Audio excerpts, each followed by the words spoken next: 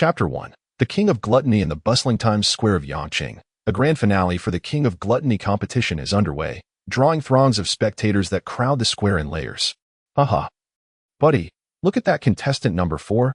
He's just a skinny guy and somehow made it to the finals. Are they kidding me? Well, he must have had some sort of insider advantage. This isn't the first time such things have happened in our country. It's hardly surprising. I heard the sponsor for this year's King of Gluttony competition is the wealthy Phylon Group. Rumor has it that the champion not only gets to endorse a new game developed by them, but also walks away with a grand prize of 10,000 yuan. What a pity. I can only manage to eat about 10 hot dogs at most. Otherwise, I would have joined in. Come on, 10 hot dogs is nothing. You wouldn't even qualify for the preliminaries. At this moment, the 4 finalists on stage are all prepared and ready to compete. Contestants 1, 2, 3, and 4. Contestant number 1 is a petite and strikingly attractive girl, reportedly hailing from an island nation, who has gained considerable fame in the gluttony circles. Her name is Meraki Yako, and over the past 2 years, she has claimed numerous titles as the Queen of Gluttony across various regions. Many find it hard to believe that someone so diminutive can consume such vast quantities of food. Surely, the remnants must not even require elimination. However, no one dares to question this renowned goddess of appetite. Contestants 2 and 3 are both from other regions of the country. One is a young man, and the other a middle-aged man, both of whom possess a robust, heavy-set physique. Standing under 1.8 meters tall, they weigh well over 200 kilograms, akin to sumo wrestlers. In stark contrast, the 4th finalist appears rather unremarkable, both in stature and reputation, with a height of 1.76 meters and a weight of 57 kilograms. It's no wonder that the audience is skeptical of this contestant, lacking both fame and credentials. In the realm of gluttony, aside from the rare natural eaters like Meraki Yako, who would expect anyone with such a frail physique to gain an advantage, as the crowd murmurs, either dismissing or cursing the prevalence of unspoken rules. The annual King of Gluttony competition in Yangqing is finally about to commence. This is merely a shadow of a vast city, a competition within a relatively small circle, but with the command to begin eating. Li Hang's heart races with excitement. Ever since the terrifying incident at Bihu Park months ago, his once tranquil life has been irrevocably altered. Since that day, he has felt an insatiable hunger, requiring copious amounts of food daily, particularly meat. As if he were a starving ghost reincarnated, he finds himself devoting over 8 hours of each day to eating, leaving little time aside from the 8 hours spent sleeping. This not only disrupted his diligent routine of work and study, but also depleted his hard-earned savings. Unquestionably, for the unfortunate Li Hang, his participation in this competition is not driven by the niche fame of the King of Gluttony, nor the prospect of becoming a spokesperson for Phylon Group's game. His motive is far simpler. He merely wishes to seize this opportunity to indulge in a hearty meal, for it has been far too long since he last felt satiated. Of course, should he win the 10,000 yuan prize, that would be an added bonus. As the competition begins, the 4 contestants on stage eagerly dive into their meals. Li Hang relishes the moment, as he has always had a penchant for hot dogs. And now, with an abundance of meat before him, his enthusiasm only grows. However, as he is not an official contestant, despite feeling capable of consuming an entire cow, his pace of consumption lags considerably behind the other 3. After 5 minutes, the illustrious Meraki Yako has devoured 20 hot dogs, while the other 2 contestants have also surpassed 10. Meanwhile, Li Hang has managed only 7. While consuming 7 hot dogs in 5 minutes is impressive for an ordinary person, he is met with a chorus of boos from the audience. Undeterred, he continues to eat at his leisurely pace, occasionally sipping water, unconcerned about the possibility of defeat. He is confident in his condition, knowing that the rules of this competition are not about speed but rather about total consumption. With each passing moment, the boos gradually diminish. The 3 frontrunners begin to slow their pace, yet Li Hang maintains a steady rhythm, gradually catching up. With every hot dog he consumes, a voice in his mind echoes, "You have gained 0.03 units of transformative energy through eating." The torment of months spent in a state of ravenous hunger is nearing its end. After a few months of diligent consumption to convert energy, Li Hang realizes that he is approaching a critical point of 998.44 out of 1,000 energy units. He needs to consume just 52 more hot dogs to shatter the threshold that has plagued him for months. The 106th, 107th, 108th hot dog. Oh no. Just as he is about to consume one more, he suddenly stops. What the hell? Is this even human? At this moment, the previously feared frontrunner, Muraki Yako, has ceased eating, unable to consume another bite. Her final tally stands at 61 hot dogs, followed by the second contestant with 46 and the third with 41. Undoubtedly, Li Hang claims the title of King of Gluttony for Yangcheng without breaking a sweat. A result he anticipated in the face of an extraordinary energy accumulation event. The so-called Island Nation's champion and natural eaters pale, in comparison to Li Hang. It is no exaggeration to say that, if he wished, he could eat for an entire day and night without feeling full. In the realm of gluttony, what does a title even mean? Alright, just 0.03 more units of energy accumulation required. My days of suffering should finally be over. Chapter 2. The Heart of the Lord. Having achieved his goal, Li Hang hurriedly collects his prize money and rushes home for the spokesperson for Filong Group's game. What nonsense is that? Upon witnessing the award presenter's strained smile, Li Hang understands that the accolade for spokesperson was intended for the island's Muraki Yako, the goddess of appetite. Thus, after receiving his 10,000 yuan prize, he dismisses any thoughts of that prize, recognizing the need for self-awareness. His home is not in the bustling heart of Yangcheng, but rather in a village on the outskirts of Yun District. And it is not even his own. This year, he is just scraping by in his 4th year at a second-rate university, an orphan whose parents perished in a plane crash when he was young, leaving him in the care of a cruel aunt. After his parents' insurance settlement fell into the hands of his wicked aunt, he was sent to an orphanage at the age of 7. At 16, he left the orphanage and began to forge an independent life, working while studying to support himself. His childhood was undeniably tragic, filled with misfortunes and ugly relatives, all of which he faced head-on. However, he has always been a resilient person. Since turning 16 and venturing into the world, his life has gradually improved. Over the years, although he has yet to achieve great success due to the demands of being a student, he has managed to save a modest amount of money. Unfortunately, that period of relative stability was shattered over 3 months ago due to the crystal that fused with his body. In just a few months, his savings of 70 to 80,000 yuan have dwindled significantly.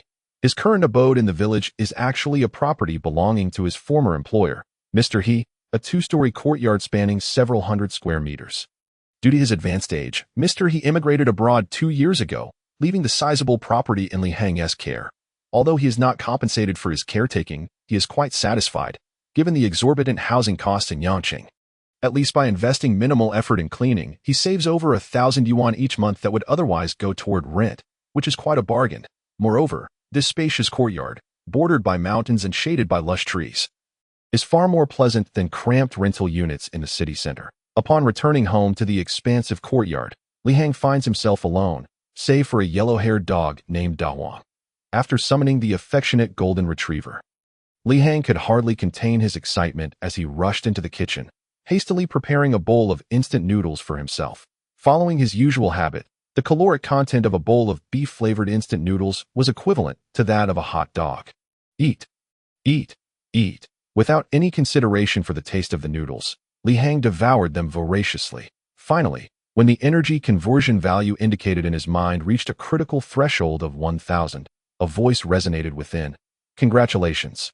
After 126 days of effort, you have successfully accumulated 1,000 units of energy. Would you like to activate the Heart of the Lord? Yes or no? The prompt echoed repeatedly, yet Li Hang found himself in a state of stupor.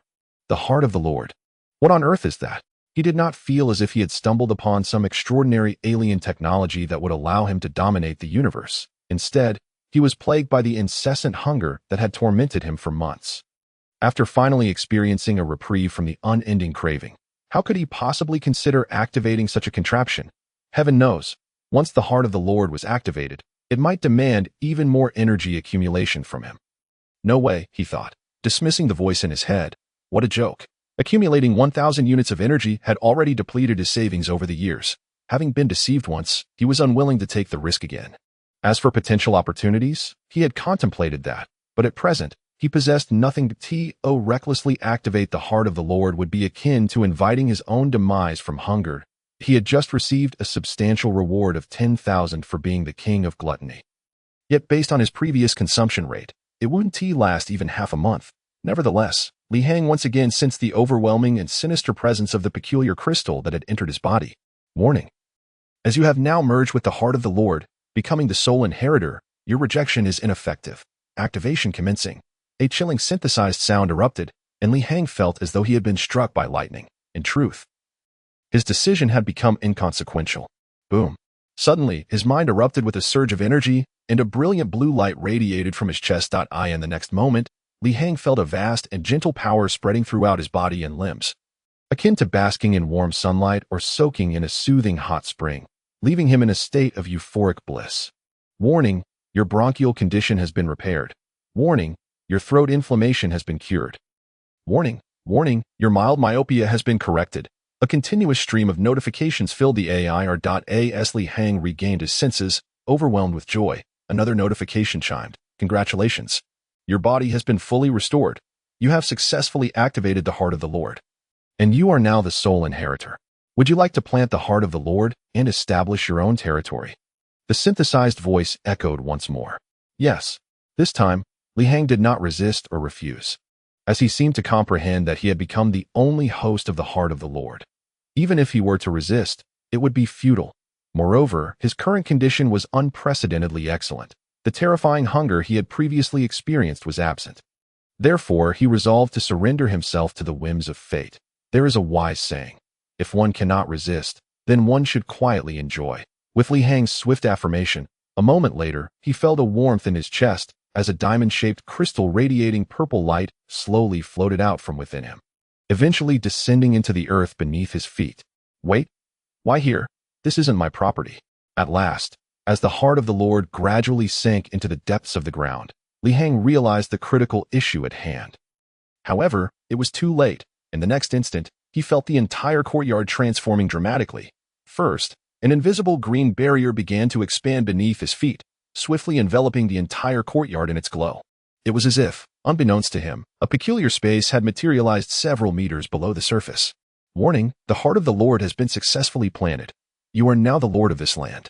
With a chime, a three-dimensional data panel appeared before Li Hang's eyes. Lord, Li Hang status, healthy gold, none energy, 0.0131,000 units territory area, 100 acres energy absorption rate, 3 units current skills of the Lord, sensing current slavery, none current buildings of the Lord, Lord's underground warehouse current civilization level, prehistoric civilization accessible alternate civilizations, prehistoric civilization alternate space. Li Hang was taken aback. As the heart of the Lord sank into the earth, it seemed he truly had become the legendary Lord. Why legendary? The answer was simple. The extent of the green barrier's coverage was not a power typical of ordinary lords. After an extended period of contemplation, guided by the synthesized voice, Li Hang finally grasped the permissions and abilities he currently possessed, as well as the implications of the information displayed before him. The title of Lord was self-explanatory. There was no need for further research. He understood it well. Status indicated his current health, and after some investigation, he was delighted to learn that due to the activation of the heart of the Lord, his body was now in perfect condition. All ailments he had accumulated were fully repaired. Even his myopia had improved. Energy represented the energy value he currently possessed, which, in essence, was his life force. Measured in units, the energy he held could serve various purposes, such as utilizing lordly skills or promoting to a higher civilization level, which required 1,000 units of energy. Clearly, his current energy was barely above zero. And the 1,000 units he had previously accumulated through relentless eating had been entirely expended in the activation of the heart of the Lord and the restoration of his body. Gold referred specifically to the currency of the civilization that created the heart of the Lord, namely the Crovad Atlantis gold. As far as Li Hang knew, gold was even more crucial than energy in some respects. As expanding territory required relevant gold for purchase, the territory area indicated the maximum land area Li Hang could control at his current lord level, capped at 100 acres, with only 1 acre currently under his dominion. If he wished to expand his territory beyond this limit, he would need to purchase it with gold. The higher the civilization level of the Lord, the greater the territory area. The energy absorption rate was somewhat complex, based on Li Hang's understanding. It indicated the speed at which his territory absorbed life force daily, currently set at 3 units. The Lord's skills were naturally those possessed by Li Hang, and at present, he had only one, sensing. This skill could only be utilized within the territory and required a minimal amount of energy. Through this skill, Li Hang could sense everything within his domain. The Lord's slavery was straightforward. indicating he currently had no slaves or soldiers. The Lord's buildings referred to unique structures within his territory, such as the underground warehouse he now owned, which accompanied the planting of the heart of the Lord and served to store all resources of the territory. Li Hang focused his attention on the icon representing the Lord's warehouse, and in the next moment, he was indeed transported to the underground warehouse situated 30 meters below his feet. This appeared to be an alternate space opened up by some mysterious force. Devoid of entrances and exits, relying solely on teleportation, naturally, Li Hang need not worry about outsiders being able to enter or discover its existence. The current area of the Lord's warehouse was approximately 100 square meters. With a height of 5 meters, in other words, it had a volume of 500 cubic meters. Excluding height, its floor area was comparable to that of an average family home. Li Hang was quite satisfied with this, as although it wasn't as vast as he had imagined, it could be upgraded, and as the level of the Lord's warehouse increased, so too would its size. As for the civilization level of his territory, Li Hang was truly perplexed. The current level was labeled as prehistoric civilization. What on earth does that mean? Guide, what does this prehistoric civilization level entail? Li Hang instinctively asked. Prehistoric civilization refers to your current civilization level as a lord, indicating that your territory exists in a state reminiscent of a primitive society devoid of resources. Therefore, you must swiftly promote your territory's level to facilitate rapid development. What? Devoid of resources? A primitive civilization? Li Hang was left speechless. He had thought he had struck gold upon achieving perfect health and reaching the pinnacle of human condition. However, it now seemed that reaping further benefits would not be straightforward. Indeed, one does not receive a free lunch in this world. Upon learning the truth, Li Hang felt no disappointment. At least the immediate benefit of good health was priceless. Li Hang delved deeper into his exploration. He gradually came to understand the majority of the conditions surrounding the heart of the Lord. To put it simply, since Li Hang was in the process of establishing a territory, all the levels of civilization within it were in their nascent state.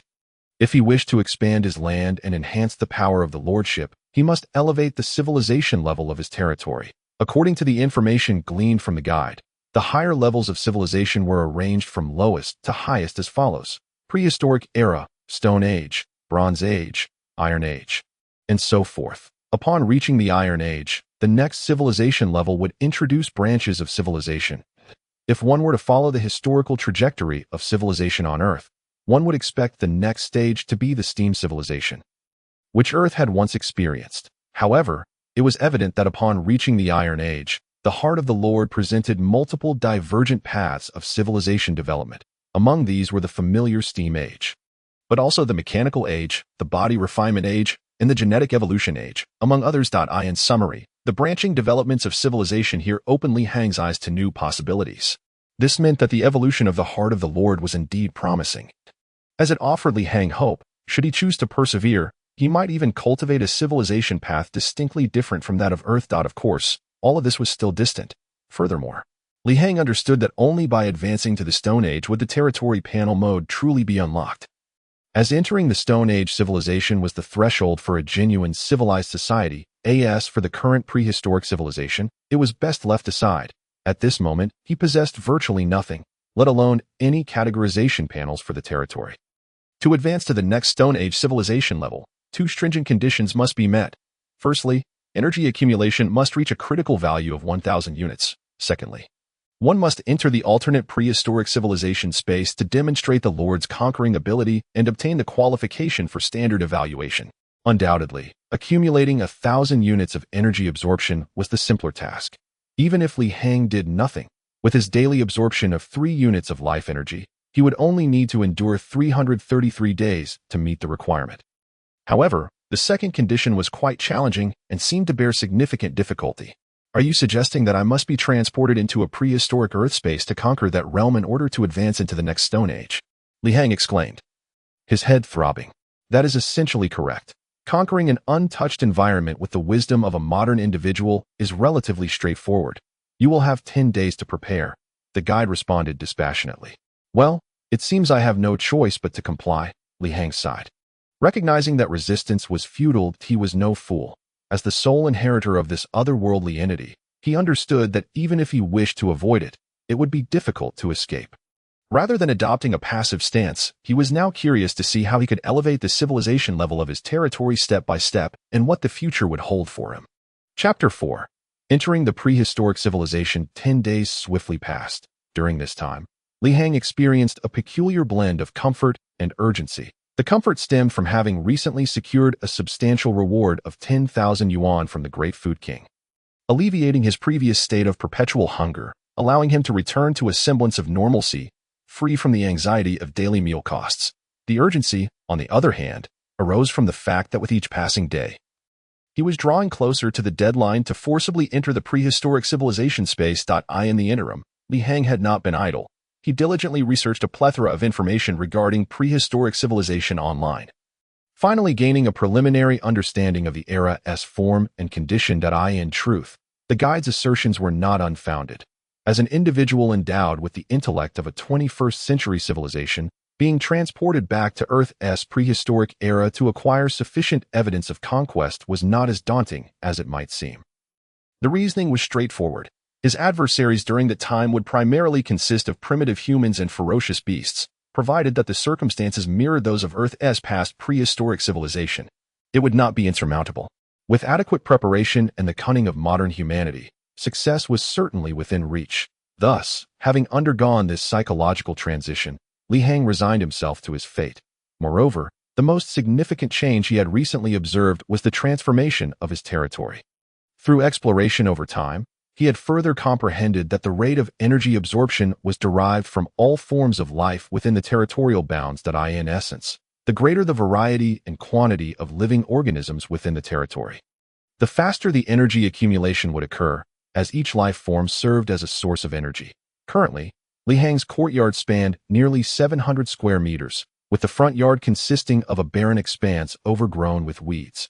Occupying approximately 400 square meters, the house itself was 2 stories tall, each with a floor area exceeding 100 square meters, and there was an additional rear garden of nearly 200 square meters. Although Li Hang was the caretaker, the vast courtyard had yet to be fully utilized. However, the abundant weeds in the front yard and the wildflowers in the back garden provided sufficient biological energy for the territory, contributing 3 units of life energy daily. That if he wished, he could significantly enhance this rate of biological energy absorption, but all such matters would have to wait until he entered the prehistoric civilization. His primary concern was that, while this land had become his territory in the eyes of the law, the property was not truly his own. This was the fundamental reason behind his hesitance to wholly commit to the development of his territory. Consequently, the most pressing task at hand for Li Hang was to devise a strategy to purchase this parcel of land from his former employer. He boasts since this land had now become Li Hang's territory, he must secure ownership of the property in the real world. Otherwise, his efforts would merely benefit another. I suppose I should let this go for now and consider how to acquire ownership of the land after returning from the prehistoric civilization. Li Hang sighed. Massaging his temples, another day passed in preparation, and by the 10th day, Li Hang finally confronted the final deadline to be transported into Earth's prehistoric civilization. I am ready. Please initiate the transfer, he declared. Having completed all preparations. At this moment, he was armed to the teeth, having spent nearly all of the 10,000 yuan he had recently acquired. The rules of the transfer were indeed stringent. They stipulated that the Lord Conqueror could not carry any existing materials beyond those of the prehistoric civilization. This meant that if Li Hang brought a water bottle, it could not be made of plastic, metal, aluminum, or any alloy. Within the confines of the regulations, he could only carry a water vessel crafted from wood or stone, and the same applied to all other items. However, humanity's greatest asset is its intellect. 10 days provided ample time for Li Hang to make various preparations. For instance, the clothing he wore was composed of several layers of tightly wrapped fur, acquired online at minimal cost. After some sewing and alterations, it was transformed into a garment capable of shielding him against the harsh cold of the prehistoric civilization. As for fabric, silk, and cotton materials, those were out of the question, as such craftsmanship did not exist in the prehistoric era and were thus prohibited. Furthermore, he wielded a weapon that, while devoid of any metallic elements, was far from inadequate. A wooden spear measuring 1.5 meters in length. The spearhead was sharpened using modern techniques, rendering it exceptionally pointed, although it was crafted from wood. It was made from the hardest birch, boasting a hardness 3 times that of oak and double that of ordinary steel. Even in the 21st century, many still employed it as a substitute for metal. attesting to the spear's robustness. With the addition of water immersion, the birch spear became both hard and flexible, making it an ideal weapon against large, ferocious beasts. Li Hang fashioned two of these spears, one in hand and one slung across his back. In addition, he bore a round shield, also constructed from birch, measuring 3 centimeters in thickness, with a layer of soft leather affixed to its surface to enhance its defensive cushioning. However, these modernized birch weapons were not Li Hang's primary reliance for survival. His greatest assurances lay in a meticulously crafted slingshot and a wooden bow. Indeed, with these two formidable tools from a primitive era, Li Hang's survival prospects seemed secure. The slingshot could easily capture small game, ensuring a steady food source, while the bow's range made it effective for hunting larger beasts. This was why the guide had referred to the task as possessing a simple degree of difficulty, effectively. Once Li Hang surmounted the initial challenges, conquering the prehistoric civilization would likely not pose a significant hurdle. Fire starters were essential. Fire was paramount in primitive society, without exception, naturally. Li Hang ensured he carried an ample supply of flint, selecting stones that would easily strike sparks to facilitate fire dash, making in terms of food. There were not too many restrictions. Li Hang, without a second thought, packed a substantial amount of salt bricks, tea bricks, candies, chocolates, cheese, and coffee beans. Of course, all the exquisite packaging and glass bottles had to be discarded, as everything was consolidated into a single leather pouch. Additionally, he also brought along a considerable supply of military rations, commonly known as compressed biscuits. A small biscuit, roughly the size of a palm, could sustain him for 5 days. He also had cured beef jerky, smoked meat, dehydrated vegetables, flour, and rice, which were crucial for his survival, ensuring all necessary nutrients for the human body. In Chapter 5, the first spin of the roulette, the vessels for water were similar. Li Hang had purchased several leather water bladders online, carrying an ample supply of clean water, according to the stipulated rules. As long as he could bear the weight, he could bring as many supplies as he wished. Thus, gritting his teeth, Li Hang shouldered nearly 100 kilograms of weight, which was close to his physical limit.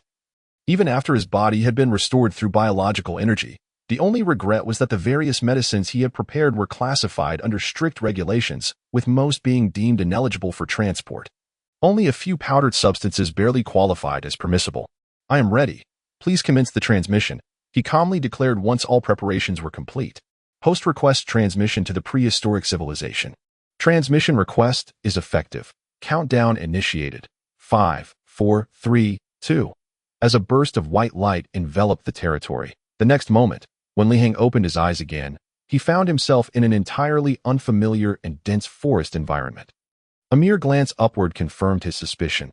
It seemed he had indeed been transported back to Earth's prehistoric civilization. Surrounded by towering trees and mountains, the sky above was an unprecedented blue, and the air he inhaled was extraordinarily fresh and of high quality. With just a gentle breath, he could taste the sweetness in the air, rich and abundant.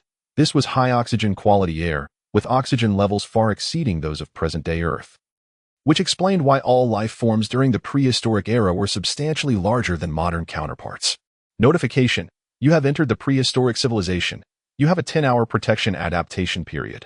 After 10 hours, the protection mechanism will cease. Notification: as this is your first entry into a different dimensional space, you will receive one opportunity for a lottery draw. Would you like to initiate the roulette now? Without hesitation, Li Hang felt a surge of energy and promptly set down the extreme weight he was carrying, opting to activate the roulette. Since he had a 10-hour adaptation protection period, there was no need for concern regarding safety. During this protective phase, he sensed a faint protective layer enveloping his body, alleviating any worries about security. Upon requesting the lottery, a 3-dimensional holographic image manifested before him. A massive roulette, 2 meters in diameter, appeared, divided into 10 distinct sections, each housing different item icons with varying sizes. Some of the most mundane items occupied large areas, indicating a high probability of landing on them, while rarer items, such as those exceeding the current prehistoric civilization's regulations, were represented by smaller sections, thus significantly reducing the chances of drawing them. Nevertheless, any opportunity represented hope. Li Hang first scanned the 10 item icons on the roulette. The first item was a rather ordinary torch. He focused on the icon for 3 seconds and quickly gleaned its basic attributes. A resin torch, capable of withstanding winds of level 7 or higher without extinguishing. It could illuminate for 10 hours. Indeed, It was a rather commonplace item. Li Heng glanced at the area it occupied on the roulette and couldn't help but curse inwardly. Such a mundane object took up almost a fifth of the roulette's area. Drawing it would surely be disheartening. Though Li Heng was unclear about the roulette's lottery mechanism, he was not foolish enough to overlook the rarity of the opportunity. After all, the guide had made it clear that such chances only arose during a first entry into a different dimension. And he certainly did not wish to draw a torch of little utility. The second item was food, a substantial sandwich cake, which, while plentiful, was equally unhelpful since he had just entered the prehistoric civilization and was not in need of sustenance. The third item, however, piqued his interest. It was a genetic serum that would triple the user's strength for 3 hours. What, tripling my strength? Li Heng exclaimed in astonishment. If he were to acquire this, he could presumably tear apart tigers and leopards with ease. This was no exaggeration. Given that Li Heng's body had been comprehensively restored through biological energy, he had reached an optimal state of health, capable of lifting weights around 200 pounds. Tripling that would mean he could lift 600 pounds, or approximately 300 kilograms. Notably, this was merely his lifting capability. If he were to unleash this strength in a punch, it could exceed 500 kilograms, with a kick potentially reaching 700 kilograms, all without any training in explosive force techniques. Thus, the genetic serum was indeed a valuable item, even with its 3-hour limitation. Li Heng noted that the section for the strength serum was about 1/30th of the roulette's area. Well, he thought, it was a slim chance. But at least there was hope. The fourth item was a bundle of ropes, but upon closer inspection, these were no ordinary ropes. They could withstand a tensile strength of 5 tons, with a total length of 30 meters, capable of stretching up to 150 meters. Indeed, the items produced by the roulette were a mix of mundane and extraordinary, and Li Heng estimated that even in the 21st century, Earth could hardly produce such robust ropes. Nevertheless, his desire for them was not strong, as he had already packed ropes in his large bundle, albeit not as powerful. The fifth item was a multi-purpose military shovel, manufactured by an unknown extraterrestrial civilization. Its functions were relatively standard, but given its alien origin, its quality was assuredly superior to military shovels produced by various nations on Earth. This item was quite beneficial, primarily due to its practicality. If he were to draw it, he would not consider it a loss, especially since he could not carry metallic tools. This would simplify many tasks and could even serve as a weapon in a pinch. The sixth item was a barrel of drinking water, approximately 100 liters, a substantial supply of an ordinary item. The seventh item was an unknown model of handgun, with considerable caliber and presumably impressive power. Li Heng took special note and gasped in astonishment. This was an unprecedented technological weapon. Chapter 6. Unlocking the Barracks Building Rights.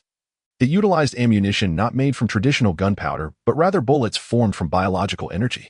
Thus, the handgun's ammunition was theoretically limitless. It could continuously draw life energy from the environment, replenishing its ammunition. In normal conditions, it could generate 1 bullet approximately every 3 hours, allowing for a maximum of 8 bullets in a single day. Currently, its magazine could hold up to 30 rounds. Li Heng's heart raced. It was no exaggeration to say that this item was exactly what he had hoped to obtain. With it, not only in the prehistoric era, but even if brought back to the real world, it would stand as a unique example of advanced weaponry. He glanced at the area occupied by the handgun on the roulette, and his heart sank. It occupied only 1/60th of the total area. This meant he had only a 1/60th chance of drawing this extraordinary handgun with infinite ammunition. Twice as difficult as acquiring the strength serum. It seemed that drawing valuable items from this roulette was far from easy. Taking a deep breath to calm himself, Li Heng then turned his attention to the eighth item, which turned out to be a vest-style unknown soft metal armor. The material was unidentified, but its defensive strength was 3 times that of the most advanced bulletproof vests on Earth. This thin, soft metallic vest could withstand the impacts of heavy sniper fire, providing exceptional protection. Li Heng was eager for this item, even though it was merely an upper body armor and did not cover the arms. It would protect the most vital internal organs. He could not help but feel disheartened after witnessing these epic-making items. He was not a person driven by strong desires, yet now his heart burned with fervor. The ninth item, however, was entirely unexpected. It was not an item but a creature named Beast Slave. The icon depicted a robust, humanoid figure with deep green skin and bulging muscles. The commentary originates from the Stone Age. Concerning the beasts produced by the animal pens, which are orc slaves managing the ranch. It is said that a single ranch beast slave can tame at least 100 wild beasts. Indeed, This ninth item has truly opened Li Hang's eyes and provided a wealth of information regarding the future of the territory, the Stone Age, animal pins, beast slaves, taming wild beasts. One cannot deny the abundance of information here. Li Hang has grasped a considerable number of key terms. It seems that ascending to the Stone Age is quite intriguing. Consequently, a flicker of eager anticipation ignited within Li Hang's heart. Upon closer inspection, the area occupied by the beast slave on the wheel is rather small.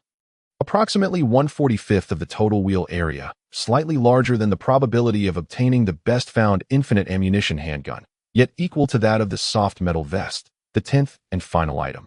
When Li Hang focused his gaze upon it, his previously unremarkable thoughts were suddenly ignited. What did he see? This 10th wheel item was neither an object nor a life form like the beast slave, but rather a barracks from the Iron Age.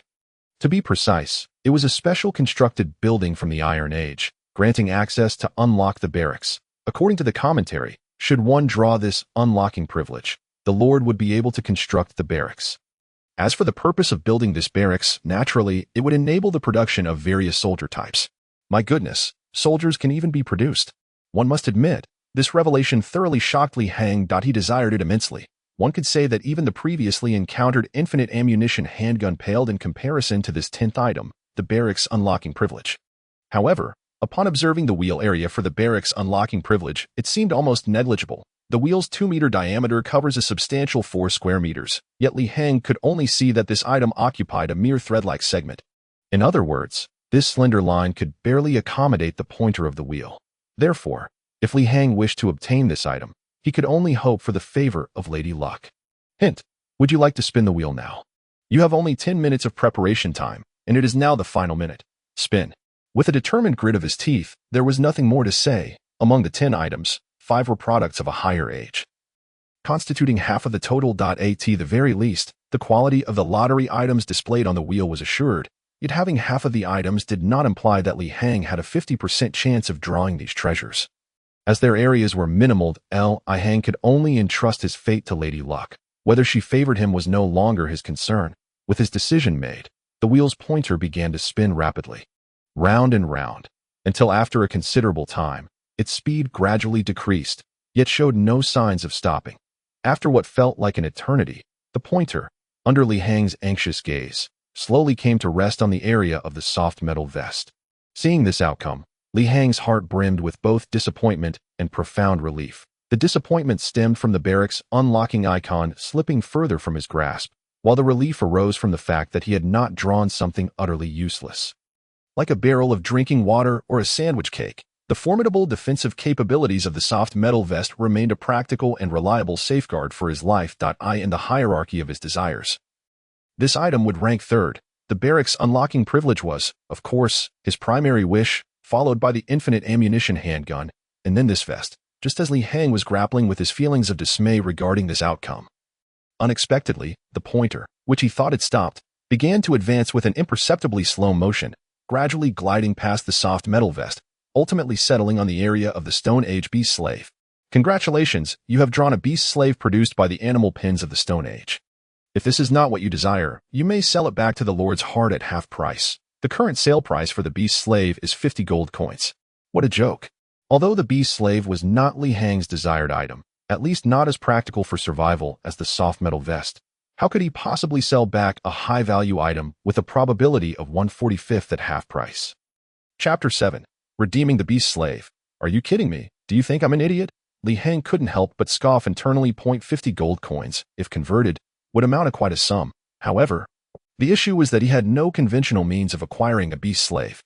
Thus, even 50 gold coins, let alone 500, were out of the question. Li Hang would never engage in such a foolish endeavor, even though he currently had not a single gold coin to his name. Nevertheless, he had not been idle during this time. The so-called Crovatlantis gold coins, although he had no means of obtaining them, had been hinted at by the guide. As long as he had gold and the knowledge to produce coins, he could create identical Crovatlantis gold coins. In other words, given the average global gold price of 300 yuan per gram, and the weight of one Crovatlantis gold coin being 10 grams, Li Hang quickly deduced that the value of a single Crovatlantis gold coin was merely 3,000 yuan. 50 gold coins. That amounts to approximately 150,000 yuan, even if he accounted for the labor costs of producing the coins. it wouldn't deviate significantly. Therefore, Li Hang naturally would not sell the beast slave for a mere 150,000, despite being financially destitute. Now that he possessed the Lord's heart, he felt confident he could earn more money. Extract directly. I refuse to sell. Without giving the guide any chance to respond, Li Hang demanded an immediate extraction. Instantly, a spatial fluctuation appeared in the vacant space nearby, and moments later, a half-orc, commonly referred to as a beast slave, materialized beside him. Li Hang gazed upon this 2-meter-tall, deep green figure resembling a giant, feeling quite pleased. As the saying goes, a blessing in disguise. It seemed fate had deemed it necessary for him to forfeit a powerful defensive vest, only to bestow upon him a strong and capable bodyguard. It was only by witnessing the beast slave in person that Li Hang realized the impact of this perspective. He was thoroughly satisfied. This robust, muscular giant seemed no less formidable than the soft metal vest. Quickly, Li Hang began to examine the current beast slave, and after a moment, he gleaned its specific information. Slave, beast slave affiliation, Stone Age skill, taming wild beast strength, twice that of a human speed. Equivalent to 1 human intelligence. Low loyalty, 80. The information was remarkably concise yet straightforward. It turned out that this hulking figure possessed double the strength of human limits. 2 human strengths equate to an extraordinary capacity. As Li Hang understood, this should reflect the absolute peak of human strength. It was known that the strongest super heavyweight lifters could lift approximately 250 kilograms, meaning the beast slave could lift 500 kilograms, half a ton. Truly terrifying. Bear in mind that this was merely the limit of pure lifting strength. If it were to unleash its power in a punch, the impact would likely exceed a ton, not to mention the power of its legs or any squatting movements, which would be measured in tons. Truly a human-like machine of violence. Wow, Li Hang marveled as he circled the beast slave, lamenting the fact that this seemingly green giant appeared to possess quite low intelligence, capable of following commands but unable to grasp anything too complex. The silver lining, however, was that the beast slave's loyalty was unwavering. As long as it was not mistreated, he could count on it to be the most reliable muscle and bodyguard. Let us go. Our objective is to find primitive humans. Having acquired a strong beast slave companion, Li Hang felt emboldened and wasted no time in seeking a suitable place to construct a shelter. Since he had come to this place, before even contemplating conquering the primitive world, he recognized that his immediate priority was to build a safe, temporary home. Clearly, survival was the foremost necessity. He entrusted the majority of the heavy items to the beast slave, with its strength of 2 men. Carrying a 100-odd gene heavy bag was a trivial matter. Meanwhile, Li Hang bore the simpler essentials of water and compressed military rations while wielding a spear and round shield, taking his first steps into this prehistoric world. The environment Li Hang was randomly transported to appeared to be a forest. The reason he refrained from calling it a jungle or thicket and referred to it as a forest was deliberate. First and foremost, attentively, Li Hang quickly realized that within this vast, seemingly endless forest, there existed many unique features absent from Earth. The most significant distinction was that, despite the endless expanse of trees, the spacing between them was remarkably wide, with each tree standing at least several meters apart. The primary reason for the expansive density of this space lies in the towering trees of the forest, all of which are magnificent giants. One cannot ascertain whether this is due to the high oxygen environment of a prehistoric civilization or the absence of human-induced environmental destruction in the present era. Each tree stands at an impressive height, often exceeding several dozen meters, and as one gazes around, ancient trees that stretch hundreds of meters into the sky are plentiful. Even further afield, he observes even rarer colossal trees that surpass several hundred meters in height. This phenomenon is truly astonishing. He would wager that modern botanists would be utterly astonished if they were to visit this place. The ancient trees, robust and stout, support an expansive canopy that naturally results in a wide spacing between them. Consequently, even though Li Hang finds himself enveloped by the forest, there is ample room to maneuver. One could not only ride a horse, but could likely drive a tank through this verdant expanse. Such a forested environment is indeed a rarity on Earth. Furthermore, the ground beneath him is a soft layer of leaf litter. In contemporary times, such areas are typically overrun with weeds and various creeping plants. Yet here, while there are indeed many vine-like plants, weeds are conspicuously absent, likely due to the nutrient-rich soil being fully absorbed by these grand trees, leaving no space for weeds to thrive. As he treads upon the ground, he feels fortunate that the season he has arrived in is spring. Had it been autumn, the layer of leaves beneath his feet would surely be more than just a mere thin covering. Nevertheless, he remains cautious, He bends down to secure his pant legs into his high leather boots and sprinkles some insect repellent powder on himself, finally allowing himself a moment of relief. Chapter 8. Seeking Shelter in Truth. Upon entering this primitive world of prehistoric civilization, Li Heng is more apprehensive of venomous insects, snakes, and ants than of fierce beasts, perhaps for these insects, apart from the Triassic era. This prehistoric civilization represents their most glorious epoch. It is no exaggeration to assert that the insects of this period are far more terrifying than their modern counterparts. However, Li Heng soon realizes that his previous worries were somewhat unfounded. The protective mechanism that envelopes him for 10 hours proves to be remarkably effective. Although he cannot quite comprehend the nature of this formidable power, its protective efficacy is undeniable. As he and his beastly companion wander through the woods for what seems like an eternity, they encounter no unforeseen events. There are no fierce beasts attacking, nor are they besieged by swarms of venomous creatures. Everything he had feared seems to be a mere figment of his imagination. Perhaps the true purpose of this protective mechanism is not merely to provide defense, but to enable Li Heng to instinctively evade all the creatures of this world. He harbors a suspicion, grounded not in baseless conjecture, as he often observes that when he spots life in the distance, all creatures retreat and vanish as he approaches. Is this truly a real world, or does it resemble a game world that accommodates real players? Li Heng finds himself perplexed. Regardless, he understands that whether this world is real or not, his life is singular. The guide had previously warned him that if he were to perish here, the Lord's heart would select a new host. Accepting that he has no second chance at life or personal save point to restart, Li Heng shakes his head to dismiss his fanciful thoughts and resolves to make the most of the 10-hour protective mechanism by diligently searching for a shelter. Time passes as Li Heng and his beastly companion leisurely seek a suitable refuge within the woods. Unbeknownst to them, as the sun climbs higher in the sky and the temperature begins to rise, dispelling the chill of the morning, Li Heng's eyes suddenly brighten. He has finally discovered an ideal location for establishing shelter. Situated to the west of the forest lies a rugged series of mountains, and within one rocky outcrop, there is a cave measuring approximately 2 meters on each side. Since the protective period is still in effect, Li Heng, without hesitation, boldly steps inside to investigate. To his surprise, the cave extends several meters deep and features a subtle curve at the entrance, which effectively shields against the harsh winds. Inside, he finds a pile of dry grass, prompting his beastly companion to kneel and sniff curiously before looking up and growling softly. Typically, Li Heng would not comprehend the nuances of his companion's growls, yet perhaps due to their master-slave dynamic, he suddenly grasps the essence of its communication. You were suggesting that this was once the den of a giant bear. But the scent indicates that it has likely not occupied this cave for quite some time. This is now an unclaimed lair. Indeed. His companion nods vigorously, thumping its massive fist against its other paw. Very well, Li Heng acknowledges, pondering briefly before deciding to claim this ready-made den for himself. Although the possibility of residual danger remains, he resolves to adopt this cave as his shelter. The rationale is straightforward. The current circumstances leave him little choice. Glancing at the sky, he notes that it is nearing noon, and the 10-hour protective mechanism has already passed the halfway mark.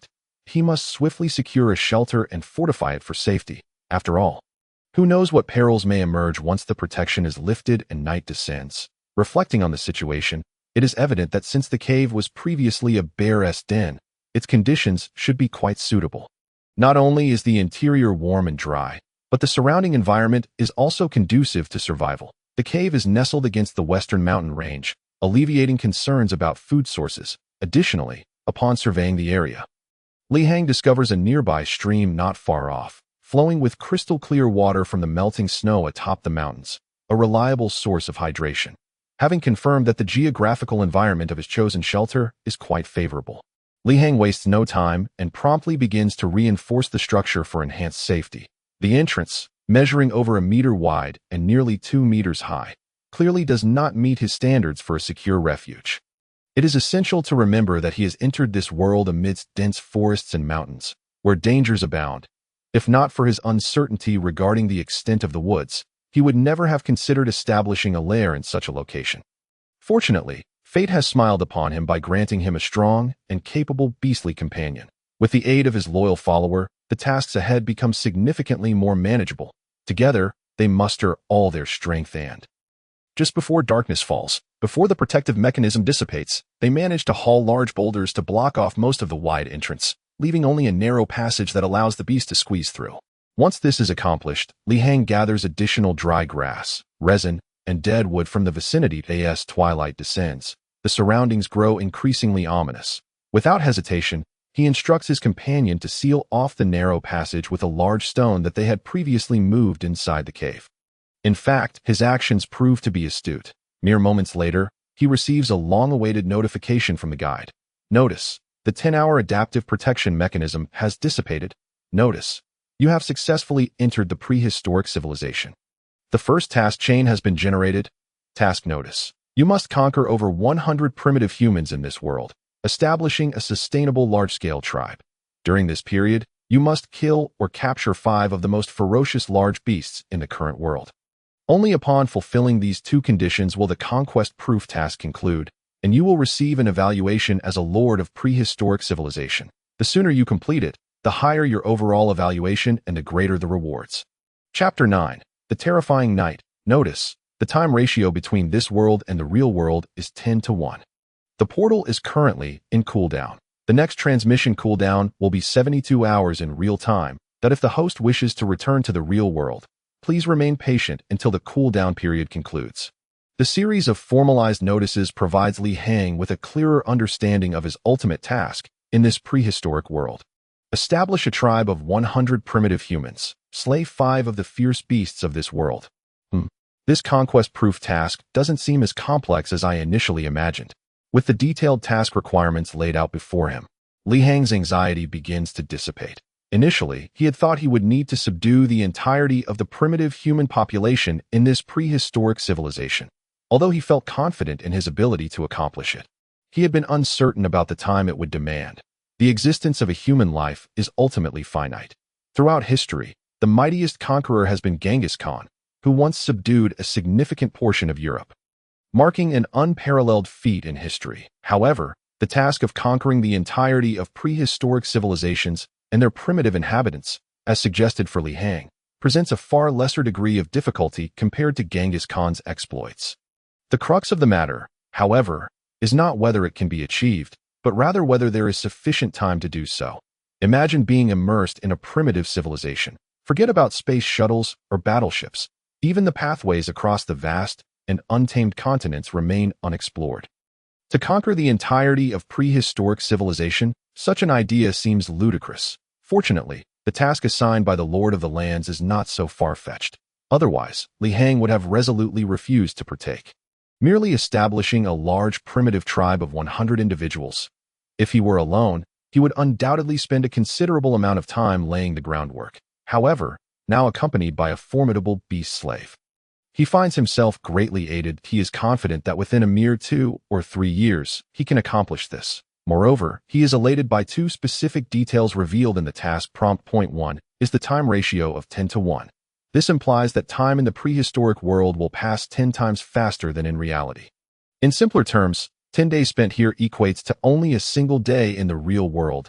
If this temporal flow is accurate, it suggests that even if Li Hang remains here for several years to complete his task, only a few months would elapse in reality. The second detail shared fills him with exhilaration, as it pertains to the cooldown period for the portal, indicating that after a waiting period of 72 hours, he can voluntarily return to the real world. 3 days in reality translates to roughly a month here. This means that after just 1 month in this world, he will have the opportunity to return to reality at will. This newfound freedom significantly alleviates Li Hang's initial resistance. As night fell, Li Hang secured the entrance of the cave with a massive stone weighing 100 pounds. Having learned the task details and all the freedom afforded to him, he felt at ease, ceasing to ponder when he might return to the real world, and instead leisurely kindled a campfire. He then retrieved a bamboo tube, filled it with clean water, added rice, strips of cured meat, and dried mushrooms, and began cooking a fragrant bamboo rice dish. With the supplies he carried, he need not worry about food for at least a month. This was his first dinner in the prehistoric world.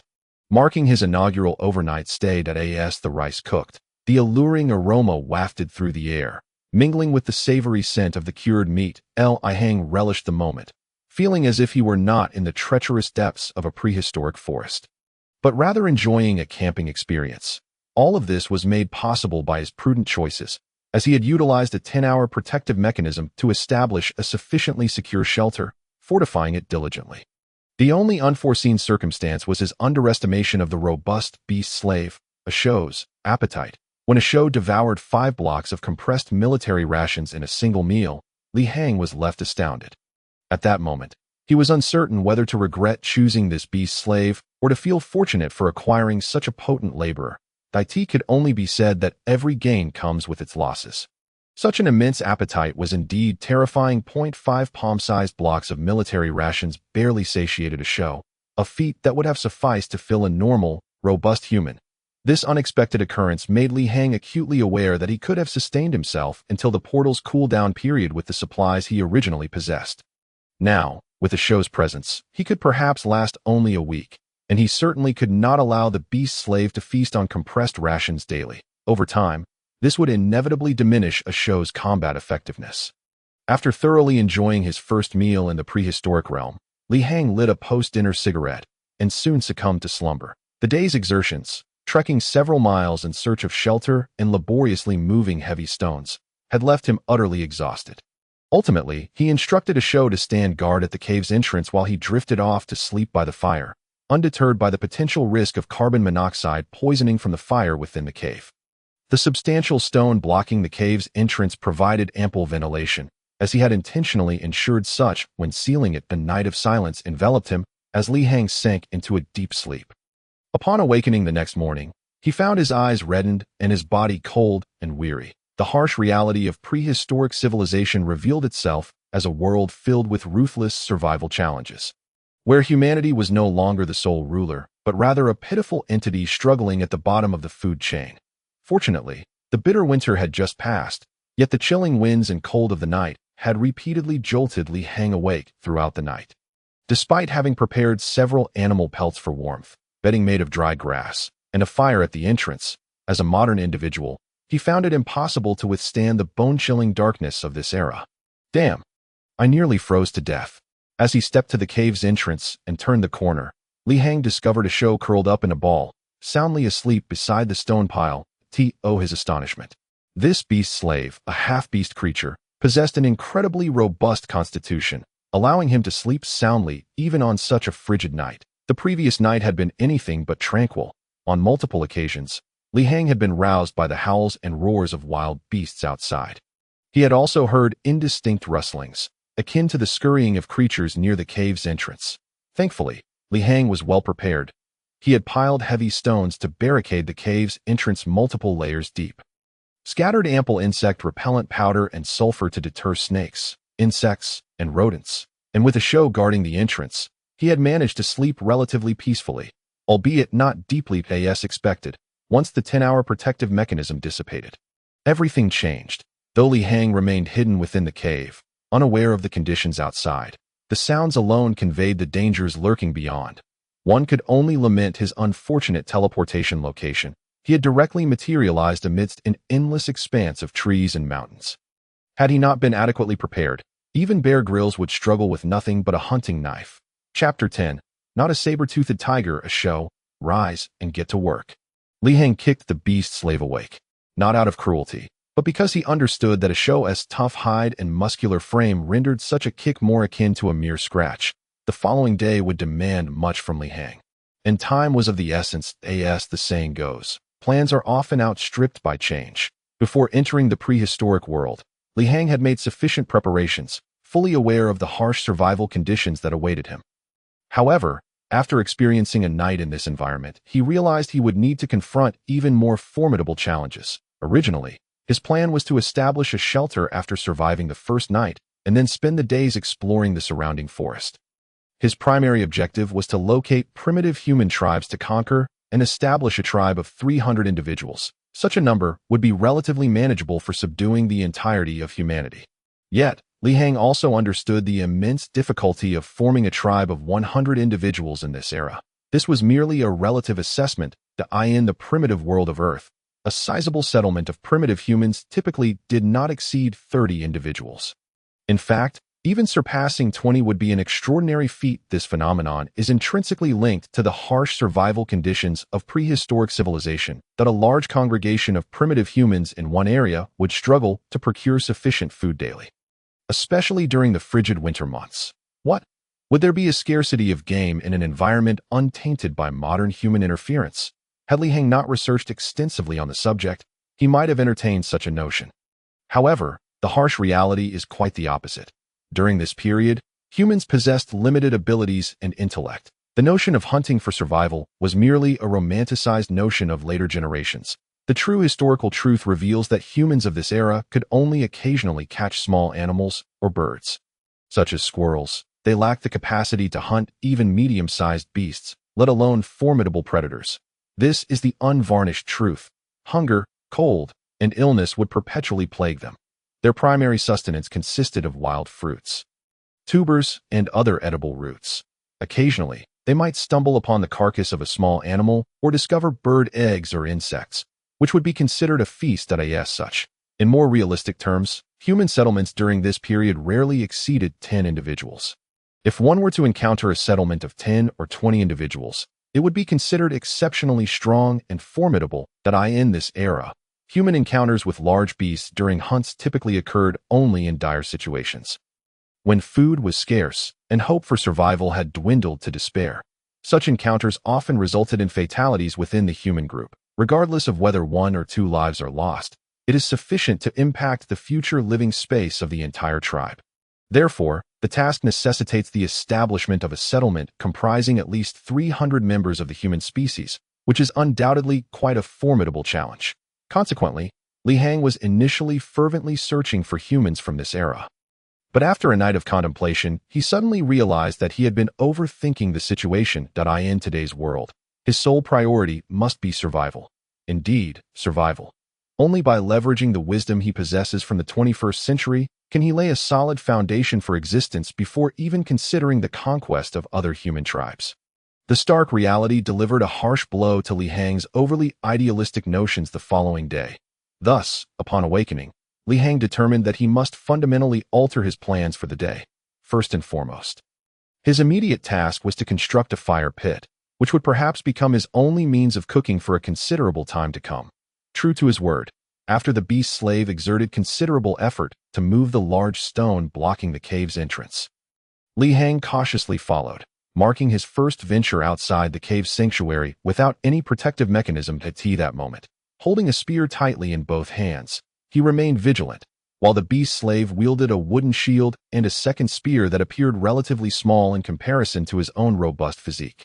Observing the area outside the cave, it became evident that numerous wild animals and unidentified creatures had lingered there throughout the night, as the myriad of chaotic tracks served as irrefutable evidence.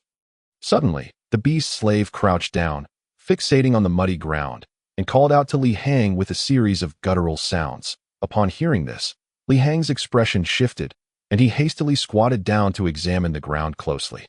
Indeed, the beast slave had spoken the truth. The surface bore a multitude of chaotic paw prints. They appeared to belong predominantly to felines and canines, leading Li Heng to immediately think of the saber-toothed tiger. Given the prominence of saber-toothed tigers during prehistoric times, their reputation was akin to that of the Tyrannosaurus rex or Velociraptor of the Cretaceous period, making them exceptionally representative of that era. From the fossil evidence and collected information, it was clear that saber-toothed tigers were far more formidable than modern-day tigers. Even the Siberian tiger, a subspecies of the northeast tiger, would seem like a lesser being in comparison to a saber-toothed tiger. It is said that adult saber-toothed tigers could reach a shoulder height exceeding 1 meter, weigh between 300 to 500 kilograms, and measure over 3 meters in length, boasting a pair of saber-like teeth measuring 150 millimeters in length. The statistics alone are enough to instill fear, especially considering that even the largest adult Siberian tigers rarely exceed 300 kilograms, let alone approach the 500-kilogram mark. The only tiger-like creature of such a colossal size Li Heng had ever encountered was a hybrid lion-tiger beast created in the West, which stood upright tall enough for its claws to reach the top of a double-decker bus. Even merely viewing images of such a creature online left him profoundly shaken. Now, The prospect of encountering an even more ferocious and robust tiger-like being in the real world was daunting. Consequently, Li Hang felt considerable trepidation. Even with the beast slave by his side, his sense of security was hardly bolstered. Indeed, although the beast slave possessed immense strength, equivalent to that of 2 men, it still paled in comparison to the colossal creatures of this era. Li Hang quickly crouched down for a closer inspection, revealing a series of paw prints slightly smaller than a human hand. In modern times, he might have hastily concluded that these tracks belonged to a lion or a tiger. However, he understood here that they could not belong to a saber-toothed tiger, for the prints left by such a creature would never be smaller than a palm. Chapter 11. The First Hunt, Not a Saber-Toothed Tiger. It was evident that the size of the paw prints did not correspond to such a powerful feline species, even stronger than the Siberian tiger. However, soon enough, the beast slave continued to call out in a low tone, which only deepened Li Hang's concern. It turned out that it was indeed not a saber-toothed tiger, but rather a pack of wolves. A wolf pack. Perhaps in modern times, the mere mention of a wolf pack would not evoke much trepidation, but regrettably, this was not the modern world. It was a prehistoric civilization in a world devoid of human dominance and environmental degradation. It was undeniable that even a fool could deduce that the appearance of wolf packs here would be far more terrifying than in contemporary times. Tenfold, 100-fold. Such an assertion is hardly an exaggeration. In the 21st century, a group of 3 or more wolves could be classified as a pack, while those exceeding 7 would be considered a large pack. Encountering a dozen or more in less populated wilderness areas would be an exceedingly rare occurrence. However, in this primitive era, what did the presence of a wolf pack signify? It indicated a more savage nature. These wolves would not possess the genetically inherited fear of humans, and they would be larger and more numerous. A gathering of a dozen wolves here might be considered a small pack, while larger packs could easily exceed 100 individuals, which would be far from unusual. The beast slave continued to track the prints, gathering information from the surroundings, ultimately concluding that the wolf pack that had passed through the previous night consisted of at least 20 individuals. In addition to the wolves, there were also traces of large serpents. Following the beast slave's guidance, Li Hang arrived at a nearby thicket, where he quickly discovered a deeply pressed trail. The size of these large snakes was evident from the traces they left in the grass. Measuring at least as thick as a large bowl and extending about 15 meters in length, with not just one, but 2 such serpents. Indeed, the prehistoric civilization of the primitive era was not to be underestimated. Beyond the wolves and large snakes, there were also faint tracks left by some reptiles, though these were of little consequence. Fortunately, it was now broad daylight, and having identified the presence of at least 20 wolves, this news was not entirely negative. It suggested that within a 10-mile radius, saber-toothed tigers and massive bears, apex predators, had likely vacated the area. This meant that as long as Li Hang remained cautious of the wolves' movements, he could venture out during the day with a certain degree of safety. Let us proceed to the river. The beast slave, still gripping his spear, walked ahead with vigilance, while Li Hang followed closely behind. Everything seemed to unfold without incident until they reached a stream not far away. Suddenly, the beast slave raised his hand, signaling Li Hang to halt. Is there prey? Although Li Hang could not decipher the beast slave's gestures, an unspoken bond between them allowed him to grasp the meaning of the other's actions. As he stealthily approached the beast slave, he soon noticed a group of animals resembling moose at the riverbank. Numbering 7 in total, 5 large, 1 medium, and 1 small. The largest among them stood over 1.5 meters tall at the shoulder and appeared to weigh well over 200 kilograms. Its impressive antlers would likely deter even a lion if encountered on the African savanna. These prehistoric moose, if they had not gone extinct, would have had no natural enemies in reality. Yet, in this context, they were merely prey at the lower tier of the food chain, vulnerable to any large predator. Even the smallest among them was not insignificant, comparable in size to a medium-sized dog, weighing at least several dozen kilograms. Shall we hunt?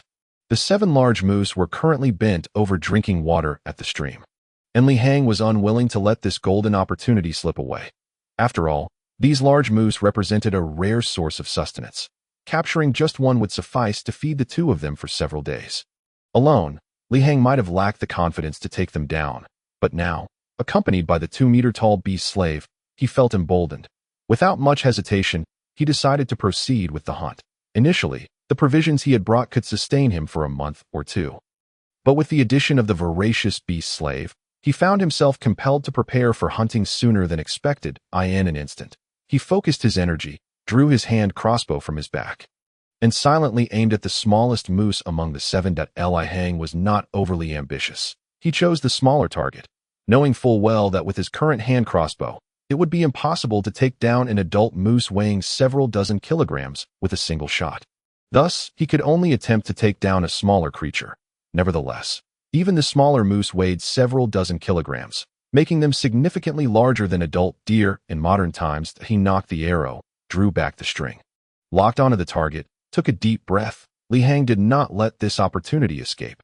He gently squeezed the trigger, and the bowstring snapped with a resounding twang as the bolt flew forth with unrestrained force. Then, with a loud thud, the bolt whizzed past the target, missing by mere inches, before plunging into the water. Instantly, the entire group of moose raised their heads in alarm and bolted away. Damn it, Li Hang couldn't help but curse. Frustrated by his failure to hit such a large target, missing by just a hair's breadth from striking the hind leg of that smaller moose, reality had delivered a significant blow to his confidence. The crossbow was excellent, and the bolts were crafted from high-quality hardwood, but the hunter himself was a novice. His first hunting attempt had ended in complete failure, resulting in the loss of a precious bolt. He still felt an acute pang of regret for the loss of a single crossbow bolt, yet he had no choice but to accept reality. After all, he had merely been an ordinary young man before this incident. Had it not been for this unfortunate event, he would never have even touched a hand crossbow. It seems I must find time to practice my aim more diligently, Li Hang murmured with disappointment, deeply absorbing the lessons from this experience. Originally, he had arrived in this primeval world, abundant with prey, armed with a finely crafted hand crossbow, which undoubtedly gave him an advantage. However, it would be utterly tragic if his lack of precision were to be the cause of his downfall. Li Hang silently vowed never to commit such a hunting error again. It was not merely an issue of accuracy. The way he held the crossbow also needed refinement. Yes, he recalled the shooting posture from earlier. He quickly realized that his arms had not formed the correct L shape to provide stability. Such a mistake had inevitably caused his left hand to tremble at the moment he pulled the trigger. Chapter 12. The making of pottery. Furthermore, the direction of his shot had been flawed, lacking deeper consideration. Had he aimed from the opposite side towards the riverbank, even if he had missed, the bolt would not have plunged directly into the river, resulting in the permanent loss of a valuable crossbow bolt. Upon entering this prehistoric civilization, Li Hang had brought a total of 10 specially made bolts. Losing one was certainly a significant setback. These bolts were custom-made, and the hand crossbow could not simply fire a makeshift wooden arrow.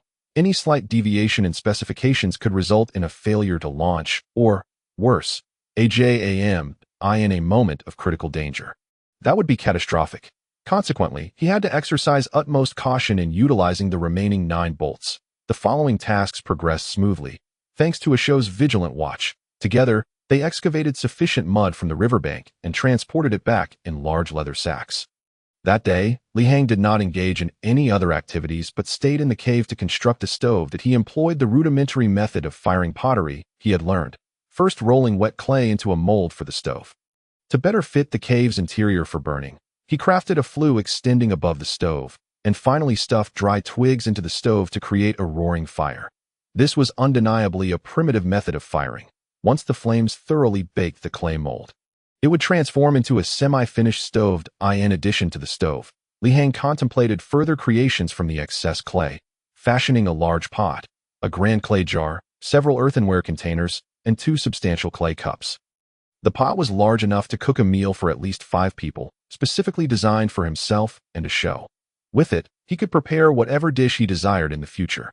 The clay jar was considerably larger, akin to a rural family's water tank, intended for water storage. During this period, rainfall was abundant and free from industrial pollution, meaning the collected rainwater was pure and potable. With this large jar, Li Hang would no longer need to risk venturing a mile to the river for water, greatly enhancing his efficiency and saving time. The earthenware containers were intended for rainwater collection, although he initially planned to make 8 or 10. He ultimately could only produce 5 due to insufficient mud. Each could hold around 7 to 8 liters of water, and collectively, they could fill a third of the large water jar. While this was still inadequate, Li Hang was reluctant to take the risk of making another trip to the river, especially considering the nocturnal hunting behavior of the wolves, who knew if they might also appear during the day.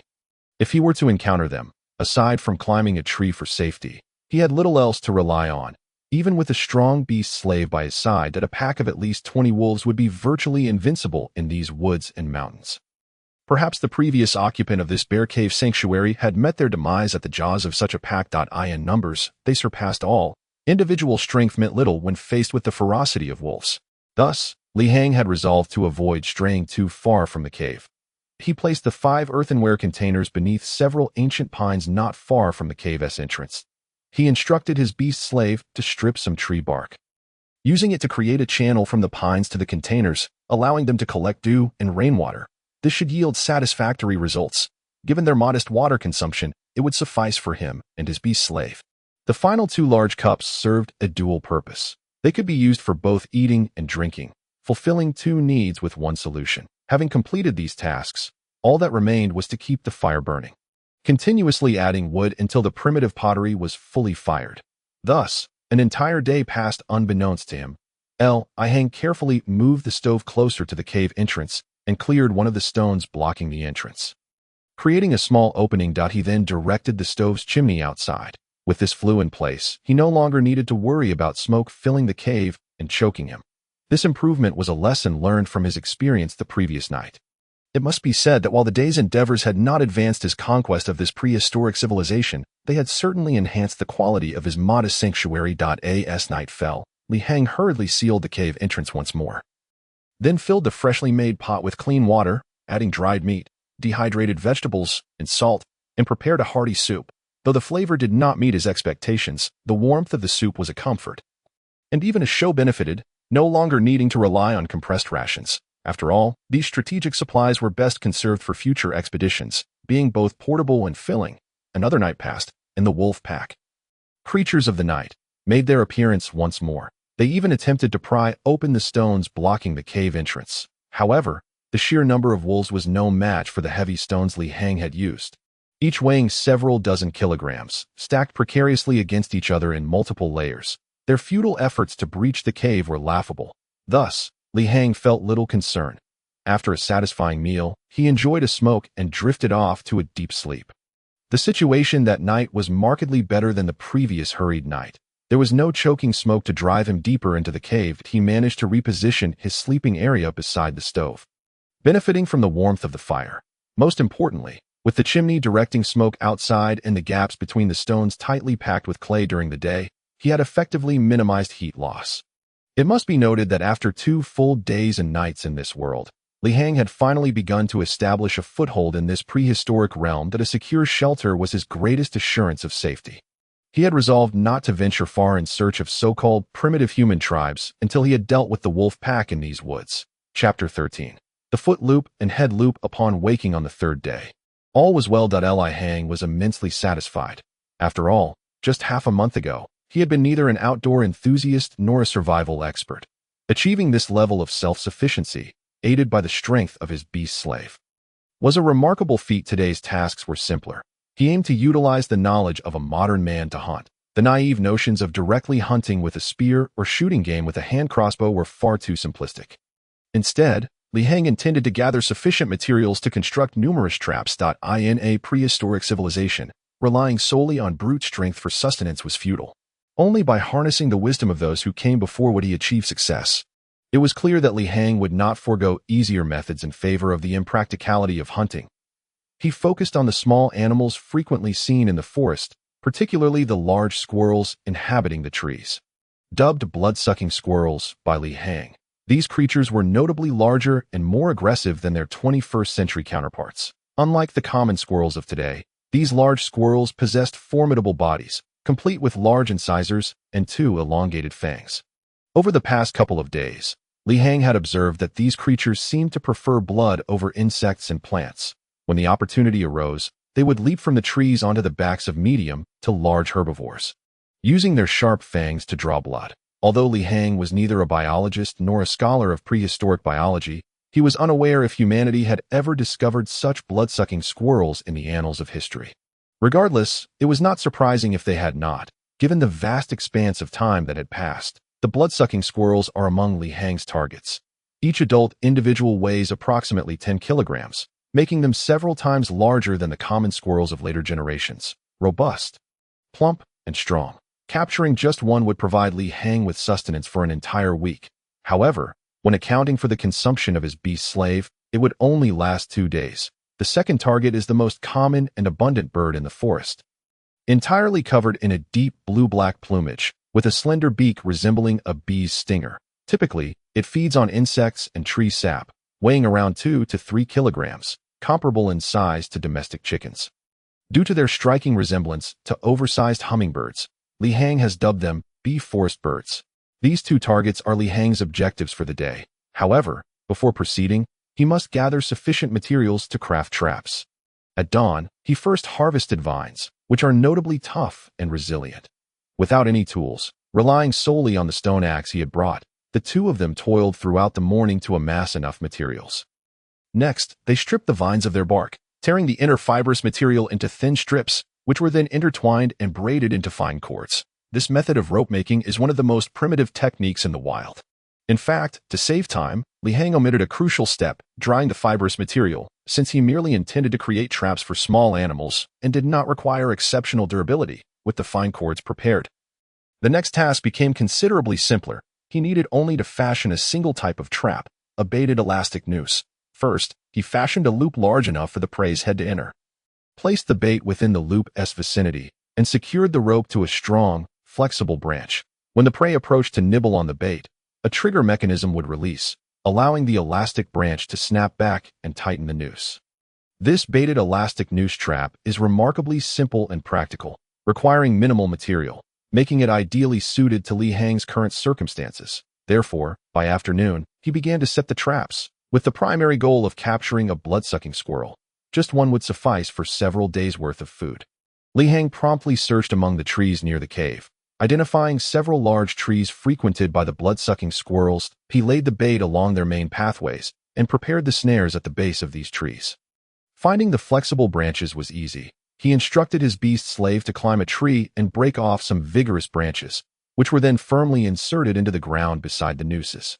Completing the setup, knowing the squirrel's favorite insects, he broke the legs off the bugs he collected from the forest floor and placed them as bait. In total, Li Hang set 4 snares within a 30-meter radius, each spaced more than 10 meters apart. Setting traps for the bee forest birds proved more challenging. As these birds are typically timid, they seldom descend to the ground, necessitating that the snares be placed on sturdy, branching limbs. To prevent the blood-sucking squirrels from raiding his bait, Li Hang thoughtfully chose a type of unknown seed from the ground, bitter and unappetizing to squirrels but a delicacy for the bee forest birds. Ultimately, he climbed up and down 6 trees, setting 6 dangling baited elastic nooses. Should a bird succumb to temptation and touch the seeds, the mechanism would trigger, yanking the noose upward and ensnaring the bird's talons, leaving it suspended in midair, unable to escape. Even if the birds had the strength to struggle, being upside down would soon drain their energy. While all of this sounds straightforward, Li Hang had been busy since dawn. Gathering vines, crafting cords, and setting traps, a full day had passed. Fortunately, with the assistance of his beast slave, much of the work was alleviated. Otherwise, he likely would not have completed it all in one day. Now equipped with these ready-made cords, future trap making would be considerably more efficient and less labor-intensive. Every beginning is difficult. Perseverance is key, Li Hang reassured himself before promptly returning to the cave. Instructing his beast slave to seal the entrance tightly once more on the morning of the 4th day, Li Hang awoke to find the air outside much colder. Despite lying beside the fire, he felt chilled to the bone. Had there been a thermometer, it would likely have registered well below freezing. Furthermore, a heavy rain had fallen throughout the night, creating a relentless patter, a stark contrast to the previous nights, which had been free of any unwelcome visitors. Nevertheless, when the beast slave moved the large stones blocking the cave entrance, Li Hang discovered that the world outside had transformed. The ground was now muddy and uncomfortable underfoot, and the thin layer of fallen leaves had been washed away, replaced by a thick, damp mold, a condition Li Hang detested above all else. How unfortunate, he muttered upon stepping outside, where a light drizzle continued. Though the dense canopy of trees absorbed most of it, the silver lining was that the rain had filled the clay pots he had set out the previous day, The downside, however, was that the 10 traps he had just set were likely compromised by the downpour, even if they remained intact. The rain would surely hinder their effectiveness. Yet, such is the might of nature, even in the primitive world, it presents challenges that are difficult to counter. Li Hang resolved to adjust his mindset and begin cleaning up the aftermath. He headed to the trees nearby to inspect the 4 squirrel traps he had set. Unsurprisingly, all 4 were empty, and the insect bait had been washed away. With a resigned sigh, he replenished the bait in each trap. The 6 traps set in the trees had fared no better, as their locations on branches made them particularly susceptible to the elements. After a thorough inspection, he discovered 3 had been damaged, with their trigger mechanisms activated but no prey ensnared. The remaining 2 traps were intact, but given the storm, they were equally ineffective. As he checked the last trap, his eyes lit up with surprise and a smile crept onto his face. Hanging from a branch was a large bird, clearly on the verge of death. What a surprise, it's not a bee forest bird. The catch was not what Li Hang had expected, but it exceeded his hopes. This was a grouse. Or rather, the ancestral form of the grouse. In reality, grouse do not grow to such sizes. The bee slave quickly climbed the tree to retrieve the large bird, and when Li Hang weighed it in his hands, he realized it was significantly heavier than the bee forest birds. If it didn't weigh 20 pounds, it was certainly over 10. The meat of the grouse is rich and succulent, making it worth several bee forest birds. What an unexpected delight! Li Hang felt a surge of joy. He had initially feared he would return empty-handed, yet his first attempt at setting traps had yielded substantial results. This success bolstered his confidence in navigating this harsh world. He had spent 10 days preparing before entering this prehistoric civilization, dedicating significant time to learning about traps, over 10 different types, with the baited elastic noose being just one of them. He had also studied various traps for catching medium to large beasts, birds, and even fish. These traps, honed through generations of trial and error, were invaluable treasures in this environment. It is no wonder that knowledge is power, and wisdom is the key to understanding all things, phrases that ring true. Li Hang lit a cigarette, instructing the beast slave to replenish the traps while he began processing the grouse. With ample rainwater collected, he opted not to risk a trip to the stream and instead prepared the grouse on site. He picked up a sharp, slender stone and deftly gutted the bird, rinsing its insides with the collected rainwater before deciding to roast the entire plump grouse over the fire. The crackling flames of the fire rendered the feathers of the pine hen impeccably clean before it was removed. Brushed with salt and soy sauce, a branch grill was set up above the stove, directly roasting this plump pine hen. One cannot help but marvel at the robust wildlife of this era, even after plucking and eviscerating. It still weighed at least 10 pounds, hardly lighter than a contemporary American turkey. A single large pine hen would suffice for Li Hang and his beast slave to feast upon for a day. Fortune continued to smile upon them as a heavy rain fell, filling the large clay jar stored in the cave with nearly a third of its capacity, approximately 20 liters, with the rain still trickling down. Li Hang took the opportunity to place several clay pots outside to collect more water, making 2 trips back and forth until the entire jar was filled. As long as Li Hang did not recklessly use the water for bathing, merely reserving it for drinking, it would easily last him 10 days to half a month. With newfound confidence from his successful hunt, an ample water supply, and a significant stockpile of dry firewood stored in the cave, along with a secure shelter, Li Hang felt the pressure that had weighed heavily on him dissipate. Well, my next target should be to deal with this pack of wolves, on a day devoid of pressing matters. As Li Hang gnawed on the succulent drumstick of the pine hen, his thoughts were already fixated on the wolves he ultimately needed to confront. As long as the woods hosted a pack of wolves, he would not feel at ease venturing out. Until they were dealt with, he would have no sense of security, regardless of the formidable beast slave by his side. However, confronting a pack of over a dozen wolves was no trivial task. Had he drawn a firearm with infinite ammunition from the roulette, it would have been a simple matter to dispatch them. But now, armed only with a hand crossbow and a mere 9 bolts, it was glaringly impractical. In a moment of inspiration, Li Hang's gaze inadvertently fell upon the pile of entrails from the pine hen he had previously extracted. A sudden realization struck him. He had an idea. Chapter 15. The Death Drop Trap. A trap is still a trap. Li Hang resolved to fully utilize all available resources to gradually wear down this ferocious pack of beasts. The rain continued to fall, yet it could not dampen the fervor in Li Hang's heart as he rapidly contemplated his approach. Ultimately, he decided to employ a trap he referred to as the Death Drop. The name alone suggested its lethal potential. This trap could ensnare both small animals and large beasts alike, proving to be one of the most practical traps with a minimal failure rate. The materials required were relatively common in the wild: large stones, wood, bait, and a sharp tool. Indeed, only a few basic materials were needed for successful construction, and it required no complex preliminary work or intricate rope weaving. Large stones were in abundance, and wood was plentiful in the forest. The bait was readily available in the form of the pine hen's entrails, which were likely a favored delicacy among the wolves. The only item Li Hang lacked was a sharp tool, as the rules of this world prohibited him from carrying any metal objects. However, Li Hang was not naive. He had taken precautions before entering a primitive world. Lacking conventional blades, he had managed to procure several hard and resilient stones specifically designed for sharpening knives, and had arranged for the crafting of a few stone tools. Among them was a small stone knife, merely the length of a palm, which had been finely honed by machinery, rendering it quite sharp and capable of cutting through materials of lesser hardness. Of course, the principal drawback of stone tools was their vulnerability. They could not withstand contact with harder substances without risk of damage, unless Li Hang could acquire diamonds, which were the hardest known materials. It would be futile to attempt cutting through tougher objects. Many industrial-grade tool heads were crafted from diamonds, yet Li Hang's financial limitations rendered such purchases impossible. In addition to the stone knife, he also fashioned a stone axe and a bar-like stone file, with the axe primarily used for chopping wood, having contributed significantly to the felling of vines. The stone file would prove invaluable for constructing the death drop trap. To confront the wolves, Li Hang exerted considerable effort and ingenuity. He searched the vicinity until he located a suitably large stone to serve as the primary weight of the trap.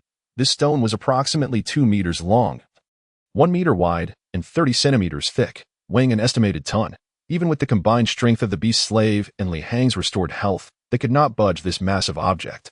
Ultimately, he resorted to using the ropes he had brought and the principle of leverage, along with rolling logs underneath, to successfully transport the stone back to the clearing outside the cave. With the main killing stone in place, it became a simple matter to gather wood. Li Hang merely stripped a small tree of its trunk, and all materials were prepared. He instructed the beast's slave to carve the trunk into a thick pole the size of a bowl's opening, measuring 1.8 meters in length. Then, he employed the stone file to create a groove in the center of the pole. Next, he took it upon himself to use the stone axe to carve 2 flat, bamboo-like wooden pieces from the remaining trunk. One of these pieces was then fitted into the groove of the pole, forming a massive cross-like structure. At last, this rudimentary death drop trap was complete, a testament to human ingenuity.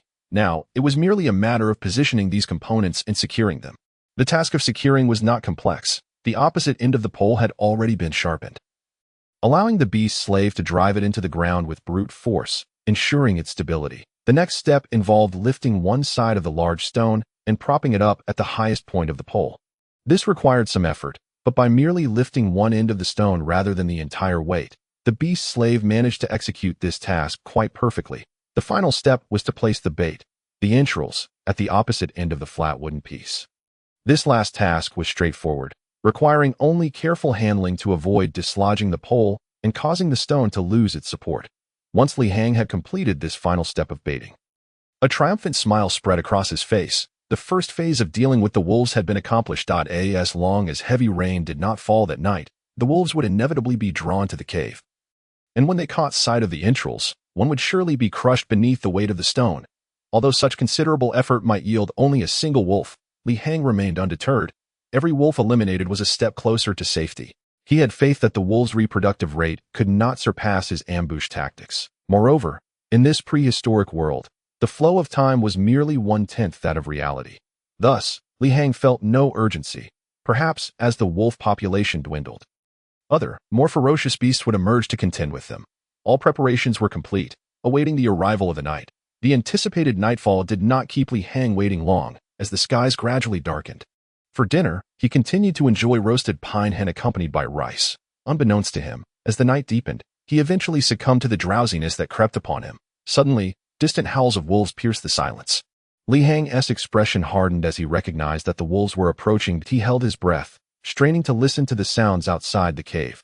However, after a considerable time had passed, despite the wolves' prolonged presence, he heard no heavy thud of a falling object nor any anguished cries of wolves trapped beneath the stone. Everything he had envisioned had not materialized. The wolves lingered outside the cave, but ultimately failed to uncover the entrance blocked by the stone, and one by one, They departed. Listening closely, he discerned that at least a dozen wolves had come this time. Regrettably, the cave was shrouded in darkness. And even peering through the gaps in the stones, he could only discern a few pairs of glowing wolf eyes that resembled bulbs in the night. Chapter 16. Capturing the giant boar, they didn't fall for it. Li Hang felt a profound disappointment as the last wolf slipped away. This was a significant blow. He had expected that in this era, where no humans had ever set traps, the wolves and other creatures would be completely unsuspecting and easily ensnared. Yet, it had proven otherwise. These wolves were remarkably intelligent, their keen instincts preventing them from succumbing to the allure of the entrails. There must be a highly intelligent leader among this pack of wolves, Li Hang concluded after much contemplation. If a leader existed within the pack, it would pose an even greater challenge. He could not help but sigh in frustration. It seemed he had underestimated the life forms of this world. However, with the situation as it was, Li Hang chose not to dwell on it excessively. He would adapt and proceed step by step. He refused to believe that a man from the 21st century, with an intelligence quotient exceeding 100, could not outsmart a pack of beasts. Could it be that the Lord's heart system has randomly transported itself to a grove, with the pack of wolves being the first and greatest trial it has set for me? In an instant, Li Hang's mind sparked with this thought. Upon realizing this, he was drenched in cold sweat. Indeed, the likelihood of this scenario was quite significant. If he were to fail this test, there would be no hope of continuing his role as a lord. Moreover, had he acted recklessly from the outset instead of cautiously seeking a refuge, he would have likely fallen prey to the wolves long ago. Should he perish, the position of the Lord's heart host would inevitably become vacant, leading to the search for a more suitable successor. As he pondered these matters, a mix of dread and a cold smile flickered in his heart. He could not believe he would kneel before such a primitive world. With the wolves departing, the external clamor gradually subsided into silence. Occasionally, a few creatures passed by, but they lingered only briefly before departing. Unbeknownst to him, Li Hang drifted into slumber. Suddenly, a loud and mournful howl from outside jolted him awake. MMM. The beast slave awoke even faster than Li Hang, pointing towards the cave entrance with a series of muffled sounds. Do you think our trap has caught something? Li Hang felt a surge of excitement and hurried to the mouth of the cave to listen intently. Indeed, outside, a faint yet persistent howling echoed, suggesting they had indeed captured something substantial. However, the sound seemed more akin to that of a wild boar than a wolf, given the pervasive darkness outside and uncertainty about whether the wolf pack was still lurking nearby. Li Hang refrained from recklessly moving the stones to investigate. That night passed in a tumultuous reverie. In days, Li Hang was roused once more by the beast slave's nudging. Upon awakening, he realized dawn had arrived. Promptly, he instructed the beast slave to move the stones aside, and the two emerged from the cave, finally discovering what they had caught in the dead of night. Hiss! Li Hang gasped in astonishment. The prey was not just any ordinary creature. As he had suspected, it was indeed a wild boar, but of an extraordinary size. After merely glancing at the half of its body pinned beneath the massive stone, Li Hang estimated its weight to exceed several hundred kilograms. When Li Hang and the beast slave utilized the lever principle to shift the boulder, they finally unveiled the full form of this colossal boar. It was a sight to behold, a creature adorned with deep black fur. Its coat long and lush, and its limbs strong and elongated, markedly different from the wild boars of reality. However, what drew the most attention were the 3 pairs of robust, menacing tusks protruding from its jaw.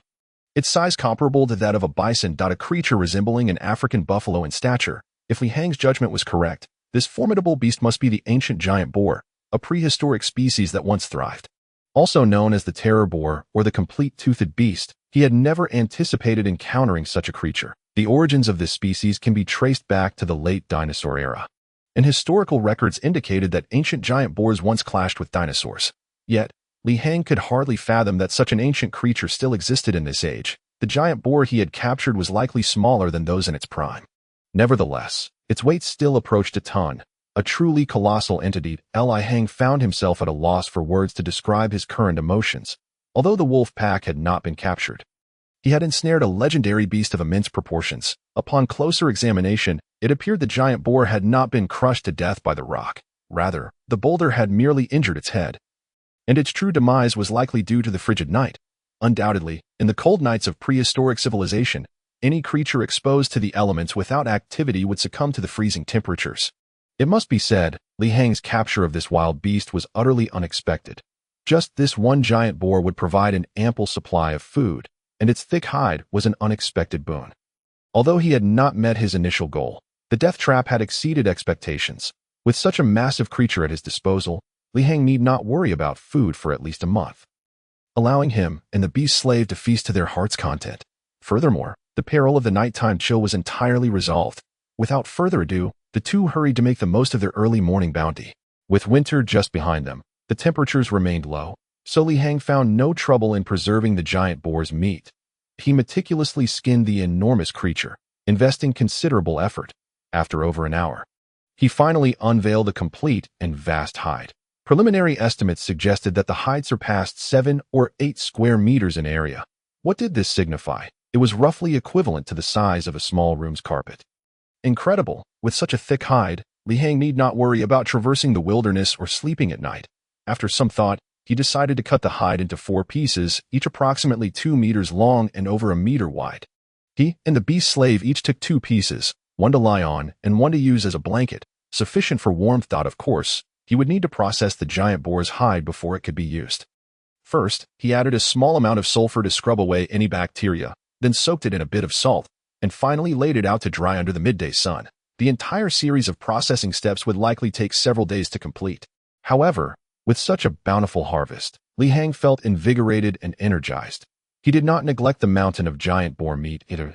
He cut it into 10-kilogram portions and found a nearby spot where the snow had yet to melt.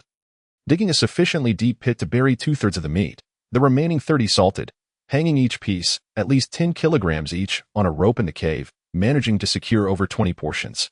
Even if he and the beast slave indulged themselves with a daily consumption of 1 portion, they would have enough to last until the portal cooled down. Thus, for the following days, Li Hang and the beast slave busied themselves solely with processing this massive creature.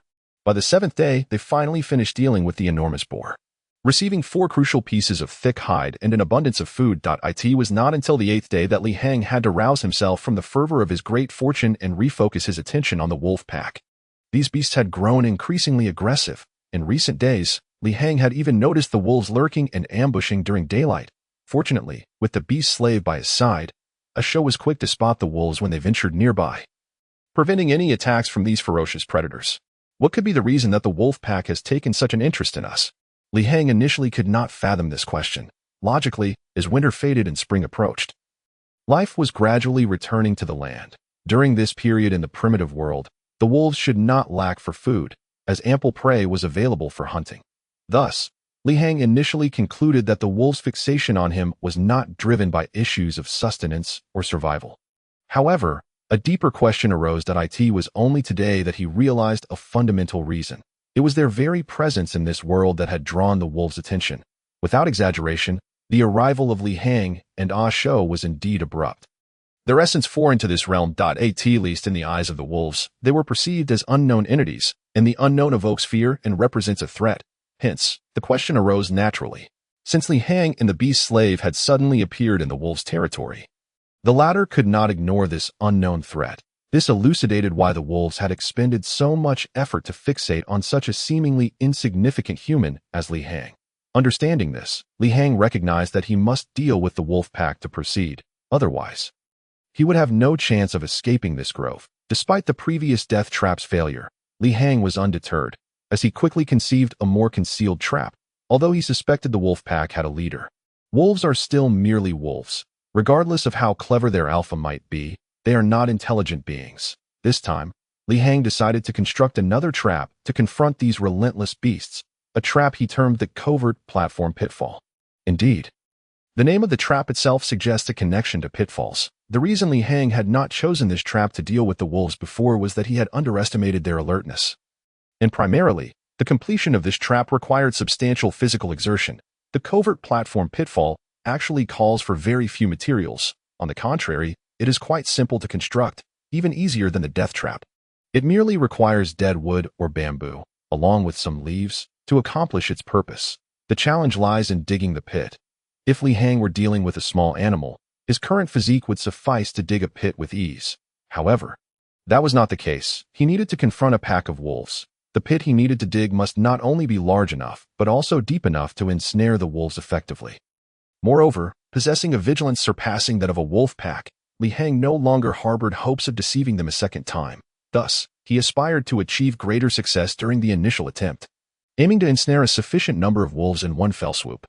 The pit Li Hang intended to dig required to be larger, deeper, and more expansive. Only then could it deliver a more significant blow to the wolf pack. I wonder if a single day will suffice. And will the wolves discover the traps during daylight? A twinge of helplessness flickered through Li Hang's mind. Yet he resolved not to dwell on it. Believing that actions are human, while outcomes are determined by fate, all he could do was exert his utmost effort. With his decision made, Li Hang hesitated no longer. Early that day, he and his beast servant awoke at dawn, hastily consumed breakfast, and embarked on their race against time. The first step was to dig the pit. They felled a tree, quickly fashioned 2 makeshift wooden tools, and began excavating at the entrance of the cave. Following Li Hang's preliminary plan, their task for the day was to excavate a pit with a diameter of 5 meters, reaching a depth of over 5 meters. This estimation was based on the wolf tracks left behind. Only a sufficiently deep pit could trap these wolves, which were far stronger than those on Earth. Therefore, time was of the essence. And without the assistance of his beast servant, Li Hang could not possibly complete the task alone. Soon, the two began to toil diligently, with the majority of the labor falling upon the beast servant. With the strength of 2, the beast servant not only possessed greater power, but also boasted the endurance and physique of a beast man, making him akin to an unyielding engine, from early morning until noon. And from noon to afternoon, as twilight approached, the two managed to form a deep pit nearly 6 meters deep and over 5 meters wide through their relentless efforts at this moment. However, Li Hang was utterly exhausted. Panting heavily as he sat on the ground, supporting himself with his hands, the most arduous part of the excavation had been accomplished. The next step involved setting up the hidden platform. The pit Li Hang had dug was not a conventional one. Due to the characteristics of the wolf pack, he made a small modification. He left a narrow path in the center of the pit, just wide enough for a person to pass through. As he had prepared himself mentally, should the wolves remain unfold, he would dare to personally lure them into the trap. This narrow path not only ran through the center of the pit but also connected directly to the cave's exit, forming a hidden platform trap designed by Li Hang. Chapter 18. A proactive strike. Next, they needed to gather a sufficient number of branches to create a grid-like mat over the surface of the pit, and then find some larger leaf plants to cover the branches, finally adding soil to conceal it. In this way, the hidden platform trap would be complete. In fact, if necessary, Li Hang could further reinforce the trap by inserting sharpened stakes at the bottom, ensuring that any prey that fell would be impaled. However, time did not permit such an endeavor. They had to finish the final burial work before complete darkness fell, waiting for the livestock to fall into the trap. This time, Li Hang did not passively wait for the wolf pack. Instead, he left the entrance of the cave open, having stationed his beast servant, a show, just outside. A show stood at a location that marked the safety line of the entire trap. If one did not comprehend the structure of the trap, one could simply visualize a circle representing the pit, with this narrow path serving as the central line. Now that all preparations were complete, they awaited the arrival of the wolves. The wolf pack, the undisputed rulers of this forest, did not disappoint Li Hang. Not long after darkness fell, he soon discerned the silhouettes of the wolves appearing quietly in the distance. The pairs of eyes glimmering with a yellow-green hue were quite terrifying in the night. However, this time, Li Hang did not retreat. He opened the cave entrance, standing face to face with these ferocious beasts for the first time.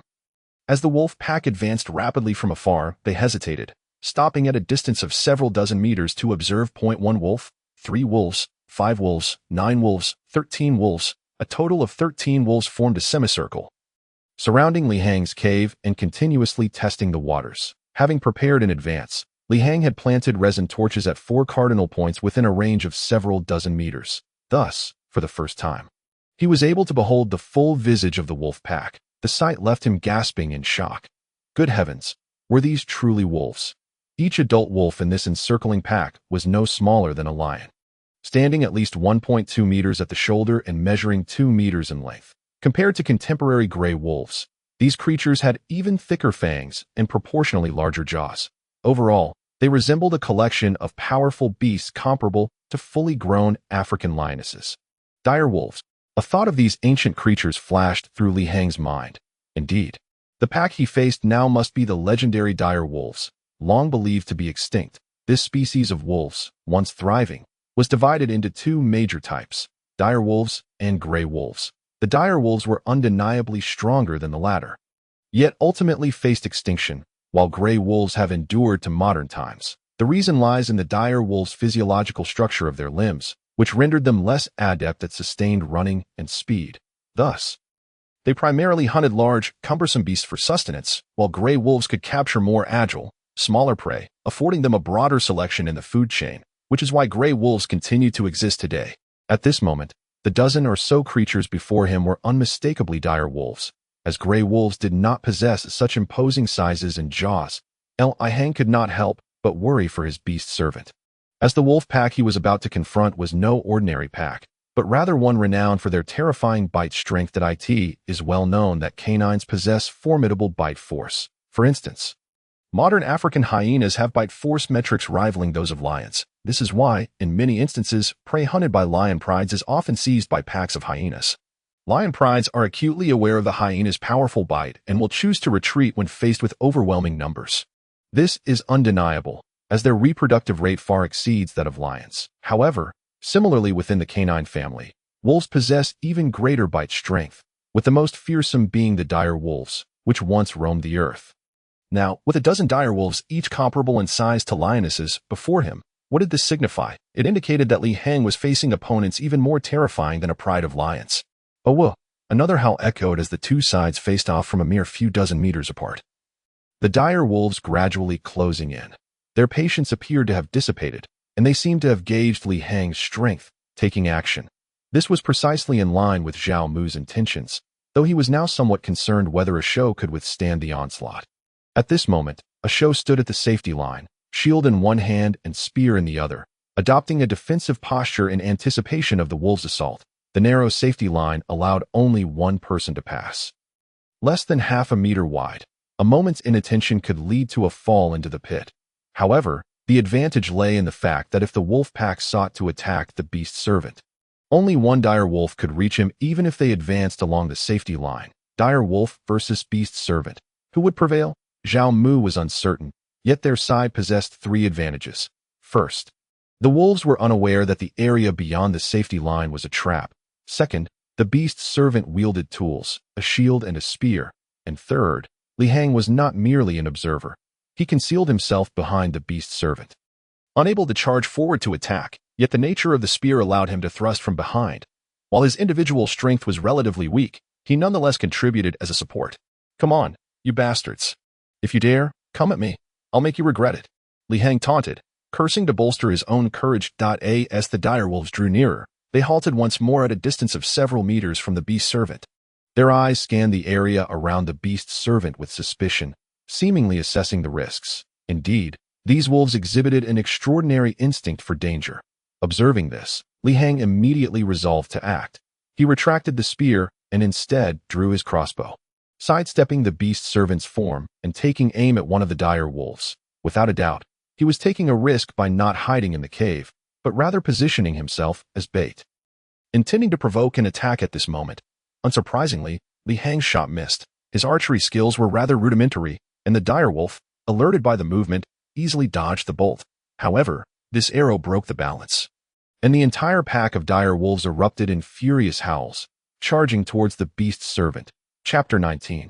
Practical Training Skills. Hold your ground. A show. At last, they were coming, Li Heng shouted, his heart racing with tension. Bang, bang, bang, bang. A series of 4 resounding thuds echoed through the air that a mere distance of several meters was effortlessly traversed by the short-lived explosive force of the terror wolves. Leading the charge were 5 of these formidable beasts, who unwittingly stepped into a trap with a 5-meter diameter. Their combined weight instantaneously overwhelmed the branches and leaves that concealed the pit, resulting in 4 of the terror wolves plummeting into the abyss before they could react. Yet, one terror wolf remained, charging directly towards the beast servant, who stood firmly on the safe perimeter. With a low growl, the beast servant thrust his spear, only to have it deftly swatted aside by the wolf's quick reflexes. With a thunderous crash, this particularly robust terror wolf collided violently with the beast servant's shield, sending both him and Li Heng crashing against the back of the cave. It was evident that in this contest of strength, The beast servant had met his match against the leading terror wolf, despite possessing twice the physical power of a human. However, at that moment, Li Hang, who had been hiding behind the beast servant, bellowed, "Now is our chance." Without a moment's hesitation or a second thought of retreat, he thrust his spear with all his might, guiding it through the gap beneath the beast servant's arm and piercing the leading terror wolf's skull. The spear penetrated less than half a finger's length before encountering the formidable resistance of the wolf's hard cranium. Yet, undeterred, Li Hang gritted his teeth and transformed the piercing motion into a powerful shove, causing the wolf's pupils to constrict in surprise as he forcefully pushed it aside, its hind legs losing footing and plummeting into the pit. "Ha ha ha, what a thrill, we did it!" Li Hang exclaimed, exhilaration coursing through him. He had not anticipated that this single maneuver would result in the downfall of 5 wolves, a victory far surpassing his expectations. Nonetheless, the crisis was far from over, as at least 7 wolves had managed to regain their footing and avoided the pit. The situation grew more dire as the collapse of the trap exposed the narrow path within the circle, no wider than half a meter, leaving them completely exposed. The beast servant and Li Hang stood closely, attentively watching the remaining 7 terror wolves, who seemed momentarily daunted by the sudden loss of their companions, hesitant to charge forward. In that tense standoff, the two sides stood 10 meters apart, awaiting the next move. "Let us retreat to the cave." Quickly, Li Hang finally realized, crouching down to slip back into the cave. The beast servant, prompted by Li Hang's urgency, followed suit, both of them exerting all their strength to push a stone back over the entrance. Once the cave was sealed, Li Hang collapsed onto the ground, gasping for breath, overwhelmed by the tension and excitement of the encounter. Yet, this risk had proven worthwhile. On the 8th day in this prehistoric world, Li Hang had finally overcome the wolf pack, having found a breakthrough by eliminating 5 terror wolves. As for those that had fallen into the pit and the remaining pack outside, he could afford no more concern. He was confident that the 5 trapped wolves would not escape, having dug the pit a full 6 meters deep, roughly the height of 2 stories. Even though terror wolves were larger than modern wolves, he doubted they could leap out of such a depth. Indeed, throughout that night, as Li Hang remained in the cave, he heard the howls of wolves echoing outside, their numbers growing, yet they could do nothing to rescue their trapped kin.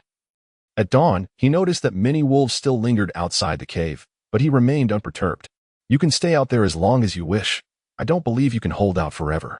Li Hang had no reason to rush. Inside the cave, he had dozens of large pig carcasses hanging, several thick pelts for warmth, and a large barrel filled with fresh water. The cave itself was deep and spacious, extending over 7 meters and widening as one ventured further inside. With the deepest section offering at least 20 square meters of space, he could easily block the entrance, bide his time, and wait for the teleportation cooldown to finish before returning to his original world. As for the wolf pack, they clearly could not remain vigilantly at the cave's entrance indefinitely. After all, beasts were still beasts. 2 days later, the wolf pack finally retreated, compelled by the need to hunt and gather food for their young. On the 11th day, Li Hang cautiously moved the stone and stepped out of the cave, finally basking in the light of day. Not only that, but the pit he had excavated in front of the cave now provided an additional layer of security should the cave be breached. The wolves would have to contend with the beast servant guarding the entrance one at a time. Thus, Li Hang remained remarkably composed. He lacked for nothing. Food, water, warmth, and safety were all at his disposal. What did he have to fear?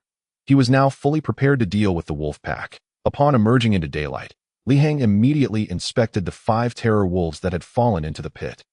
To his astonishment, they were still alive. After 2 days and nights, battling the cold, they persisted in their struggle for survival at the bottom of the pit. Without hesitation, Li Hang raised his crossbow, aiming at the 5 wolves below.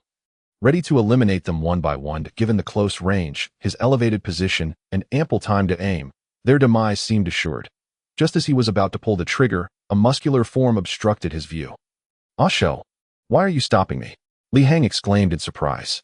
Ho, ho, ho. What? You mean you have a way to tame them?" Li Hang was even more astonished. It was true that the beast's servant possessed a taming skill. Yet Li Hang was no fool. He understood that taming and subduing, though similar in wording, bore vastly different meanings. The former referred merely to raising an animal, while the latter implied that the beast's servant had the capacity to make these ferocious creatures submit to his will. Hint: The beast servant has a certain probability of successfully taming the wild beast after using the taming skill multiple times. The long-absent guiding prompt clarified Li Hang's confusion. Ah, I see, Li Hang thought, elated. Although the chances were uncertain, further inquiries to the guiding entity revealed the true extent of the beast servant's taming ability. In essence, if the beast servant continuously applied this skill on a wild beast, there was a significant likelihood it would eventually be tamed.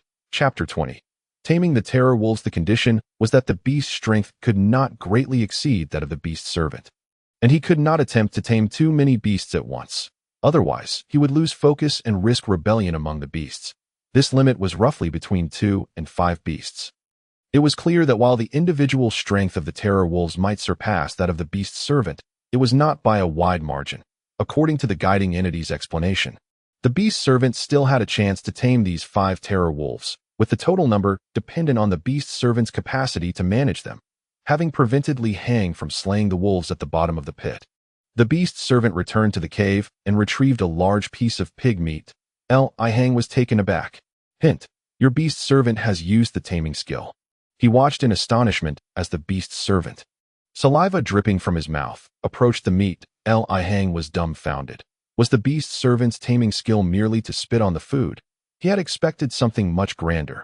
After the beast servant coated the meat with his saliva, he rudely tossed it into the cave. Then, nothing happened. Naturally, after 2 days and nights of hunger, the 5 terror wolves pounced on the sizable piece of meat, tearing it to shreds in a frenzy. At that moment, another prompt echoed in Li Hang's mind.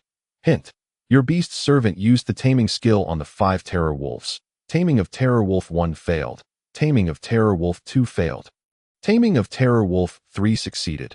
Taming of Terror Wolf 4 failed. Taming of Terror Wolf 5 succeeded. As the system notifications chimed, Li Hang looked down into the pit and saw that the beast servant's saliva tactic had indeed borne fruit. He quickly noted that among the 5 wolves, 3 remained unchanged, while 2 exhibited remarkable transformation. Above the heads of Terror Wolf 3 and Terror Wolf 5, a progress bar had appeared, reminiscent of a game interface, indicating their taming progress, 3% for Wolf 3 and 2% for Wolf 5. Did this mean that as long as the beast servant continued to employ the taming skill, these fearsome terror wolves would eventually become his tamed beasts?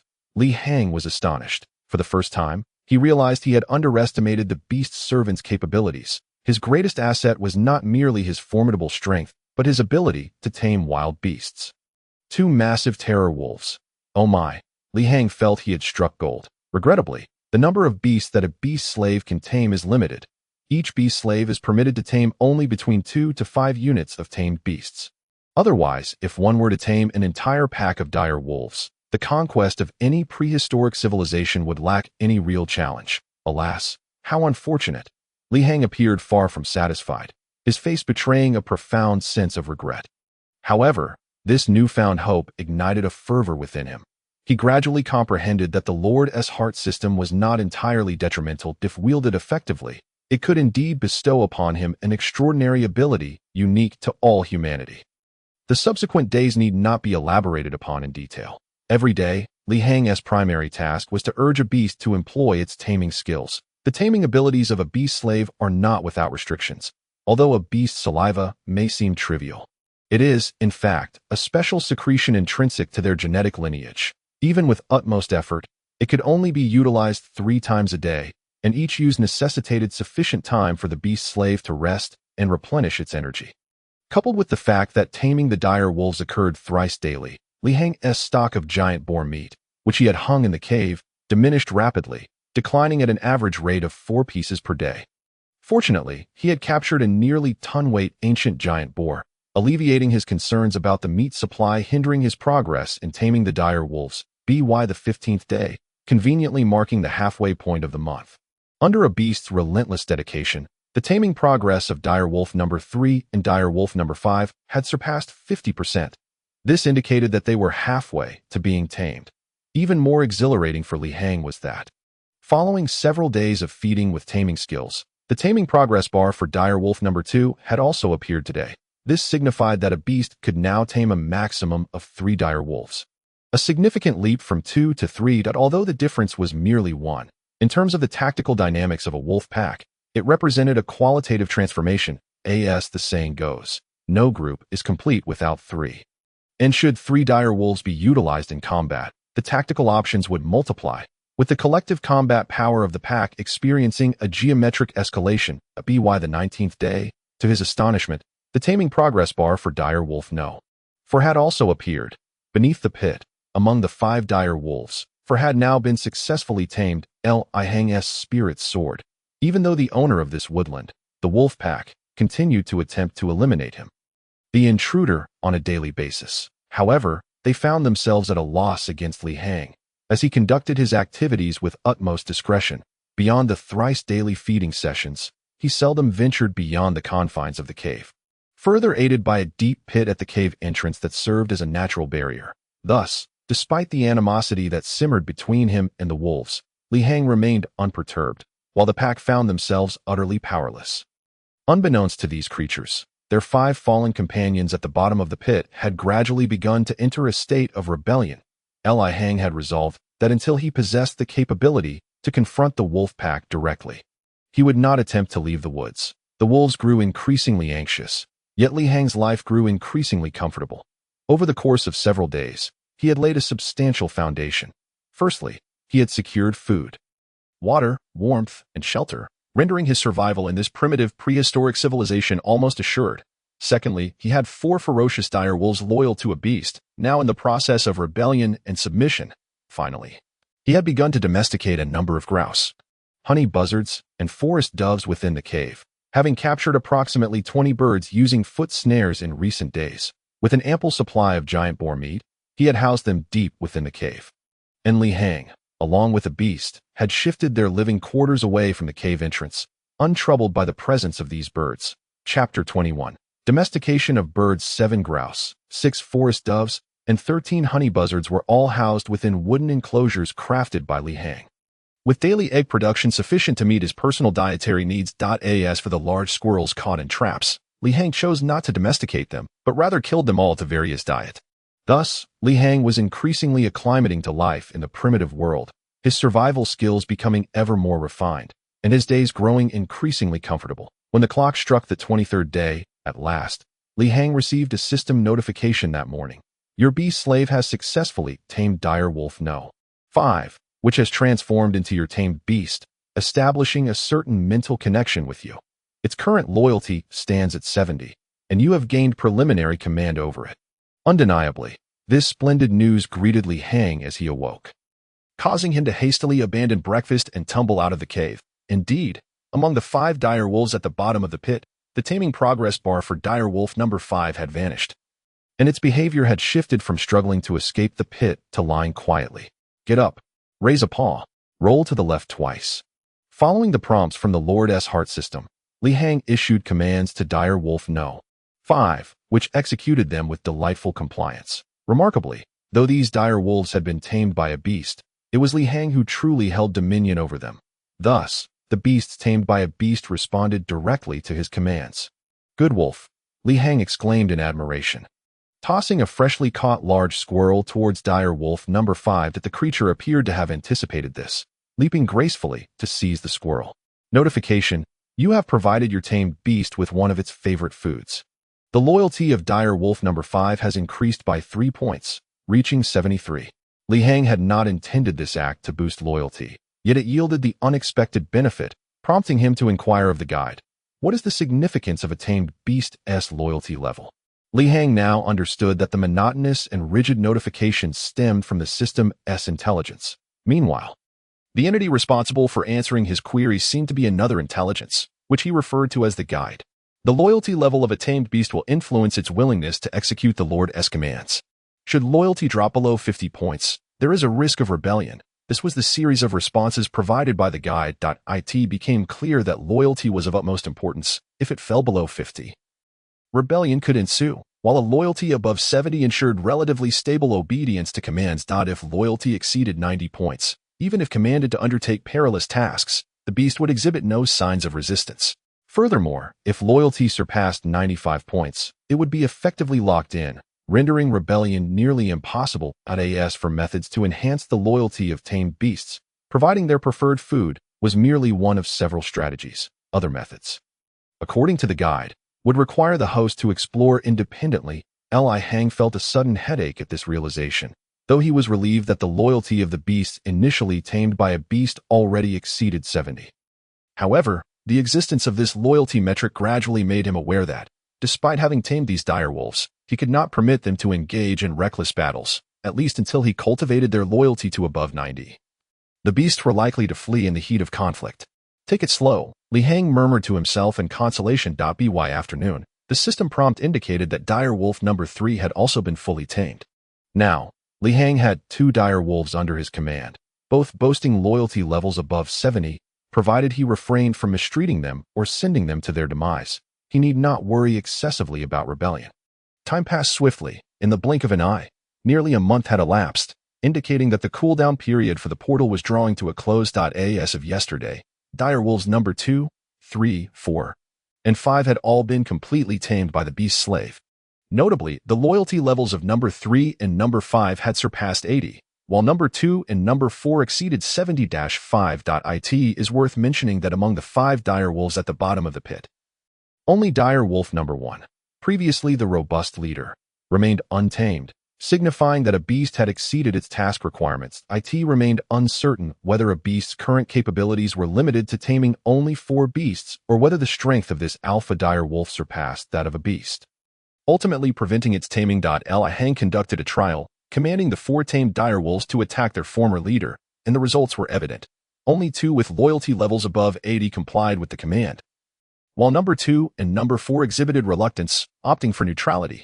Through this experiment, Li Hang recognized the arduous path ahead. To address this matter, he must elevate the loyalty of the 2 with 75 points to 80. Ultimately, the alpha dire wolf succumbed to the combined assault of wolves number 3 and No. 5. It was clear that the individual strength of the alpha was indeed superior to that of an average dire wolf.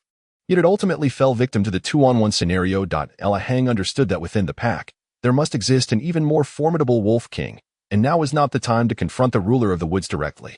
As the 30th day arrived punctually and the cooldown period of the portal had concluded, Li Hang opened his Lord's control panel. The icon representing the portal had indeed transformed from gray to vibrant color. Guide, can I now teleport back to the real world? Li Hang could not contain his excitement and quickly inquired. After all, despite his resilient demeanor over the past days, he remained a modern individual, one who thrived on social interaction. A month of solitary wilderness life had taken a toll on him, and he yearned desperately to return to the real world for some much-needed respite. The portal has cooled down. The host may initiate the teleportation back to the real world at any moment. You have the authority to utilize energy to freeze the flow of time within the prehistoric civilization, thus preserving the world in its current state. You also have the option to do nothing, allowing the prehistoric world to continue its course. Is that even possible? Li Hang was taken aback by the guide's response. The idea of using energy, essentially life essence, to freeze everything in this world, to halt the entire prehistoric civilization, such an audacious proposition. Chapter 22. Returning to the real world, could the Lord's heart system be divine? Of course, Li Hang had no intention of pondering whether this system was indeed a deity. He was more focused on checking his personal information panel to ascertain his current energy levels, only to discover a meager 39 points. How long can I freeze the current world with just 39 points of energy? He mused anxiously. Currently, you need to freeze the most primitive civilization. Thus, the host does not require excessive energy for this task. A single point of energy can freeze the world for 1 day. With 39 points, you can freeze it for 39 days, the guide replied. Upon hearing this, Li Hang calculated swiftly. 39 days equated to nearly 4 days in the real world. The portal's cooldown had lasted only 3 days, meaning that if he returned and stayed for just 3 days, his territory would still naturally absorb 3 points of energy daily, rendering his current energy precisely sufficient. Very well, I choose to freeze this world. After careful deliberation, Li Hang resolved to expend some energy to freeze the current world. There were compelling reasons for this decision. Firstly, he certainly did not wish for the wolf pack to undergo any changes during his brief return.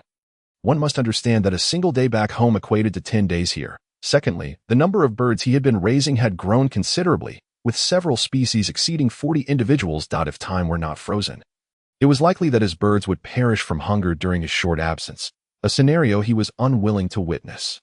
Freezing the world's time will only take effect once the host has teleported away. Do you wish to return to the real world now? Yes, I wish to return to the real world immediately. Li Hang replied eagerly. He had initially planned to make some preparations, at least to handle certain matters here before departing. But now it seemed unnecessary. With his decision to freeze the entire primitive world, everything would remain unchanged upon his next return, eliminating the need for any further preparations. He could leave whenever he desired. Portal activation successful. Please proceed to enter for your return. The system wasted no time with superfluous dialogue. With a hum, a portal materialized before Li Hang within the cavern that he stepped inside. His heart a tumult of complex emotions in an instant. He felt as though the world had spun around him. And when he regained consciousness, he found himself in a setting that was both familiar and strange. Indeed, in the blink of an eye, he had returned to his home, precisely in the front yard of his urban village residence. It is noteworthy that the beast slave and the 4 tamed dire wolves had also been transported back with him. What? How did they come back too? Upon realizing this, Li Hang felt a surge of anxiety. Whether it was the beast slave's half-beast form or the 4 dire wolves the size of lions, they were not creatures meant to be exposed to the light of day. Fortunately, the courtyard belonged to Li Hang's territory, and the spacious yard was shielded by a faint green veil, alleviating any concerns of being discovered by the neighboring high-rises. Host has successfully returned from the prehistoric civilization world, evaluating task completion. After the evaluation, the system reported that the conquest task completion rate stood at 0%. Please continue to strive. At this moment, Li Hang heard the system's overall evaluation of his time spent in the prehistoric civilization. No surprises here. He had spent 30 days within, yet his task completion remained at 0. He had encountered no primitive humans, had not subdued a single one, nor had he slain any of the 5 apex predators of the prehistoric civilization. Well, this 0 completion rating was somewhat embarrassing for Li Hang, but he understood that his efforts were not in vain. The robust beast slave and the 4 ferocious dire wolves by his side were tangible accomplishments, even if their results had yet to manifest. Notification: the host has acquired both a beast slave and tamed beasts. You have successfully triggered the minimum conditions to unlock the beast pen ahead of schedule. Current unlock progress stands at 10%. Should the host wish to fully unlock the beast pen structure, please infuse more energy. Notification: the system has detected that the host has unlocked the beast pen structure ahead of schedule.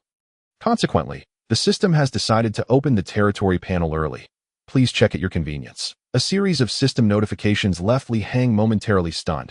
After a while, he realized that due to acquiring the beast slave in the roulette draw and now possessing 4 tamed dire wolves, he had inadvertently triggered the early unlocking of the beast pen structure. Even more astonishing was that because of this early trigger, the territory panel, originally accessible only upon entering the Stone Age civilization, was now available? Well, although Li Hang was still uncertain of what these notifications meant, he surmised that the early acquisition of these permissions would likely yield significant benefits. Thus, he set aside other thoughts and quickly focused on opening his Lord's personal panel. Lord: Li Hang status: healthy coins, none energy, 39 1000 territory area, 100 mu energy absorption rate, 5 current skills. Sensing current enslavement, beast slave current structures, Lord's underground warehouse current. Civilization level: prehistoric civilization accessible alternate civilization space, prehistoric civilization alternate space, cooling. 30 days later, 3 days in the real world. Upon reviewing his personal information again, Li Hang noted several changes. The accumulation of 39 energy points was expected, as he had prepared for 10 days prior to entering the prehistoric civilization, plus an additional 3 days spent there in the real world, totaling 13 days. With the territory's daily energy absorption rate being 3 points, it accounted for the 39 points. Notably, the current enslavement category had indeed expanded to include the beast slave. But what astonished Li Hang most was the increase in his energy absorption rate from 3 to 5 points. However, he quickly found the answer. All these revelations stemmed from the presence of the beast slave and the 4 dire wolves.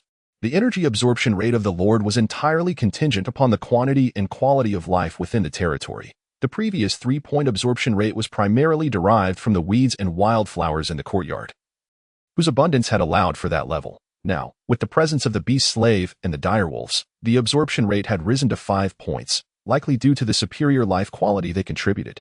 Chapter 23. Earning money. This discovery delighted Li Hang immensely. Understanding that freezing the world also required energy, he had become increasingly mindful of the energy collection rate. With the sudden increase of 2 points in collection efficiency, Li Hang felt significantly uplifted. Moreover, his curiosity was piqued by the hidden territory panel information on the right side of his personal lord panel. Indeed, the previous system notification had proven true. The territory panel information had been unlocked ahead of schedule. Open the territory information panel, Li Hang commanded inwardly. In the next moment, the three-dimensional information before him shifted, instantly transforming from his personal lord information to the territory panel information. The current information on the territory panel displayed 4 major sections: nourishment section, enslavement section, armament section, and territory defense section. Li Hang was momentarily unclear about what these 4 sections represented. But with a sense of anticipation, he clicked into the first section, the nourishment section. Within the nourishment section, 3 initial building modules appeared.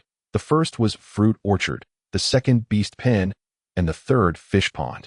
While the fruit orchard and fish pond were both shrouded in darkness, offering no accessible information, the beast pen appeared semi-transparent, indicating it had been initially activated.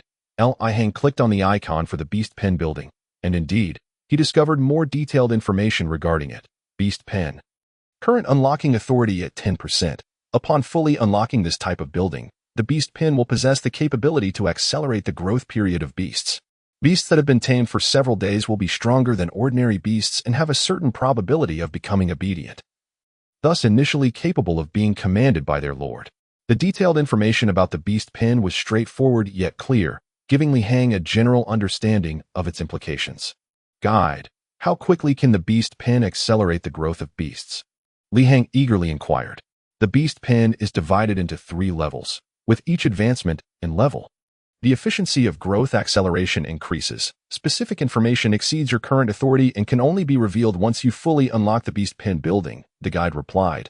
Well, Li Hang understood that to acquire specific information, his current permissions were insufficient. Nevertheless, this early triggered beast pen building piqued his interest. An accelerated growth rate, stronger than ordinary beasts, and a chance to be commanded by their lord.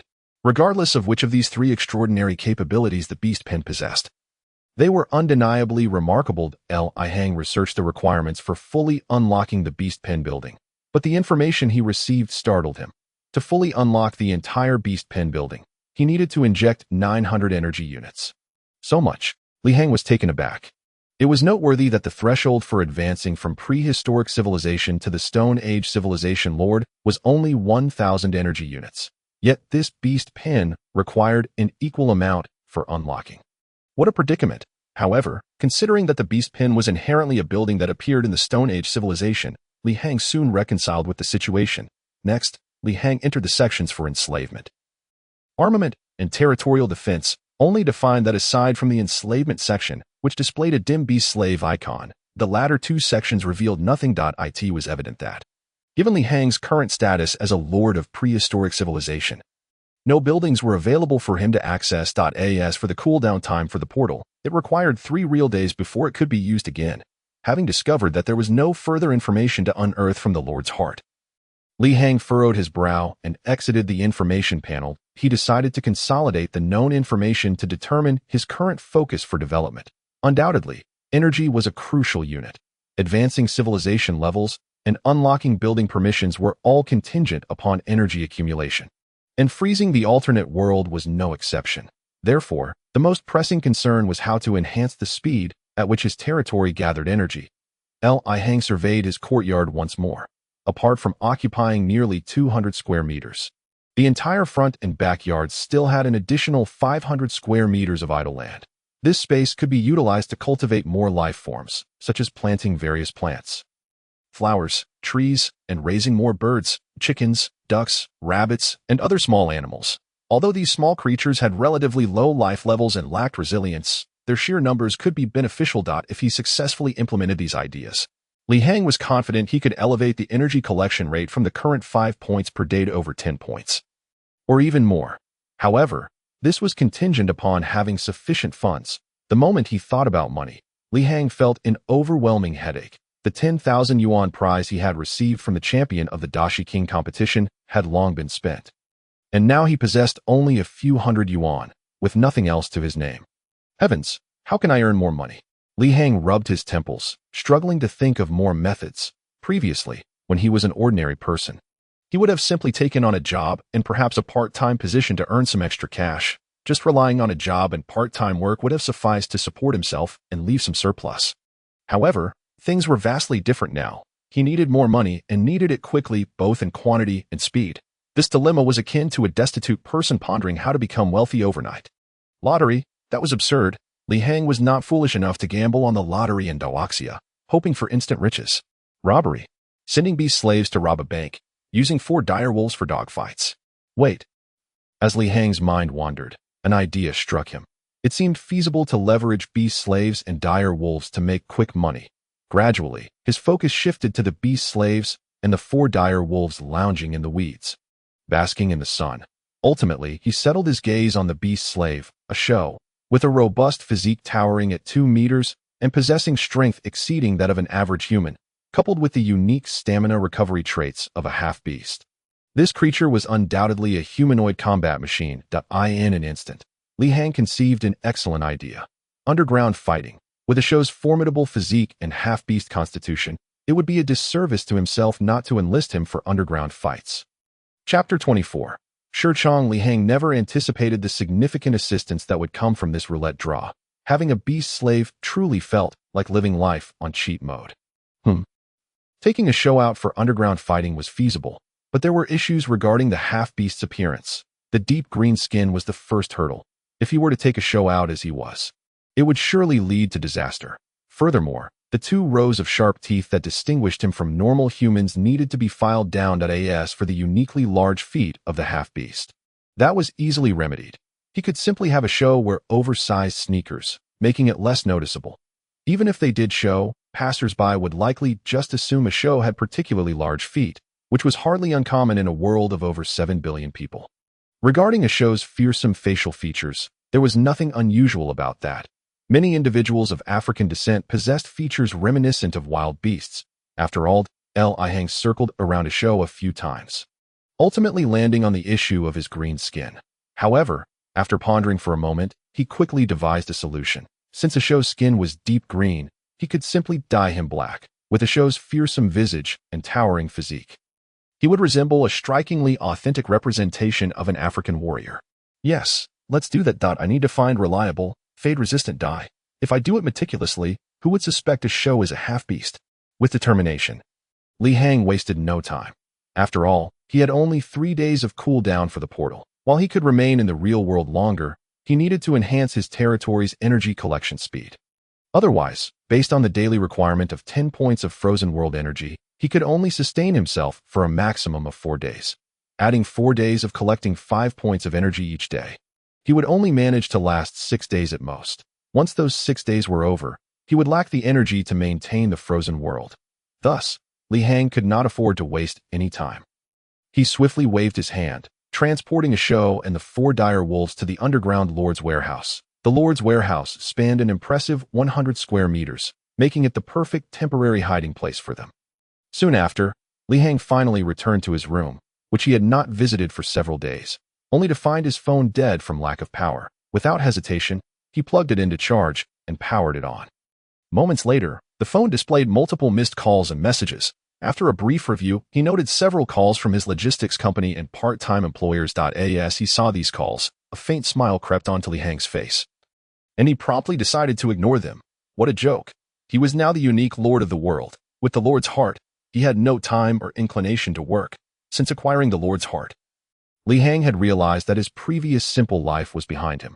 Thinking of his boss's smug face at the company filled him with anger. Damn that job. It could go to hell. Aside from the missed calls from work, there weren't many other phone calls, as Li Hang was already an orphan, and his relatives had long ceased to be in touch. Furthermore, he had hardly made any friends or classmates due to his focus on working. As for his coworkers, they could go to hell. In this cutthroat society, colleagues were little more than rivals. Thus, the remaining 3 calls were from his few old acquaintances, one of which was from the class monitor, Zhang Yun, who had called twice over the past 3 days. Eventually, when her calls went unanswered, she resorted to sending a message. The message conveyed that as graduation approached, all classmates were preparing for a graduation party. With specific details to follow. Li Hang pondered for a moment and replied, expressing his intent to attend. The second call was from Chun Zijing, one of Li Hang's few brothers and roommates from university. His message was similar to that of the class monitor, inquiring about participation in the graduation party and suggesting a gathering among the roommates. However, it was nothing of great importance. Upon seeing the name Shirchong on the third call, Li Hang could not suppress a smile that danced at the corners of his mouth. Among the few brothers with whom he shared a strong bond, Zijing stood out as a steadfast ally.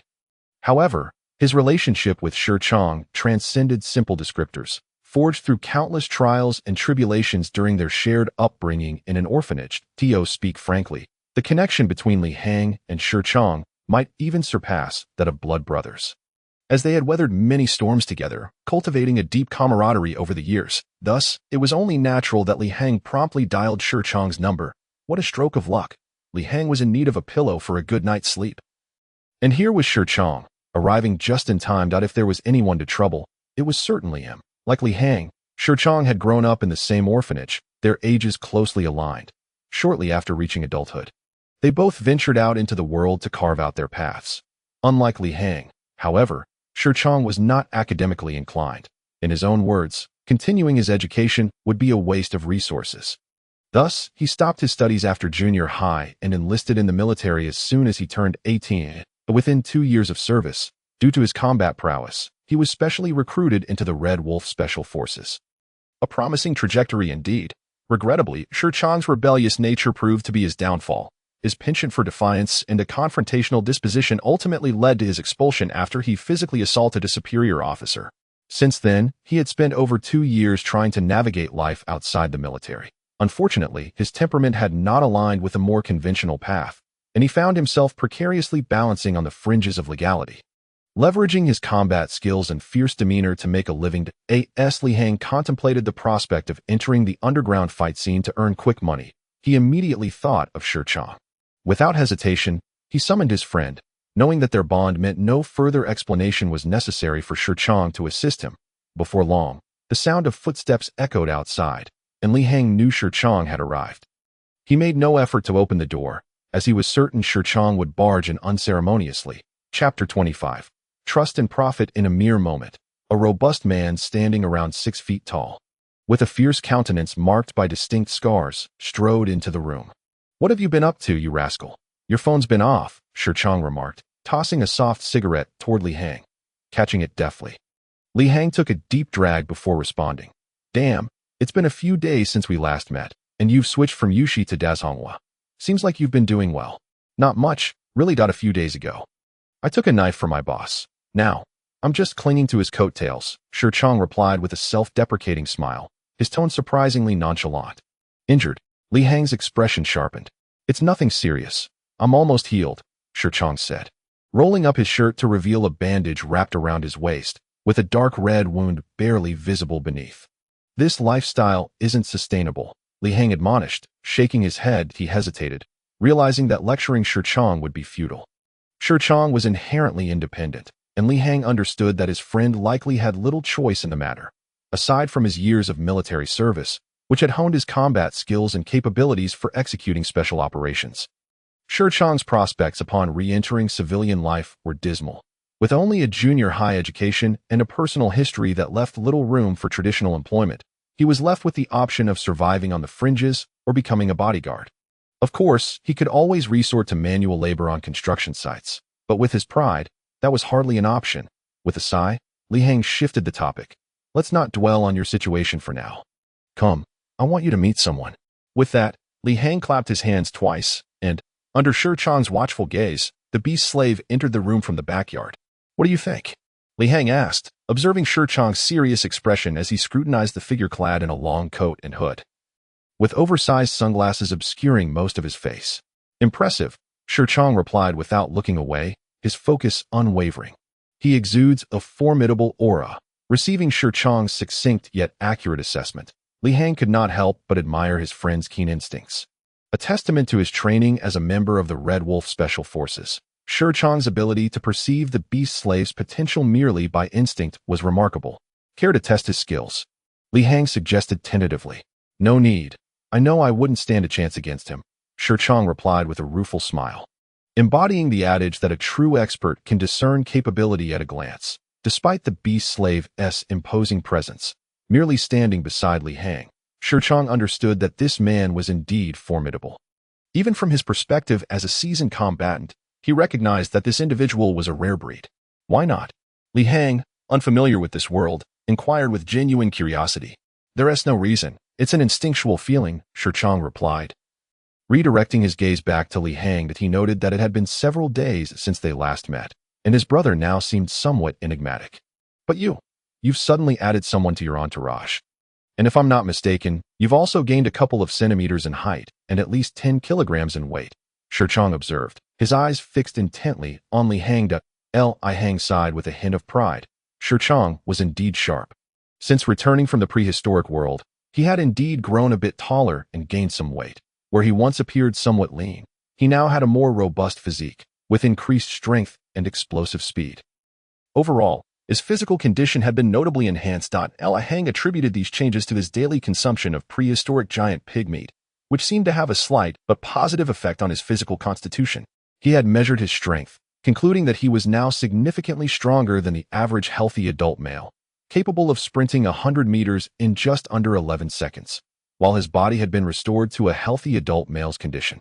The additional consumption of giant pig meat had further improved his overall physique by about 20 to 30%. However, compared to Shi Chang, who had undergone extensive specialized training, Li Hang still paled in comparison. Indeed, my transformation has been quite significant, Li Hang admitted with a chuckle. But enough about me, let us take a closer look at the beast slave. He turned to the beast slave, commanding, "Beast slave, remove your coat and hood." The beast slave promptly obeyed, quickly shedding the cumbersome garments until he was left with only a piece of fur to cover himself. Whoa, is that the Hulk, or a product of mutant genes? Shi Chang gasped, shaking his head in disbelief. Let us head outside for some skewers and drinks, and we can discuss further, Li Hang suggested, eager to change the subject as he draped an arm over his brother's shoulder and led him out. In truth, he had never intended to conceal the extraordinary encounter that had bestowed upon him the Lord's heart from Shi Chang. Their relationship had evolved beyond mere brotherhood. They had shared hardships and triumphs. Even facing life and death together, Li Hang did not believe that possessing the Lord's heart was something he needed to keep secret from anyone, and Shi Chang was undoubtedly the most suitable confidant.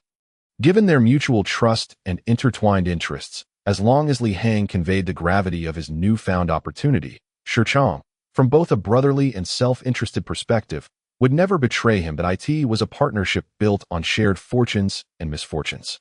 Soon, they returned to their usual spot, purchasing a large quantity of skewers and beer, and made their way to a secluded area in the outskirts, where they could enjoy their feast and discuss the matter at hand. Chapter 26. Shi Chang joins the ranks. So, you're telling me that the meteorite that fell at Bihu Park 4 months ago was actually the source of your newfound power? Li Hang recounted the changes brought about by the Lord's heart. While Shi Chang swallowed a piece of grilled meat, his expression one of incredulous astonishment. Had it not been for the ongoing restrictions at Bihu Park and the beast slave's sudden disappearance at Li Hang's command, Shi Chang, a man of skepticism, would likely have accused Li Hang of spinning tales. Indeed, I wonder what remains at the impact site. It appears our government has yet to give up on it. Li Hang nodded and said, I am somewhat aware of this. However, I was previously uncertain. But now, this piece of news should be credible. Shi Chang pondered for a moment and replied, Oh, do tell me more. Li Hang was well aware that although Shi Chang had been expelled from the Red Wolf, it was not surprising that he still maintained contact with his former teammates, allowing him access to information unknown to ordinary individuals. I have heard that at the bottom of the impact crater, there lies an extraterrestrial artifact, purportedly a spacecraft, approximately 1 meter in diameter, resembling a silver streamlined egg-shaped metal object. It must be said, the information Shi Chang had obtained was quite reliable, detailing even the size and shape. This was the first time Li Hang learned that aside from the heart of the Lord, there was indeed a spacecraft left at the bottom of the crater. He hurriedly inquired with the guide in his mind. But the answer he received was that his permissions were insufficient to delve into that matter. Very well, yet another instance of cursed insufficient permissions, and Li Hang abandoned the thought. What are your plans moving forward? Shi Chang, having shifted the topic, furrowed his brow and asked, you know in your heart, having shared this information with you, I naturally wish to draw you into the fray. Dealing with that prehistoric civilization's terror wolf pack is quite beyond my solitary capabilities, Li Hang chuckled, finally revealing his true intentions. Of course, the wolf pack was merely the first obstacle. Li Hang was not incapable of handling those beasts, having endured and laid a foundation even during the most arduous times of having nothing. However, with Sher Chang's involvement, the pace of overcoming various challenges would undoubtedly accelerate significantly. After all, relying solely on Li Hang's limited strength was inadequate. Having another person would allow for greater control over the situation and provide a more ample space to act, resolving tasks that were previously impossible for one alone. Even if the beast slave possessed immense strength, it was, after all, merely a beast slave and could not stand on its own, far inferior to Sher Chang, a former core member of the Red Wolf. Oh, does that mean I could also be transported to the prehistoric civilization world? Sher Chang's eyes lit up, but he quickly furrowed his brow and said solemnly, "You shouldn't have disclosed this secret to me. Although I have been expelled from the Red Wolf, the military still keeps a watchful eye on individuals like me, and I cannot afford to draw too close to you. It would be disingenuous to say that Sher Chang was not touched. Having grown up together through trials and tribulations, he understood Li Hang's intentions. On the surface, Li Hang sought his support, but beneath it all, he clearly wished to extend a helping hand. In adversity, they would share burdens, and in prosperity, they would enjoy the fruits together. In an instant, Sher Chang comprehended Li Hang's sentiment. Fear not. The national machinery is not an omniscient deity. Our bond has always been akin to that of brothers, so it is only natural to draw closer. As for any oversight, you need not worry. My territory can conceal all eyes, and they will not discover anything. In contrast to Sher Chang, Li Hang was not overly concerned. Even if, hypothetically, the government were to uncover his situation, what would it mean? At worst, he would lose some freedom, but as long as he cooperated with the state, they would still treat him with great deference, possibly even bestowing upon him the privileges of a favored son of heaven. Of course, even in the worst-case scenario, it could not be worse than his previous life as a destitute youth. Having read various online novels, he often found protagonists who acquired fortuitous encounters being unable to disclose such secrets, lest they become subjects of experimentation. This was utterly absurd. It nearly painted the protagonist as suffering from severe paranoia. Was that realistic? Was that the normal thought process of a rational individual? Did they truly underestimate the intelligence of the state? Therefore, Li Hang was not particularly worried about the repercussions of potential exposure. Naturally, he would prefer to maintain control over his own life. Well then, what do you need me to do now? Sher Chang accepted the reality, his spirits gradually lifting. Money. We need to generate it as quickly as possible. By the way, how much do you currently have on you?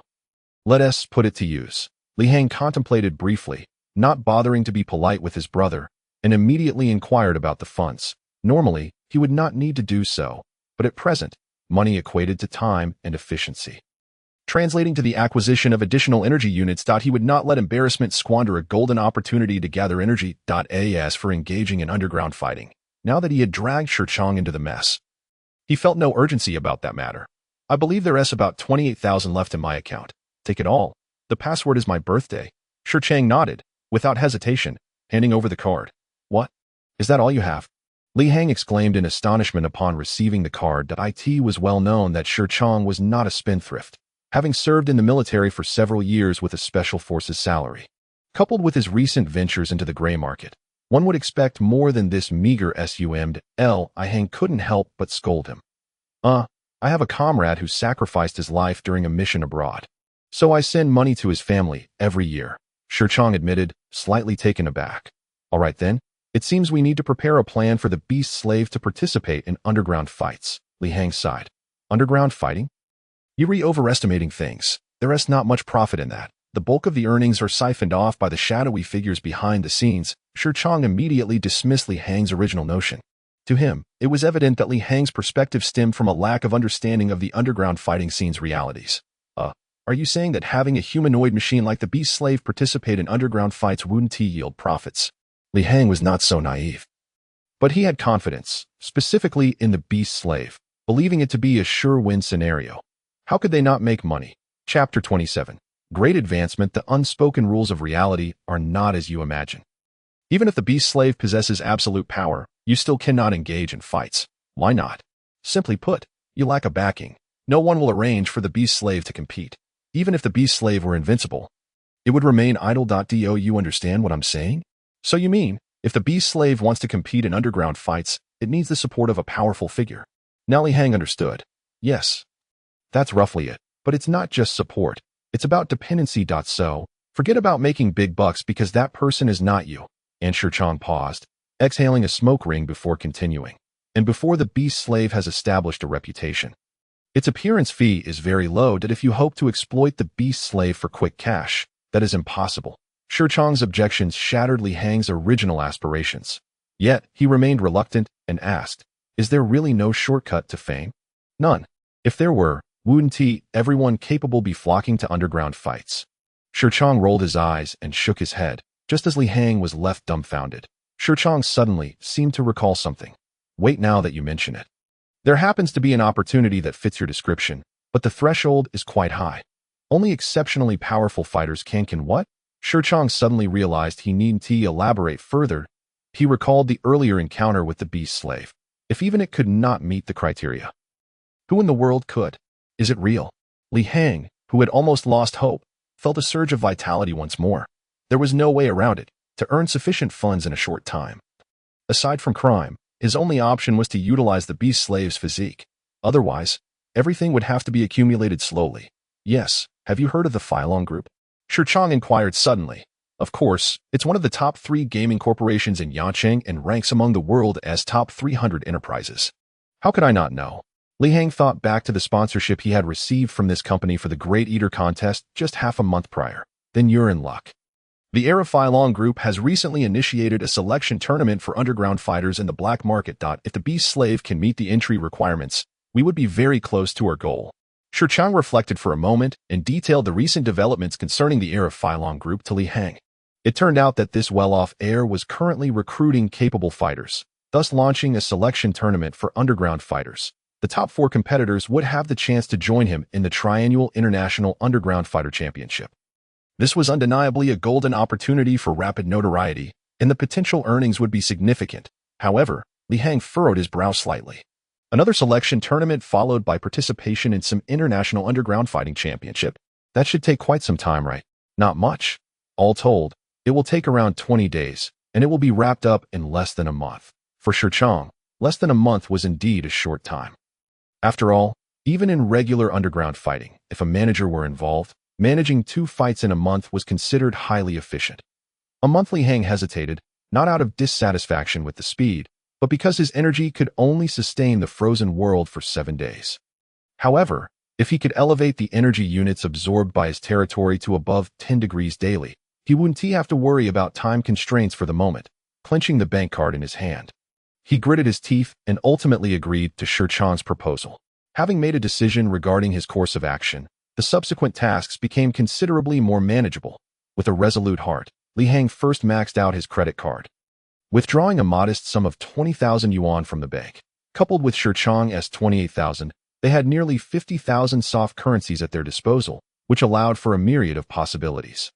Initially, he and Shirchong ventured to the outskirts, where they discovered a gray rabbit farm. At a bulk purchase price of 50 yuan per rabbit, they procured over 100 large gray rabbits, expending 5,000 yuan in the process.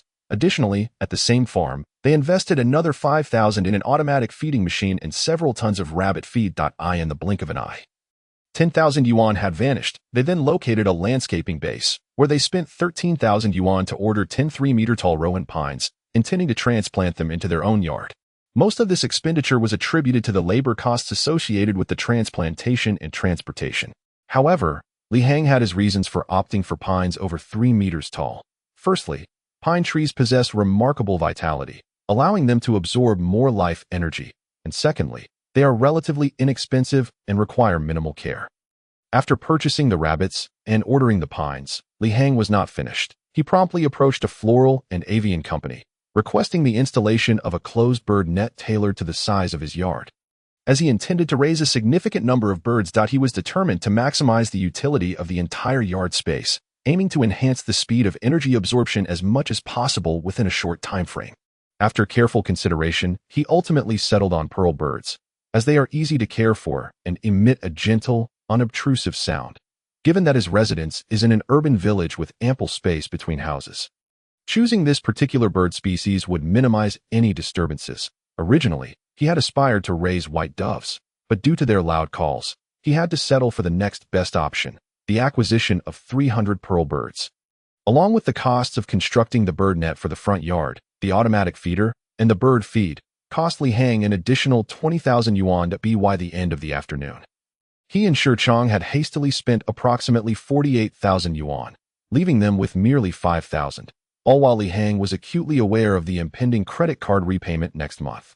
This time, he had truly invested himself in accelerating the energy collection process. The following morning, the landscaping team arrived promptly to carry out the transplantation. Li Heng had 4 pine trees planted in the corners of the front yard and 2 more flanking the entrance.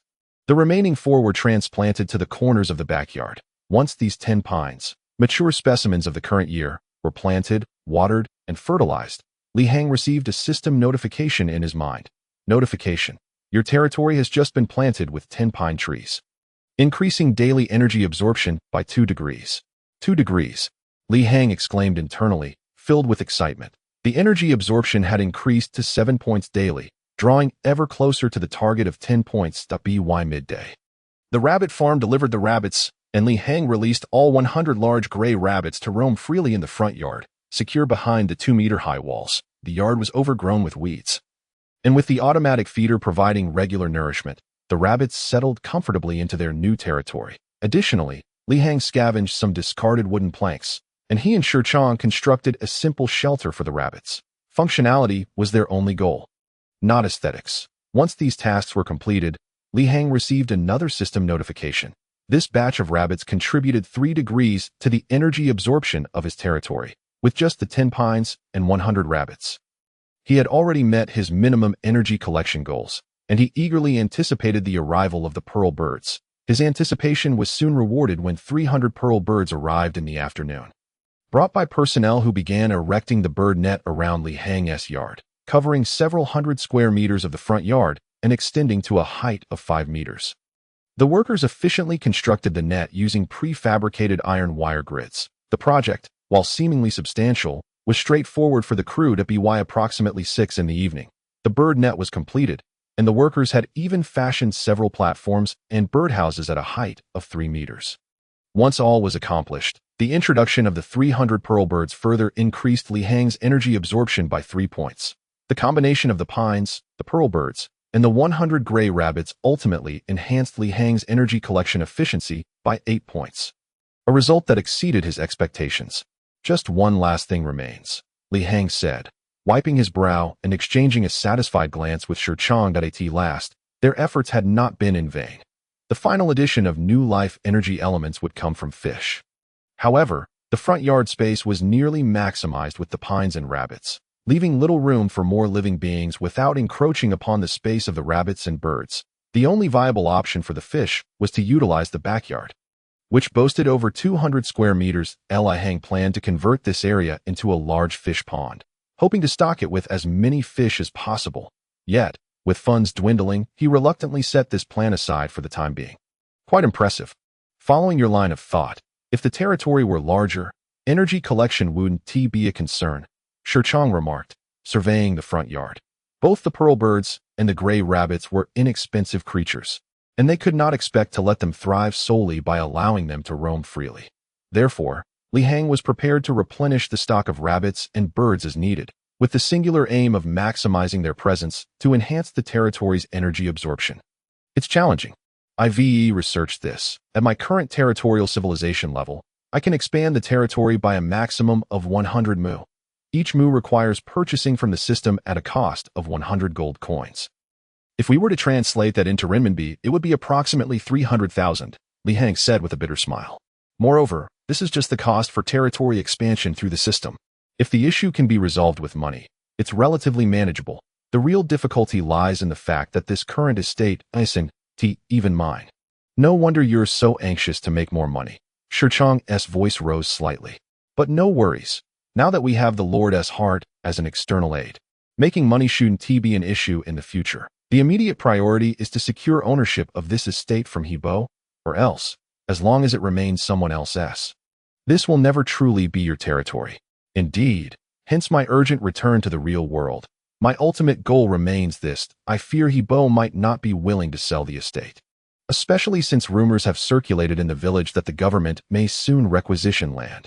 What does land requisition signify? Perhaps every Chinese person is familiar with the concept, particularly in a first-tier city like Yangqing, where land values are guaranteed to rise dramatically. Although this estate is old and decrepit, Hebo acquired the land for a pittance. The announcement of land requisition could inflate the value of this approximately 700 square meter estate to a staggering 15 million at a conservative estimate. Based on a purchase price of 20,000 per square meter, that of course, the land prices have not yet reached such heights, which is precisely why Hebo would be hesitant to sell now. Therefore, the most pressing issue for Zhao Mu is the ownership of the estate. As long as he does not secure this property, all his current efforts would amount to naught, akin to a castle built on sand. What if that is the case? No matter, if conventional means fail to procure the land, I, Shi Chong, have ways to make it happen. Shi Chong replied coldly. Li Heng nodded, choosing not to say more. Both of them were not known for their virtuousness. And while they typically did not engage in wrongdoing, if the worst came to pass, Li Heng would not hesitate to take drastic measures. He was determined that this estate would not fall into anyone else's hands. After a long day of toil, they fell into a deep slumber, exhausted. Time passed unnoticed, and Zhao Mu had now spent 2 days back from the prehistoric civilization world. Fortunately, the daily energy absorption had reached 13 points, sufficient to maintain the stasis of time, allowing him to relax and enjoy a restful night on the 3rd day. However, it was time to focus on serious matters. The enhancement of energy collection speed had reached a plateau, and it was unlikely that any major actions would take place until they secured more funds. Today's agenda was to take the beast slave to confront the selection threshold set by the young heir of the Phylon group. Chapter 29. Underground fighting. Under the premise of executing this plan, Zhao Mu needed to alter the appearance of the beast slave. The two first procured a dye that closely resembled black skin and applied it thoroughly over Ashou's entire body, ensuring that the beast slave's deep green skin was entirely transformed into black. After completing this task, the two circled around Ashou, observing him carefully. One could not deny that Ashou now bore an uncanny resemblance to certain African beasts. With a robust physique, standing at 2 meters tall, coupled with his fierce facial features, he exuded an aura that would compel strangers to steer clear of him. Clearly, he was an intimidating figure. The effect is quite satisfactory. The next step is to file his teeth.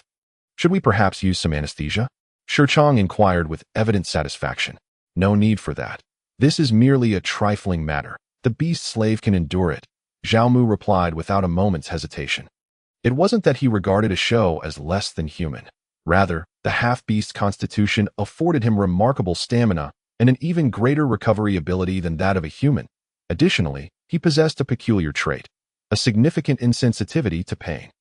While a knife wound might plunge an ordinary person into agony, for the half-beast slave, it was akin to the discomfort of a mere injection.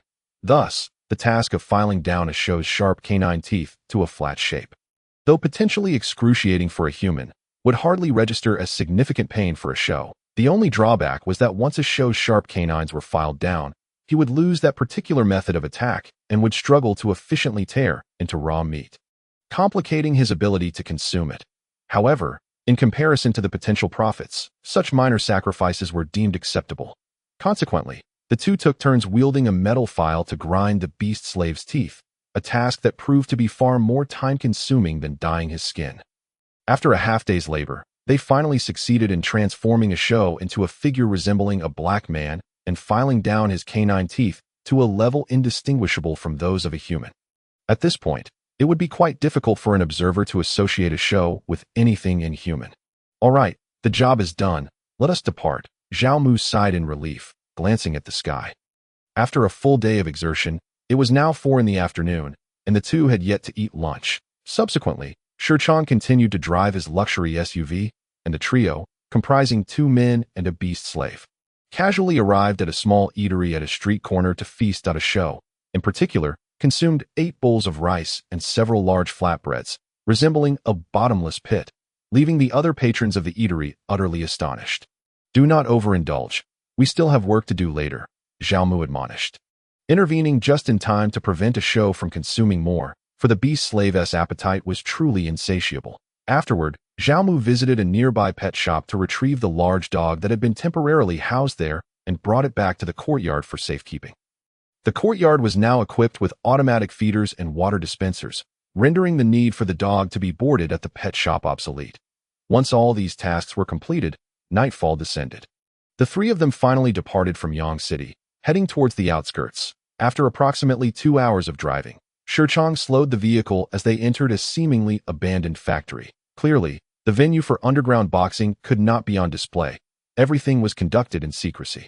An elderly gatekeeper, casually chewing on a toothpick, approached, but Shichang simply mentioned, introduced by Dashi, and was promptly granted entry.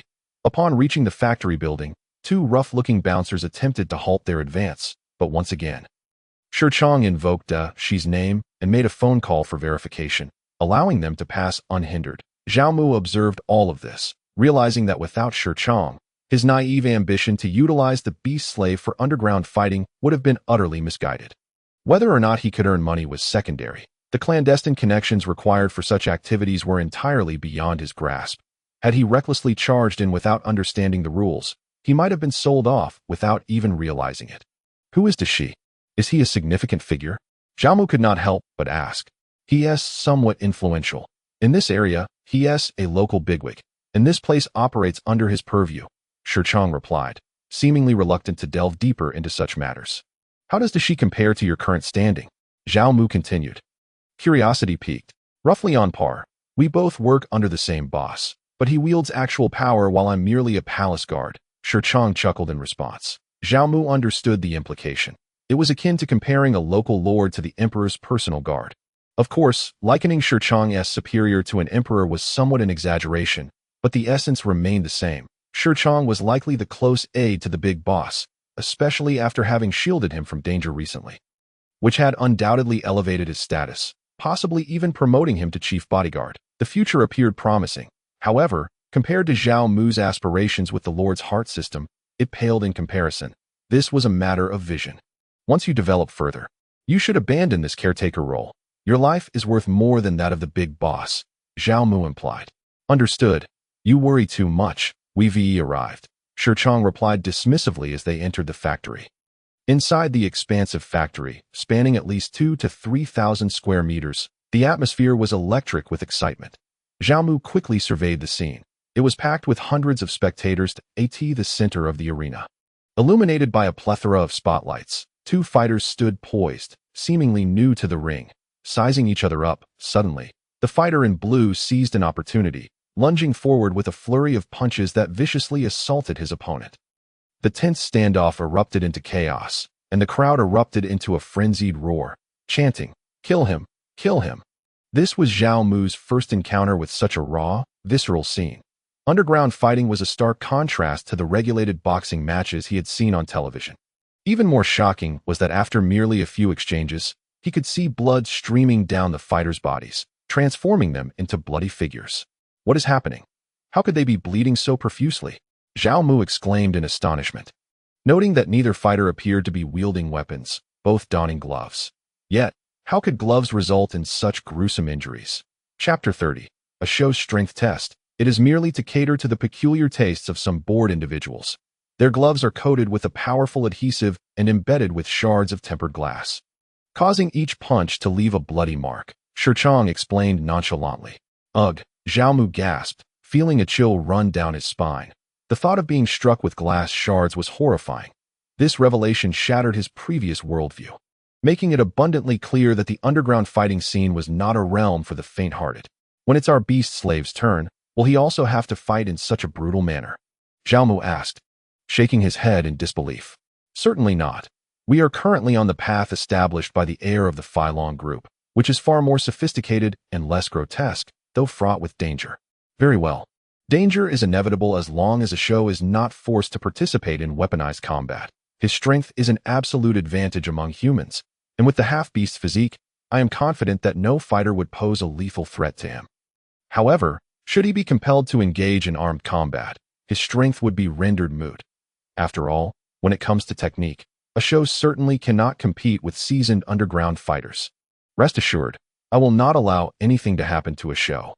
If you've seen enough, let us proceed with the testing. Shichang nodded, Aware of the importance of the beast slave to Zhao Mu, he would not allow a show to engage in any non-barehanded combat, even if Zhao Mu did not express such concerns.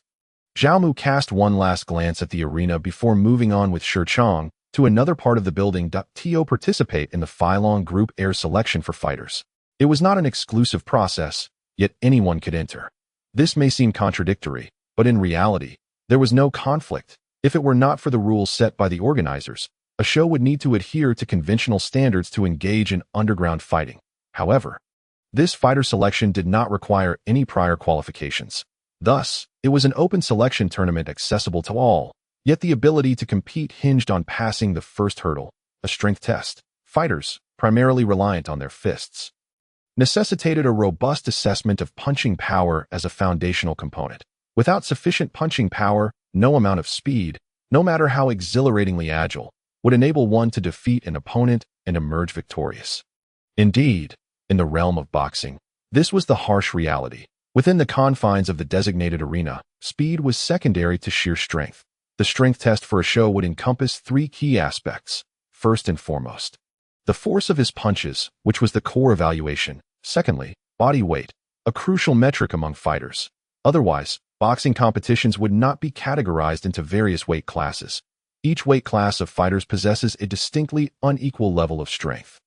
It is utterly inconceivable to pit a 70-kilogram middleweight boxer against a 90-kilogram light heavyweight, for the disparity in weight renders the contest fundamentally unbalanced, eliminating any necessity for a bout.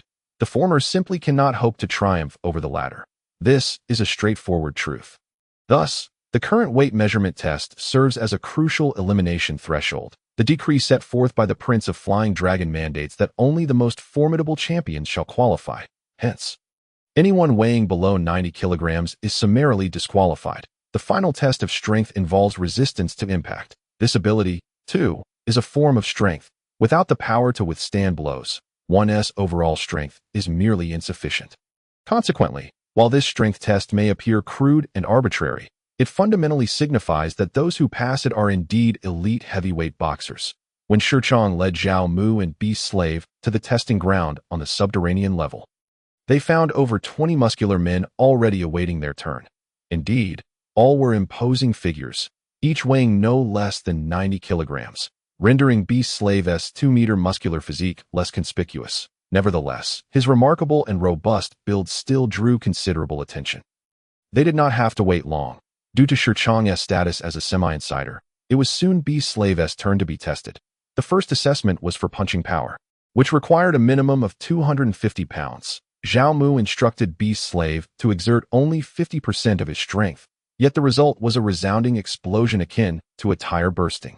With Beast Slave registering an astonishing 436 pounds, this left several testers in disbelief, suspecting a malfunction in the machine. After all, the current Guinness World Record holder, boxing champion Tyson, boasts a rear hand punch of 500 pounds. While the former champion Ali had 400 pounds, and Bruce Lee recorded 350 pounds. Clearly, Beast Slave adhered strictly to Zhao Mu's command, performing the test with only half force.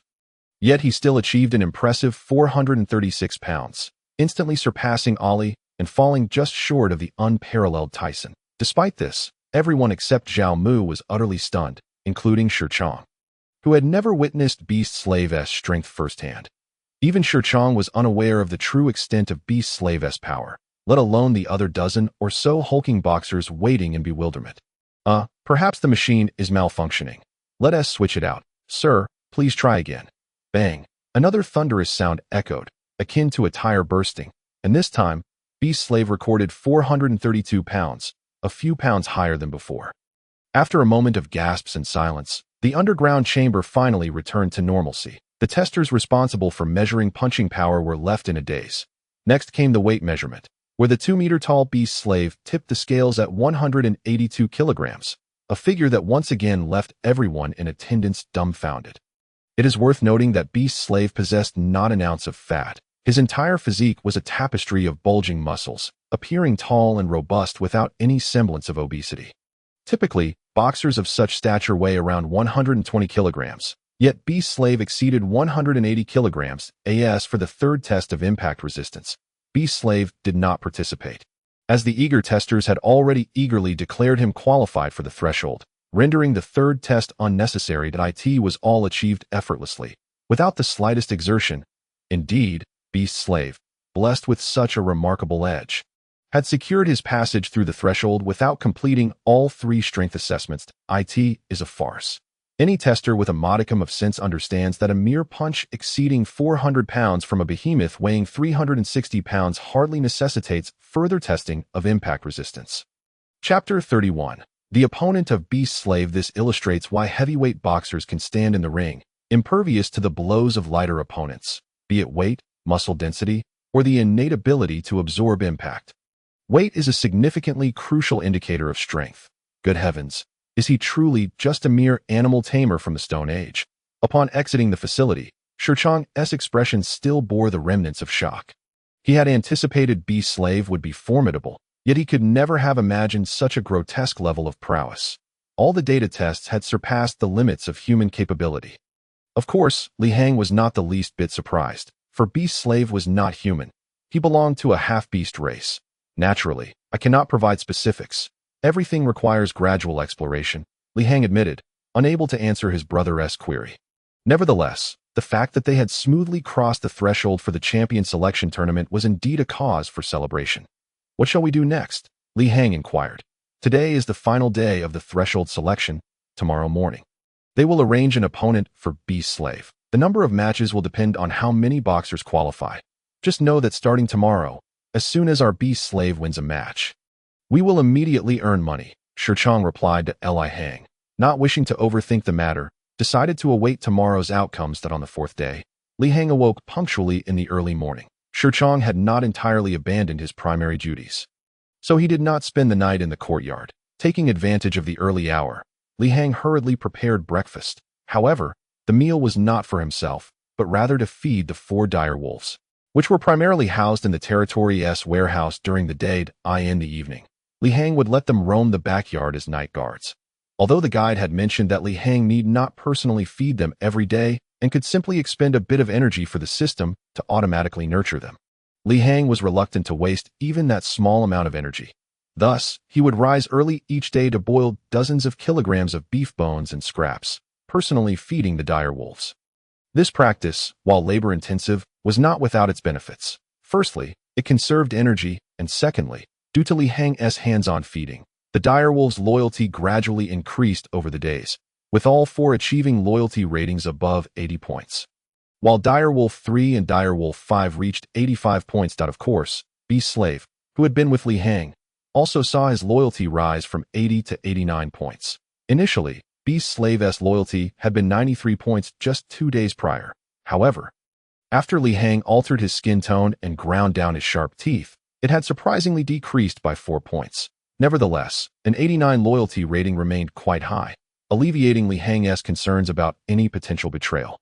After once again personally feeding the direwolves and spending some time playing with them in the backyard to foster their bond, Li Hang waved them back to the territory warehouse upon Shurchang's arrival. After patting the head of the leader, he instructed it to continue guarding the courtyard before boarding Shurchang's vehicle, leading Beast Slave into the underground boxing arena. This morning marked Beast Slave's first match, and it was crucial to remain vigilant.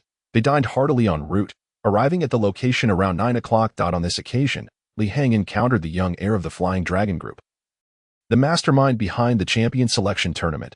Just over 23 years old, clad in designer attire, he bore an air of arrogance, seldom deigning to glance at others, and was meticulous about appearances. At that moment, the underground boxing arena was closed to the public, seemingly reserved entirely for this young heir, who lounged in the VIP section surrounded by several attractive young women with delicate features and slender legs. One of them struck Li Hang as familiar. Upon closer inspection, he realized it was a well-known internet celebrity from a popular live-streaming platform. It was astonishing to see a typically high-profile live streamer now adopting a coy demeanor to curry favor with this young heir. Li Hang couldn't help but reflect. It's great to be wealthy. While money may not be omnipotent, when one possesses a substantial fortune, it certainly seems one can acquire anything. The notion that some emotions cannot be bought with money is merely a fallacy. In addition to the 4 lovely girls surrounding him, a row of 8 muscular men clad in black suits and sunglasses stood behind him, a silent testament to his status. Chang's arrival with Li Hang and Beast Slave attracted merely a fleeting glance from the air. As most of his attention was focused on the imposing figure of Beast Slave, before long, Li Hang noticed that on the other side, over 20 similarly robust contenders had entered the threshold, totaling 27 individuals, including Beast Slave himself.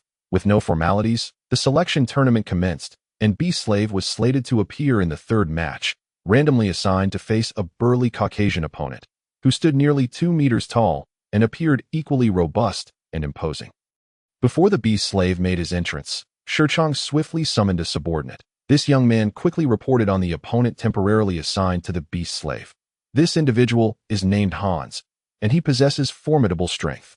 He has been participating in underground fighting for quite some time, boasting a record of 21 victories, 3 draws, and 4 defeats. He excels in Brazilian Jiu-Jitsu and prefers a life-or-death combat style. Once an opponent gets ensnared in his grasp, their chances of victory are nearly non-existent.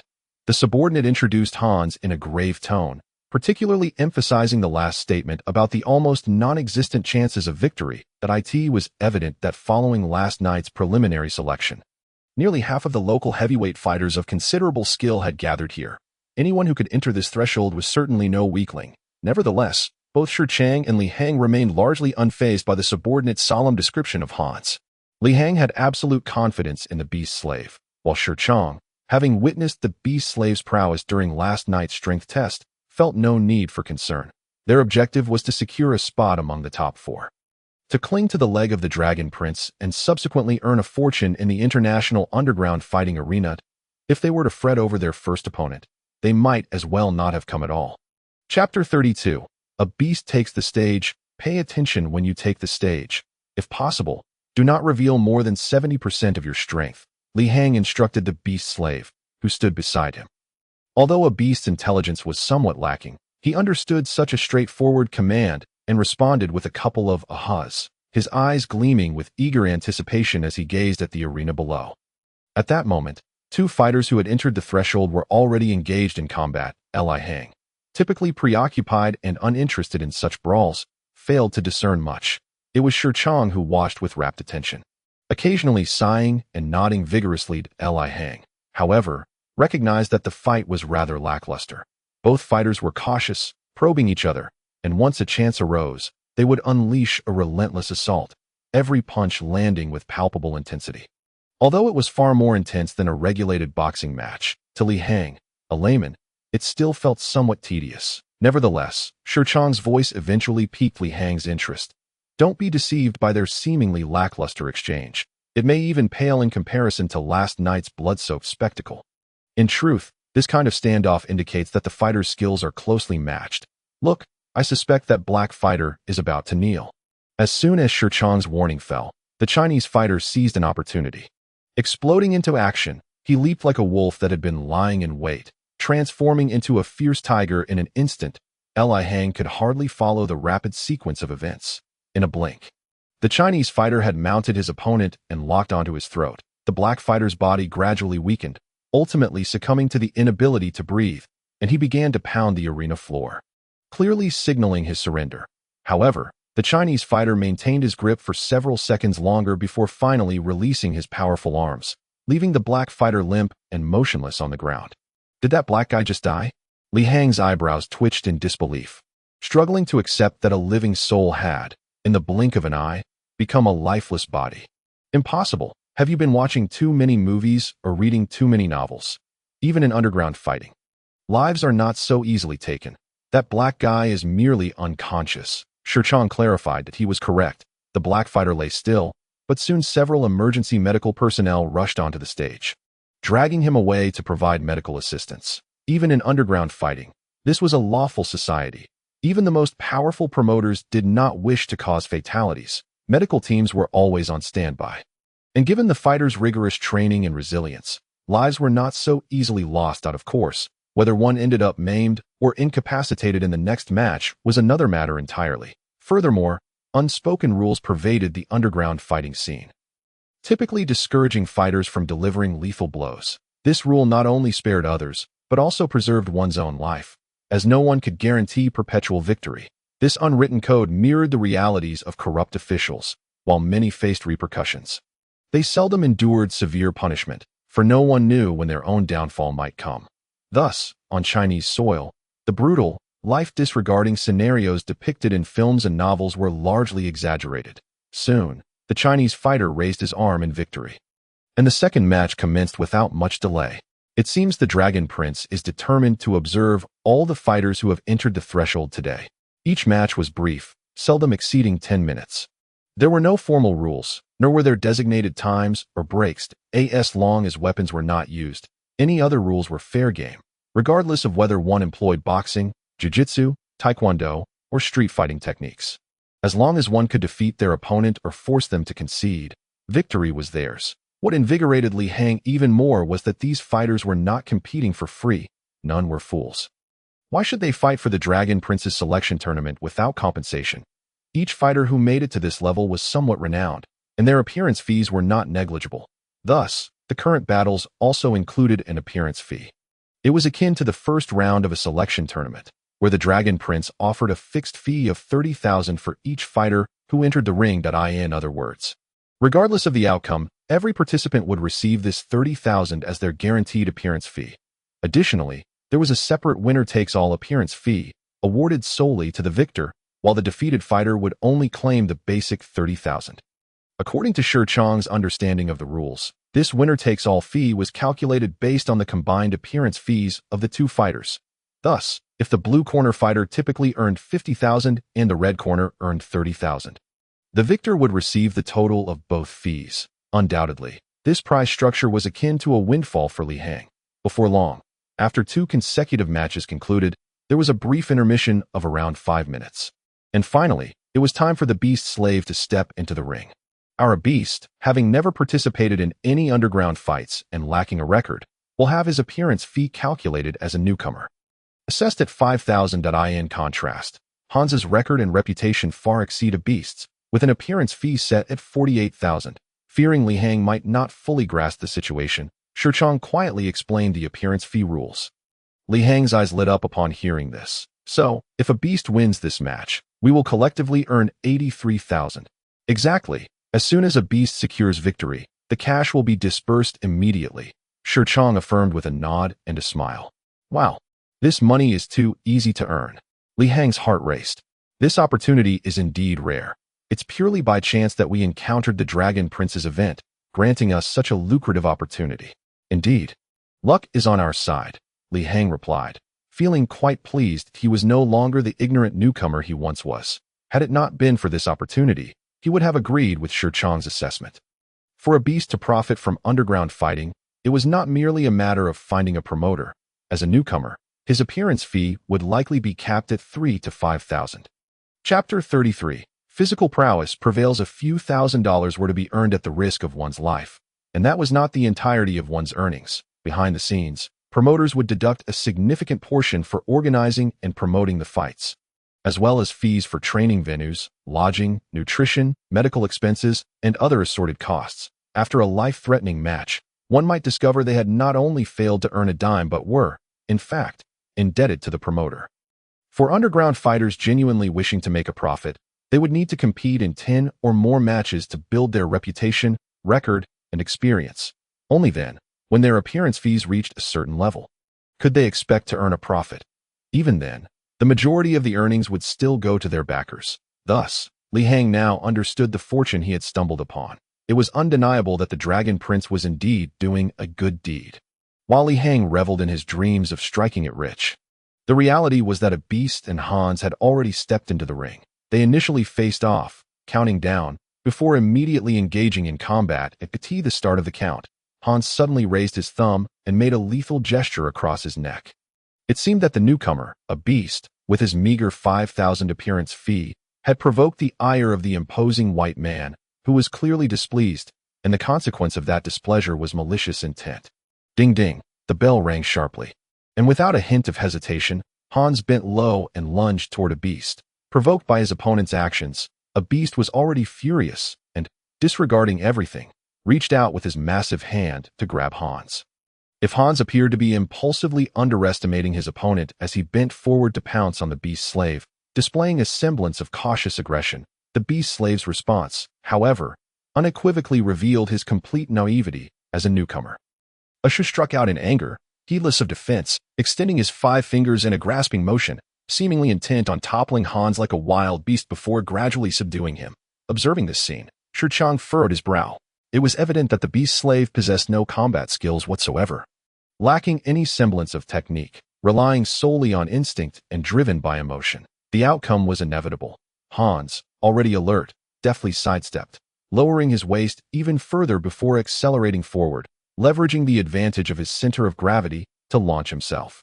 In an instant, Ashu found himself evaded by Hans, who was adept in Brazilian jiu-jitsu, and was swiftly seized in a tight embrace. What followed was a series of flashes, turns, and maneuvers by the time Li Hang registered what was happening.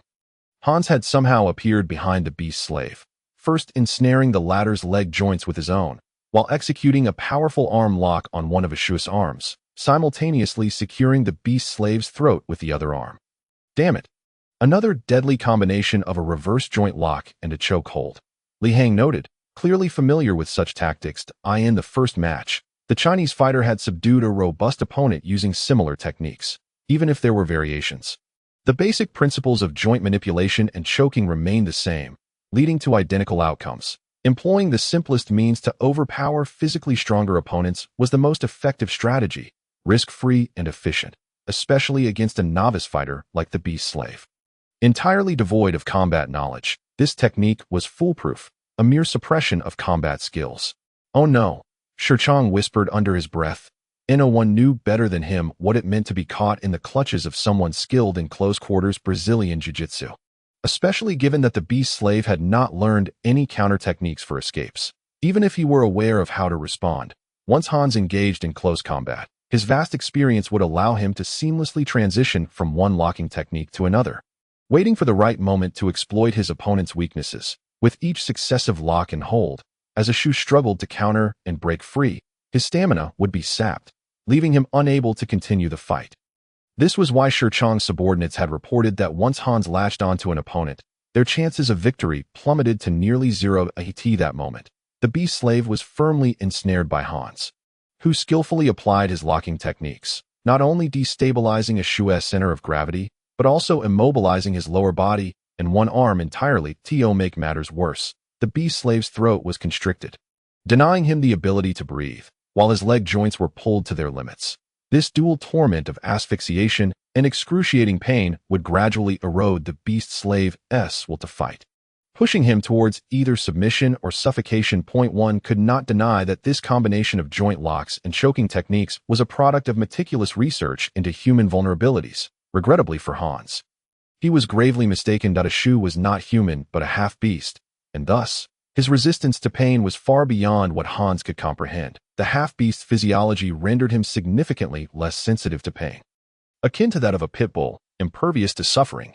Consequently, he would not be subdued by such joint manipulations. Moreover, the beast slave could hold his breath far longer than a human, while an average person might last 3 minutes without air. Ashu could endure for up to 15 minutes. If Hans had known this, he would have been utterly disheartened, for his locking techniques required strength. The greater the resistance from his opponent, the more energy he had to expend. In essence, if the beast slave possessed even half of Li Hang's cunning, he would have no need to resist. He could allow Hans to lock him up or twist his limbs at will. After all, he felt no pain and temporarily needed no air. With his half-beast constitution, his bones were resilient and dense, impervious to such contortions. During those 15 minutes, he could merely sit back and observe, letting Hans expend his energy, waiting for the moment when Hans would tire and then effortlessly claim victory. However, Ashu was not Li Hang. He was acutely aware that his body was being restrained, his leg joints powerless, and one of his arms twisted into submission. Thus, he instinctively roared, emitting a deep, primal growl, and with the only limb still capable of movement, he attempted to strike Hans. Li Hang could only shake his head in disbelief. It was evident that the beast slave, devoid of any combat awareness or skill, was at a severe disadvantage in this underground fighting scenario. Chapter 34, Seeds of Growth. Indeed, Li Hang, an outsider to the fighting world, recognized that the beast slave's counterattack was futile. As Ashu desperately struggled to land a blow on Hans, it was undoubtedly a foolish exertion of energy in the eyes of onlookers, for the beast slave could not reach his opponent. Hans had successfully positioned himself behind the beast slave, thereby maintaining control over Shu's center of gravity. This encapsulated the essence of combat. This is why, despite Shi Chong being an exceptionally skilled Special Forces soldier, he found it impossible to defeat a fighter in the heavyweight division with his raw strength. Shi Chong could easily incapacitate a 300-kilogram opponent with no combat training, yet he could not overcome a fighter weighing over 100 kilograms. That's the significant inherent advantage of weight in the world of combat. 8 minutes passed. 1, 2, 3, 5. The scene remained unchanged. Hans continued to hold Shu in a tight grip, while the beast slave's powerful arm remained unable to strike. However, both Shi Chong and the other spectators, including the surrounded Filong prince, began to exhibit signs of surprise. 5 minutes had passed, and the beast slave, deprived of breath, still appeared vigorous, while Hans's expression grew increasingly grim. On the surface, Hans held the advantage, yet his face had paled slightly. He could hardly believe that a person could endure under his grasp for a full 5 minutes without showing signs of weakness or pain. Was this even human? The answer was, of course, no. Unfortunately, neither Hans nor anyone else was privy to this fact.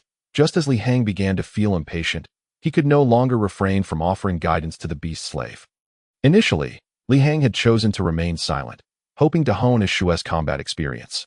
Little did he know that Shu truly embodied the characteristics of a low-intelligence species, for after 5 minutes, he had not attempted any alternative methods to escape his opponent's hold. "Prise open his hand that is choking you," Li Hang mentally instructed. Closing his eyes, in the next moment, Shu, displaying an almost miraculous understanding, immediately executed Li Hang's command, abandoning his futile attempts to swing his oversized fists and instead seizing Hans's wrist with sheer brute force. Shu effortlessly pried open Hans's arm that was constricting his throat, leaving the onlookers in stunned silence. Such immense strength. How could it be so powerful? Damn it, if you have such strength, why am I even trying to hold you? Hans thought. Shocked, though he was not weak himself, and typically, no one could break free from his locking techniques when he maintained control, the scene unfolding before him was entirely unexpected. Seize his wrist, and, using 60% of your strength, whip him as if you were grabbing a wild beast by the tail. Li Hang continued to guide Shu through their mental connection. The results were immediate, even using only 60% of his strength. Shu's power still surpassed human limits, effortlessly tossing Hans aside, as if he were a mere wildcat. Boom! The entire arena shook, reverberating through the hearts of every spectator. No one noticed the speed at which Shu struck. It was simply too swift. When the force erupted, Hans, taken completely off guard, was flung forward, crashing heavily onto the arena floor. Shu let out a roar, rising once more like a frenzied beast, seizing Hans's wrist and unleashing a barrage of powerful throws. Damn it! Shi Chong's subordinate trembled. Echoing the sentiments of the other spectators, that moment, Hans resembled a human-shaped punching bag, being violently hurled by the enraged beast slave. Each impact against the arena floor sent shivers down the spine of onlookers. Even Li Hang was startled by Shu's ferocity, repeatedly commanding him to cease. Yet despite being tossed back and forth 5 times, Hans was left utterly drained of vitality. Is he dead? For the first time, Li Hang realized just how fragile the so-called heavyweight fighters were against the beast slave. Fortunately, when everyone finally regained their composure, the on-site medical personnel rushed in to administer aid, ultimately saving Hans's life. This was not a testament to the beast slave's lack of lethality. Rather, it was due to a combination of factors. The beast slave had held back, the softness of the arena floor provided some cushioning, and Hans's long-standing resilience against blows, among other considerations, that ultimately preserved the life of the burly Caucasian man. Nonetheless, despite this fortunate turn of events, Hans suffered multiple fractures to his ribs and sternum, rendering him severely incapacitated. Li Hang sighed softly. Realizing he had underestimated the beast slave's explosive strength, his intention had merely been to earn some money. He had no desire to ruin someone else's life simply for profit. Especially not a stranger with whom he had no quarrel. Of course, his sigh was but a fleeting moment of remorse. He attributed Hans's misfortune to the latter's own ill-fated provocation of Shu's wrath upon entering the arena. Undoubtedly, it was a clean sweep for Shu in his debut performance. As Shu stood on the platform, pounding his chest and roaring like thunder, Li Hang could not help but roll his eyes. The ever-aloof Prince Filong, however, suddenly pushed aside several girls and stood up, his gaze fixated on the beast slave. Clearly, the prince had been captivated by the beast slave's ferocious display, the rawest form of violence and the terrifying absolute power. Devoid of any sophisticated fighting technique, was far more enchanting and enthralling than any skill, embodying the very essence of underground fighting's allure. When Ah Shou returned to Li Hang's side, an assistant of Prince Filong approached with a box in hand. Shi Chong was indeed correct. As long as they secured victory in this match, both the basic appearance fee and the winner's bonus would be promptly dispersed. The prince of the Filong group was, without doubt, a man of considerable wealth and generosity, much to Li Hang's liking. Upon receiving the sum of 83,000, Li Hang could hardly contain his excitement, for with this first windfall, the possibilities were endless. And efficiency would surely multiply. Do well. Su Shao has promised that as long as Ah Shou makes it to the top 4, he will ensure he is well compensated.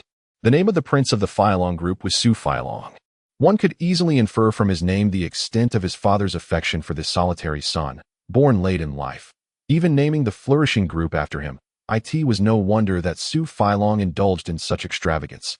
Li Hang calculated that just for today's first round of 13 matches, the prince had likely splurged around 2 million on appearance fees and bonuses, not accounting for the venue rental and other expenses. Being wealthy is truly wonderful. Li Hang gazed longingly at Su Filong, surrounded by a bevy of beauties, and silently lamented. Do not envy him. Compared to your future, he is destined to amount to nothing. Shi Chong seemed to grasp Li Hang's thoughts, giving him a silent pat on the shoulder. Is that so? For the first time, a seed of ambition began to take root within Li Hang's heart. I hope so. If one day I could effortlessly charm various goddesses and beauties, becoming the center of attention wherever I go. That would indeed be a delightful experience, Li Hang murmured dreamily, then turned away, leaving the place behind, for he no longer needed to pay attention to the ensuing matches. Chapter 35. Another prophet as the next day dawned. Ah Shou continued to battle, the same venue, the same morning preparations, and the same opponents who had made it through to the next round. On this day, Ah Shou was pitted against a formidable Russian known as Deep Sea Bomb, rumored to have originated from the elite Arctic Bear Special Forces of Russia. After retiring, he became a world-class strongman and now found himself in the murky waters of China's underground fighting scene. This individual was exceptionally skilled in Systema and Sambo, and also practiced Brazilian Jiu-Jitsu and Israeli combat techniques, making him an extraordinarily dangerous adversary. His moniker, Deep Sea Bomb, epitomized his fighting style, immensely powerful, aggressive, and capable of obliterating opponents with sheer force, akin to a deep sea bomb. Not only did he possess technique and strength, but he also stood nearly as tall as the beast slave at 1.99 meters and weighed 146 kilograms. It was said that no opponent who had faced him ever left unscathed. His record boasted 13 victories, no draws, and 1 loss. Though he had only recently entered the underground fighting scene, his track record was fearsome, with his sole defeat coming at the hands of the former champion of the underground boxing circuit in Yangqing, China. The reason he was referred to as the former champion was that this individual had suffered multiple rib fractures in their match against Deep Sea Bomb, forcing him to retire from the scene altogether. This clearly illustrated the terrifying prowess of the Russian. According to Shi Chong's assessment, even without fighting, this man's strength would easily place him among the top 3 of the remaining 14 fighters. Following the previous day's battle, Ah Shou's appearance fee had risen from 5,000 to 15,000, a remarkable increase in such a short time. This rapid ascension in fees was primarily due to Ah Shou's victory over the already formidable Hans. Otherwise, he would not have achieved such a fee after only his second match. In contrast, Deep Sea Bomb's appearance fee was even higher, approaching 70,000, surpassing that of Hans, who had fought nearly 30 matches. Coupled with the fixed appearance fee for today as further qualifying round, Prince Filong generously offered 50,000. Thus, Li Hang quickly calculated that if Ah Shou emerged victorious today, he would be able to claim a staggering total of 130,000. To earn such a sum from a mere 10-minute bout was astounding. Li Hang finally comprehended why the underground fighting world was so dark and brutal, yet still drew many dreamers. Everything revolved around profit. It was not just the others who were tempted. If Li Hang possessed a physique like that of the beast slave, he would certainly be tempted as well. It was evident that Ah Shou's opponent had been deliberately matched against the terrifying Russian, likely orchestrated by Prince Filong himself. After witnessing Ah Shou's impressive performance yesterday, Li Hang had every reason to believe that the prince had intervened in the matchmaking process to further exploit Ah Shou's potential. However, Li Hang remained unfazed. While the Russians' credentials and record were indeed intimidating, they did not instill fear in him. Most importantly, Deep Sea Bomb's fighting style mirrored that of the Beast Slave, both favoring a direct and brutal approach to overpowering their opponents. The distinction lay in the Russians' combination of violence with refined combat techniques, whereas the Beast Slave relied solely on primal ferocity. The clash of technique and raw power was set to unfold once again. Both fighters were scheduled to compete in the seventh and final match of the day, meaning Li Hang would need to remain here longer. He had little interest in the preceding bouts, finding himself growing numb to the repetitive spectacle. Unbeknownst to him, he was gently nudged awake by Shi Chang, who had come to rouse him. The time had unexpectedly crept into midday, and it was now Ah Shou's turn to fight. Give it your all today. You're allowed to use 70% of your strength. If you win, I'll treat you to barbecue, and you can eat to your heart's content, Li Hang encouraged, patting Ah Shou's broad back. The ensuing battle between the two hulking figures was undeniably fierce, with the outcome all but certain. With Li Hang's encouragement of barbecue and permission to unleash 70% of his strength, coupled with Li Hang's discreet directives, the terrifying Russian was met with a fierce kick to the steel plate for the first time. Ah Shou, utilizing his overwhelming power, engaged in a fierce struggle, ultimately obliterating his opponent with sheer brutality, leaving the audience in awe. Unimaginable. Simultaneously, the Beast Slave's ferocious reputation would rapidly spread among the spectators, echoing throughout the entire underground fighting circuit in the surrounding area. The collision of technique and absolute power had yielded a clear answer. Following this battle, Ah Shou would not only achieve fame, but also secure significant financial gain, not to mention the immediate cash payout of 135,000 from the prince's assistant. But the longer-term benefits were even more substantial. Ah Shou's appearance fee had now skyrocketed from 15,000 to 48,000, a monumental increase. This development held profound implications for Li Hang, even without the prince's financial backing. He now possessed the means and recognition to generate income. Now there are only 7 fighters left. Will the top 4 compete tomorrow?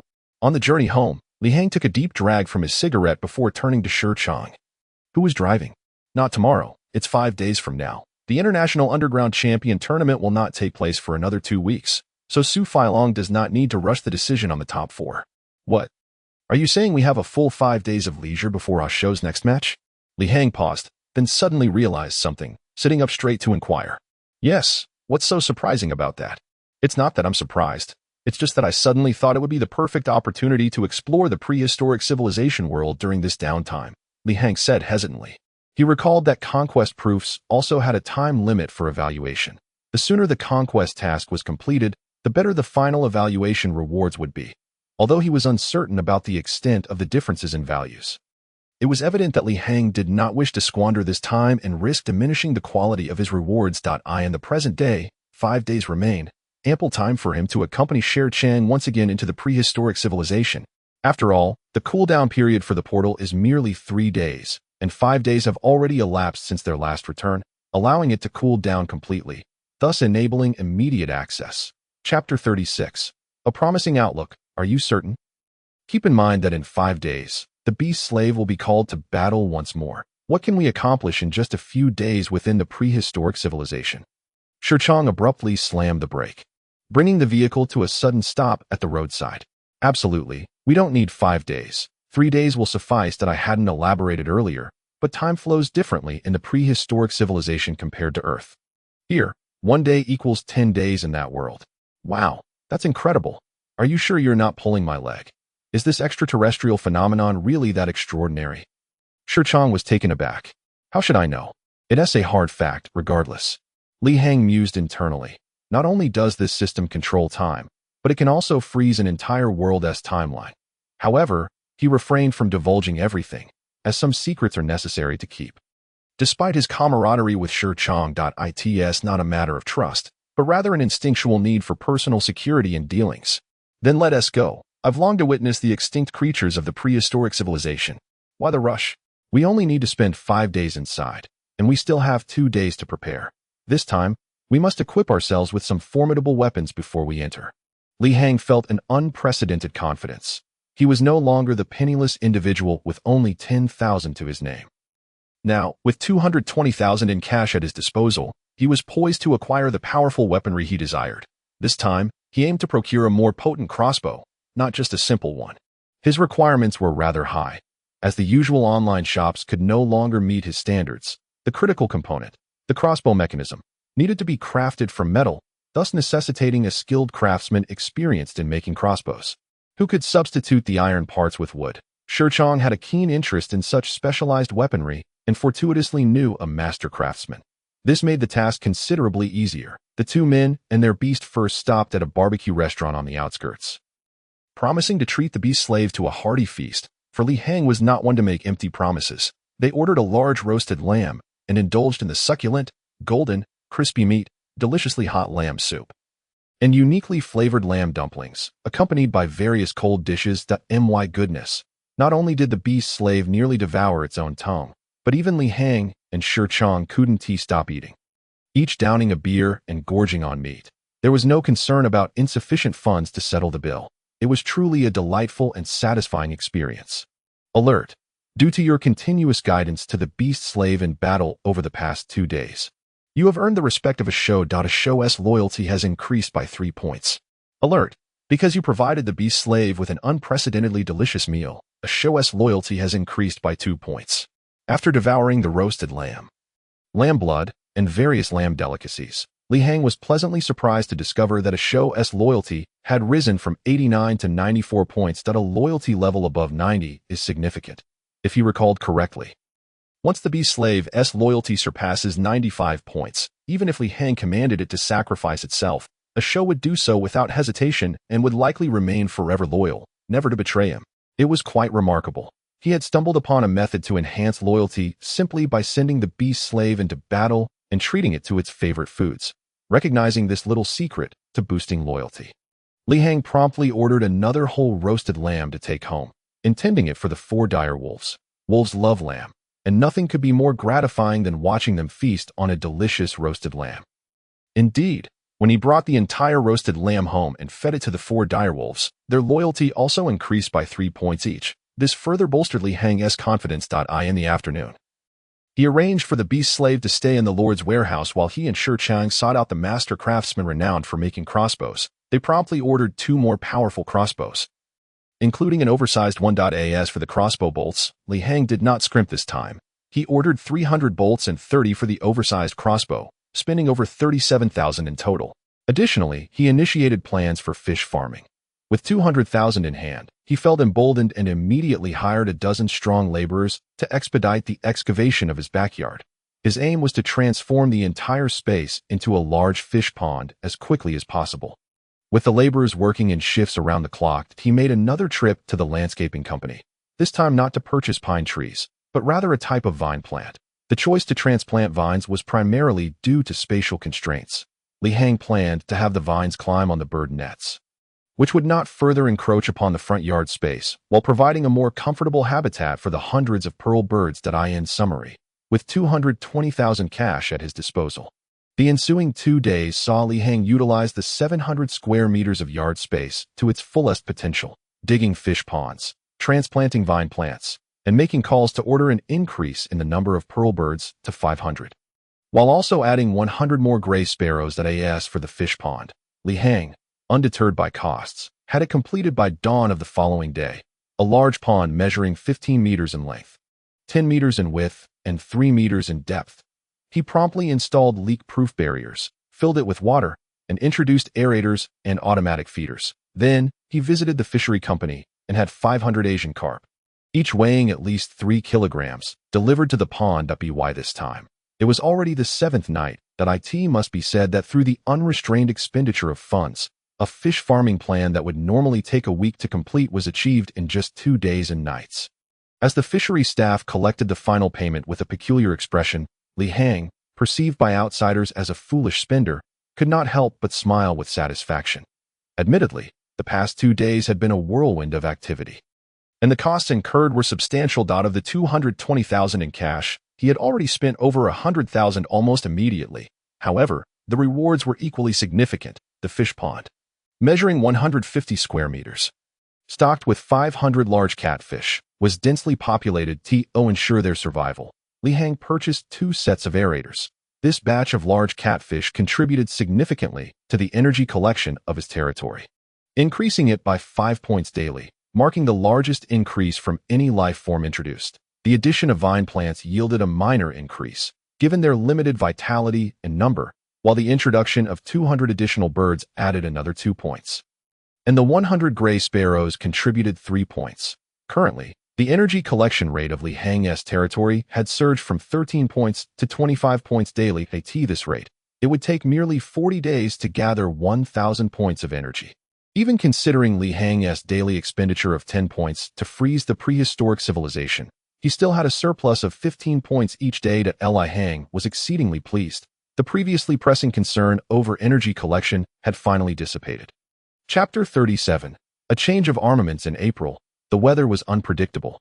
Just days ago, people were bundled in long sleeves. Yet today, the sun shone brightly, and temperatures began to rise, hinting that summer was not far off. In the courtyard, Li Hang surveyed the transformation that had taken place. Less than a month ago, this vast yard had been overgrown with wild grasses and flowers, shrouded in tranquility and solitude.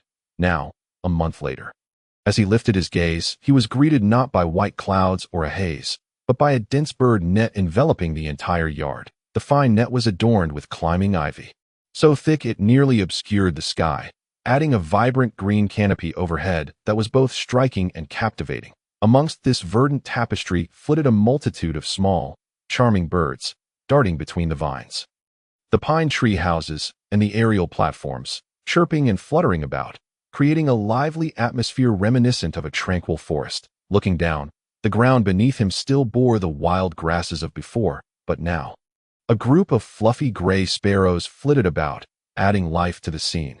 Everything was brimming with vitality. While the bird's song may lack floral fragrance, it exuded a refreshing essence that was deeply invigorating. It was no wonder that with the introduction of so many small animals and plants, the daily energy collection rate had surged, transforming this space into a delightful haven of flora and fauna. Li Hang found himself immersed in this vibrant environment. However, unlike the typical attire of a human, he was clad in thick animal skins. Shi Chang, dressed similarly, stood nearby amidst a heap of equipment. "Are you ready?" Li Hang suddenly inquired. "Yes.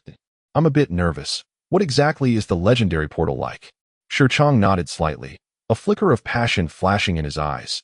"You might as well envision it as a portal that opens in certain online games." Li Hang smiled noncommittally. And with a thought, he submitted a request to the system to enter the prehistoric civilization world. Unlike before, this time he was not alone. He intended to bring Shi Chang along, which necessitated an additional expenditure of 30 energy points as the price for his companion's entry. However, this was of little concern, as he had returned 8 days later, coupled with the daily accumulation of energy and what he had previously gathered, leaving him with a total of 42 energy points.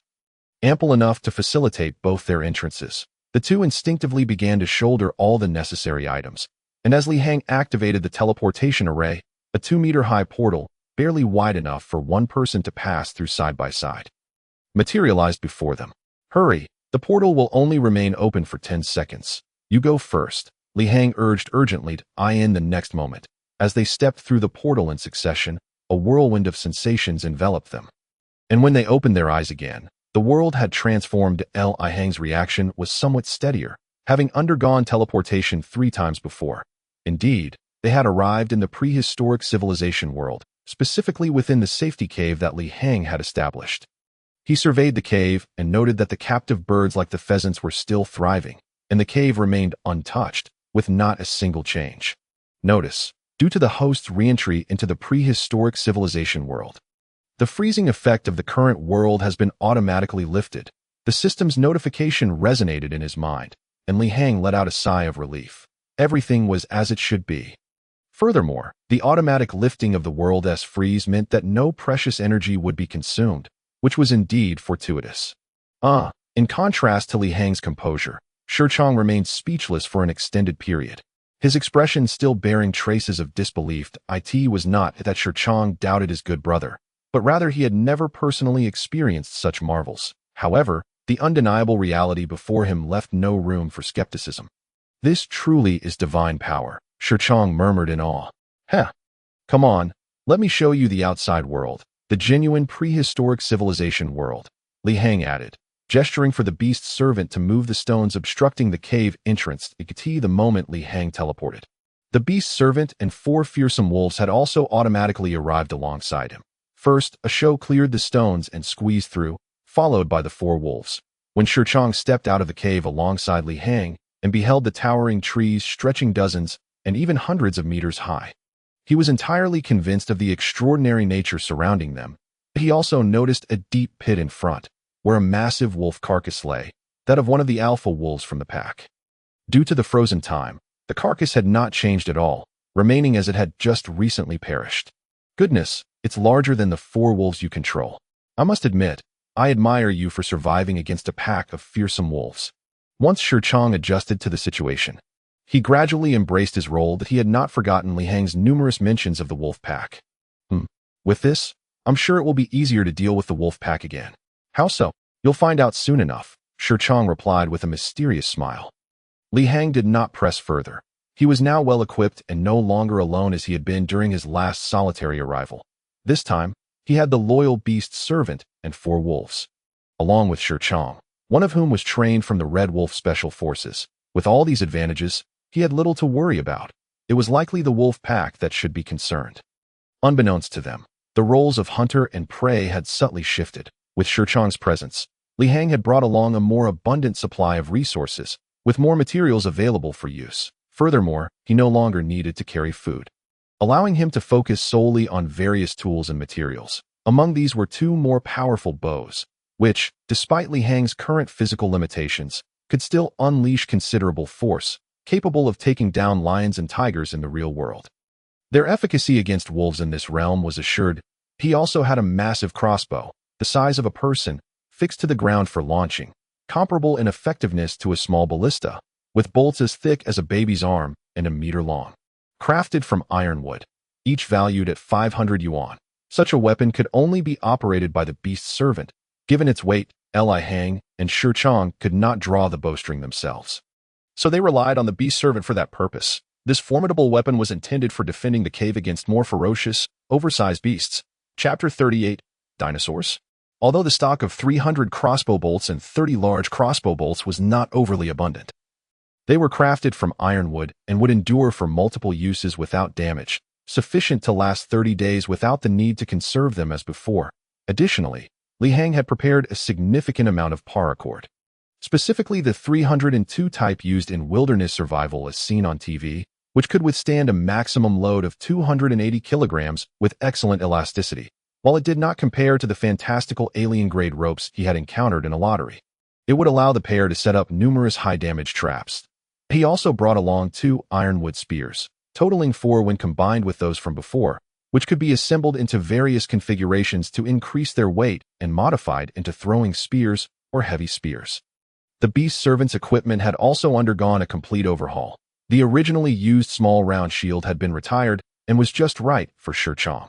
Now, the beast servant wielded a 2-sided shield, one side being a medium-heavy tower shield, nearly a meter tall, providing extensive coverage against attacks. This medium-heavy tower shield, while cumbersome for ordinary humans like Li Hang and Shurchong, was perfectly manageable for the beast servant, allowing for agile maneuvers in both offense and defense. The other side was a specially customized extremely heavy door shield, towering at 1.5 meters and a meter wide.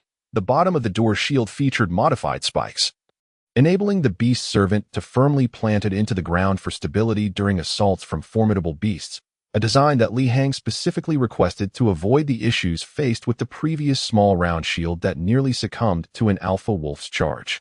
Due to its size and weight, this shield was intended solely for defense and not for casual use. As for the beast servant's weaponry, it had been upgraded as well, no longer wielding a diminutive spear, but rather a trident over 2.5 meters long, resembling a harpoon with exceptionally sharp prongs. This weapon compensated for the beast servant's lack of precision by attacking over a broader area, ensuring that any thrust would inflict damage on prey without requiring pinpoint accuracy. With the introduction of crossbows, ballistas, throwing spears, heavy spears, paracord, tower shields, door shields, and tridents, Li Hang's arsenal could be likened to a significant upgrade from a mere bird gun to artillery. Equipped with these resources, Shurchong's professional skills came to fruition. After the initial shock and astonishment, he quickly adapted to and accepted the reality of this world, beginning to set up defenses. The first priority for Shi Chong was not to set traps for the wolves, but to establish a perimeter for safety. That he began by surveying the area, then set to work. The safe zone was designated to extend 50 meters from the cave, with Li Hang and the beast's servant assisting him while the 4 trained wolves stood guard.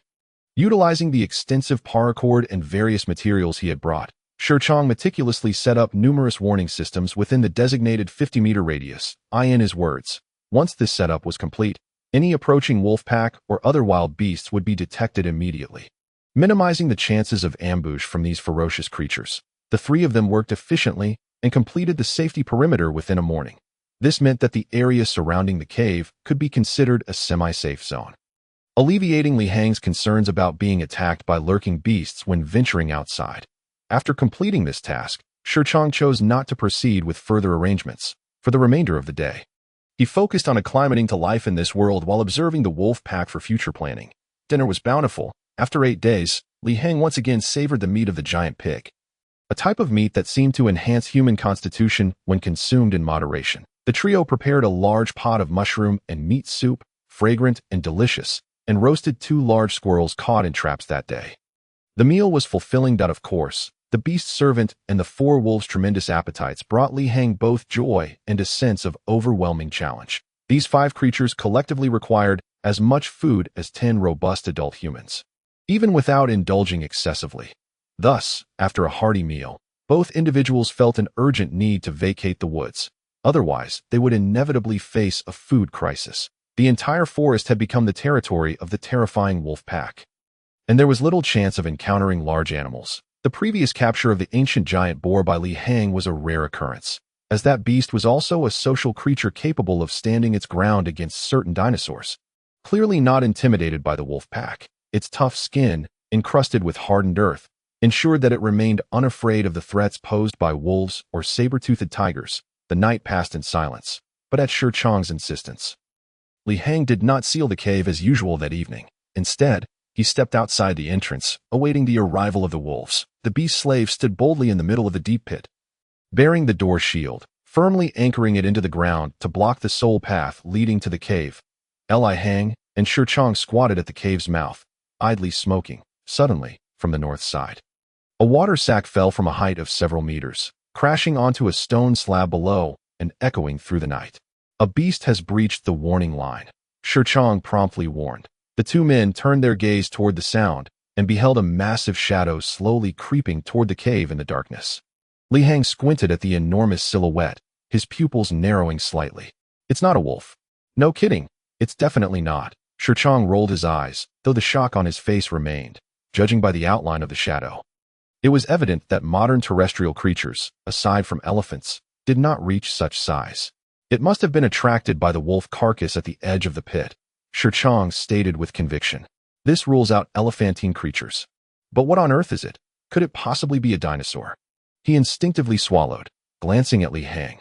Impossible. This is a prehistoric civilization, not the age of dinosaurs. Li Hang replied firmly, for the guide had informed him that in this world, dinosaurs had essentially become extinct.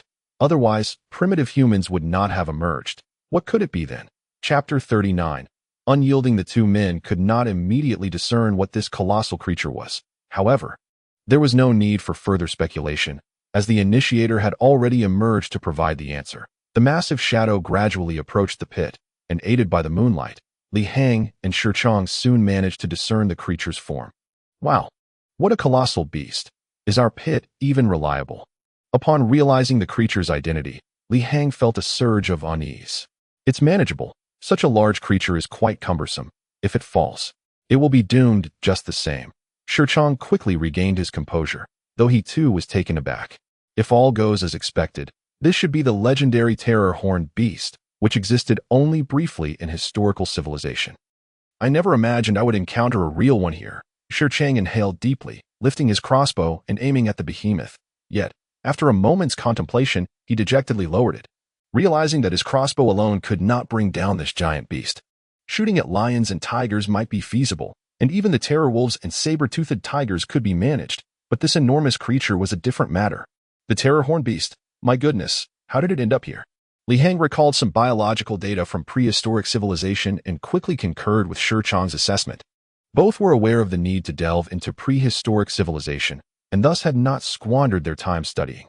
Upon seeing the real thing and comparing it with the data, they could usually make accurate judgments. The terror-horned beast, also known by various names such as dragon beast and primal king beast, was one of the earliest ungulates and blunt-footed creatures. Its appearance resembled that of a rhinoceros to a degree. Yet it surpassed the size of the largest white rhinoceros currently on Earth. According to the data, it stood approximately 1.6 meters tall at the shoulder, measured 4 meters in length, and weighed between 4 to 5 tons. However, it was evident that the creature before them far exceeded the recorded dimensions, estimating its height at nearly 2 meters at the shoulder and over 5 meters in length. Its weight likely approached 7 tons.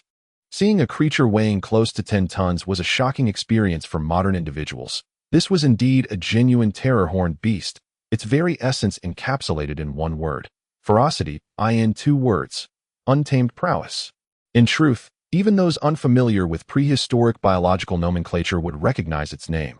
For instance, the top-tier species in the world of beasts, the terror-horned beast, served as its prototype. Such a description would elucidate the formidable nature of this giant creature. However, Li Heng's knowledge from the data did not align with this reality. The records indicated that terror-horned beasts, due to their immense size, were herbivorous mammals subsisting on grasses and leaves. Yet, the terror-horned beast before them had been drawn by the carcass of a wolf at the bottom of the pit. Li Heng momentarily froze, realizing that the so-called data could not be entirely trusted. After all, the best research is often based on the conjectures of numerous biologists derived from limited evidence, not absolute truths. Should we engage? A conflict of thoughts surged within Li Heng. Had there not been a deep pit barrier before them, he would have dismissed any notion of confrontation. After all, should such a giant beast become enraged, even the boulders blocking the cave would not withstand its fury. However, with the presence of the deep pit, he felt a newfound courage. How do we proceed? Shi Chang's eyes widened, utterly devoid of ideas. Had he possessed a heavy sniper rifle or a machine gun, the situation would have been manageable. We still have the crossbow, Li Heng reminded him. Yet, as soon as he spoke, he realized that they had not even set up the crossbow that day. Thus, the 3 of them, Li Heng, Shi Chang, and the beast's slave, could only exchange glances across the deep pit, watching as the enormous creature drew ever closer. Naturally, the ideal outcome would be for it to inadvertently slip and fall into the pit's depths. Its cumbersome size would likely result in severe injury. However, Li Heng had drastically underestimated the intelligence of creatures from this era, particularly larger species, as they possessed a degree of wisdom. After all, this was a legendary high-oxygen world that a colossal beast at the apex of the food chain, if it were truly foolish, would have perished long ago. Many scientists have posited that the dinosaurs of that era not only evolved into formidable giants, but also developed considerable intelligence. During that time, dinosaurs played a role akin to that of modern humans, dominating the Earth. In fact, Li Heng found some merit in this argument. It was well known that the oxygen levels during the Cretaceous period were higher than those of the present day. Too bad it's moving away. In the midst of indecision, they ultimately realized that action was futile, and thus, Li Heng and Shi Chang could only watch as the legendary terror-horned beast lingered at the edge of the pit for a while before departing.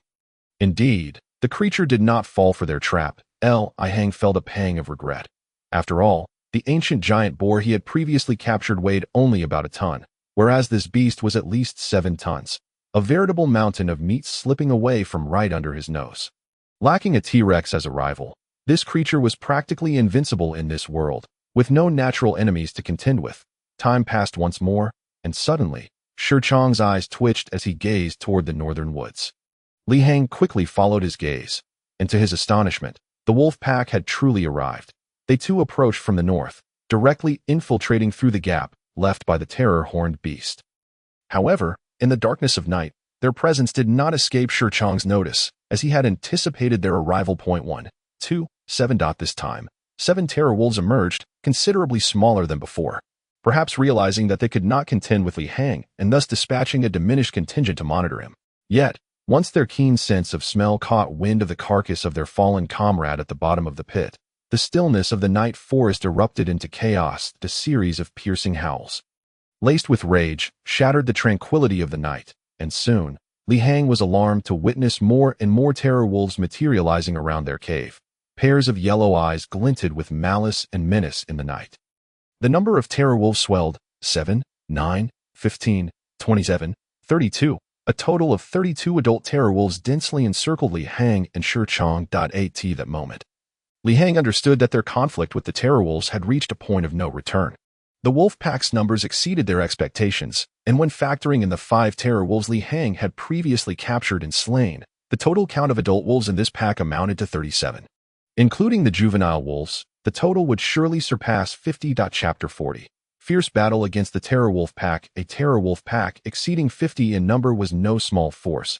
Even during the prehistoric era, it was no wonder they dominated the entire forest. Moreover, this time, Li Hang finally laid eyes on the pack's alpha. This was the true wolf king, not merely the previous terror wolf leader that had been dispatched. Its coat was a striking silver gray, and it was 2 sizes larger than an adult terror wolf, standing at least 1.5 meters at the shoulder and over 3 meters in length. This was a formidable wolf king, dwarfing even the lions and tigers of Earth. The 2 men inhaled deeply. In that instant, it felt as though they had disturbed a hornet's nest. Suddenly, in the distance, the wolf king let out a long howl, and in the next moment, over 30 fearsome wolves charged recklessly toward Li Hang and the others. This time, in the face of the deep pit and the door shield erected by the beast's slave, these wolves showed no signs of retreating. Likewise, their wolf king chose not to wait for an opportunity, but instead decided to immediately avenge its fallen comrades. It is no wonder that Shi Chong remarked that the wolf carcasses would prove invaluable. It turns out the nature of a wolf pack is characterized by such fierce loyalty and a relentless desire for vengeance. As the 32 fearsome wolves surged forward with ferocity, they were abruptly halted before the pit, their fierce momentum intercepted as though by an insurmountable cliff. They had no choice, for if they continued their charge, they would undoubtedly plunge into the depths of the pit. Thus, the only wolf that did not falter was the one that ventured directly onto the midline of the pit, a scene reminiscent of a previous encounter. This particularly robust lead wolf, harnessing its forward momentum and weight, disregarded its injuries and hurled itself forward. With a resounding thud, the lead wolf, weighing over 200 kilograms, crashed violently against the door shield. However, unlike the previous instance where the beast's slave was forcefully pushed back, this time, the beast's slave did not budge an inch. Its robust body barely swaying. It held its ground, leaning against the door shield that was deeply embedded in the ground. "Kill it," Shi Chong bellowed. Though he remained hidden behind the beast's slave, quickly raising a crossbow, with a swift whoosh, a bolt shot forth, grazing the side of the beast's slave and striking one of the wolves outside the pit directly in the eye. This crossbow, more powerful than the one Li Hang had previously wielded, unleashed a ferocious force that sent the fearsome wolf flying several meters to single shot, a swift demise. To Li Hang's astonishment, it was that simple and rapid to take down a fearsome wolf. Even one of such lion-like stature had no chance to resist against the might of this crossbow. This sudden strike momentarily stunned the entire wolf pack, yet they became even more frenzied. Point 2 of the fearsome wolves, unable to contain their reckless instincts, leapt across the 6-meter diameter pit. But the outcome was exhilarating. Had they been gray wolves, perhaps they could have leapt over the pit with their momentum. Alas, they were not, as fearsome wolves were not particularly adept at long-distance running or jumping. In truth, their greatest advantage lay in their formidable combat prowess. With 2 heavy thuds, the 2 wolves, having lost their sanity, plummeted down into the pit. Following suit was a 3rd fearsome wolf, which Li Hang, standing behind the beast's slave, dispatched with a spear, sending it tumbling down as well. In less than a minute, for fearsome wolves had met their demise. At this moment, Shi Chong drew back the crossbow string once more and released another bolt, piercing the thigh of the 5th fearsome wolf and rendering it incapable of fighting. Yet the wolf pack still did not retreat. Instead, they launched another assault with howls directed at Li Hang and his companions. One more fearsome wolf charged toward the midline, aiming for the beast's slave. Naturally, it was met with the nearly 2-meter-tall, 1-meter-wide door shield. This massive shield, crafted at Li Hang's specific request, stood resolutely against the wolves' only path of vengeance. Regardless of their frenzied howls, soon enough, this fearsome wolf, not the lead wolf, followed in the footsteps of its predecessors. This time, It was not Li Hang but the beast's slave, a show, who pushed it down with a spear. Having adapted to the door shield's position, the beast slave could now utilize one hand for a counterattack, with a heavy spear measuring 2.5 meters, fueled by the strength of 2 men. A show roared and thrust the spear through one of the few openings in the door shield. The force of the thrust drove the spear deep into the wolf's body. Even if it were not pushed down into the pit, it would likely not survive. The sixth wolf fell. At that moment, seeing that the beast slave could hold the line alone, Li Hang, unwilling to fall behind, raised another crossbow, aiming at a frenzied, fearsome wolf that was on the brink of losing its senses, and released a shot. The powerful penetrating force sent the bolt flying with a whoosh, almost entirely embedding itself within the wolf's body, pinning it against a large tree. What a fine crossbow, truly exceptional. Damn it, if I had had this last time, I wouldn't have missed. Only through comparison does one recognize the quality of weaponry, although the previous hand crossbow was also a fine piece. Purchased for 6,000 yuan online, it paled in comparison to the two current crossbows. The accuracy had improved significantly, making it more stable and precise than the former hand crossbow. Furthermore, the sheer power had increased by 2 to 3 times. Finally, the bolts themselves were vastly superior. The previous hand crossbow's bolts were 5 millimeters in diameter and 35 centimeters long, while the current crossbow's bolts measured 8 millimeters in diameter and 55 centimeters in length. Crafted from thoroughly processed ironwood. In conclusion, when factoring in the craftsmanship of the crossbow bolts, which had been passed down through generations, it was indeed like upgrading from a bird gun to a cannon. The immense power implied greater arrow speed. Li Hang was right. Had he wielded this crossbow during the last encounter, the fearsome wolf would not have had a chance to evade. This single shot greatly boosted Li Hang's confidence. And with a determined grit, he pulled back the string once more, ready to expand their victory. However, at that moment, the Wolf King, who had remained calm in the background, suddenly let out a piercing howl. As the Wolf King's cries grew increasingly desperate, the majority of the frenzied wolves began to regain their composure. They are retreating, but unfortunately we cannot pursue. Shirchong hesitated, ultimately deciding against instructing the beast slave to lift the door shield in pursuit. As Li Hang observed the remaining wolves, they swiftly transitioned from chaotic frenzy to orderly retreat, resembling a disciplined army. In a moment of urgency, he released a bolt, but the aim was off, and it lodged into the trunk of a nearby tree. Damn it, that Wolf King is rather cunning. Chapter 41. A remarkable victory. Li Hang shook his head in frustration. It was deeply regrettable that without the Wolf King, he and Shirchong could have annihilated the entire wolf pack using the pit's terrain as a stronghold. Yet, there were no what-ifs. In the end, the wolves retreated in disarray, leaving only 8 fearsome wolves behind. Among them, 3 were half-injured and lamenting in the pit, while the remaining 5 were dead, slain by arrows. 3 of these fearsome wolves fell to Shirchong's aim. 1 was dispatched by Li Hang himself, and the last was pushed down the pit by the beast slave as they surveyed the battlefield. Li Hang felt an exhilarating thrill. The spoils of this encounter were even greater than his initial use of the pit. After this battle, they had undoubtedly forged an unbreakable enmity with the fearsome wolves. Yet the pack had also been significantly weakened.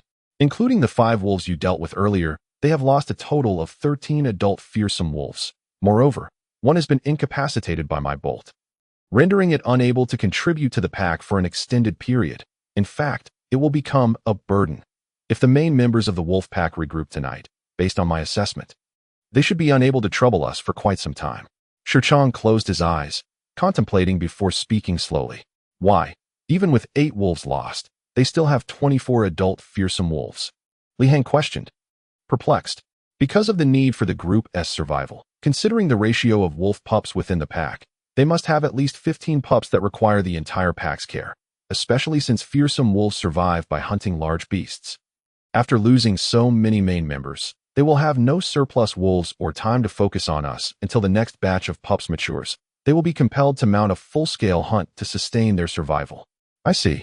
Are you certain of this deduction? As I understand, these wolves bear grudges. Li Hang pondered, unsure. It is fairly certain.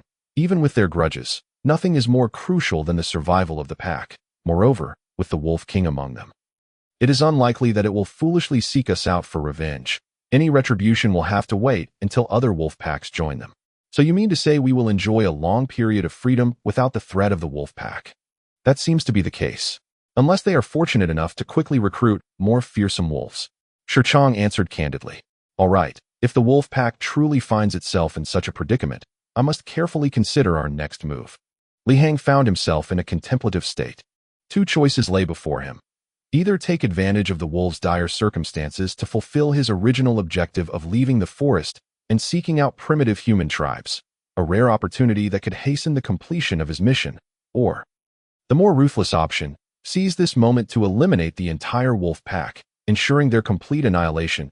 Li Hang fell into deep thought, and after a while, he gradually reached a decision. Have you made up your mind? Shirchong asked, puffing on a cigarette. Yes, I've decided we must take this opportunity to eradicate them, Li Hang replied with a calm demeanor. Well then, I thought those years in university had softened your edge, Shirchong teased with a grin. This is indeed an unavoidable situation.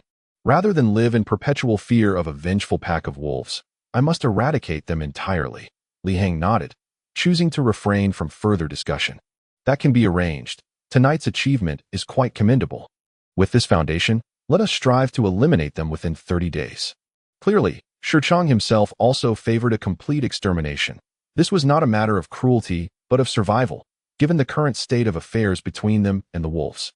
Only one side could remain in the end. Subsequently, Li Hang exerted little effort, utilizing his crossbow to skillfully dispatch the 3 formidable wolves in the deep pit, one by one. In total, there were 8 wolf carcasses, each weighing between 180 to 223 kilograms. These carcasses were skinned by a few individuals the following day and buried deeply beneath the snow. Those with a modicum of knowledge about the wilderness would know that the meat of carnivorous beasts is typically unpalatable, possessing a distinctly sour flavor.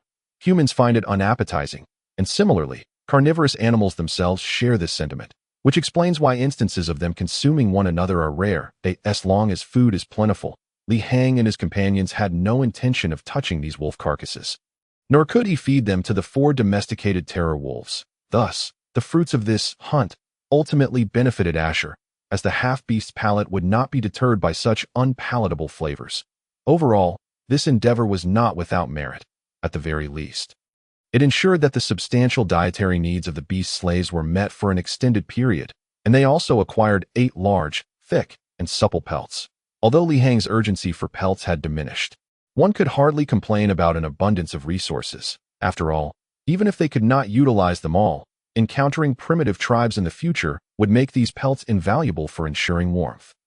After burying the 8 terror wolf carcasses, they left behind only a portion for the beast slaves. The next day, the two began executing their plan for complete annihilation. The 4 domesticated terror wolves were released from their den, with 2 possessing a loyalty rating of 88 and the others just exceeding 80-5.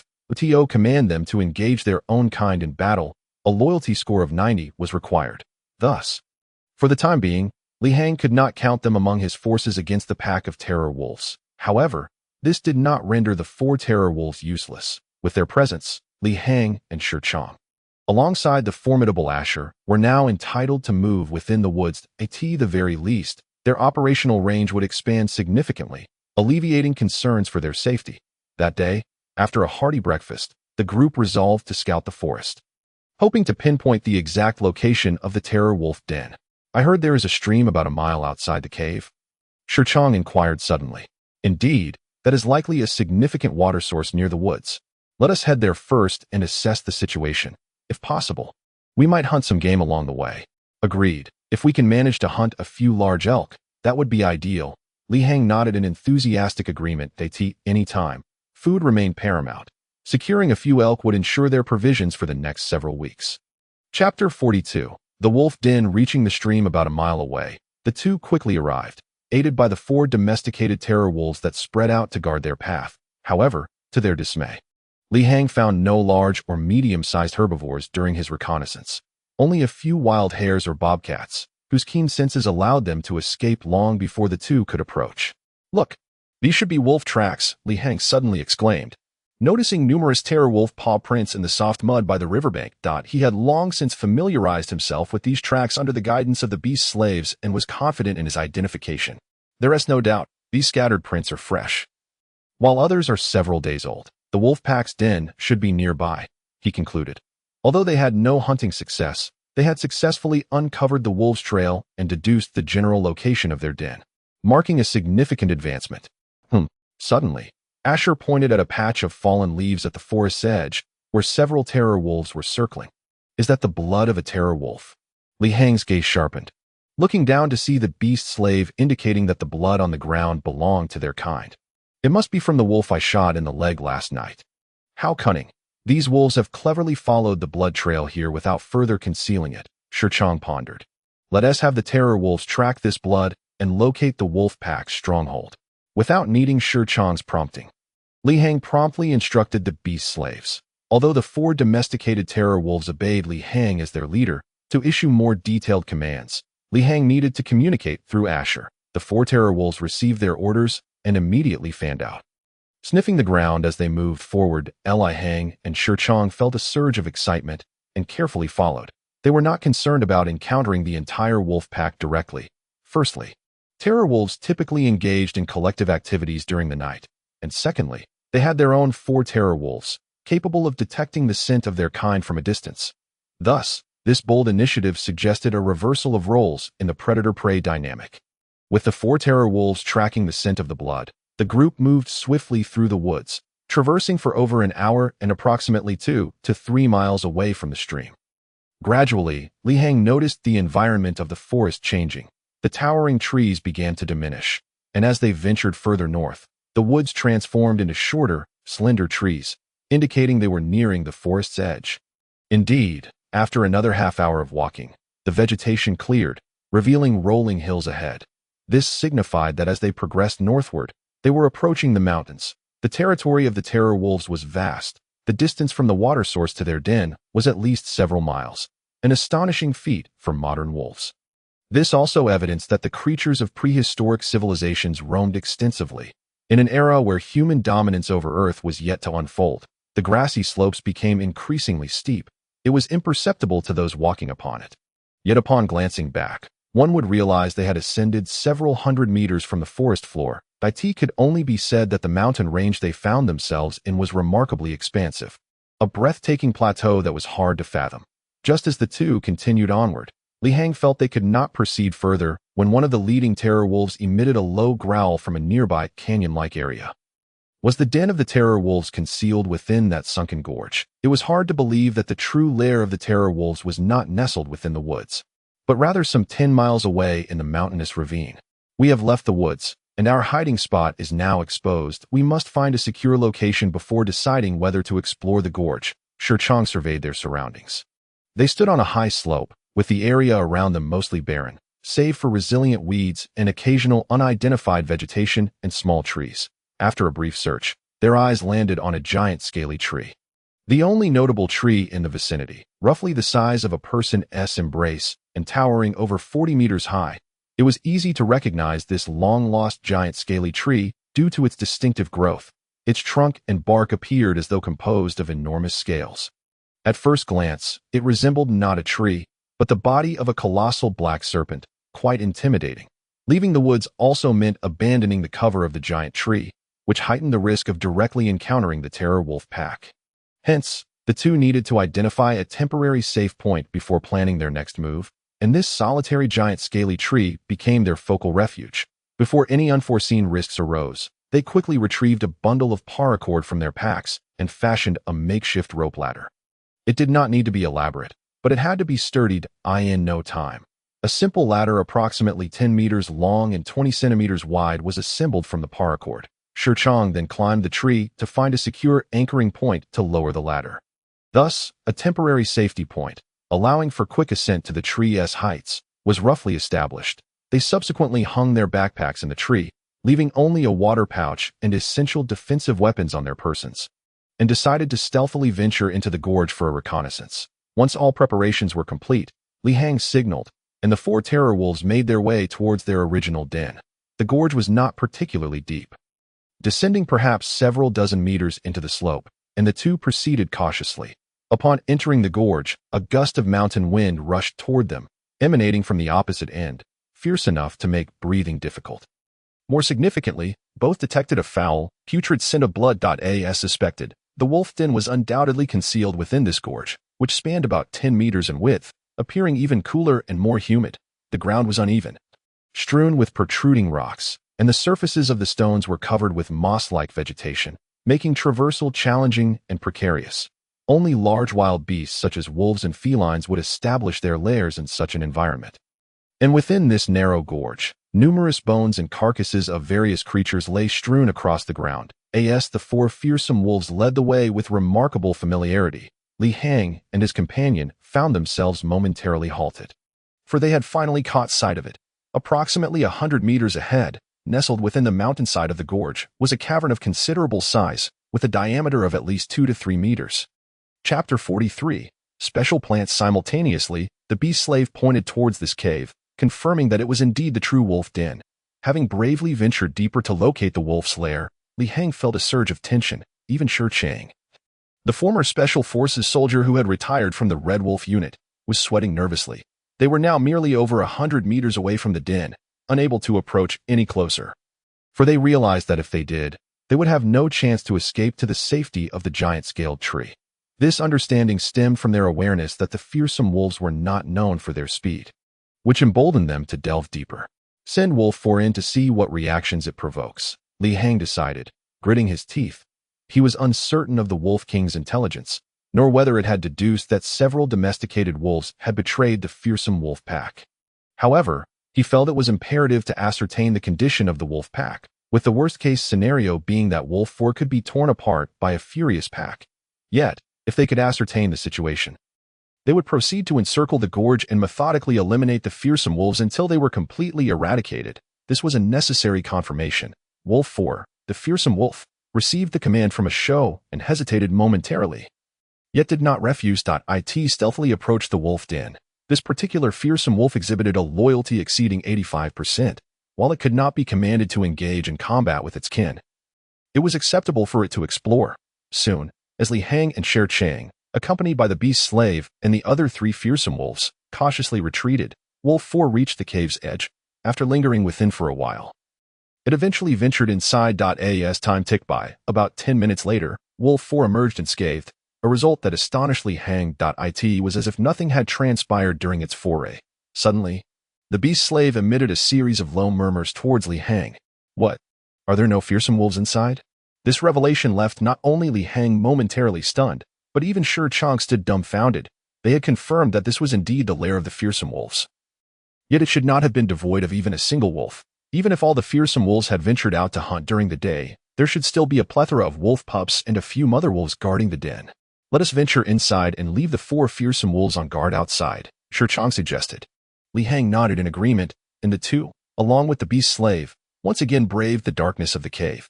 Upon entering, they discovered that this cavern was a naturally formed one, rather than one excavated by beasts.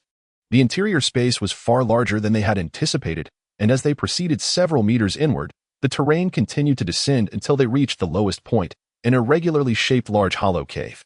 The interior was littered with rubble and dry grass, permeated by an exceedingly foul odor, with fresh bones stripped of their meat and traces of wolf fur scattered about. Yet there was not a single fearsome wolf to be found. How is this possible? Li Hang exclaimed in disbelief. They must have relocated during the night, Shi Chang replied, equally perplexed. Besides this explanation, there seemed to be no other reason to account for the collective disappearance of the entire pack of fearsome wolves. Thus, a question arose. What could have caused the entire pack to vanish overnight? What level of determination and what kind of authoritative leader would be required for such a drastic move? Could it be because of us? This was the first thought that crossed Li Hang's mind. As the wolf pack had lost a total of 13 key members, and the Wolf King must have sensed the threat posed by Li Hang and his companions. Therefore, had it decisively ordered the entire pack to retreat overnight? If this hypothesis were true, then the fearsome Wolf King leading this pack was indeed formidable, possessing an intelligence nearing that of humans, coupled with decisive action. As Li Hang and Shi Chang pondered this mystery, suddenly, out of the corner of his eye, Li Hang caught sight of something within the cave that left him momentarily speechless. What is it? Shi Chang followed his gaze, spotting a small green sapling growing within the cave. This sapling was not particularly robust, measuring only the width of a bowl and standing about 2 to 3 meters tall, with few branches and leaves that appeared rather unremarkable, akin to many unknown plants encountered outside. Save for the few unusual purple flower buds blooming at its apex, Shi Chang could not comprehend why Li Hang was fixated on such an ordinary sapling. However, at that moment, Li Hang's heart raced. For from his vantage point, he perceived the sapling's extraordinary aspect, something Shi Chang would never discern. The sapling emanated a faint glow, reminiscent of discovering a radiant item in a video game. Hesitantly, he approached and reached out to touch one of its leaves. Alert! You have discovered a special plant, Wolf Spirit Tree, in the perilous wolf den. Would you like to collect and return it to your territory's warehouse? What on earth? Are there truly alternative special plants in this prehistoric civilization world? Wolf Spirit Tree? Yet, he was not foolish, and without a second thought, he affirmed the system's request. Without further ado, he aimed to secure it first.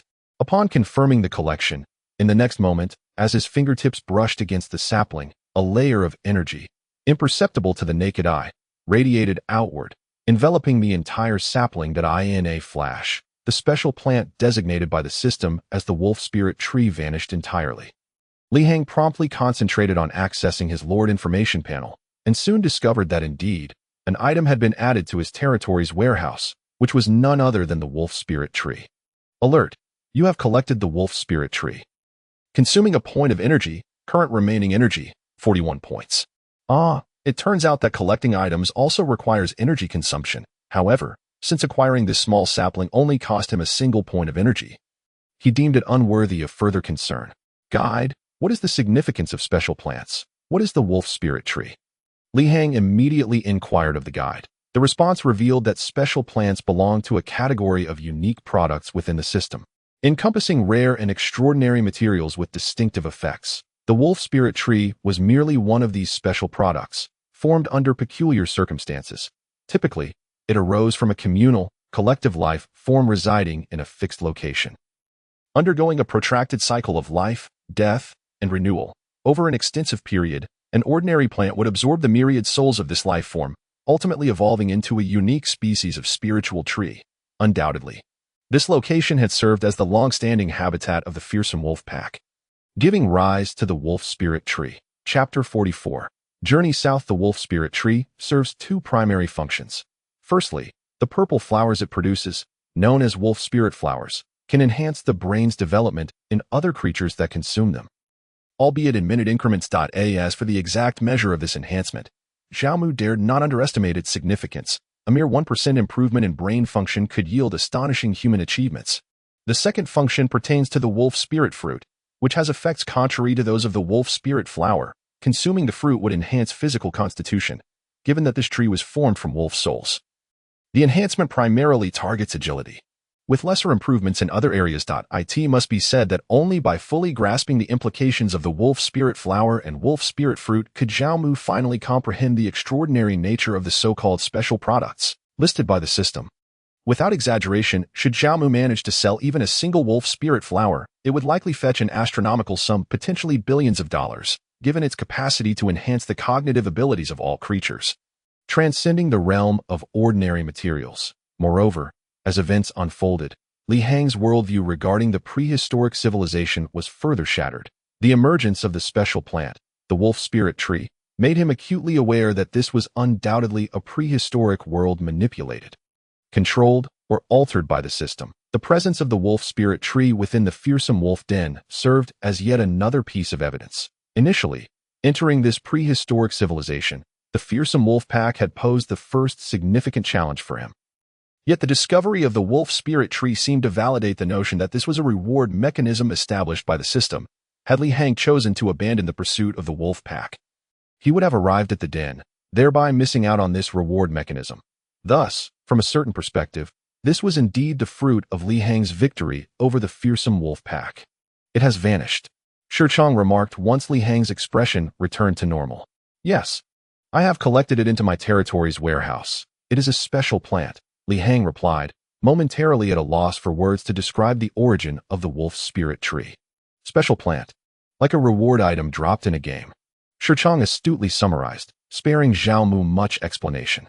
Exactly. Once this Wolf Spirit Tree bears fruit, if we humans consume it, our agility and physical constitution will improve to some degree, Xiaomu replied, excitement evident in his nod. Regarding the role of the wolf spirit flower in the development of the brain domain, he subconsciously shrouded it in ambiguity. That it was not that he lacked trust in his brother, Rather, given the extraordinary nature of this product, it was best to keep it discreet to avoid attracting the troublesome attention of an insurmountable national apparatus. Enhancing agility, breaking the current physiological limits of humanity. Indeed, it should be so, akin to beast slaves, far surpassing the limits of human strength. Goodness, we've struck gold. Just a few days into our venture, and we've stumbled upon such a treasure. What need have we for mere muscle work in the future? Shiqiang shook his head, finally grasping the true essence of the Lord's heart that his brother had acquired. I told you not to engage in such endeavors. From now on, let us work together. With the acquisition of the wolf spirit tree, Zhao Mu was in high spirits. Although the threat of the fearsome wolf pack had dissipated, it paled in comparison to the boon of the wolf spirit tree, as long as he remained cautious in this world.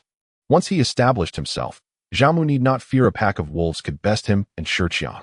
Let us go. Since the fearsome wolf pack has departed, we need not waste time searching for them. From this moment on, we shall pursue the main quest. Zhao Mu contemplated and declared emphatically. The extraordinary reward of the wolf spirit tree greatly invigorated the two, making them acutely aware of new possibilities. Continuing to engage in futile battles with a pack of wolves would undoubtedly incur significant losses. Thus, the foremost priority was to swiftly complete the conquest quest and attain the rewards and evaluations therein. Naturally, elevating the level of their lordly civilization as quickly as possible would be most advantageous. Whether it was the primitive prehistoric civilization or the Stone Age, this was merely a process. Zhao Mu sought not to reminisce about the backward civilizations of the past, but to usher in an era of technological civilization that surpassed contemporary humanity in days gone by. Such grand ambitions might have seemed like a foolish daydream, yet now that Zhao Mu had witnessed the depth and capabilities of the Lord's heart, there was little more to say. As long as one dared to dream, one must strive to realize those dreams. Upon returning to the woods, both Zhao Mu and Shiqiang underwent a gradual transformation in mindset. The appearance of the wolf spirit tree revealed to them the narrowness of their previous perspectives. With swifter speed than before, the two men and their 4 fearsome wolves hastened back to their dwelling cave. In the ensuing days, liberated from the threat of the wolf pack, Zhao Mu and Shiqiang explored the surrounding woods daily, hunting for wild game with their 4 fearsome wolves. Although they no longer captured large beasts like the ancient giant boar, they did manage to hunt 2 large elk at the water source. Employing some elastic snares to catch numerous big wild goats, food was no longer a concern. The 2 elk and the remaining giant boar meat would sustain both men and the 4 fearsome wolves for an entire month.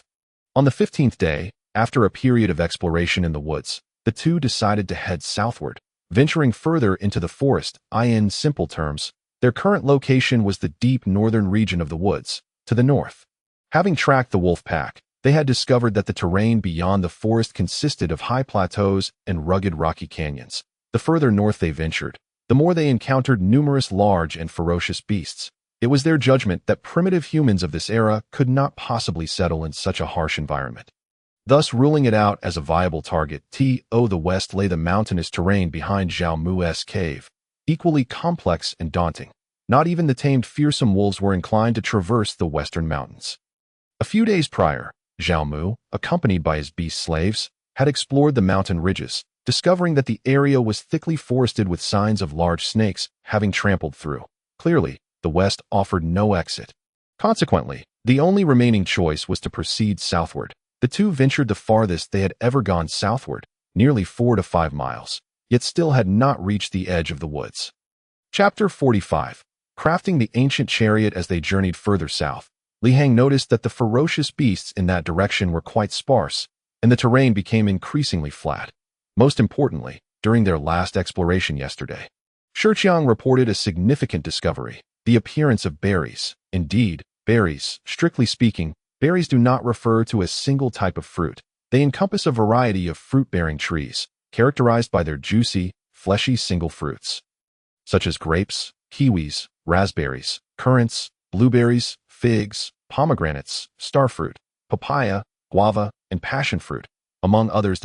In prehistoric civilizations, the diet of primitive humans primarily consisted of berries, as obtaining them required minimal effort, merely the daily labor of foraging. Shiqiang had discovered various berry bushes in the southern region, including blackberries and mulberries, leading Li Hang to surmise that primitive humans were likely present in the south, a notion that unified their resolve to head southward, whether through the process of elimination or the emergence of berries. The choice was clear, and Li Hang gathered a third piece of evidence. The further south they ventured, the higher the humidity of the air, indicating a richer water source. With these three crucial pieces of evidence, Li Hang was nearly certain that as long as they continued to explore southward, they would undoubtedly encounter the primitive humans of this world. However, before preparing to set out, Li Hang decided to create a product that transcended the civilization of this era. This idea had occurred to him after the unexpected taming of the 4 fearsome wolves. Had Shiqiang not joined him, he would likely not have dared to pursue such an idea. Yet now, with the threat of the wolf pack temporarily abated, in their current group dynamics, as long as they did not encounter the colossal terror of the fearsome horned beast, they had little to fear from other ferocious creatures. Thus, Li Hang deemed it necessary to bring this idea to fruition. Indeed, what he sought to create was a chariot, akin to the horse-drawn carriages of ancient Chinese nobility, with an abundance of materials at hand, and a surfeit of horses, as well as the requisite skills. Crafting a chariot seemed far easier than it would have been for the ancients. The only reason was that he had brought detailed blueprints for constructing a chariot from his previous world. Armed with these blueprints, he and Shiqiang merely needed to act as 2 resourceful carpenters, and everything would fall into place. This project is somewhat extensive, but sharpening the axe will not delay the work. So let us commence. Upon revealing his idea, Shiqiang pondered for a moment and wholeheartedly agreed that in truth, since discovering the wolf spirit fruit, their mindsets had undergone a subtle transformation. Shiqiang gradually began to regard Li Hang as the primary leader. Their relationship remained as amicable as ever, yet in their interactions, Shiqiang exhibited slight changes that even he was likely unaware of. However, this quiet shift in Shiqiang's mindset did not hinder their productivity. Rather, it enhanced their efficiency and harmony. Crafting a chariot, armed with the detailed blueprints, was not particularly challenging. The true laborious aspect lay in preparing the materials, especially in the absence of adequate logging tools. Nevertheless, drawing from their previous experience in prehistoric civilization, Li Hang was better prepared with his stone tools. In addition to the stone chisels, small knives, and stone axes he had previously brought, he had also acquired some larger, sturdier stone tools for this endeavor. These larger, superior quality stone implements were intended for constructing medium to large items. They first set about logging. The woods were never short of trees, and there were plenty of dead ones, each quite robust. Selecting just 2 dead trees would suffice to provide all the materials needed for the chariot. The 3 of them quickly divided the labor. All logging was assigned to the beast slave, a show who, endowed with the strength of 2 men and considerable stamina, proved equally efficient as a 21st-century lumberjack wielding a chainsaw. Large, rough wooden planks were cut to various specifications. The progress of their material preparation proceeded swiftly over the course of a day. In approximately 2.5 days, they had prepared all the wood, followed by nearly 2 days dedicated to crafting 4 wooden wheels for the chariot. They selected a tree with a diameter similar to that of the wheels, cutting it down and shaping 4 corresponding wheel logs, then using the stone chisels to round them off. Each step required immense patience. Fortunately, in this world, they lacked nothing but time. Thus, after 5 days, nearly everything was ready. Next came the assembly of the planks according to the blueprints. Without iron nails, the process of constructing the chariot was significantly more complex than contemporary methods. However, the ingenuity of ancient peoples was truly admirable. They cleverly combined holes and slots to resolve this issue effectively. With the detailed blueprints in hand, Li Hang and Shiqiang did not need to overthink. They merely drilled holes with the stone auger where necessary, carved out grooves where needed, and then inserted sharpened wooden pegs to secure everything in place. This remarkable engineering feat, which employs an extraordinary level of ingenuity, is, in fact, far more stable and balanced than the iron nails currently in use. Before long, the chassis and the wooden bearings of the cart were assembled, followed by the installation of 4 large wheels. Once this most intricate assembly of the chassis and wheel axles was completed, the subsequent tasks proved relatively straightforward. The blueprints for the cart, brought by Li Hang, depicted a larger vehicle. The diameter of the wheels was 1 meter, while the cart itself measured 3 meters in length, 2 meters in width, and 1.5 meters in height.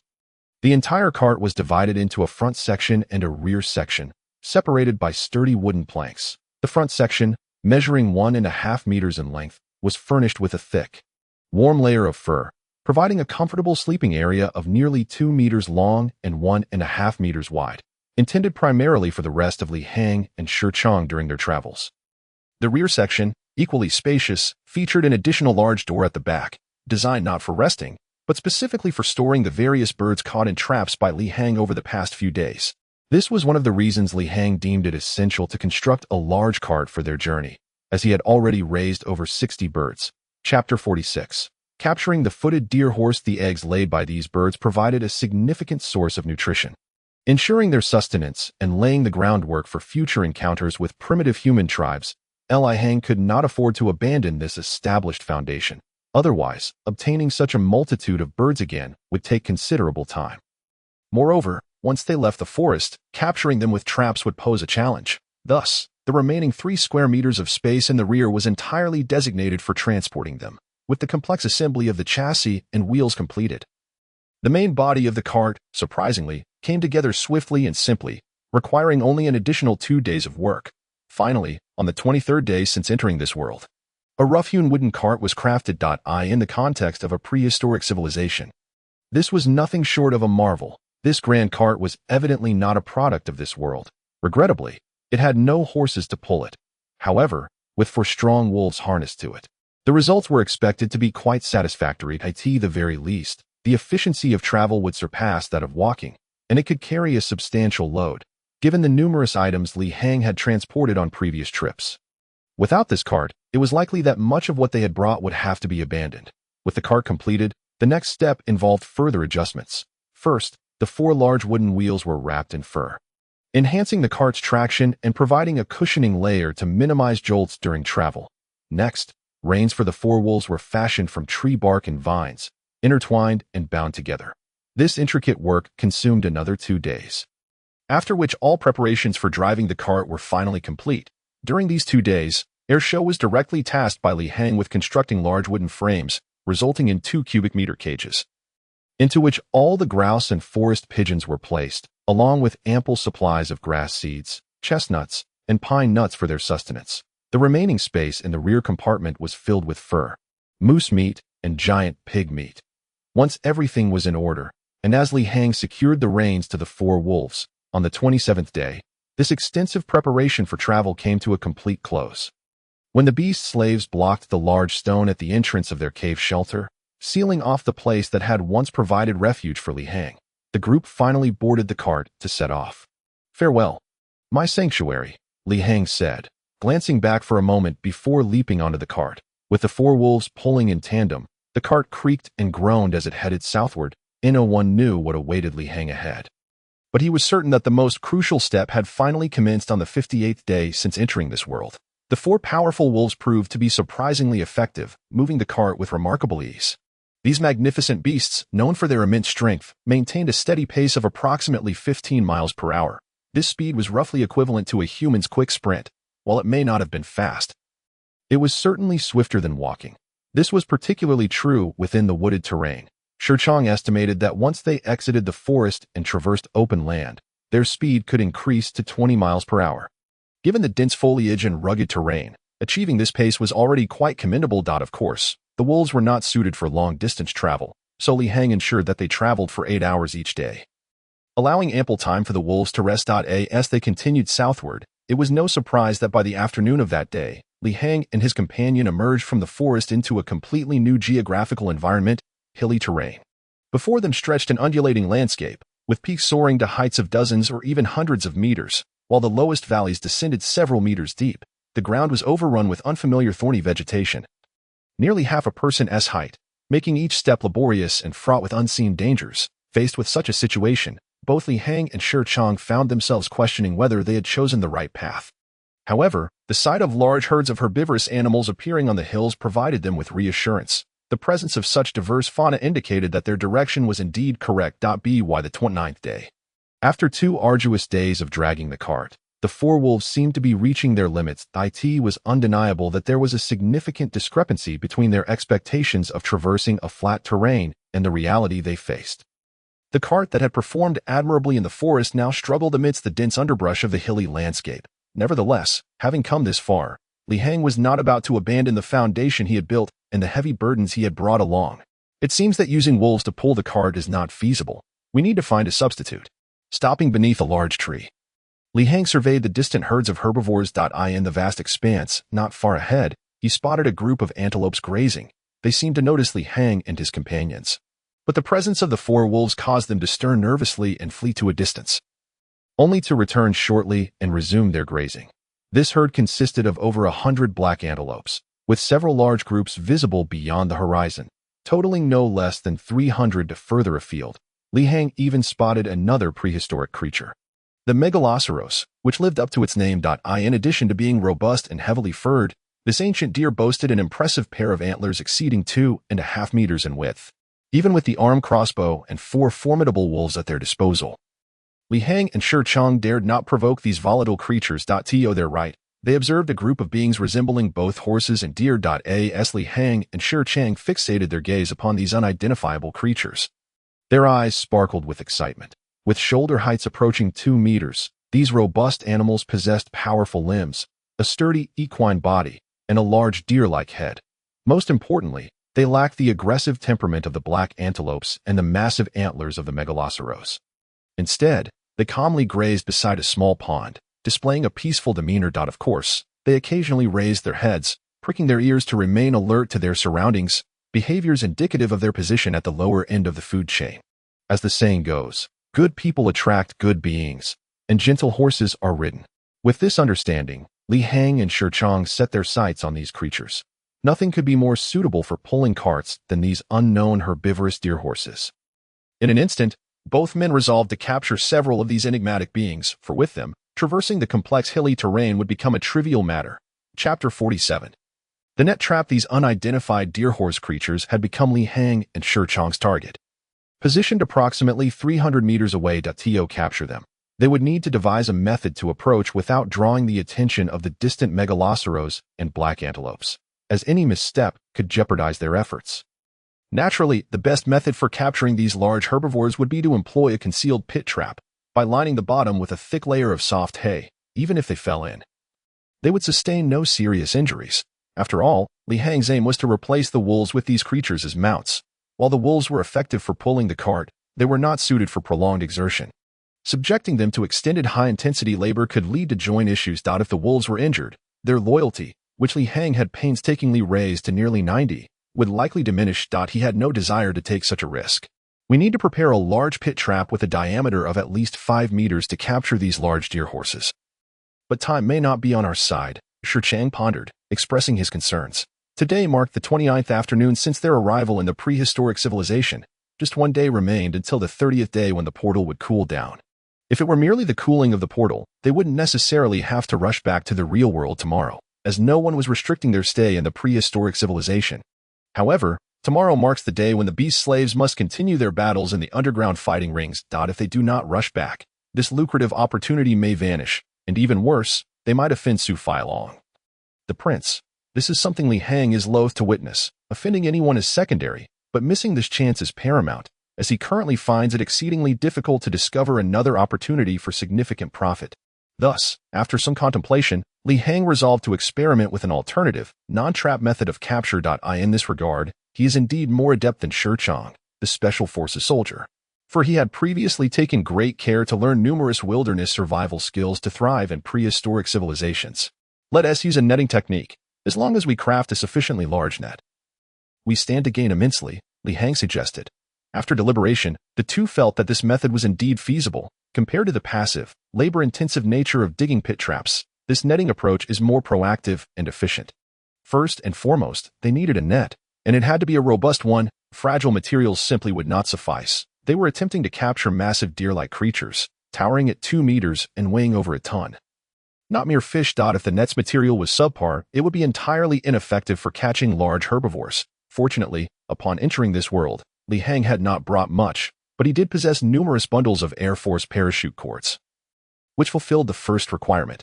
Subsequently, the remaining tasks seemed trivial. The two men promptly ceased their aimless wandering across the vast rolling hills and found a spot against a dirt slope to temporarily halt. They spread out the 4 fearsome wolves to keep watch, while the beast slave guarded the cart. They then retrieved the bundles of parachute cords and began weaving the net, given that they were targeting large herbivorous creatures. The mesh openings of the net did not need to be densely packed, thus the task of weaving was not overly laborious. After an hour, they swiftly completed a durable parachute net with an approximate diameter of 5 meters. The final step involved tying stones along the edges of the net. This was originally intended to be done with iron, but in the absence of metal, using small stones for weight sufficed. This step aimed to enhance the downward gravitational force of the net. If it were too light, the descent would be slow, easily swayed by strong winds. If too heavy, Li Hang would struggle to cast it far. Thus, while seemingly simple, this step required considerable effort, particularly in achieving gravitational balance. The stones tied to the net had to be evenly distributed. After much trial and adjustment, they finally completed the weighting process. Let S circle around the slope and cast the net from above, ensuring it doesn't go empty, Li Hang declared. All preparations set. The two made a wide arc, attempting to approach the deer-like creatures. However, the nature of these creatures was perplexing. Their awareness was exceedingly sharp, particularly their acute hearing, coupled with a keen sense of smell. Even Shurchong, the stealthy special forces operative, found their attempts to approach thwarted after half a day. Each time they got within 30 meters of the creatures, they somehow sensed their presence and fled in advance. How peculiar! They exchanged glances, both feeling a sense of helplessness. They had initially hoped to pick the easier targets.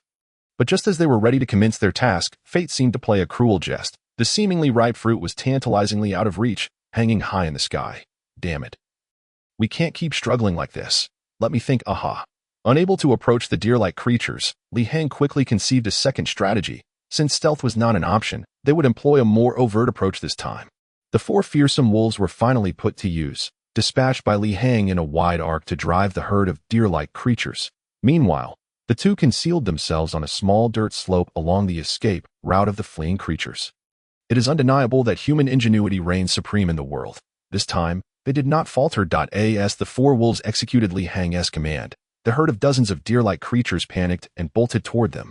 Now, Shurchong, acting as lookout, signaled, and Li Hang seized the moment, spinning around and forcefully casting the folded parachute net. The 5-meter diameter net suddenly descended upon the fleeing creatures. The foremost group narrowly evaded it, but several in the middle were ensnared by the descending net, becoming entangled and losing their balance, one tumbling forward. To be precise, only one deer-like creature was completely enveloped, while the other 2 were partially caught. Yet, due to their initial speed, the sudden entrapment caused them to stumble. The ensuing scene unfolded in a manner far beyond Li Hang's expectations, yielding great surprise and delight. At least one creature was thoroughly trapped, unable to move, and the more it struggled, the tighter the net constricted. The other 2, hindered by the net, were flung away, and amidst the chaos, some of the fleeing herd collided with their fallen companions. In the resulting tumult, as the herd swiftly disappeared, 5 deer-like creatures were left behind. An utterly unexpected outcome. Just one attempt had secured 5 captures. My goodness, what a thrill. Chapter 48. A bountiful return suddenly. A shimmering portal appeared in the courtyard, startling the flock of large gray birds that had been quietly playing, causing them to scatter in fright. Numerous small birds perched atop the roof chirped, tilting their heads to observe the sudden commotion. Shortly thereafter, 2 figures emerged from the portal, Li Hang and Shurchong, who had returned after enduring the 30-day cooldown of the portal. Alongside them, the 4 fearsome wolves and the beast slave also materialized back into the real world.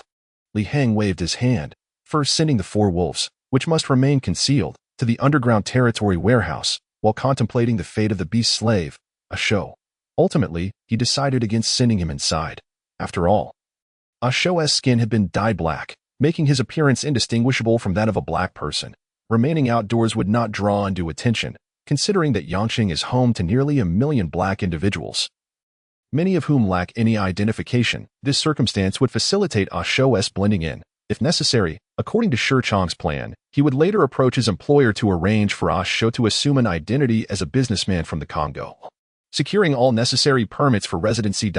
Finally back, Li Hang exhaled deeply. While the prehistoric world boasted a comfortable environment with high oxygen content, far superior to the polluted air of the real world, these benefits could not overshadow the fact that returning to reality allowed both Li Hang and Shurchong to completely relax their tense nerves. At the very least, they no longer had to worry about a wild beast suddenly pouncing from the underbrush. nor the threat of stepping on a patch of grass only to be bitten by venomous insects or snakes. They could not carry antivenom with them. A single bite could jeopardize their lives. In such an environment, despite their solid foundation in the prehistoric world, Li Hang remained acutely aware of the need for vigilance. Before returning to the real world, Li Hang had effectively utilized the netting technique, capturing 5 deer-like creatures, 4 of which were intact and suitable to replace the wolves as more fitting draft animals, while the 5th had suffered a broken leg due to a fall. They decided to convert it into jerky, stockpiling ample food. In the final moments, Li Hang ensured that the 4 deer-like creatures gradually acclimated to their presence before freezing the prehistoric world and activating the portal to return. It must be said that this journey had been remarkably fruitful, not only resolving the issues with the pack of wolves, but also taking the first step out of the forest. Moreover, the capture of the 4 deer-like creatures significantly enhanced their mobility and carrying capacity, paving the way for Li Hang to pursue his ambitions unencumbered. Establishing a primitive tribal community of 100 individuals was no longer a daunting task. Although they had yet to uncover traces of primitive humans before their departure, with the mobility provided by the 4 deer-like creatures, Li Hang need not worry about finding them on future excursions. As dusk gradually descended, the 2 men collapsed on the ground of the courtyard, exhausted. After a spell of silence, Shurchang suddenly remarked, "Strange, it's been several days since anyone tended to these birds. Yet the ground remains so clean." His observation prompted Li Hang to scan the surroundings and confirm that he was indeed correct. The entire front yard was devoid of bird droppings. Moreover, the courtyard, which housed several hundred animals, emitted no foul odors whatsoever. This was utterly unscientific. "Guide, what is going on here?" Li Hang inquired directly, without hesitation. As long as within the territory, all organic waste will be automatically recycled in the absence of human intervention or demand, thus converting into energy, the guide succinctly explained. "What?" Li Hang was taken aback, both astonished and delighted. Organic waste would be recycled in the absence of human oversight, and it could be transformed into energy? This was indeed a delightful surprise. "Could you be more specific? For instance, what parts are included?" Li Hang pressed further. "For instance, the excrement of living beings, the fallen leaves and withered branches of plants, as well as shed hair and fur, any organic matter can be reclaimed and transformed into energy. For specifics, I suggest the host conduct their own investigation." The guide offered a few simple examples, and before Li Hang knew it, his territory's warehouse panel appeared before him. Indeed, in addition to the 4 direwolves, there were now various miscellaneous items, including rabbit droppings, bird excrement, fallen leaves, withered branches, and an assortment of scattered feed, collectively referred to as organic waste. Furthermore, Li Hang was astonished to discover the remains of 16 pearl birds, 3 gray rabbits, and 7 blue fish. It seemed that even the corpses of small animals and fish that had perished in the last 3 days had been automatically reclaimed by his territory. "Well, this is incredible. It spares no opportunity to convert any organic matter into energy. It's as if nothing escapes its grasp. Would the host like to convert them into energy?" the guide suddenly inquired. All right," Li Hang replied after a brief search, confirming that the reclaimed items were indeed waste. "Notification. You have converted the collected organic waste into energy, gaining 13 energy points. You now possess a total of 129 energy units. Please continue your efforts." Li Hang felt a twinge of frustration upon realizing that, despite the abundance of organic material, he had only managed to convert it into a meager 13 energy points. Initially, he had thought he had stumbled upon a rapid method for increasing energy, only to be informed that it amounted to merely a trivial morsel. Nevertheless, even the smallest morsel was still nourishment, especially given his urgent need for more energy to level up and unlock the beast pin. After all, a morsel is still sustenance, isn't it? Casting a glance at the total energy accumulation of 129 points, hope began to swell within him. Once he had dealt with all the organic waste, Li Hang recognized the automatic reclamation process as a significant boon. At the very least, with so many small creatures inhabiting his courtyard, he would no longer need to worry about cleaning up after them, as all waste and scattered feed would be reclaimed automatically after an hour of no inquiry. The lord of the territory, he had the authority to modify all settings, but the system's autonomous reclamation was remarkably considerate, addressing all concerns more comprehensively than he could have imagined, thus alleviating him of the need for additional mental exertion. After attending to the organic matter, Li Hang soon realized there was still one item he had yet to address: the wolf spirit tree. Chapter 49. Energy Infusion. This was a unique product discovered from a prehistoric civilization, which Li Hang had temporarily placed in the territory's warehouse without examining it closely. With this thought in mind, he felt a surge of curiosity and transported himself to the underground warehouse, where he found a 3-meter-tall plant, roughly the diameter of a bowl, quietly occupying a corner. Upon closer inspection, he noted that the wolf spirit tree still bore 5 purple wolf spirit flowers, which appeared on the verge of blooming. Fortunately, these 5 flowers had not fully matured. Otherwise, Li Hang suspected he would have been out of luck, as the dire wolf king and its pack would undoubtedly have claimed them. As for the wolf spirit fruits, none remained. However, this was hardly surprising, considering the flowers had yet to fully develop, thus precluding any possibility of fruiting. Gazing at the wolf spirit tree, Li Hang quickly received a more detailed system prompt. Special plant, ancestral spirit tree. Blooms every 30 years, fruits every 30 years, produces ancestral spirit fruits every 30 years. Notification. Would the host like to plant the ancestral spirit tree in the territory? The wolf spirit tree was not the true name of this plant. It was exclusively known as the ancestral spirit tree. It had absorbed the wolf souls of generations, resulting in a qualitative transformation that endowed it with wolf-like characteristics. This newfound information made Li Hang aware that the wolf spirit tree not only produced wolf spirit flowers and fruits but also ancestral spirit fruits. What exactly were these ancestral spirit fruits? Understanding them literally, they would take a total of 90 years to bear fruit, which presumably represented the core essence of this ancestral spirit tree. Li Hang shook his head, reasoning that as the wolf spirit flowers were nearing maturity, he could afford to wait a little longer. However, waiting for the wolf spirit fruits and ancestral spirit fruits seemed impractical, as even if he had the lifespan to wait, it would ultimately be of little consequence. Nonetheless, he was determined to plant the wolf spirit tree simply because of the impending maturity of the flowers. Without hesitation, he began to scout for a suitable location within his territory to plant this tree. Yet, as he surveyed the front and backyards, he found himself at an impasse. He suddenly realized that no matter where he chose to plant it, it would be problematic. The ground was teeming with 200 gray rabbits, along with large yellow birds and a flock of small birds that could easily reach the tree. He could hardly believe that the wolf spirit tree would not attract these small creatures. If he were to plant it within the territory, it was likely that within mere moments, the 5 wolf spirit flowers would be nibbled away. Li Hang found himself in quite the predicament. Guide, where would it be safe to plant this wolf spirit tree? In his moment of exasperation, Li Hang decided to consult the guide to resolve this issue, which served to affirm that his reasoning was indeed sound. Host, you can pay 1 energy point daily to ensure the safety of the wolf spirit tree within your territory. After a moment of silence, the guide provided a response. 1 energy point daily. Oh, come on. Li Hang winced at the thought. While 1 energy point daily seemed insignificant, over the course of a year, it would amount to 365 points, leaving him somewhat hesitant. However, the prospect of the wolf spirit flowers nearing maturity, which could enhance his brain capacity with just 1 flower, made his trepidation dissipate entirely. In comparison to the potential for expanding his cognitive abilities, the cost of 1 energy point daily seemed trivial. With this realization, Li Hang felt there was no need for further deliberation. Such a fortuitous opportunity was not something others could easily obtain. Consequently, he decided to commit to the daily expenditure of 1 energy point to safeguard the growth of the wolf spirit tree.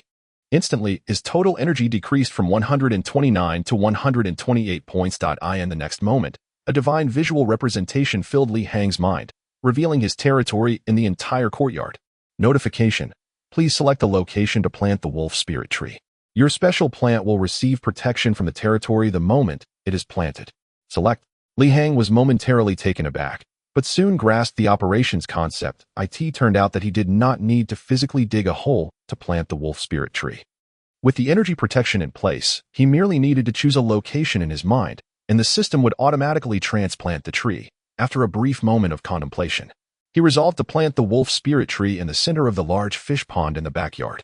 This location was inaccessible to anyone but the large blue fish, and most importantly, it would be under the system's protection, alleviating any concerns about the fish nibbling at the tree.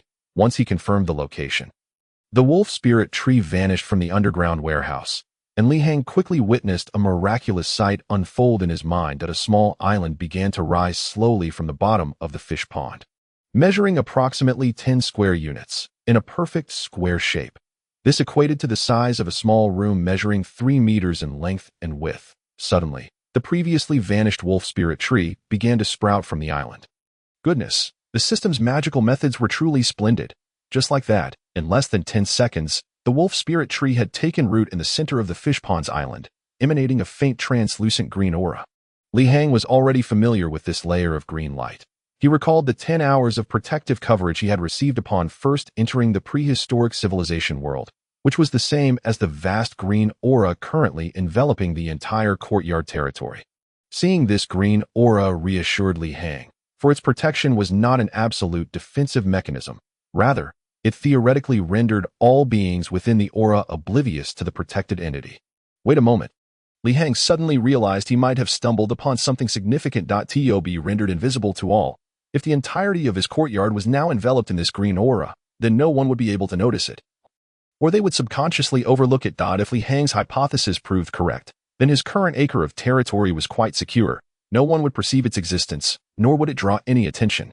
This is indeed a clever tactic, Li Hang mused. Feeling a sense of astonishment, he began to ponder what might happen if the true owner of the courtyard, Hebo, were to return from abroad. Would he still be able to find the courtyard? And what attitude would he hold toward it? Notice, due to the presence of the special plant, the wolf spirit tree, in your territory, the life essence energy that can be absorbed has significantly increased, enhancing the territory's daily energy collection by 30 units. Notice, the special plant, the wolf spirit tree, you have planted is set to bloom in 96 days. If the host wishes to expedite its flowering and fruiting, you may infuse energy into the wolf spirit tree. Each infusion of energy will approximately accelerate its maturation period by 100 days. Notice, as a result of the emergence of special products in your territory, the system has preemptively unlocked the special product panel. Please review it at your convenience. Chapter 50. Devouring the wolf spirit flower. As the wolf spirit tree took root and sprouted in the territory, an avalanche of system notifications overwhelmed Li Hang's mind. After a moment of bewilderment, he could hardly believe it. He slapped himself in disbelief, exclaiming, "Oh my, this can't be a dream. What had he just heard?" Li Hang hastily sprang to his feet, immediately accessing his territory's panel information. Upon reviewing it, he was convinced that the system had not erred to think that a single wolf spirit tree could elevate the territory's daily energy collection rate by 30 units. This was simply astonishing. In other words, how immensely vigorous and robust was the life force of this wolf spirit tree. Li Hang had exerted tremendous effort, exhausting himself to introduce hundreds, if not thousands, of birds, beasts, and fish into the territory, supplementing them with pine trees and vines. Yet the result was a mere increase of 20 units. And now, just this one small wolf spirit tree had outperformed the cumulative life force of all those creatures combined. Indeed, it is no wonder that this special plant is recognized by the system. This time, I've struck gold. The benefits conferred by the wolf spirit tree were immense. His territory's energy collection rate had now reached 55 units per day. With such high efficiency, if he infused energy to unlock the beast pen, it would only take 16 days, and should he elevate his civilization to the Stone Age, it would be merely 18 days. Truly extraordinary. Moreover, the emergence of the wolf spirit tree had also led to the early unlocking of the special product panel in his territory. Li Hang quickly navigated to the newly revealed fourth category panel, the special product panel. Without hesitation, he clicked in, soon discovering that one icon within this panel had been illuminated.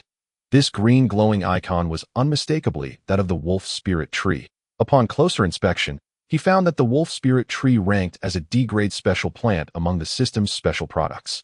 In addition to the wolf spirit tree, 3 E-grade special product icons, yet to be unlocked, appeared in the panel. The first of these icons represented a potion. The details regarding the potion's effects were absent. It merely indicated the energy units required for unlocking, which totaled 5,000 units of energy. My goodness, 5,000.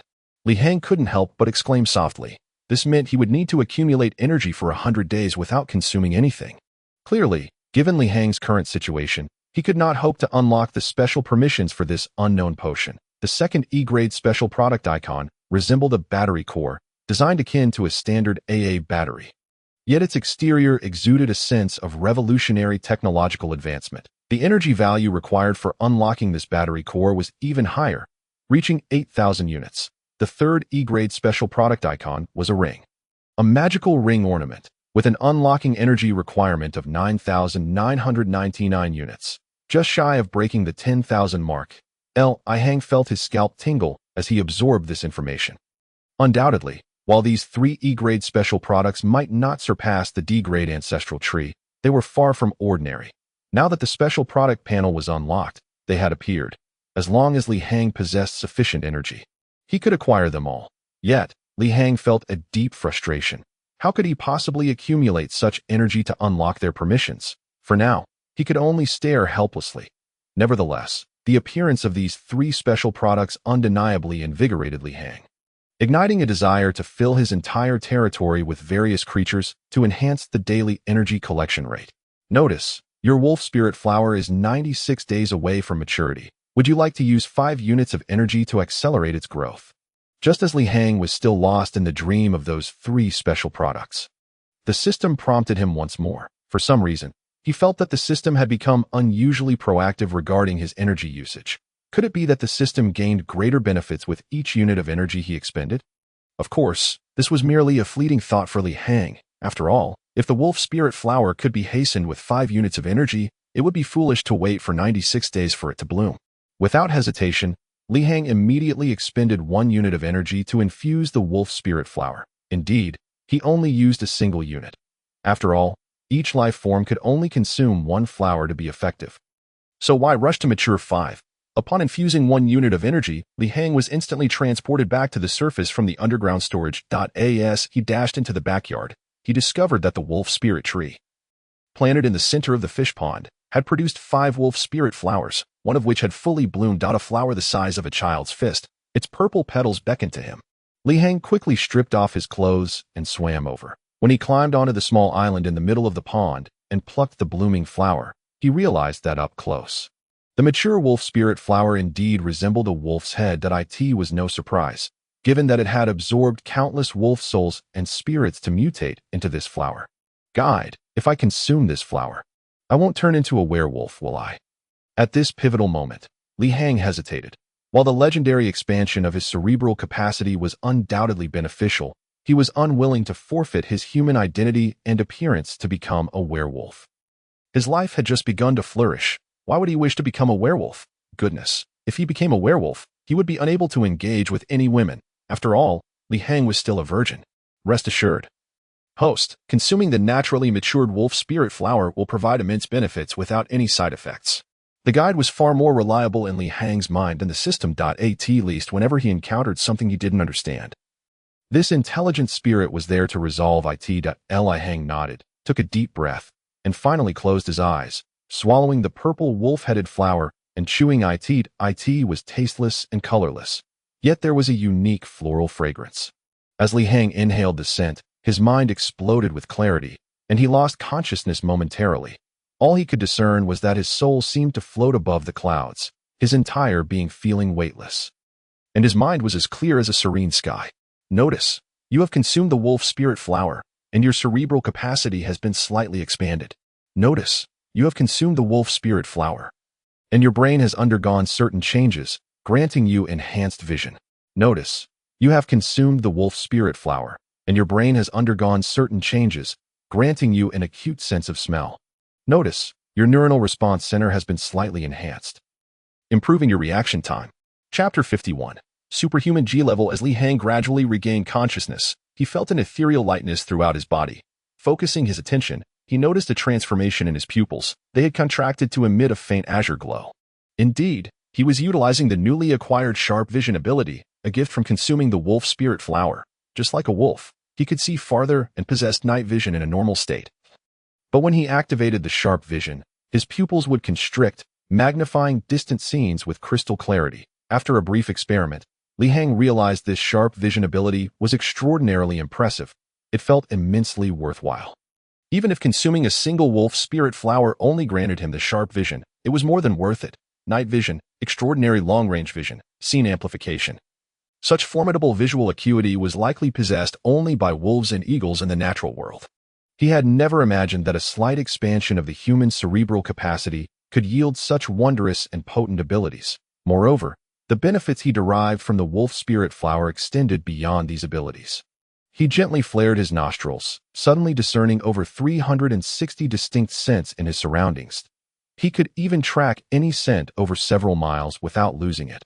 Remarkably, if he closed his eyes, he could navigate solely by following the various scents emanating from objects, akin to having satellite navigation. What an astonishing sense of smell! Li Hang marveled once more, now with both sharp vision and acute olfactory abilities. He felt as though he had transcended humanity. He had undeniably acquired two formidable supernatural powers. As for the neuronal response enhancement mentioned by the system, he no longer needed to test it further. The changes in his cognitive processing had become evident while experimenting with his new abilities. Having completed his assessment of these newfound powers, Li Hang promptly ceased utilizing the acute sense of smell. It wasn't that maintaining this state required excessive energy, rather, he was simply not accustomed to such heightened olfactory sensitivity in his daily life. The ordinary human sense of smell sufficed for him. Activating it when necessary was quite convenient indeed. That a single wolf spirit flower has directly birthed a superhuman, albeit not the formidable cinematic character from American heroics, but rather a being that transcends humanity itself. Li Hang paused momentarily before opening his lordly personal panel. Lord, Li Hang status, superhuman G-level gold, none energy. 0137 1000 degrees territory area, 100 acres energy absorption rate, 55 degrees current skills held by the Lord, sensing current abilities held by the Lord, sharp vision, keen sense of smell current slaves held by the Lord, beast slave Asho current buildings held by the Lord, Lord's underground warehouse current civilization level of the Lord, prehistoric civilization alternate civilizational spaces accessible by the Lord, prehistoric civilizational alternate space. Upon closer inspection, Li Hang discovered numerous changes within his personal information panel. His energy, once non-existent, now amounted to 137 degrees. The energy collection rate had surged to an impressive 55 degrees per day, and he had acquired two special abilities. However, his personal status had shifted from pristine to superhuman G-level. It appeared that the system classified human levels, beginning with the most ordinary of humans, and once one surpasses the limits of humanity in any regard, they are collectively termed superhumans. The hierarchy of superhuman levels likely ranges from G to A, with the possibility of an elusive S level remaining unknown to him. Despite this, it vastly broadened his horizons, revealing that humanity could indeed transcend its limits and attain a power previously unimagined. Presently, he was merely a G-level superhuman, the most basic tier, a gift bestowed upon him by the D-level special plant. The wolf spirit flowered. He pondered whether consuming both the wolf spirit fruit and the ancestor spirit fruit could elevate him from G-level to F-level, E-level, or even D-level. The thought sent his heart racing. He quickly began to estimate the energy required to accelerate the growth of the wolf spirit flower to the point of flowering and fruiting, with the slight enhancement of his cerebral domain and the forced reaction of neurons. This calculation, previously a daunting task for him, would now take mere moments. Now, Li Hang found he needed no calculator. A brief mental computation yielded an accurate estimate of the required energy units. The flowers took 30 years to bloom and bear fruit. With 4 wolf spirit flowers remaining, they were less than 100 days from flowering, rendering that time frame negligible. This indicated that Li Hang needed to infuse energy corresponding to the 30-year fruiting duration. With 356 days in a year, 30 years amounted to 10,950 days. To accelerate the growth time by 100 days, he would need 110 degrees of energy, plus an additional degree for the infusion process, totaling 111 degrees of energy. My goodness, that's quite steep, Li Hang exclaimed softly. 111 degrees of energy felt excessive given his current collection of only 137 degrees. Should he allocate all his energy to infuse the wolf spirit fruit, he would find himself back at square one. The thought pained him, yet the benefits of the wolf spirit fruit, which counteracted the effects of the wolf spirit flower and enhanced his physique, proved irresistible. At this moment, he came to understand that amassing 1,000 degrees of energy to ascend to the Stone Age civilization level was not inherently difficult. The challenge lay in ensuring that no energy was consumed along the way. After a moment's contemplation, Li Hang ultimately resolved to infuse the energy for the wolf spirit fruit. After all, 111 degrees was merely a matter of 2 days' worth of collection at his current rate. Sacrifice was essential for gain. System, infuse energy to produce the wolf spirit fruit, he commanded decisively. Biting down on his resolve, in an instant, he felt a surge of energy flow into one of the wolf spirit flowers, which rapidly matured and began to bloom. Before long, under the immense energy infusion, the bud blossomed, yielding a lustrous purple fruit that swiftly entered its ripening phase. Containing his exhilaration, Li Hang gently plucked the fist-sized purple orb, resembling a wolf's head. From the plant, he could not help but wonder what abilities might manifest if the ancestor spirit tree absorbed the souls of a different species. Chapter 52. Li Hang's transformation. Li Hang remained oblivious to this. Yet he understood from the guide that a D-level ancestor spirit tree's presence in the prehistoric civilization world was exceedingly rare, possibly unique in the entire realm. After gazing at the wolf spirit fruit for a while, he finally consumed it, chewing and swallowing it down, the experience reminiscent of the mythical ginseng fruit from Journey to the West.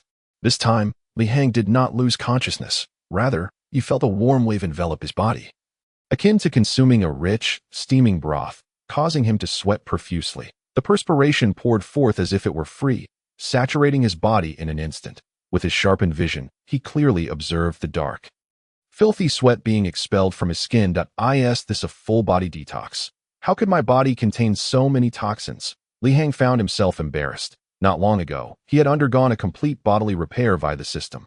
Yet here he was, still expelling significant impurities. Without delay, he rushed to the bathroom to cleanse himself. After some time, he emerged and stood before the mirror, noticing a distinct change in his physique.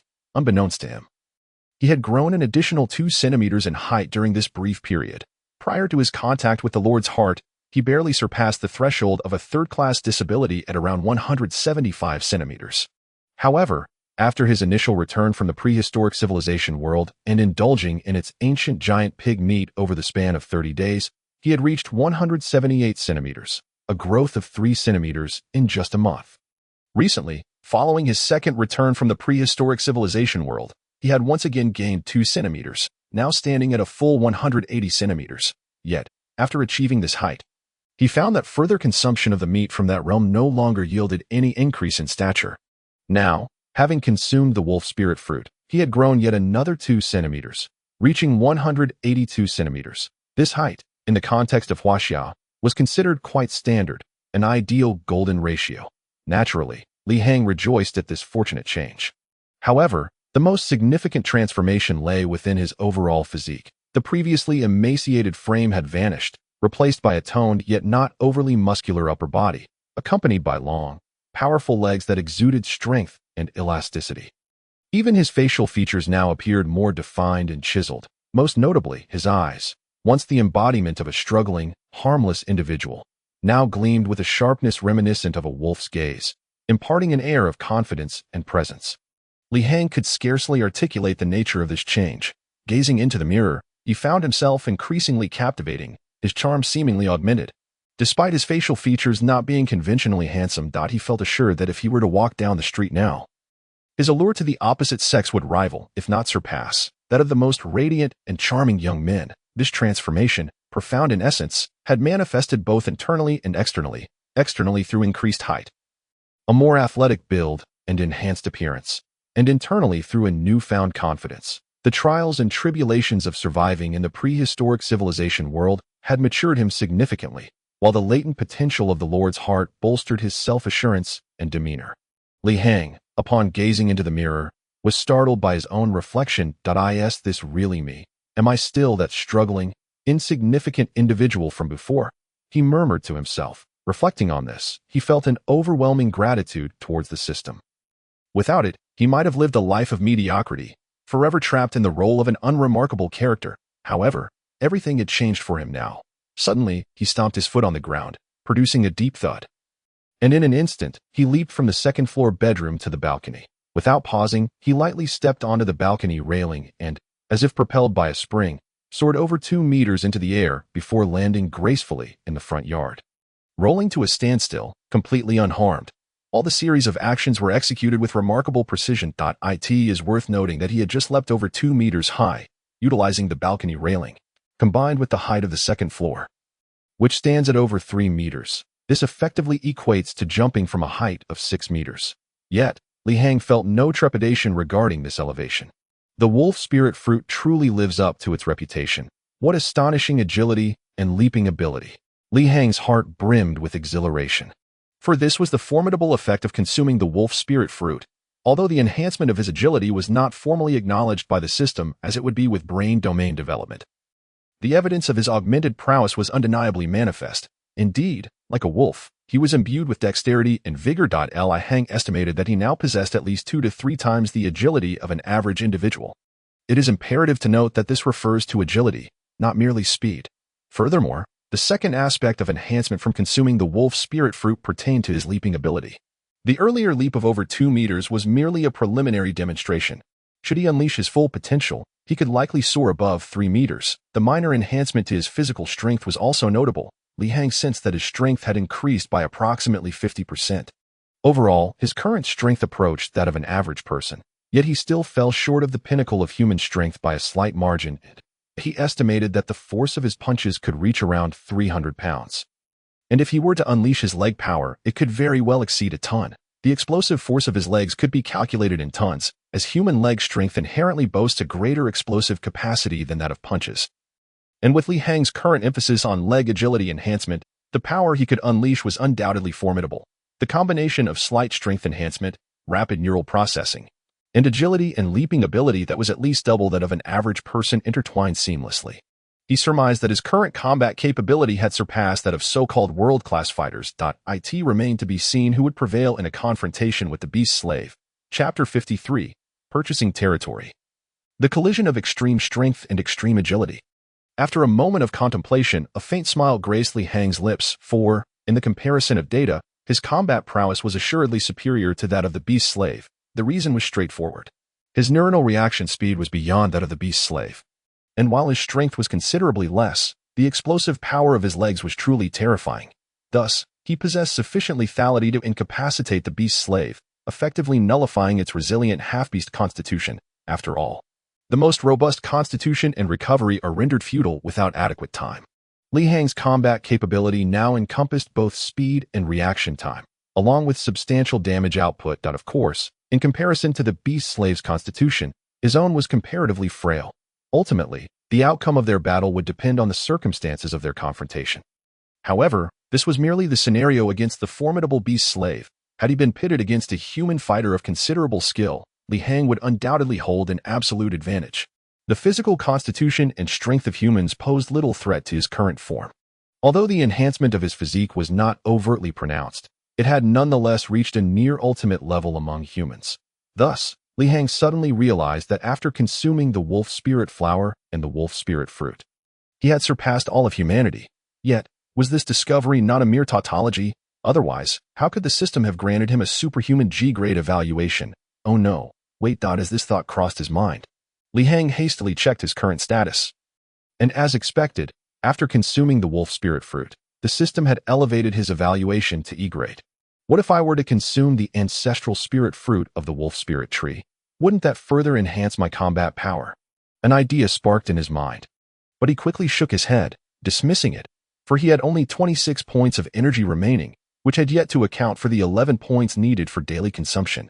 Thus, in the short term, he had nearly exhausted his energy reserves. That night, Li Hang spent the hours in the courtyard, adapting to the changes in his body brought about by his newfound agility and elasticity. He understood that to fully acclimate to this sudden surge of speed, he would need ample practice. As for the darkness enveloping the night, it posed no issue, for he had acquired night vision, rendering it trivial. By the following morning, Shi Chong, who had departed early to report back to the boss, arrived in his Toyota Land Cruiser, announcing his presence with a honk. This time, the event was a qualifying match, and should the beast slave win, it would signify that Li Hang had embarked on the path of the heir to the Filong Group, leveraging this platform to engage in international underground fighting, thus significantly enhancing his worth. However, this was not the crux of the matter. The most crucial aspect was that Li Hang could utilize underground fighting to swiftly accumulate his initial capital. In reality, he had never regarded underground fighting as a long-term pursuit, but for now, he had no better avenues for lucrative endeavors. In this qualifying match, the beast slave was assigned an opponent from Thailand, a fighter renowned in the underground circuit. This opponent differed greatly from the previous two adversaries, being an agile and aggressive Muay Thai practitioner, regardless of whether they were professional or underground fighters. Muay Thai fighters were known for their ferocious offensive style. Consequently, this battle would prove to be a considerable challenge for the beast slave, as the opponent would not engage in a straightforward clash. Yet, it was merely a challenge. Given the beast slave's formidable half-beast constitution, he could easily withstand the blows from an opponent whose strength was not particularly overwhelming. From there, it would simply be a matter of wearing down the opponent's stamina. After all, this was in the arena. As long as the opponent's endurance faltered, the beast slave's explosive power would inevitably corner them into an inescapable position, leading to a predictable outcome. as anticipated. Under Li Hang's guidance, the beast slave allowed no opportunity for the opponent to strike, tirelessly guarding his vital areas while leaving the rest of his body open to assault. Yet the terrifying half-beast constitution remained unscathed. Subsequently, he seized the moment when the opponent overcommit, swiftly trapping them in a bear hug, thus concluding a match that was fundamentally imbalanced. The entire encounter lasted 11 minutes and 37 seconds, marking it as a notably protracted contest. Without any surprises, Li Hang and Shi Chong, their managers, once again pocketed a substantial sum of money. The fixed appearance fee for this qualifying match had risen to 100,000, with the beast slave's personal fee at 48,000 and the opponent's at 67,000, totaling 215,000, yielding nearly 200,000 in profit. With the conclusion of the qualifying rounds, the remaining 4 underground fighters would join Su Feilong in the International Underground Fighting Elimination Tournament. Su Feilong, the sole heir of the Feilong Group, wasted no time in rewarding the 4 fighters for their success. Before everyone present, he opened a large cash box containing a total of 2 million in cash. As the box opened, the sight nearly dazzled Li Hang's eyes. He had never witnessed such a sum before, and this was merely the first of many such experiences. As a gesture for your initial service, each of you will receive 500,000 in 5 days. Gather here once more, and you shall accompany me aboard the Goddess of Fortune. Su Feilong remained as proud as ever, casting a brief glance at the 4 underground fighters. Without uttering a word, they stepped forward to claim their share, and under Li Hang's direction, the beast slave too received his portion. Thus, Li Hang found himself with a total of 700,000 in funds. As the group dispersed, the acquisition of such a significant sum ignited further ambitions within Li Hang. How should I allocate this money? Shi Chong inquired, driving the car with a cigarette in his mouth. His spirits unusually high. Although the money was Li Hang's, the two had never delineated their finances too strictly. Given their relationship, Shi Chong understood that as Li Hang's prospects flourished, so too would his own. I have nearly procured all the equipment necessary for the exploration of prehistoric civilization. So there's no need for further substantial investment. That I have 2 proposals. Either we indulge ourselves right here and now, or we reinvest in the development of our territory. Li Hang replied without a moment's hesitation. I choose the latter. Money is trivial, but the rapid development of our territory is paramount. Shi Chong was not one to chase material pleasures and promptly opted for the second choice. Very well, since you concur, let us first attempt to expand the territory's scope. Li Hang's gaze sharpened, his expression grave. Chapter 54. Armed Terror Wolfsman. Are you certain? If we are to expand the territory, how do we address the issue of land ownership in reality? Shi Chong asked, taken aback. I am unsure. I had a fleeting thought last night, but how to resolve it will require some experimentation. Li Hang sighed. To be honest, he should never have chosen to establish a territory that did not belong to him. This was, after all, a village within the city of Yangcheng. Although rural in nature, it was enveloped by the city, appearing dilapidated and backward, yet the potential for land appreciation was boundless.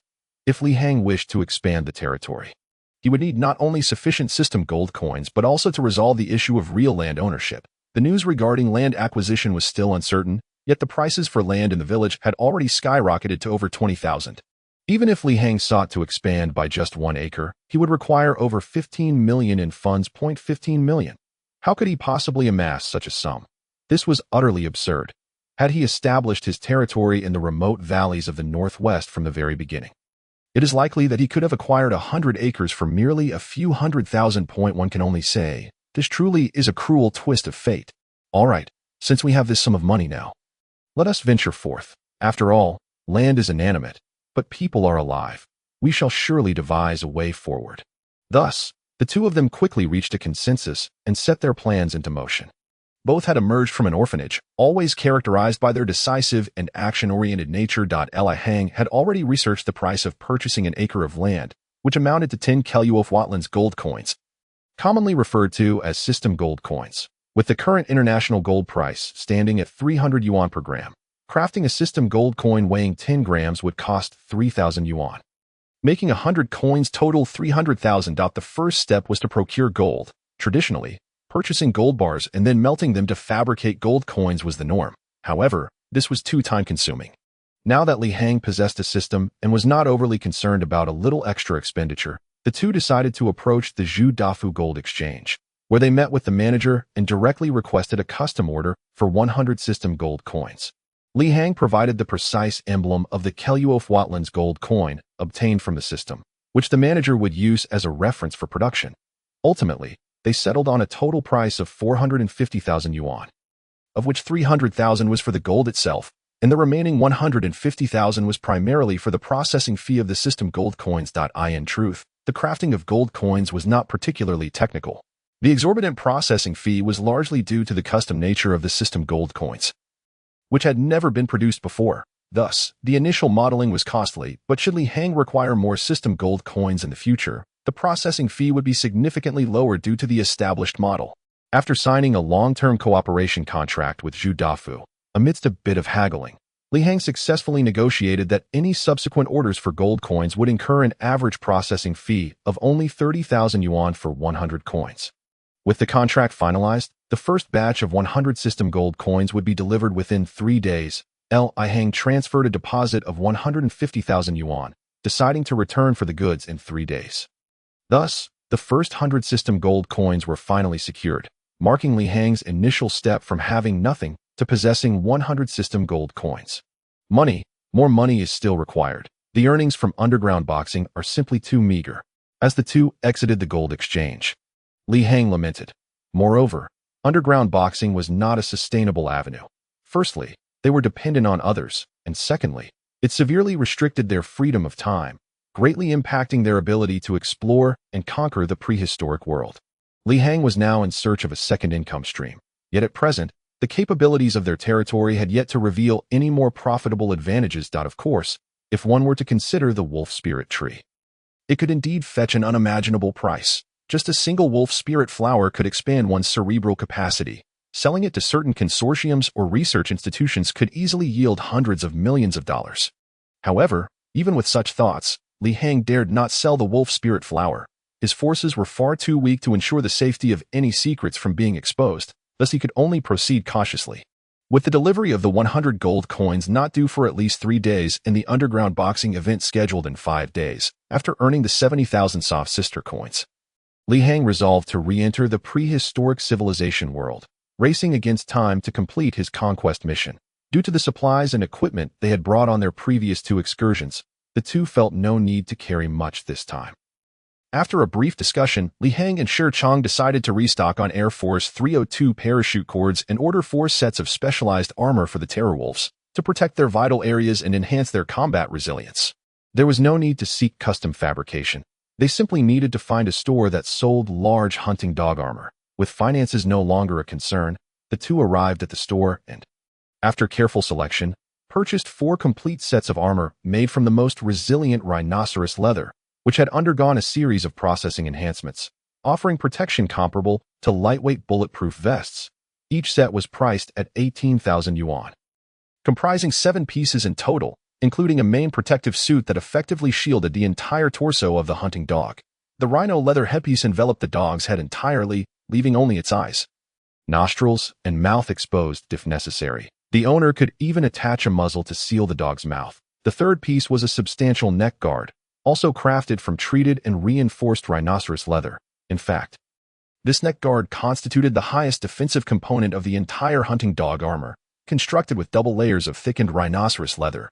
Additionally, the remaining 4 pieces were leg armor, which covered the dog's limbs entirely, exposing only the joints and claws, thus providing maximal protection and armament, specifically designed for beloved large hunting dogs. Shi Chang personally tested the armor, finding that even the sharpest Swiss Army knife could not penetrate it, sufficiently safeguarding against the attacks of large beasts such as lions and tigers. Despite the expenditure of over 70,000 yuan, nonetheless, for Li Hang, this investment was worthwhile. With this 7-piece armor set, the life assurance of the Terror Wolves was significantly bolstered, allowing Li Hang to send them into battle without hesitation, even when confronted by saber-toothed tigers. These 4 fully armed Terror Wolves would likely be capable of engaging them with ease. Chapter 55, Power Surge. What? He didn't utilize his full strength just now? Wang Yi was astonished by this revelation. In the next moment, the body and appearance of Steward Wu began to rejuvenate. Wang Yi realized that this indicated Steward Wu possessed remarkable skills in concealing his vital energy. Since learning the technique of suppressing vital energy from Li Jing, Wang Yi had gained a deep understanding of it. Realizing that Steward Wu's strength was indeed unfathomable, observing Steward Wu's actions, he comprehended that this martial sage was far more formidable and terrifying than he had initially imagined if Steward Wu was already this remarkable. What about Wang Tianji? For the first time, Wang Yi attained a clear understanding of the disparity in power and influence between them, feeling that his previous confidence was unwarranted and that he still had much to strive for. Soul Vortex. Li Jiying launched another attack, this time feeling a threat of pure young energy.ina sense. The Xian-Yin/Ghost Capture Soul technique was not merely for capturing souls, it was a means of refining the Yin residue, transforming the spirit into pure yang. Envisioning the amplification of the Yin demon, he aimed to obliterate it in one fell swoop, seeking to eradicate the Yin residue and return to pure yang. However, the founder had not anticipated that the Yin demon in one's heart could not be annihilated. Even if shattered, it would only be momentarily subdued before returning to its prior state. Residing within the heart, in the realm of heaven and earth, there was only one true method to thoroughly refine the Yin residue, and that was to harness the life and death power of heavenly thunder. Beyond this, there was no other path. Of course, the soul vortex that Li Jiying manifested at that moment was merely to complement his fourth finger of the covering heaven technique.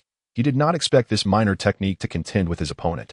4 fingers annihilate spirit. 4 fingers appeared in the air, crushing down upon the opponent. Steward Wu sensed the destructive force aimed at his soul descending upon him, causing a sharp pain in his forehead, as if his blood flow were obstructed. A formidable technique, Steward Wu remarked. Blood emerged from his palms as he continuously inscribed circles in the air. The myriad lives and deaths of the heavens seemed to be orchestrated in his hands. Li Jiying's 4th finger was shattered. Looking at Steward Wu, Li Jiying spoke. Steward Wu, if you can withstand this final strike, I shall not hinder you any further, for I am unable to impede your progress. A single hand obscures half the sky. The covering heaven technique had now developed into its most powerful and perfected form, surging within Li Jiying's heart. As this technique was unleashed, the sky darkened ominously. An overwhelming sense of oppression spread through the air.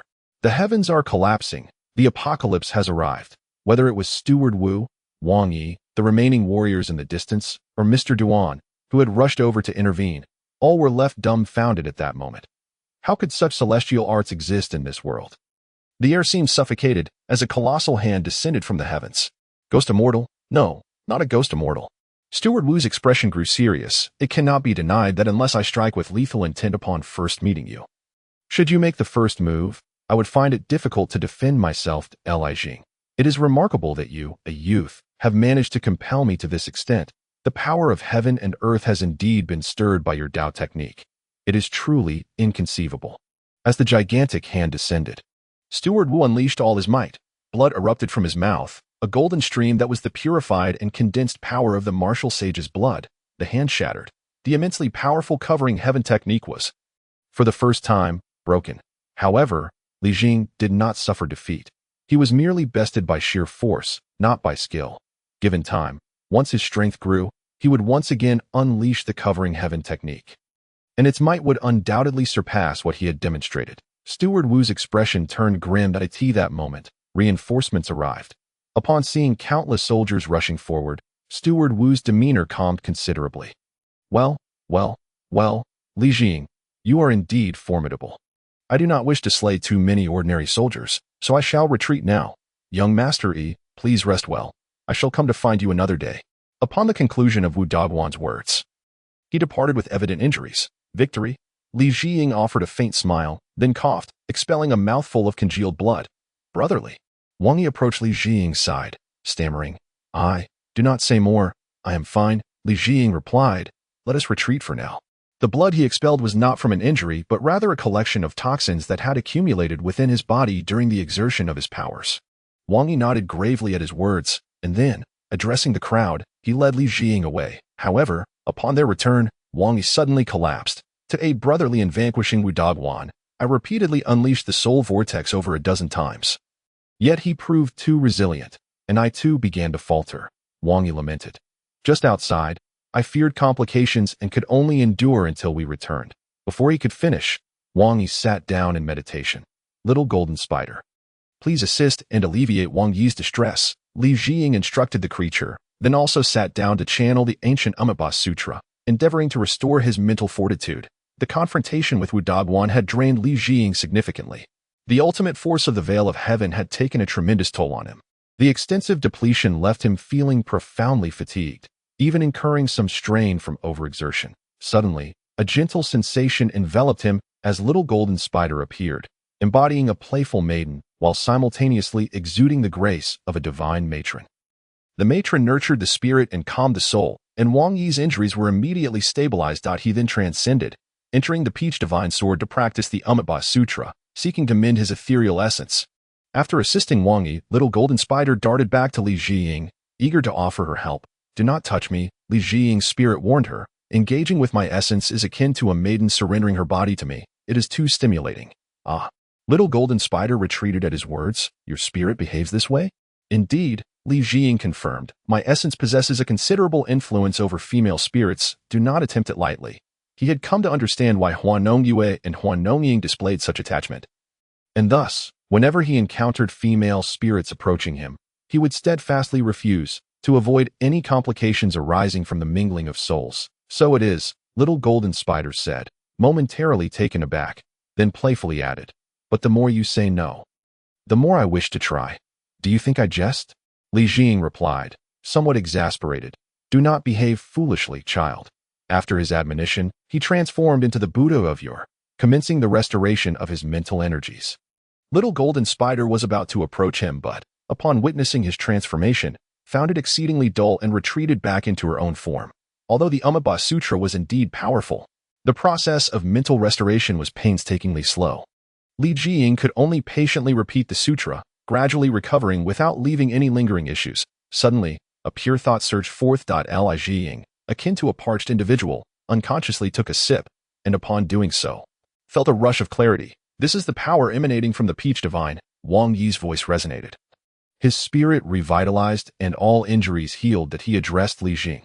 The continuous application of the soul vortex, coupled with the repeated assaults from Wu Dagwan, has significantly eroded the will of the Peach Divine, leading to a release of its power. I fortuitously acquired a portion, restoring my strength and fully solidifying my mastery of the possession realm.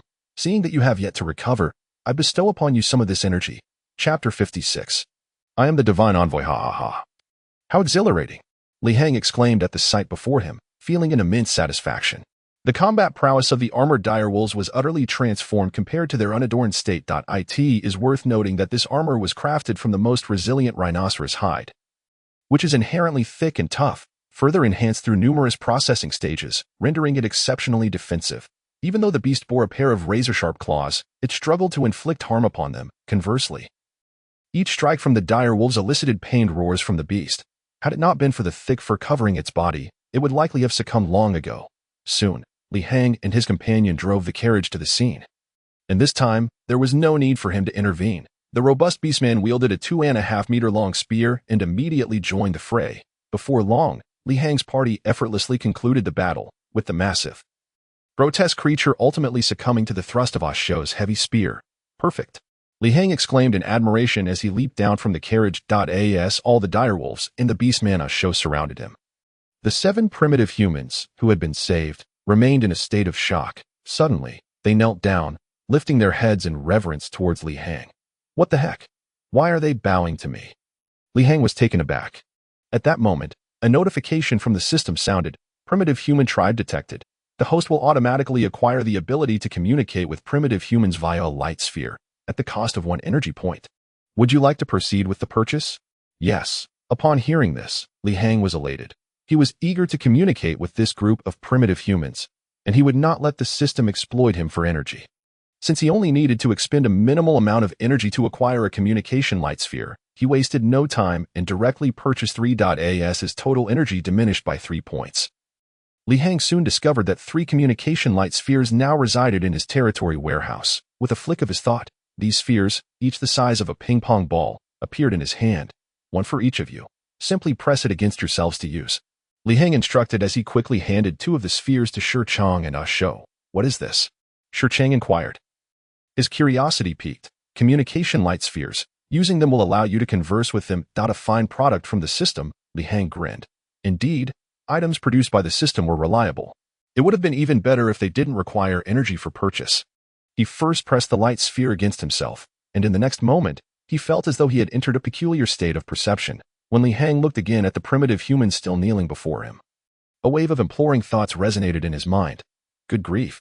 So this is how it is. These primitive people actually regard him, Li Hang, as the envoy sent by the beast god to rescue them, essentially mistaking him for a divine emissary. How absurd. What kind of logic is this? If I were truly the envoy of the beast god, why would I be rescuing you humans instead of slaying this hairy beast? Li Hang found it hard to comprehend the logic of these primitive beings. He had underestimated their intelligence, as they readily accepted the notion of a divine envoy. However, regardless of the reasoning, it did not hinder his ability to engage with these primitive humans, with a twinkle in his eye. Li Hang decided to embrace the misunderstanding and act as the envoy of the divine, diligent and valiant humans. I am not the envoy of the beast god, Li Hang proclaimed.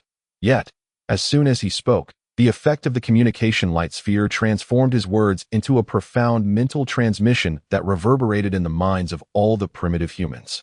This caused them to kneel even more fervently, and one leader-like figure hesitated for a moment before chattering away at Li Hang.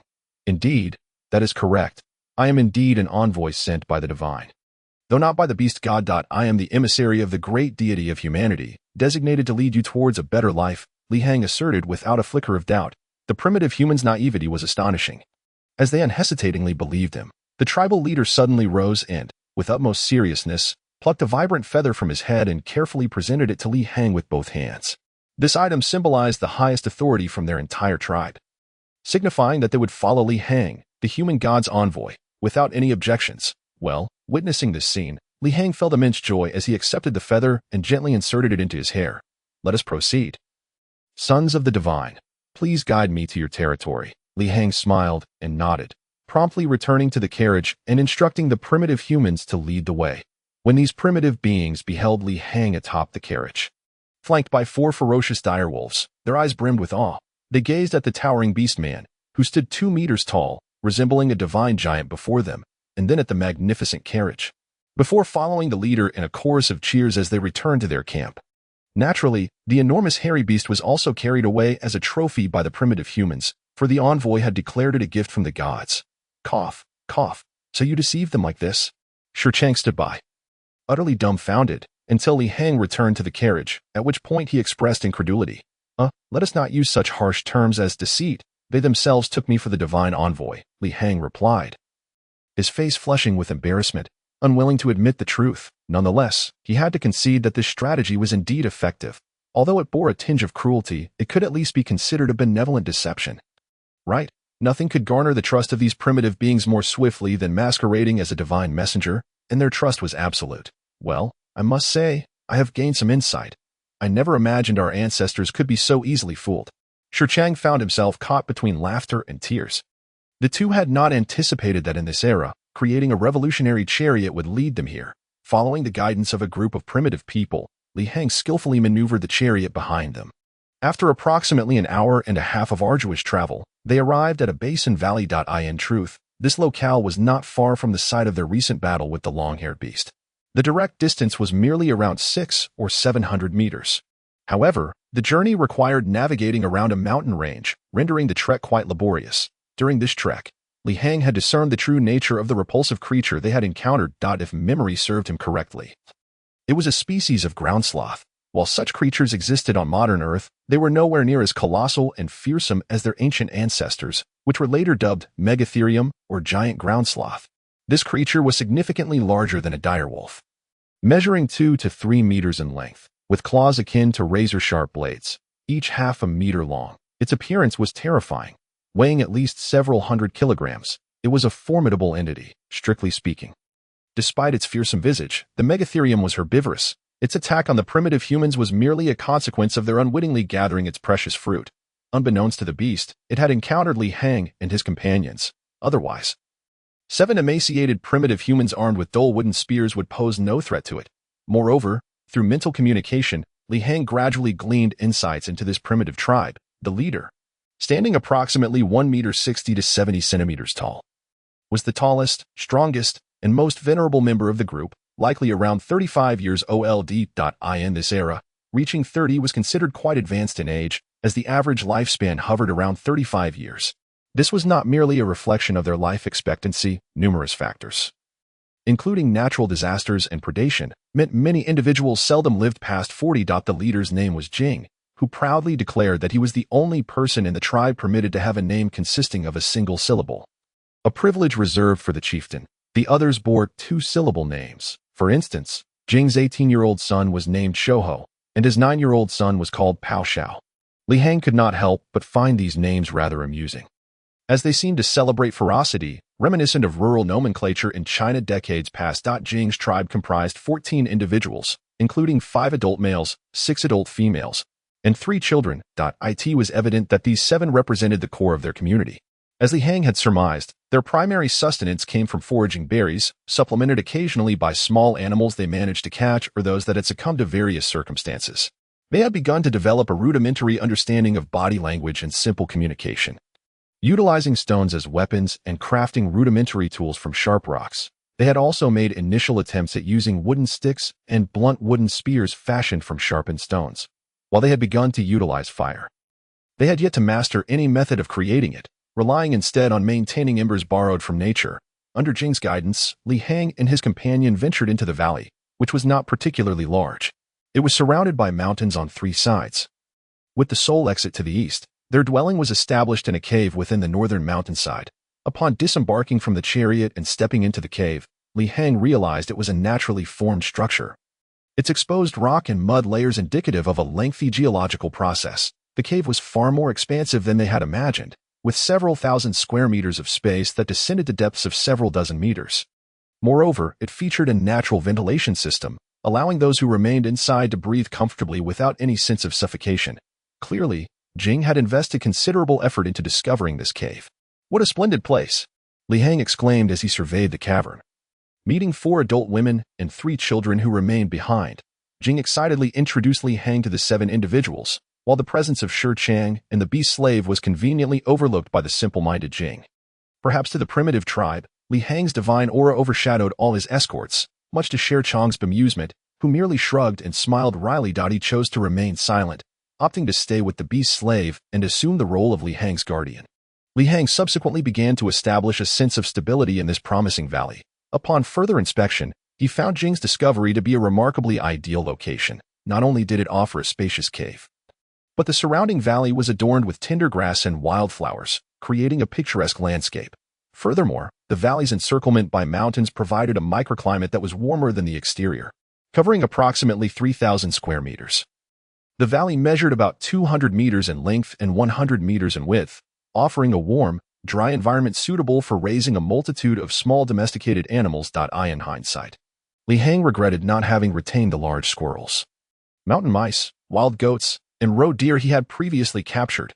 With this valley, he had ample space and environment to nurture them. Following Li Hang's instructions, 68 pigeons, grouse, and other birds were brought down from the chariot by the beast slave and others, and were subsequently domesticated within the valley. There was no need for cages. They merely clipped their wings and used local timber to enclose them. As for their sustenance, the tender grass seeds and other plants, along with the collected overripe berries, served as their nourishment. Once Li Hang had completed all necessary arrangements, including the participation of the leader Jing, a heartfelt cheer erupted from the tribe. They were evidently astonished that the arrival of a divine envoy had brought such an abundance of food. Indeed, in their worldview, these creatures were considered food. However, Li Hang took the opportunity to educate them, explaining that these were not mere sustenance but tools that would produce eggs daily. After considerable patience and negotiations, he finally managed to convey to Jing and the others that these were not food but tools, deserving of careful protection and respect, thereby introducing them to the concept of domestication and breeding. It must be said that merely helping them accept and adapt to this notion of husbandry required immense effort from Li Hang and Shi Chang. Mastering animal husbandry and achieving self-sufficiency was merely the first step. In the following days, Li Hang guided the primitive people around the vicinity, transplanting numerous berry bushes back to the valley for cultivation. Among them were pomegranate, star fruit, raspberry, mulberry, and banana, which were the most common local varieties. Remarkably, Shi Chang even discovered wild yams. After a whirlwind of activity, half a month had swiftly passed. Everything had settled and stabilized, yet Li Hang still had not received the system notification indicating the completion of the Sustainable Development Tribe side quest, which left him rather perplexed. This suggested that despite his efforts over the past half-month, it was still insufficient. After all, the domestication of over 60 birds could hardly provide a stable food source for a primitive tribe. As for the recently transplanted fruit trees and yams, it was evident that they would not yield fruit immediately. Thus, he needed to intensify his efforts. Consequently, Li Heng devoted himself to his endeavors. Beginning to manufacture a plethora of trapping tools, his next objective was to breed more livestock, thereby establishing a self-sufficient and sustainably developing tribe, with the assistance of Jing and the other 11 tribesmen. The production of traps progressed rapidly. Li Heng assigned them the task of weaving tree ropes using the most primitive techniques, stripping bark and crafting vines into intertwined strands. He instructed them to create 3 different sizes of tree ropes. The first was a fine rope woven from 3 strips of bark, intended for capturing small animals and birds. The second was a medium-sized rope made from 5 strips of bark, designed for trapping medium-sized herbivores. The third was a large rope crafted from 7 strips, intended for ensnaring larger beasts such as wild boars and gray wolves. Over 2 days, with the help of the primitive tribe, Li Heng amassed a considerable amount of tree rope material and produced hundreds of traps in varying sizes tailored to different creatures. The most straightforward and effective traps for capturing small animals and birds were net cages, of which he crafted 50. These simple traps could be constructed quickly with materials at hand. The methodology involved gathering a collection of uniformly cut branches and binding them together with rope to form a framework. While the rope was woven into a net. In less than half an hour, a small net cage with a diameter of under half a meter could be completed. The subsequent arrangement of traps became considerably simpler. A long wooden beam was utilized to prop up one side of the net cage, beneath which a scattering of grass seeds, chestnuts, mulberries, and other enticing morsels were laid. Once a small creature ventured beneath the net cage to partake in the bait, a mere nudge against the precariously balanced beam would cause the net to descend automatically. This rudimentary trap design is straightforward and likely familiar to many, yet the challenge lay in the absence of a net cage. However, Li Heng ingeniously crafted one using woven tree vines and branches, thereby eliminating the primary obstacle. With the construction of 50 tree net cages completed, Li Heng promptly positioned them around the hillsides of the valley, primarily targeting the mountain rats. These prehistoric mountain rats could be considered the ancestral lineage of the modern counterparts. In a world where humans did not reign supreme, food was never scarce, and their sizes were notably larger and more robust. An adult mountain rat could rival the size of a domestic cat, weighing anywhere from 3 to 6 kilograms. Li Heng's interest in these plump mountain rats was well-founded. They were easy to rear, abundant in number, and possessed a notorious reproductive capacity that had persisted throughout history. It is no exaggeration to assert that if Li Heng captured 100 or so, with a little time for nurturing, he could rapidly breed more mountain rats than one could imagine, proving far more effective than raising chickens or fish. The second type of trap was aimed at wild goats. Each weighing over 10 kilograms, Li Heng employed foot snares, setting up 30 of them to ensnare these wild creatures. The third type comprised medium-sized elastic snares, primarily designed to capture the heads of prey. Setting these traps required locating a sturdy tree nearby. Otherwise, a medium-sized animal, even if caught, could easily struggle free by dragging the trap away. While constructing these medium-head snares, Li Heng deliberately used medium-sized rope, crafted from at least 5 intertwined vines or tree bark, thick as a pinky finger, since there was no rush this time. The ropes underwent a thorough soaking and drying process, rendering them sufficiently robust to capture medium-sized beasts such as ancient deer, antelope, wild goats, and even smaller predators like civets, bobcats, and wild boars. In total, Li Heng fashioned 15 of these traps, distributing them along the riverbanks. Finally, the fourth type of trap was a large-scale contraption intended for capturing massive beasts like ancient giant boars. This was, in fact, the most labor-intensive to complete, whether it involved heavy deadfall traps, pits, or sharpened stakes. Thus, Li Heng and Sher Chang limited their setup of these large traps to 3. Primarily serving as supplementary food sources. Li Heng did not overly rely on these 3 traps for large game, as he had more efficient hunting methods at his disposal. In total, Li Heng, Sher Chang, and the kin of Jing collectively spent 5 days setting up all the traps. They conducted inspections twice daily to ensure captured prey was not prematurely claimed by other wild beasts. Among them, Sher Chang, a former Special Forces operative, devised a more efficient method for capturing small birds. Utilizing resin collected over the past few days, he mixed it with water and clay to create a highly adhesive paste, which he applied to branches where birds might alight. After several days, they had successfully captured dozens of small birds. Though diminutive in size, their meat was tender and flavorful, perfect for crafting delicious broths. It must be said that with the valley serving as an excellent base in the presence of over a dozen tribespeople, Li Hang's efforts in establishing the settlement progressed at an astonishing pace. With Li Hang's arrival, the Jing tribe experienced a marked improvement in their daily lives. They no longer needed to spend the majority of their time foraging for berries and could enjoy meat and hearty soups with every meal. The meat from the giant lazy beasts and the cured meat from deer provided sustenance for the entire tribe, supplemented by berries and roots for an extended period. Regarding safety, the presence of 4 fully armed terror wolves patrolling the valley entrance effectively deterred large predators from approaching the settlement. As long as these ferocious beasts were not foolish, their instincts would inform them that this valley, now home to several formidable creatures and a dozen strong humans, was no longer an easy target. Moreover, Shi Chang had constructed a rudimentary watchtower deep within the valley. The 2-story tower, standing 5 meters high, housed the heavy crossbows that Li Hang had brought during his second transportation, aimed at securing the valley entrance. It is no exaggeration to say that even if they encountered the terror horn beast again, Li Hang would have the confidence to bring it down, as this weapon was a devastating tool far surpassing anything of this era. Chapter 59. Remarkable progress. The day to collect the traps had arrived, and Li Hang's trapping initiative had proven to be a resounding success. With 100 traps deployed, each day yielded various catches. The Jing tribe and their kin were witnessing the miraculous efficacy of these traps for the first time, exclaiming in awe at the simple yet ingenious method that required no hunting, tracking, or engaging in dangerous confrontations, yet yielded substantial rewards, reaffirming the notion that such extraordinary techniques could only be delivered by divine emissaries. Let us first check trap number 1, Li Hang instructed as he led them up the mountain. Circling the ridge of the valley, they quickly discovered that out of the 50 small traps, 19 had yielded results. 13 plump mountain rats, 2 large wild goats, and a small bobcat had been captured. Next, they inspected trap number 2, where all 30 traps had been checked, resulting in 7 wild goats, 3 martens, and a hedgehog. For the third type of medium trap, of which Li Hang had only set up 15. They had caught a wild boar and 2 wild goats, which was a satisfactory outcome nonetheless. The 3 large traps had ensnared a substantial stag, weighing at least several hundred pounds, sufficient to sustain a dozen individuals and 4 terror wolves for several days. After completing the inspections and repairs of all the traps, the morning had passed swiftly.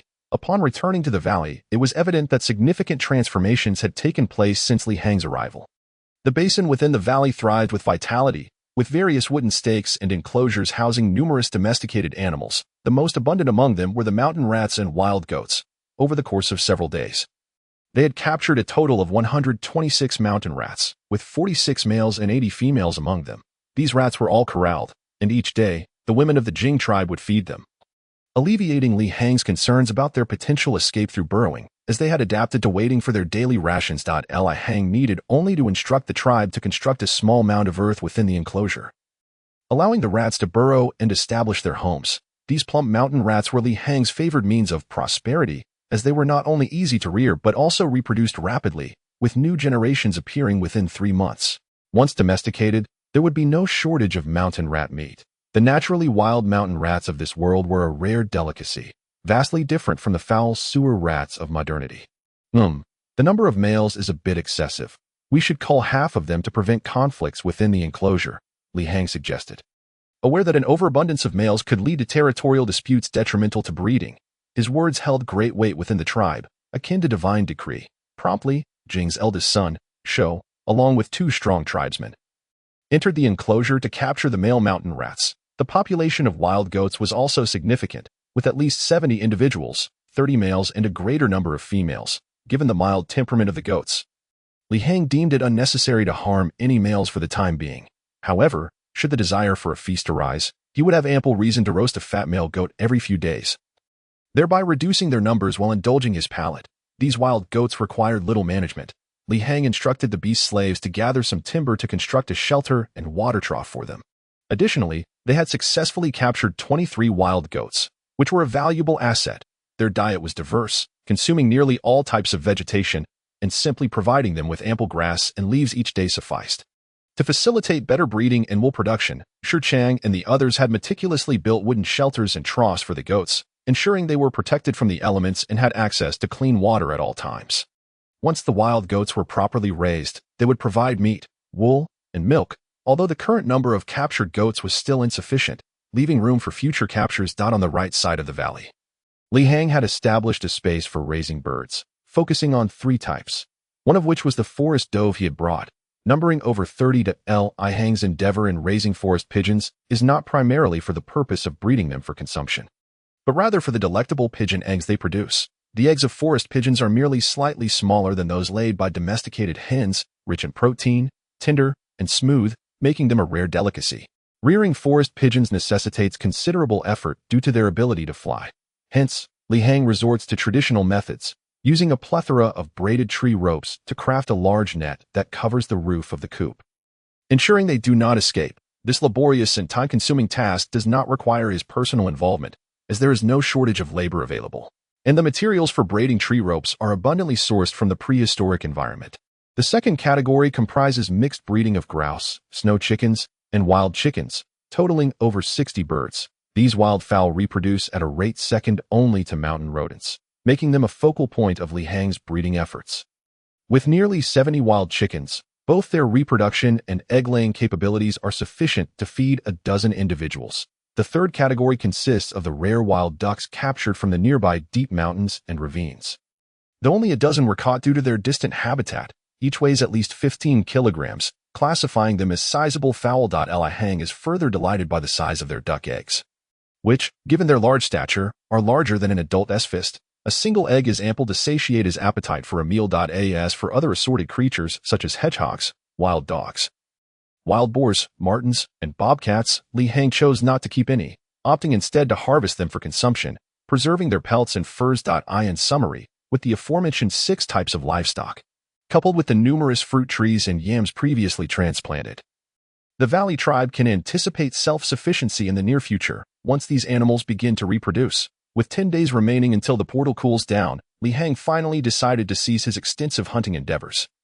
Entrusting the task of trapping to Jing and his kin. On the 20th day, Li Hang initiated the next phase of his plan to expand the tribe's population through inquiries made to Jing over the past few days. He learned of a larger tribe further south, comprising approximately 20 individuals. The current tribe led by Jing actually separated from this larger group 3 years ago, primarily due to the environmental pressures of that era. With too many humans congregated in a single area, food resources became insufficient, akin to the dynamics observed in the animal kingdom. When a population expands beyond a certain threshold, it necessitates division. Typically, during such a transition, a young leader emerges to spearhead the formation of a new settlement. Jing's current valley residence is a direct result of this migration 3 years prior. Li Hang felt a surge of excitement upon hearing this news. Locating Jing's original clan would significantly bolster his aspirations of establishing a sustainable tribe of 100 individuals.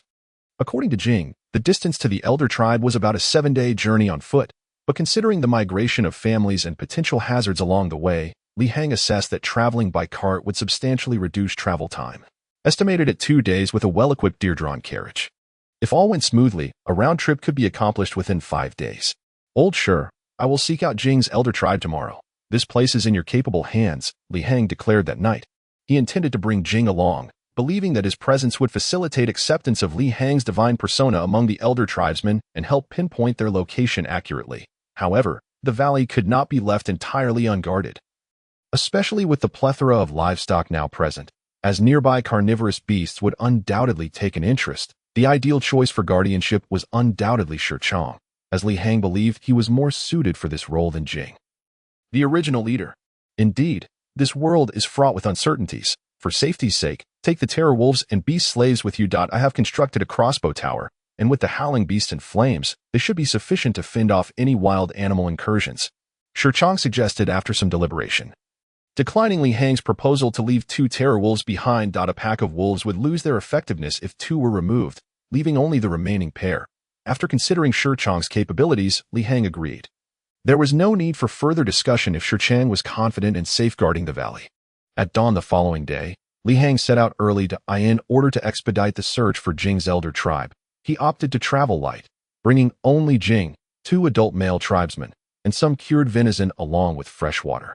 Li Hang, Jing, and the beast slaves drove the cart, while the 2 male tribesmen rode atop the backs of the deer. With the saddles he had brought from his original world, riding the deer-drawn cart posed no issues.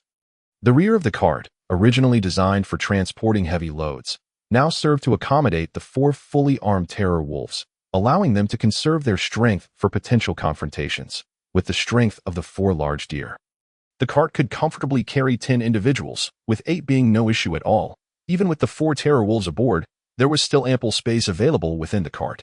"Go, let us depart," Li Hang urged, snapping the reins of the deer. The cart, which was likened by Jing and others to a divine chariot, swiftly accelerated from a standstill, quickly reaching a brisk pace of 50 miles as they exited the valley.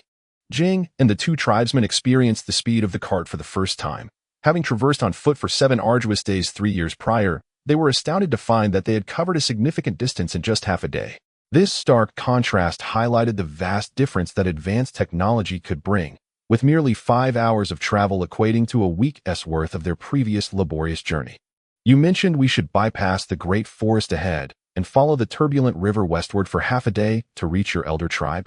Jing excitedly pointed toward the distance, his expression still brimming with awe. The speed of Li Hang's cart seemed to shatter the primitive beliefs of these ancient humans. The arduous journey that once felt perilous and lengthy now felt as though they had merely taken a brief nap. And they were almost there. Since migrating with his current tribe, Jing had not returned in a long while, not out of desire, but due to the inherent dangers of venturing far from their established settlement. However, Li Hang had no such concerns. Equipped with formidable weapons and accompanied by 4 terror wolves, he and the beast slaves were far from ordinary individuals. Furthermore, with the sturdy cart providing protection, he was unperturbed by encounters with fearsome creatures, even the likes of saber-toothed tigers or terror lizards. "Why must we circumvent the great forest?" Li Hang furrowed his brow upon receiving directions. If they were to cut straight through the forest, it would undoubtedly be a more direct route, allowing them to arrive at the elder tribe before sunset. Naturally, he was reluctant to take a longer detour only to camp outdoors that night. The forest. It harbors man-eaters. Jing hesitantly conveyed his concerns through rudimentary gestures. "Are there fierce beasts lurking there?" Li Hang's response was not one of fear, but rather intrigue as his eyes sparkled with curiosity. Jing and the 2 male tribesmen nodded vigorously, gesturing expansively to depict the terrifying strength of the creature. "What manner of beast is this?" Faced with their expressions, even the communication orb could not provide clarity. A fearsome, man-eating beast that encircled its prey. What could it possibly be? Li Hang pondered for a moment before dismounting and retrieving a branch, sketching a depiction on the ground, beginning with a saber-toothed tiger. Before them lay the expanse of forest, distinctly different from the woodlands he had previously encountered, filled with an abundance of vines and underbrush, with trees that were generally smaller yet densely packed. Such an environment could very well be a habitat for saber-toothed tigers, making it reasonable for him to draw such an inference. However, he was mistaken, as Jing and the 2 tribesmen shook their heads vigorously, indicating that it was not a saber-toothed tiger. If it was not a feline predator, then what could it be? Chapter 61. The cave bear. Nevertheless, Li Hang gleaned valuable insights from their expressions.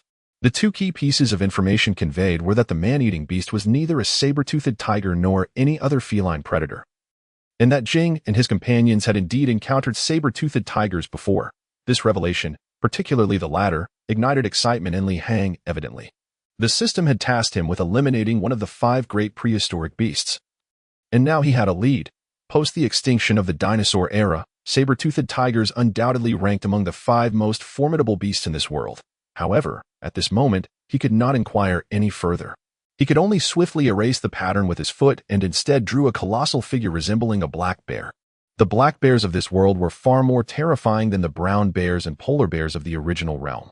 Here, they were not merely referred to as black bears, but were ominously known as cave bears, or even fear bears. Should a cave bear reside within this vast forest, Li Hang would undoubtedly choose to circumvent the area without a second thought. It is essential to understand that in this world, cave bears occupied the apex of the food chain. Encountering a brown bear exceeding 500 kilograms in modern times was already a rare occurrence, yet here, even a mature female cave bear would vastly outweigh a brown bear. Adult male cave bears could reach staggering weights of over 1,000 kilograms, with some even exceeding 2,000 pounds, making them formidable beasts that far surpass the saber-toothed tigers of old. In terms of weight, cave bears were 2 to 3 times more massive than saber-toothed tigers. Standing upright, they could reach heights of 4 meters, should one encounter an exceptionally large cave bear. Standing 5 meters tall, akin to the height of a 2-story building, one would be extraordinarily unfortunate. Thus, one could only imagine the terror instilled by prehistoric cave bears, for they had virtually no natural enemies in this world. Their only rival was likely themselves. Li Hang could lead 4 armored terror wolves to confront saber-toothed tigers, but he would never dare provoke a cave bear, at least not at this moment. Fortunately, the most concerning scenario did not unfold. Jing and his kin shook their heads in negation once more. This time, they appeared bewildered by the image of the cave bear, clearly unfamiliar with it, as evidenced by their confused expressions. After some contemplation, Li Hang proceeded to draw a giant python, one that far surpassed the largest modern pythons. This creature bore an impressive name, Titan python, a species that thrived during the age of dinosaurs. While the dinosaurs may have perished, Li Hang could not ascertain whether this creature had survived. Nor could he definitively claim that this prehistoric world mirrored the prehistoric civilizations of Earth. Consequently, he harbored uncertainty regarding the existence of the Titan python in this realm. However, he soon received his answer. For the fear evident in Jing's eyes conveyed everything. It was clear that Jing had indeed encountered a Titan python before, leading Li Hang to the conclusion that the 5 great beasts undoubtedly included this enormous serpent. Yet, Jing still shook his head in denial. Just as Li Hang was racking his brain for other man-eating monsters, one of Jing's tribesmen, appearing anxious, picked up a twig and began to draw on the ground. Mimicking Li Hang's actions. Li Hang recalled this male tribesman's name was Shan Miao. Well, when it came to names, he decided not to criticize any further. Such names, reminiscent of wild beasts, were evidently a trend among primitive people of this era. Despite the unimpressive name, Shan Miao's intellect shone through as he quickly grasped the concept and attempted to emulate Li Hang's drawings. He sketched back and forth several times, struggling to convey what he wished. Erasing and redrawing. Until, just as Li Hang's patience began to wane, on the 7th attempt, Shan Miao finally produced an image that satisfied him, prompting Jing and another tribesman to point and nod in approval. Li Hang's gaze sharpened. So, it is a cave lion. This was indeed an oversight. After pondering for so long, he had completely overlooked the terrifying cave lion. Undoubtedly, the cave lion was also one of the targets among the 5 great beasts. If faced with a confrontation between a Siberian tiger and an African lion in modern times, Li Hang would confidently favor the Siberian tiger. However, in the prehistoric world, when considering the strength of the cave lion versus the saber-toothed tiger, Li Hang would unhesitatingly choose the cave lion. Confronted with a cave lion, Li Hang's expression grew solemn. The cave lions of this era were markedly different from the lions and tigers of later generations. Their size and weight were not significantly smaller than that of saber-toothed tigers. And they did not exhibit pack behavior, living solitary lives much like tigers, independently hunting in the forests. Many modern scientists still debate whether cave lions belong to the Felidae family of tigers or lions, with this question remaining contentious. However, there was no doubt that cave lions bore a resemblance to modern lions, yet their size was considerably greater. They were dangerous predators, even more threatening than saber-toothed tigers. Upon realizing that these formidable cave lions inhabited the expansive forest ahead, Li Hang hesitated momentarily, contemplating whether to take a cautious detour. However, it did not take long for him to dismiss this notion. How could he allow himself to be intimidated by a cave lion? Were it a cave bear, Li Hang might strategically choose to retreat, but against a cave lion, he felt he possessed the means to resist. Although the number of terror wolves was limited, their full armor equipped them to contend with cave lions. As long as the terror wolves could effectively distract the cave lion, Li Hang was confident he could slay it. This scenario differed greatly from the one where a terror wolf was easily dispatched by a cave bear with a single blow. All Li Hang needed was to exercise caution to avoid being ambushed by a lurking cave lion. Thus, after a moment's reflection, he ultimately resolved to traverse the forest directly. If the cave lion had the sense not to provoke him, then all the better, should it prove foolish enough to engage. He would seize the opportunity to complete the task of slaying one of the 5 great beasts. With his decision made, Li Hang wasted no time in executing his plan. The clock was ticking, and he needed to reach Jing's ancestral settlement before darkness fell. The supreme identity of a divine envoy bestowed upon him immense advantages and absolute authority, regardless of Jing and his tribesmen's fears and objections. They could do nothing but follow closely behind Li Hang, ensuring the divine envoy remained shielded from danger. The path through the vast forest was not particularly easy to navigate, yet the deer horse, a large ungulate, was well suited to thrive in such complex environments. Thus, although their speed decreased from 50 miles per hour to 20, the group traveling in the cart was still faster than if they were to run on foot. Not to mention the safety it provided compared to the latter. Chapter 62. A dangerous undertaking. Since entering the forest, Jing and his companions had been on high alert, nervously scanning their surroundings. While Li Hang, in contrast, comfortably nestled himself further back in the cart. To his left sat Ah Shou, A beast-man with a physique akin to that of a barbarian or half-orc, Asho held a tower shield in one hand and a heavy spear in the other, vigilantly guarding Li Hang's safety on that side, while Jing, the tribe leader, occupied the right side, brandishing a 1.5-meter ironwood short spear brought by Li Hang, marking a significant upgrade in their equipment, encased within this protective core and shielded by the sturdy cart. Li Hang felt an overwhelming sense of security to minimize unnecessary complications. The 4 terror wolves, having enjoyed half a day of travel in the cart, were released at Li Hang's signal. They spread out in a formation, guarding the entire cart as they proceeded. It must be said that the scent of the 4 terror wolves brought a sense of calm as they traversed the dark forest. There were no aggressive beasts daring to attack the massive caravan. However, this tranquil atmosphere dissipated after the caravan had advanced for over an hour, delving deeper into the heart of the forest. The first signs of unease came from the 4 great deer horses pulling the cart, which began to snort nervously, as if they had sensed something strange. Shortly thereafter, a hint of chaos emerged among the terror wolves, their movements becoming more frequent, accompanied by low growls. Before long, the beast-man, Asho, stood slightly from his seated position, gripping his shield with renewed strength. "We have caught the attention of a man-eating monster." Jing and his 2 companions reacted swiftly. As natives who had always remained vigilant in this world, their instincts for danger were no less acute than that of Asho. The expression of the 3 burly men grew increasingly tense, beads of sweat streaming down their foreheads, yet they dared not wipe them away. As a modern individual, Li Hang struggled to comprehend the excessive anxiety and fear displayed by Jing and his kin. After all, even if facing a prehistoric cave lion, as long as it was not a pack, he did not perceive a solitary lion as particularly daunting. Ironically, cave lions were solitary creatures, unlike the later lions that formed prides. Female lions hunted while males enjoyed a kingly existence, guarding their territory. Therefore, Li Hang found it difficult to grasp why Jing and his companions were so frightened. One could only say that as someone with an advantage. It was challenging to understand without first-hand experience that in truth, due to Li Hang's heightened neural sensitivity, he had long been aware of a pair of hidden eyes following his caravan, whether from behind, the side, or above. Even after traveling for several miles, these eyes persisted, a testament to the enhancement provided by the wolf spirit flower, which sharpened his neural feedback capabilities. It was no exaggeration to say that his current agility and intuition were comparable to those of genuine terror wolves.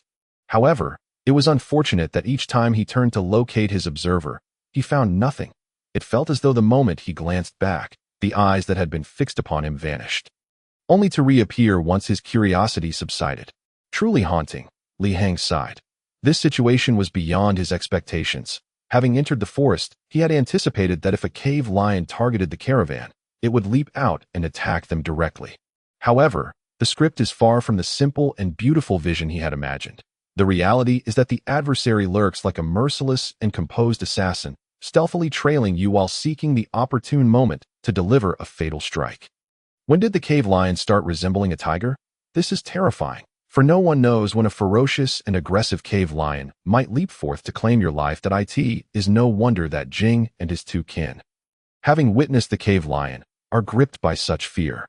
"Stop!" Li Hang suddenly raised his hand in a gesture of halting, and instantly, the beast slave yanked the rope, bringing the carriage to a standstill. "Divine envoy! Danger! We cannot stop!" Jing shouted in terror. Yet Li Hang remained undeterred. His request to halt was merely a means to decisively alter the current predicament, transforming passivity into initiative. How audacious for a mere beast to fixate on their sizable group. Li Hang initially had no intention of eliminating the cave lion at this moment, but since it had chosen to provoke him, it would face the consequences of its actions. "Let us rest for a while and eat some provisions before continuing," Li Hang said, glancing at the sky, noting that it was still early, affording him ample time to prepare dinner. Although the mealtime was somewhat earlier than usual, he shrugged it off and set about kindling a fire to cook. Before long, a piece of fresh, still dripping with blood, wild boar meat was retrieved from the rear of the carriage. This was the only raw meat he had brought, and with only one meal left to consume it. He certainly would not let this opportunity slip away. Half would be roasted, while the other half would be made into a meat soup. Soon, the savory aroma of grilled meat and the rich smell of the broth wafted through the air. Apart from Li Hang, who appeared unfazed, The others grew increasingly tense that I in the presence of a cave lion. To be preparing raw meat, grilling, and making soup was tantamount to courting death. The group gradually sensed the encroaching danger. Suddenly, Li Hang's nose twitched several times. Indeed, after disembarking, he had already activated his keen sense of smell. He sniffed intently before suddenly pointing toward a lush thicket on the right and shouted, "Right there. Go!" Clearly, Li Hang's halt was not out of hunger, but rather to lure the lion out of its den. His strategy was sound, having produced the raw boar meat that would tantalize the ravenous beast. The previously concealed predator had finally revealed its presence. This scent was discerned by Li Hang, whose keen olfactory senses enabled him to detect the cave lion even before the fearsome wolves. It was not merely due to superior smell, but also the intelligence of the human brain at work. The terror wolves, with a loyalty level exceeding 90, immediately responded to Li Hang's sudden command, launching themselves like wolves. Oh no, they were wolves. Without hesitation toward the direction he indicated. Upon leaping forth, they were met with a resounding roar of wrath. The deep, thunderous roar of the lion reverberated, shaking the spirits of all present. Holy hell! Li Hang was filled with shock. The nearby roar was utterly deafening, akin to thunderclaps ringing in his ears, rendering him momentarily dizzy and dazed. Chapter 63. The Fierce Battle with the Cave Lion. It is no wonder that there exists a martial art in Buddhism known as the lion's roar, for the terror of the cave lion is indeed palpable. With a single roar, a colossal beast sprang forth from the underbrush. Witnessing the legendary creature from prehistoric lore, Li Hang grasped the sheer power and ferocity it represented. It dwarfed even the largest African lions he had ever encountered. Just a glance would instill an overwhelming sense of despair. Now he comprehended why Jing and his companions harbored such dread towards the cave lion. The physique of primitive humans was inherently slight, with an average height of around 1.6 meters. Lacking any formidable weaponry, what grounds did they have to confront such a magnificent and intimidating beast? Standing at over 3 meters, nearing 4, this cave lion likely weighed close to 500 kilograms. Li Hang suddenly realized that the modern depictions of prehistoric creatures online were often inaccurate. The data typically suggested that cave lions weighed between 300 to 350 kilograms. But this specimen was easily surpassing that estimate. How horrifying! Even the 4 terror wolves, which had initially charged in a formation, were momentarily stunned by the furious roar of this enraged beast, seeing the fear in the eyes of the 4 terror wolves. Li Hang sensed something amiss and immediately urged them to hold their ground. If even these 4 could not withstand the lion, then his hopes of vanquishing it would be dashed. Thankfully, the loyalty level of 92 was not in vain. His efforts over the past days had not been for naught. Although he had not achieved the critical level of 95 for a guaranteed survival call, the 4 fully equipped terror wolves could still manage against a cave lion. Upon hearing Li Hang's command, the wolves, which had begun to retreat, were instantly invigorated, baring their teeth in a fierce growl directed at the cave lion. "Assure you too." With the situation stabilized, the cave lion hesitated in the face of the 4 terror wolves' sudden defiance. However, this moment of hesitation would cost it dearly. Li Hang could no longer afford to be concerned about Jing and the others, who were desperately trying to pull him to safety. He unleashed his strength. Forcefully pushing the primitive humans aside, in a swift motion, he drew his crossbow from his back, nocked an arrow, aimed, and released in one fluid action, the powerful bolt, propelled by a fierce gust of wind. Shot forth, at such close range, with the strength of the large crossbow, a hit was inevitable. Li Hang aimed for the lion's hind leg, knowing that given the lion's size and thick fur, even a shot to a vital area would likely not bring it down in one strike. Rather than allowing it to become enraged and fight to the death or flee, he preferred to incapacitate the lion's ability to move. As long as he struck one of its hind legs, its speed would be affected, and Li Hang would not need to worry about it escaping. Li Hang's consideration proved prudent. The arrow struck true, embedding itself into the lion's leg near the joint. The cave lion let out a loud, anguished roar, thrashing violently, and shockingly, it collided with a nearly 200-kilogram terror wolf, sending it sprawling as it charged toward Li Hang, who had shot the arrow. The speed of this rush was astonishing. Only Li Hang, with his heightened reflexes, could barely keep pace. He had initially intended to shoot a second arrow, but instead found himself making a dodging maneuver. Not retreating to the left or right, nor instinctively backing away. He understood that even his enhanced agility was insufficient against the cave lion. Thus, he opted to shrink forward, effectively hiding behind the beast slave who was approaching the lion with a shield. Just as he managed to take refuge behind the beast slave, a resounding bang echoed through the air as the beast slave's tower shield shattered under the force of the impact, sending him reeling. Li Hang, caught in the aftermath of the beast slave's body, was knocked aside. As he quickly regained his footing, he spat blood. Damn, that was an internal injury. Although his self-preservation was not without merit. The tower shield combined with the beast slave had managed to obstruct the lion's advance. The four terror wolves, sensing that both their leader and their true master had been harmed, surged forward in a frenzy.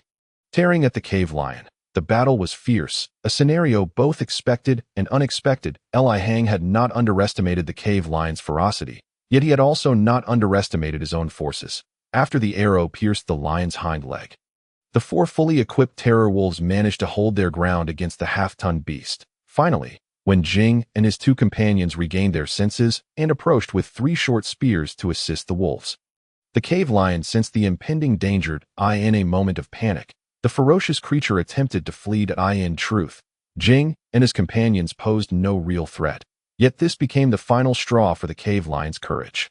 Ultimately, it turned tail and fled, leaving Li Hang to exhale in relief. No need to risk his life. How splendid.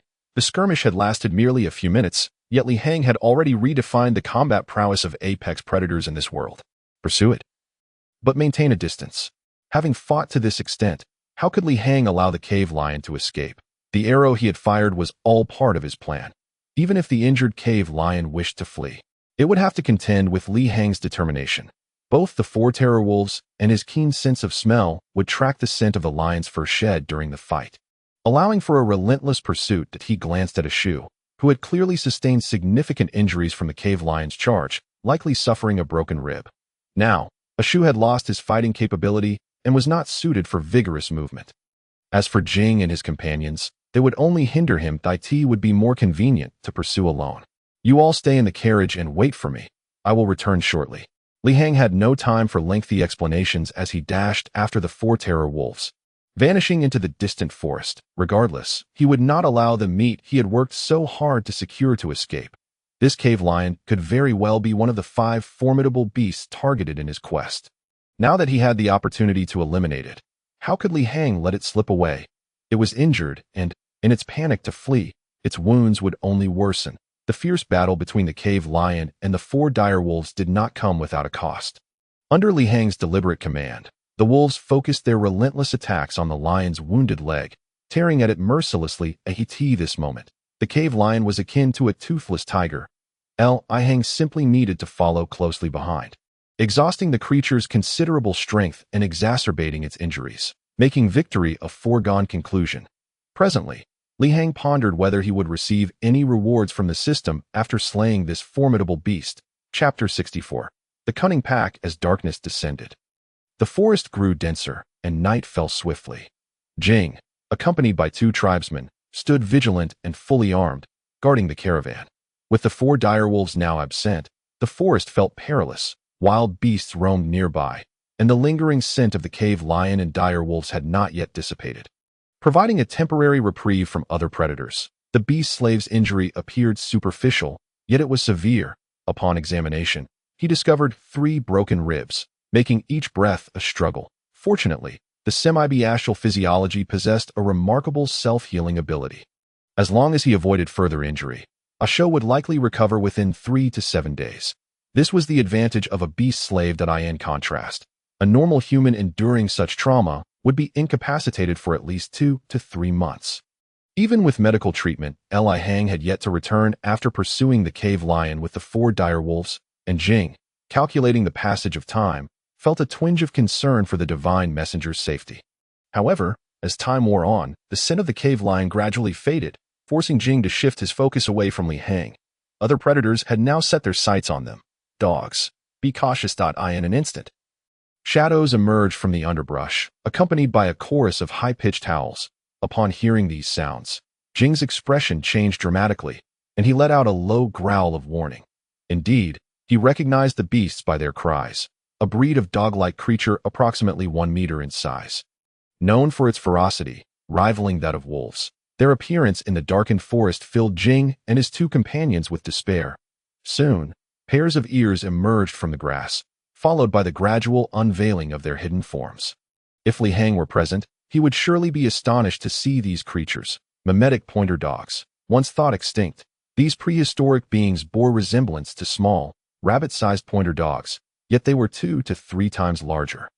Measuring a meter in length, with sharper teeth and formidable bite strength to in this era, mimetic pointer dogs represented a cunning and vicious breed of meso-sized carnivores, living in packs and always on the hunt together.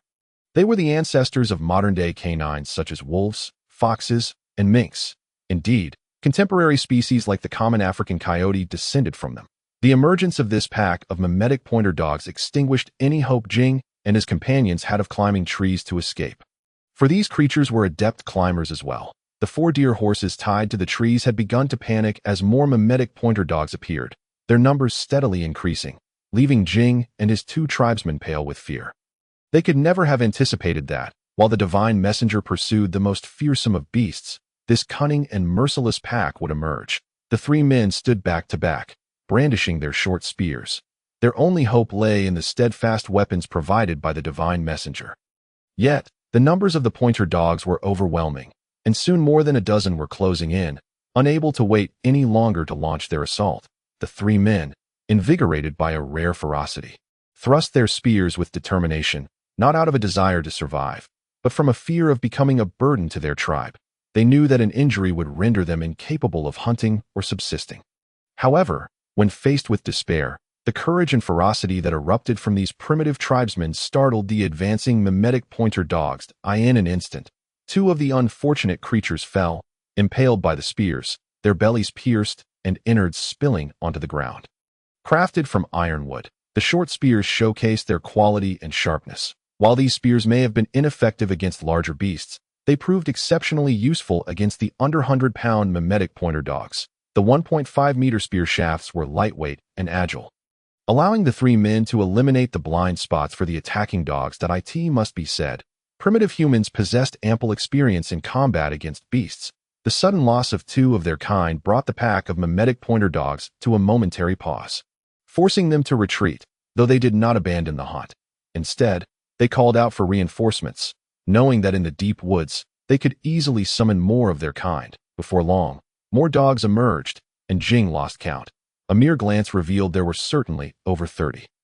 In some respects, they outnumbered the original pack, reproducing at an astonishing rate. Once the number of dogs swelled to a critical mass, the ferocious mimetic pointer dogs launched another attack. This time, despite their resolute defense and the sharpness of their spears, Jing and his companions found themselves in dire straits as more and more dogs lunged to bite. When one tribesman was dragged down by several of the mimetic pointer dogs, it signified that his fate was sealed. In battles between upright beings and beasts, the greatest challenge lay in remaining standing. Once fallen, one would have little hope of rising again. The fallen tribesman was Shan Mao, who closed his eyes, resigned to his fate. However, just then, a thunderous roar echoed through the air. Suddenly, Shan Mao heard the startled yelps of the dogs nearby. Remarkably, he was still alive. Indeed, he had not perished, for it was the beast slave, who had returned to the caravan to recover, that saved him. Asho wielded a shattered tower shield with both hands, swinging it fiercely at the pack. With a single blow, at least 5 of the mimetic pointer dogs were sent flying. And of those that landed, only 1 managed to rise again. While the others lay incapacitated, the combined strength of the 2 men, along with the tower shield's considerable weight and force, was far beyond what these 1-meter-tall creatures could withstand. Although the beast slave had been swiftly dispatched by the 500-kilogram cave lion, this was solely due to the disparity in weight and sheer strength. Now, facing this pack of dogs, the 2-meter-tall Asho resembled a formidable flesh-and-blood machine. With Asho, a single beast slave, now fighting tenfold, a flicker of hope ignited within Jing and the others, spurring them to fight desperately against the remaining pointer dogs. The bodies of a third of the pack littered the ground. This cunning group, lacking the unity of a wolf pack, retreated, leaving the men gasping for breath, their expressions reflecting the fear of having narrowly escaped death. Not long after, a loud wolf howl pierced the air. The dogs had sensed the return of the dire wolves and fled in panic. Even with just 4 dire wolves, the hierarchy of the food chain was such that this pack of mimetic pointer dogs dared not challenge them. Ultimately, after nearly 3 hours, Li Hang returned, burdened with the massive carcass of the cave lion. Even in death, the colossal body remained an awe-inspiring sight. Chapter 65. A series of surprises at the moment Li Hang dispatched the cave lion. His suspicions were confirmed by the system. The task of hunting or capturing 5 ferocious beasts from the prehistoric era had progressed. With one completion achieved, this was a tangible advancement in his quest, and the expedition into the forest had proven invaluable. To his astonishment, the cave lion's carcass transformed into a quest item. Enveloped in a faint green glow, capturing Li Hang's full attention. After a few attempts, he discovered that it could indeed be stored in the territory warehouse. It was important to note that the warehouse could not accommodate or retrieve items unrelated to the system. The presence of the beast slave and the 4 dire wolves he had tamed in the warehouse was solely due to their connection with the Lord's heart system. Now, the deceased cave lion also qualified as a corpse item. Li Hang felt perplexed as he explored the significance of the cave lion's carcass, ultimately deciding to set the matter aside for the time being. Perhaps the true purpose of this body would only be revealed upon the slaying of all the ferocious beasts. Thus, after 2 hours of tracking, exhausting the lion's strength, and delivering the fatal blow, he wasted no time returning to the caravan. However, upon witnessing the dire state of Jing and the others, Li Hang understood he had returned too late. The area surrounding the caravan was a scene of devastation. At least a dozen dog corpses lay strewn about, while Jing and his companions were battered and bruised. The most grievously injured was the usually silent tribesman, Yin Shi, whose calf had been severely gnawed away. Fortunately, despite their injuries, the group had considerable experience in protecting their vital areas, thus avoiding life-threatening wounds, since Li Hang had arrived at the valley settlement. They had become self-sufficient, alleviating their fears of being unable to hunt due to injuries. The tribespeople had long since devised effective treatments for wounds inflicted by venomous insects and beasts. Jing promptly retrieved mugwort and some stone powder, mixing them with ash to apply to their wounds. This ancient method of treating injuries was not only practical, but also remarkably effective, capable of staunching blood flow and neutralizing bacteria, as long as wounds were treated promptly. Serious complications were unlikely to arise. Upon seeing that they were unharmed, Li Hang let out a slight sigh of relief. However, the most pressing concern weighing on his mind was the current condition of the beast man. Initially, he had sustained a fractured sternum, and under Asho's half-beast physique, he would have been able to recover within a few days. Yet now, due to the pack of dogs' attack, it was evident that he had exacerbated his injuries. It would likely take at least 10 days to a month for him to heal completely. Nevertheless, upon witnessing Asho's labored breathing, Li Hang refrained from saying anything further. In truth, the predicament they found themselves in was largely due to his own insistence on slaying the cave lion. Fortunately, everyone was merely injured and not in dire peril.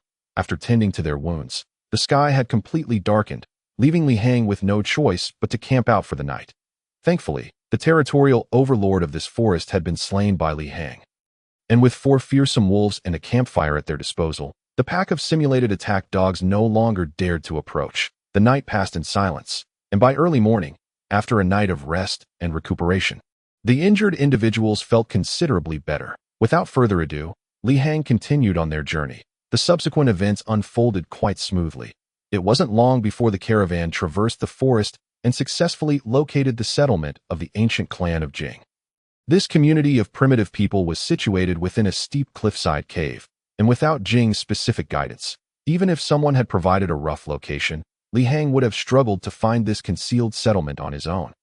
Upon meeting the elders of Jing's clan, and in an effort to convince them further of his divine emissary status, Li Hang conjured the enormous corpse of the cave lion from the territory's warehouse. This miraculous display of summoning, coupled with the demise of the forest's carnivorous overlord, instantly caused the elders of Jing to kneel before him in reverence, mirroring their earlier reactions to Jing. Subsequently, under the influence of the divine emissary, Li Hang persuaded the elders of Jing to relocate to the valley. There was no rationale provided, nor any persuasive argument made. He merely stated with an air of arrogance, "This is the guidance of the divine." And thus, there was no further discourse, as all the primitive people complied in faith and blind obedience. Li Hang couldn't help but marvel at how his spontaneous decision to impersonate a divine emissary had proven to be remarkably effective. Without this exalted identity, not only would he have struggled to act as their guide, but even integrating into primitive society would have posed a significant challenge. The status of a divine emissary undoubtedly accelerated the progress of his mission.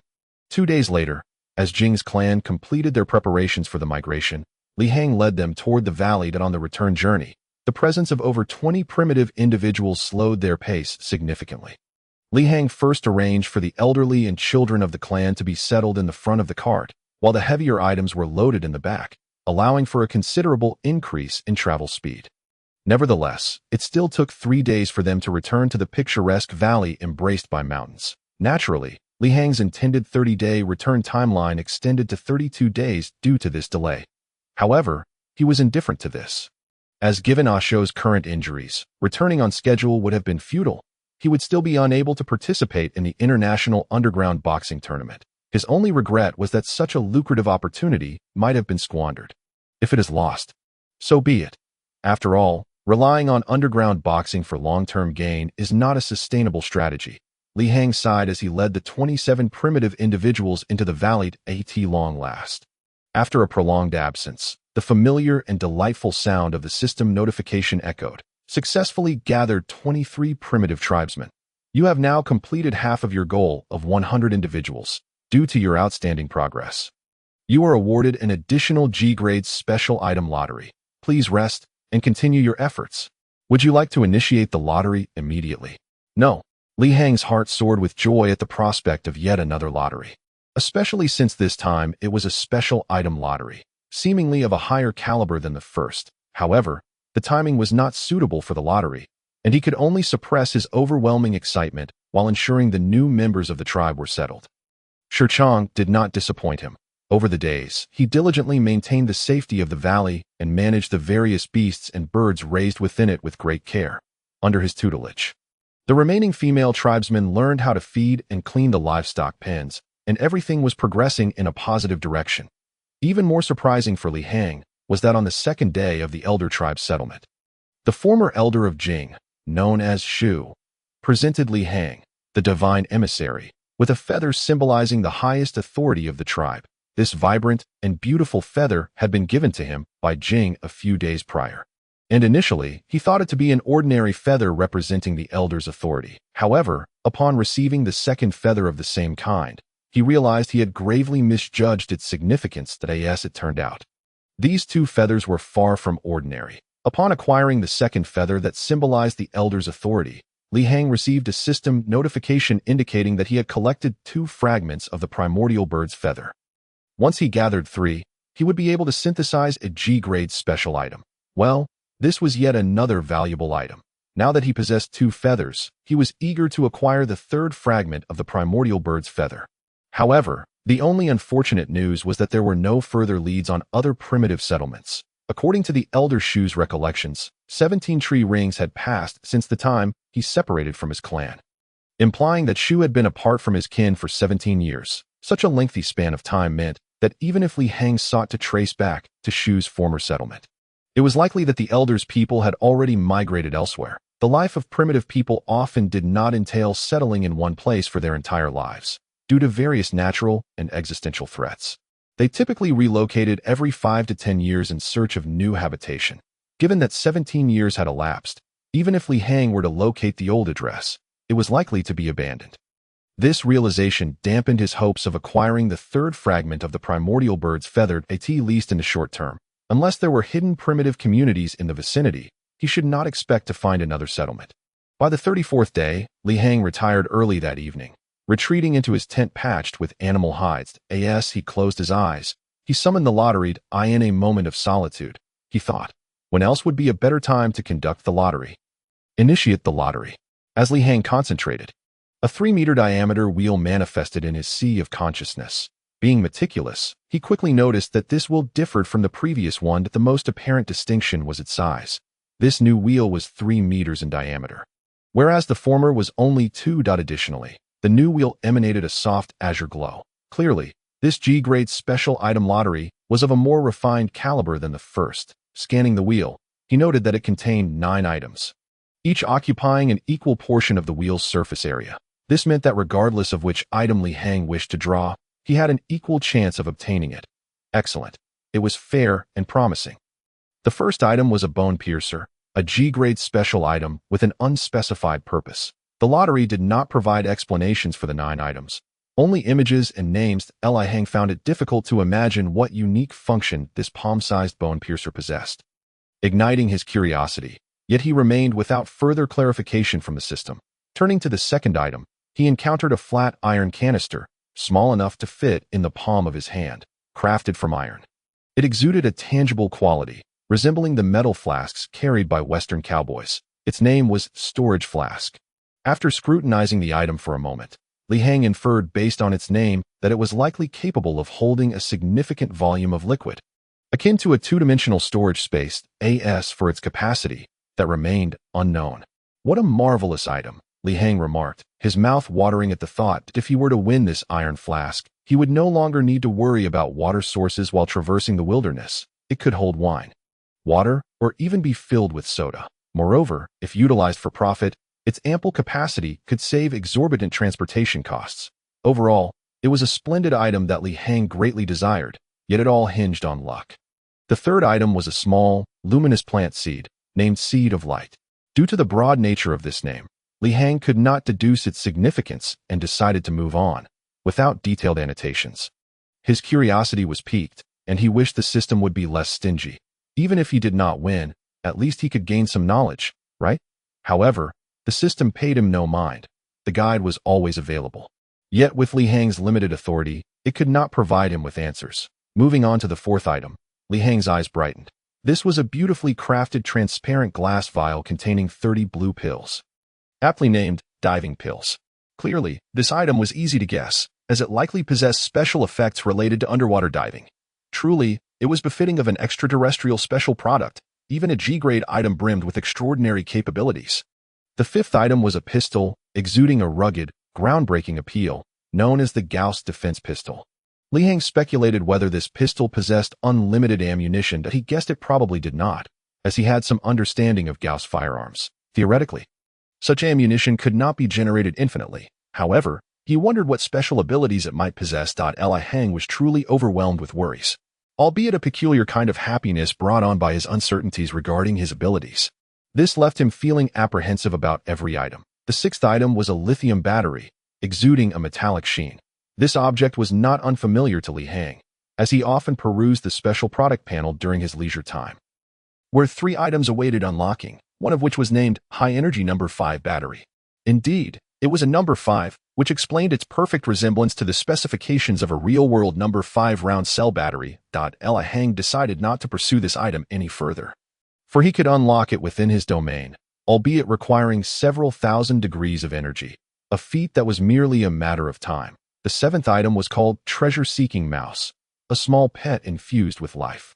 Possessing unique capabilities, this adorable little mole, with its sandy-colored fur, did not require much speculation. It was a creature adept at locating special items. From Li Hang's perspective, its cost-effectiveness and value were arguably the highest, as teaching someone to fish is far more beneficial than simply giving them a fish. With this treasure-seeking mouse, Li Hang could unearth a plethora of special items, as long as remnants of ancient civilizations remained. He stood a chance of discovering them. The eighth item was dubbed the gliding hoverboard, resembling a surfboard crafted from an unknown metallic material. Its name alone was enticing, a flying hoverboard, which Li Hang yearned for. After all, such gadgets frequently graced the screens of futuristic sci-fi films, where protagonists wield them with effortless charm and style. That it was a perfect tool for impressing others while also being remarkably practical. Were Li Hang to possess a hoverboard now, he would no longer have to endure the arduous journey in a divine envoy carriage while searching for primitive humans and the 4 formidable beasts. This item truly captivated Li Hang's heart. Aside from the yet-to-be-noticed ninth product, it was indeed his greatest desire. The ninth item was a small robot crafted from a special alloy, resembling a Gundam from anime, a mere 30 centimeters in height. The craftsmanship of this robot was exquisite, utilizing high-strength alloy materials that exuded a rugged aesthetic. Fully armed with a laser cannon, machine gun, lightsaber, and alloy energy shield, it appeared to be well-equipped, though the aforementioned weapons were miniatures. They still conveyed an intimidating presence, suggesting that this alloy Gundam model was not to be trifled with. Despite its diminutive stature, it radiated explosive firepower. Upon observing this final product, Li Hang dismissed all previous considerations in terms of cost-effectiveness and desirability. This Gundam model undoubtedly reigns supreme. Its combat capabilities, even as a small model, would surely be off the charts in this era. Furthermore, Li Hang soon realized that this item was not merely a G-level special product, but rather an F-level one. That the last item was evidently the sole exceptional treasure within the G-level roulette, being the only one to surpass the G-level tier. Whether he could draw it, however, depended solely on his luck. There were a total of 9 items on the roulette, with a 10th space that held no items but instead offered the function draw 2 more times. This meant that if Li Hang landed on the 10th space, he would gain the opportunity to draw items twice more. This newly added feature was clearly not present in the roulette that Zhao Mu had encountered before. Taking a deep breath, Li Hang closed his eyes and silently prayed, hoping to land on the final 4 slots. If he could land on the 7th, 8th, 9th, or even the 10th slot, it would all be a gain. Start. With a commanding voice, Li Hang set the roulette spinning rapidly. He dared not watch, choosing instead to close his eyes and chant fervently. After what felt like an eternity, when he finally opened his eyes again, he was astonished to see the pointer had come to a stop at the 10th space. Could it be that his luck had truly turned?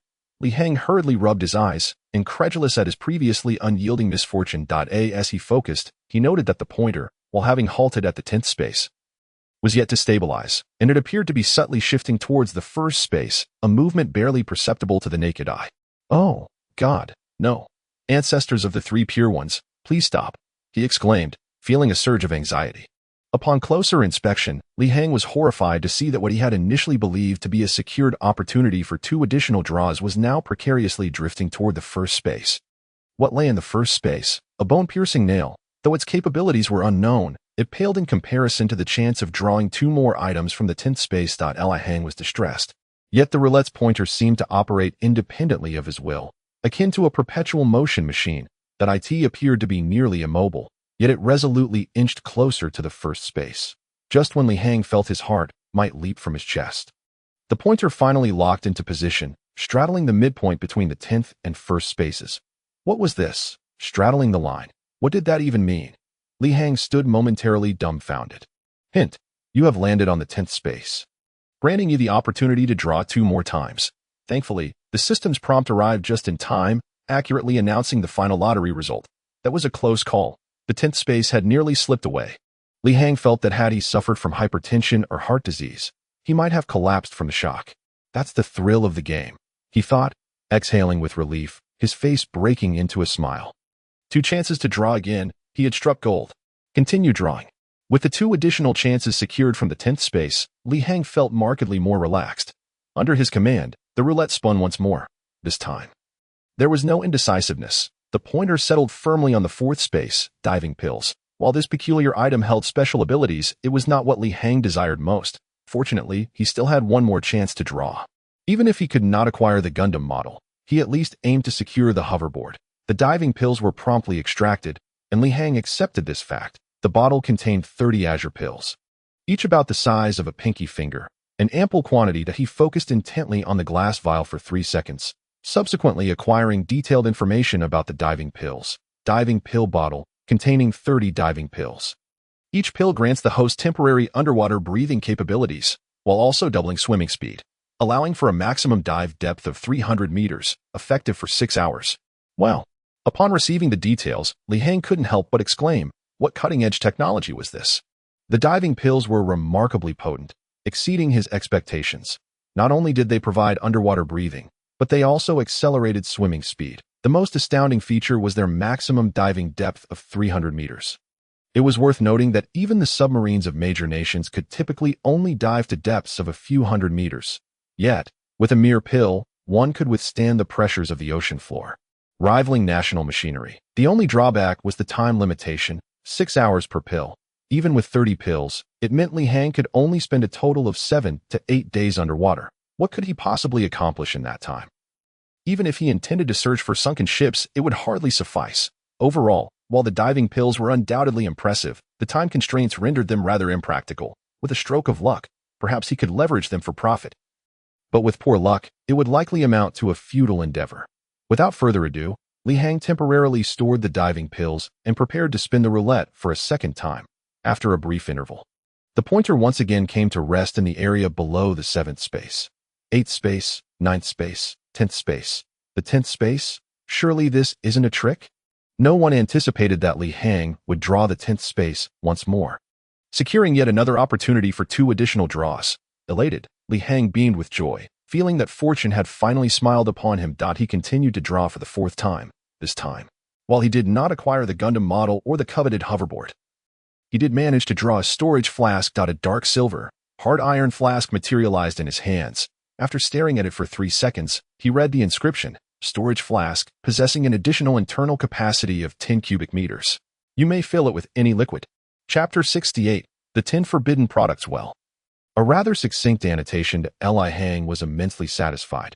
He found this practical little item to be exceedingly agreeable. With a capacity of 10 cubic meters, it could hold an impressive amount of water, equivalent to 10 tons.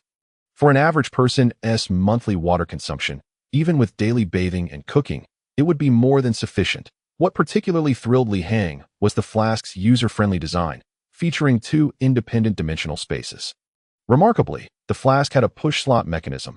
Pushing down toward the base accessed the lower dimensional space, while pushing toward the mouth accessed the upper dimensional space. Simply put, the storage flask could store more than 2 types of liquids, be it half a capacity of spirits and half of fresh water, or entirely one or the other. Such a thoughtful design was truly commendable.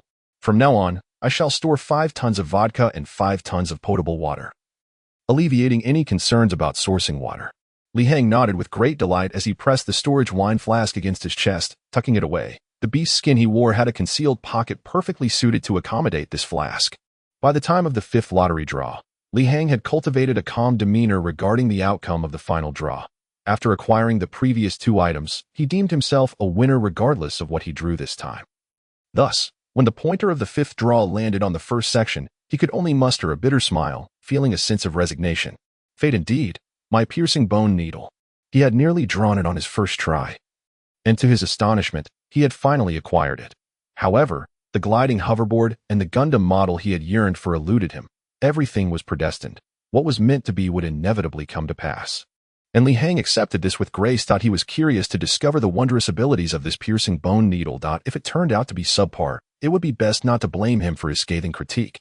In no time, a piercing bone needle, forged from a novel alloy, appeared in Li Hang's hand. He stared at it for 3 seconds. The insidious piercing bone needle was once classified as one of the 10 most forbidden objects by the Krovia Atlantis Empire.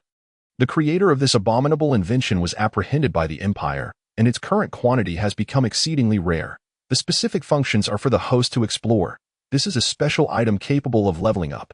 Use with caution, and refrain from employing it against human targets. Oh, is that all? Li Hang was momentarily stunned by the description of the needle, noting a stark contrast in style compared to the annotations of the previous 2 items. The system failed to elaborate on the needle's capabilities, merely recounting its origins and history. Upon closer inspection, he had to admit that the provenance of this item was indeed impressive. It was one of the Krovia Atlantis Empire's former 10 forbidden items? Was this truly a mere G-grade item? Clearly not, and Li Hang found himself grinning foolishly, realizing that the final note indicated it was an item with growth potential. As for how it would evolve, he had no knowledge, but the mere fact that it could grow in levels proved this piercing bone needle possessed boundless potential. Li Hang held the large needle in his hand, contemplating whether to rush outside for a trial. Eventually, he awoke naturally from slumber, only to find that the tribespeople in the valley had already risen and were bustling about. Shi Chang was also up, preparing roasted meat. Li Hang approached without hesitation, sitting beside him and taking a swig from the bamboo tube of liquor that was warming on the ground. The alcohol was what they had brought with them. The system imposed no stringent restrictions on food, allowing individuals to carry as much as they could manage. Given the limited conditions, a gulp of liquor sufficed as a means of freshening up. The strong drink at least had antiseptic properties. Did it not? If that were not sufficient, then a cigarette would do, allowing for a satisfying puff. Let me show you something, Li Hang said, feeling a sense of pride as he extracted an item from his bosom. Vodka. When did you bring this? Shi Chang responded with little enthusiasm, casually appraising the bottle, which bore fine craftsmanship. Other tribespeople had already finished their breakfast. This was their little kitchen, where they naturally had to pay closer attention to the food. It's not the liquor, I'm primarily interested in the bottle. Li Hang smirked. Bemused by Shi Chang's lack of discernment, he promptly picked up a filled water pouch and began pouring water into the liquor bottle. Before long, the 5-kilogram water pouch was emptied, yet Li Hang's actions showed no signs of stopping. He continued with the second pouch. The second, third, and fifth pouches were all emptied into the bottle, yet it still resembled a bottomless pit, refusing to fill. Observing from the side, Shi Chang's earlier nonchalance had vanished, replaced by a look of sheer astonishment. Is this a product of the system's black technology? After a prolonged silence, Shi Chang snapped back to reality. What black technology? It's high-tech, isn't it? Li Hang corrected him. High-tech, indeed, incredibly impressive. What is its maximum capacity? 10 cubic meters. Good heavens, it seems I've made the wisest choice of my life. Shi Chang's eyes brightened, a smile gracing his face. The continuous stream of products and their bizarre special abilities from the system had truly astounded him, solidifying his resolve to stick by his brother, setting aside their bond forged through life and death. From a personal interest perspective, if Shi Chang were to navigate life on his own, reaching a net worth of $1 billion would be akin to a miracle. However, now that he was alongside his brother, the possibilities were endless. The advantages brought by alien technology far surpassed the power and wealth of Earth. Whether from personal sentiments or ultimate interests, he had no reason to decline the opportunity to follow his brother. Shi Chang quietly resolved to bid farewell to his past work and commit himself to following Li Hang. The two drank, smoked, feasted on meat, and conversed for a while, until Li Hang ultimately decided to teleport back to day. While Shi Chang remained behind. To be honest, Li Hang still held doubts about the capabilities of the ancestral leaders, Shu and Jing, stationed in the valley. It was not a matter of underestimating the primitives, but rather that differing perspectives and experiences shaped everything. With Shi Chang on guard, Li Hang felt reassured about returning. This time, he did not intend to freeze the prehistoric civilization world. One reason was to conserve energy, and the other was due to the current circumstances. The valley was currently raising a plethora of beasts and various fruit trees and crops that had been transplanted, all of which required time to mature. A single day of Li Hang's absence equated to 10 days here. By the time he returned, there would be ample time for the situation to stabilize. Chapter 69. Penetration and blood-sucking. The beast slaves and the 4-headed direwolves were also left behind. The injuries sustained by the beast slaves would likely take more than half a month to heal, so it was best to let them recuperate in the valley. This time, Li Hang would return alone. However, before his return, he needed to experiment with the insidious piercing bone needle to uncover its true nature. Therefore, after breakfast, he first took Jing and others to collect traps. With the addition of the elder tribesman number 27, Li Hang was now effectively raising a banner. At the very least, the valley tribe now boasted considerable strength. Combining the two groups, there were 18 capable adult men. If armed, they would certainly possess the ability to fight back against apex predators. While there were also 14 adult women responsible for all matters of farming and gathering in the valley. Today, Li Hang enlisted the help of Beast Howl, Lynx, Stalwart Stone, Flame, and the 4 strongest young men from the Elder Tribe to check the traps. After a round of collecting from 95 traps, they netted over 20 pieces of prey, mostly small animals, but also 2 wild goats, an impressive haul indeed. Among them, Li Hang stealthily approached a 200-pound wild boar and plunged the insidious piercing bone needle into it with force. There was no system prompt or immediate reaction. The spot where he had stabbed the boar was not a vital area, merely causing it great pain without endangering its life. As seconds ticked by, the boar's breathing gradually changed. After a few more minutes, the once lively creature suddenly stiffened its legs and died. Dead. How did it die? Finally witnessing a new development, Li Hang focused intently on the scene. The boar was indeed lifeless. Could it be that this needle contains a potent toxin? No. That doesn't seem right. If it were highly toxic, it wouldn't take so long to kill it. Perhaps it's a slow-acting poison. Li Hang puzzled over the situation. If it were merely a slow-acting poison, what warranted the needle's classification as one of the 10 forbidden items of the Crovia Atlantis Empire, and why was it named Insidious? Let's dissect it and see, Li Hang suggested instinctively. Beast Howl and the others, as if receiving divine orders, immediately took up their stone knives and proceeded to slaughter the large boar. Li Hang first examined the area where the needle had pierced. The flesh appeared intact, showing no signs of poisoning. He then meticulously inspected the boar's internal organs, yet still found no indication of toxicity. Arriving at this conclusion was perplexing. Li Hang remained skeptical and cut a small chunk of meat from the boar, offering it to a captured mountain rat. After a while, the mountain rat remained perfectly healthy and no poison. This was the result of his repeated verification. If there was no poison, then what caused the boar to die shortly after? Li Hang withdrew the needle and scrutinized it closely, only to discover that the entire needle had developed a faint, inconspicuous red hue. Had he not been extraordinarily diligent in his inspection, he would have missed this subtle change. He distinctly remembered that prior to using the piercing bone needle, there had been no such red tint. A faint, blood-like hue, Li Hang murmured, his eyes suddenly brightening as he grasped the implication. He seemed to have caught a crucial clue and hurriedly instructed others to examine the boar's blood. Ultimately, they discovered that the blood released by the boar was abnormal. There was significantly less blood than usual, approximately 1/4 of the normal amount remained. It turned out to be a blood-sucking ability. As long as the needle was embedded in the body, it would continuously drain blood from the prey until death. Indeed, it is a remarkably ferocious and malevolent ability, aptly named the venomous nail. Furthermore, as it is referred to as the bone-piercing nail, it undoubtedly conceals the capacity to penetrate deeply into bone. Once one is impaled, the nail would embed itself within the bone, and removing it would likely necessitate a surgical procedure of considerable invasiveness. Upon further examination of the corpse of the mountain pig, Li Hang found, as he had anticipated, that the nail had indeed pierced through the bone, firmly lodged within it. He recalled with clarity that he had merely inserted it casually, without any deliberate force, yet how could it have penetrated so deeply? It is an item imbued with a sinister nature, undeniably filled with malevolence. Within a brief span, Li Hang discerned two of the bone-piercing nail's abilities, both exceedingly ruthless. However, if such traits were all it possessed, it would hardly warrant classification as a forbidden artifact by an extraterrestrial empire, would it? There must be more insidious capabilities yet undiscovered by Li Hang, or perhaps it has not yet reached its full potential. This conundrum eluded Li Hang, leaving him to ponder it gradually in the future. Having grasped the essence of the two capabilities, Li Hang decided against returning to the valley and opted instead to initiate a teleportation from his current location. Moments later, as the luminescence of the portal dissipated, Li Hang found himself back in the realm of reality. Notably, neither the beast slaves nor the four-headed terror wolves had followed him back. Checking his phone for the date and time, he realized that 35 days had passed, while only 3.5 days had elapsed in the real world. He was still some distance from the appointed day with Prince Fai Long. And it was now midday, far past the morning hour they had originally agreed upon. Numerous messages and missed calls awaited him, most of which were from the assistant of Prince Fai Long. Glancing at the texts, he noted the progression from impatient reminders to increasingly aggressive threats, culminating in outright hostility. Li Hang merely skimmed the messages before disregarding them entirely. It was evident that he had left the other party hanging. Though it was not his intention. In response to the threats from Su Feilong's assistant, Li Hang shook his head and sighed, a cold smile playing on his lips. Who were they trying to intimidate?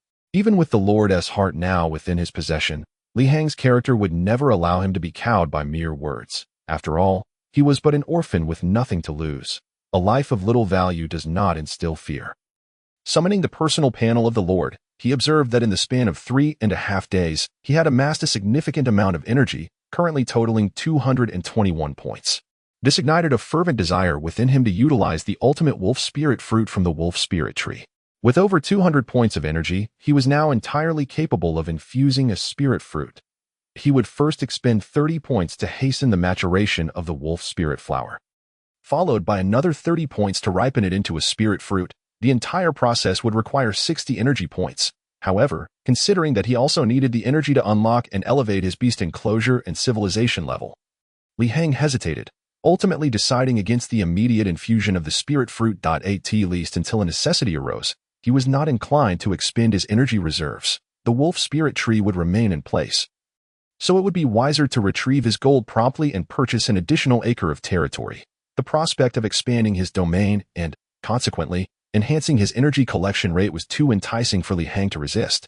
The sooner he could enlarge his territory, the sooner he could gather more energy.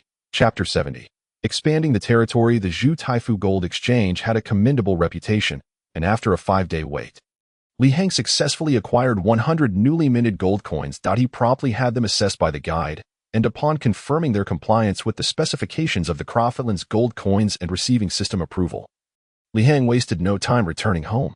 System, I wish to purchase an acre of territory, he declared, making his initial request for land acquisition. Notice, acquiring 1 acre of territory requires 100 gold coins. Purchase successful. Please select the specific location for the expansion. The system responded instantaneously. having detected that Li Hang possessed sufficient funds that a holographic map of the territory materialized in his mind. It was a divine vision. The realism of this mental imagery technology was, even for Li Hang, who had experienced it before, still astonishing. Given the current technological level on Earth, it would likely take another 300 years to achieve anything remotely similar. Li Hang scanned the surroundings of his territory, noting that the system offered two modes for expansion. The first mode involved a circular expansion centered around the existing dwelling.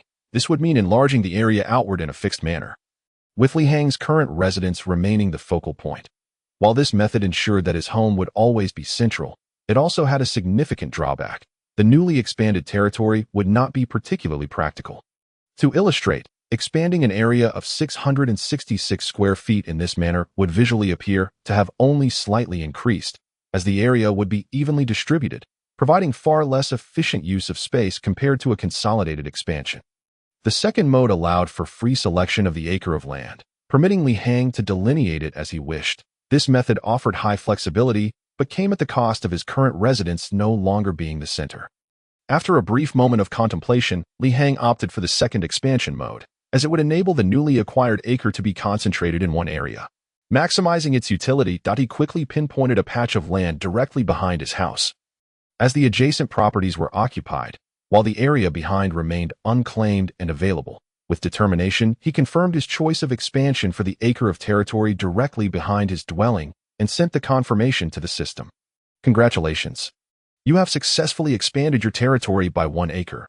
Your total land now encompasses 2 acres, and your daily energy collection rate has increased by 2 units. Keep up the great work. Merely expanding by an acre resulted in an increase of 2 points in energy collection speed, attributed to the fact that the newly acquired space was already overgrown with wild grass. Once the system confirmed the expansion, Li Hang stepped outside to witness an astonishing sight. The luminous barrier enveloping his residence shimmered, soon extending to cover the newly selected parcel of land, signifying that this area had now become part of his territory. Shielded by the green barrier this day, Li Hang remained unaware of the potential disputes that could arise from occupying land shielded by the green barrier, which, although unoccupied, technically belonged to the local village committee. What would the villagers think if they discovered he was using it? To satisfy his curiosity, Li Hang resolved to test the waters. Otherwise, the uncertainty would linger in his mind like a thorn. He promptly contacted the construction team he had collaborated with previously, requesting their immediate presence to erect a wall. His intention was to build a 3-meter-high wall around the newly expanded territory. The costs were minimal, and he was willing to invest a modest sum of $30,000 to $40,000. Following through with his plan, the construction team completed the wall within 2 days, and intriguingly, the local village committee did not inquire about it at all. Could it be that the time was too short for them to notice? Unlikely, as there were villagers passing by each day. How could they remain oblivious to his unauthorized use of the land? The only plausible explanation was that the land protected by the green barrier had been unconsciously overlooked by the entire village. Confirming this information brought Li Hang both astonishment and delight. The ability of the green barrier to render the area invisible was nothing short of extraordinary. To ensure further verification, Li Hang decided to visit the village committee personally to test the strength of the green barrier. On the third morning, he approached the committee to inform them of the situation, but they appeared utterly baffled, unable to recall the existence of such a plot of land. Consequently, Li Hang was dismissed, accused of causing a disturbance. Rather than feeling angered by his expulsion, he found himself smiling instead. What an impressive protective capability. This first-hand experience had allowed Li Hang to truly appreciate the effects of the green barrier. With this newfound confidence, he felt no hesitation. It was time to take action. That very afternoon, he wasted no time rallying a large workforce to commence renovations on the newly acquired acre. As this area lacked a dwelling, its actual usable space was even greater than the original acre, offering nearly complete utilization.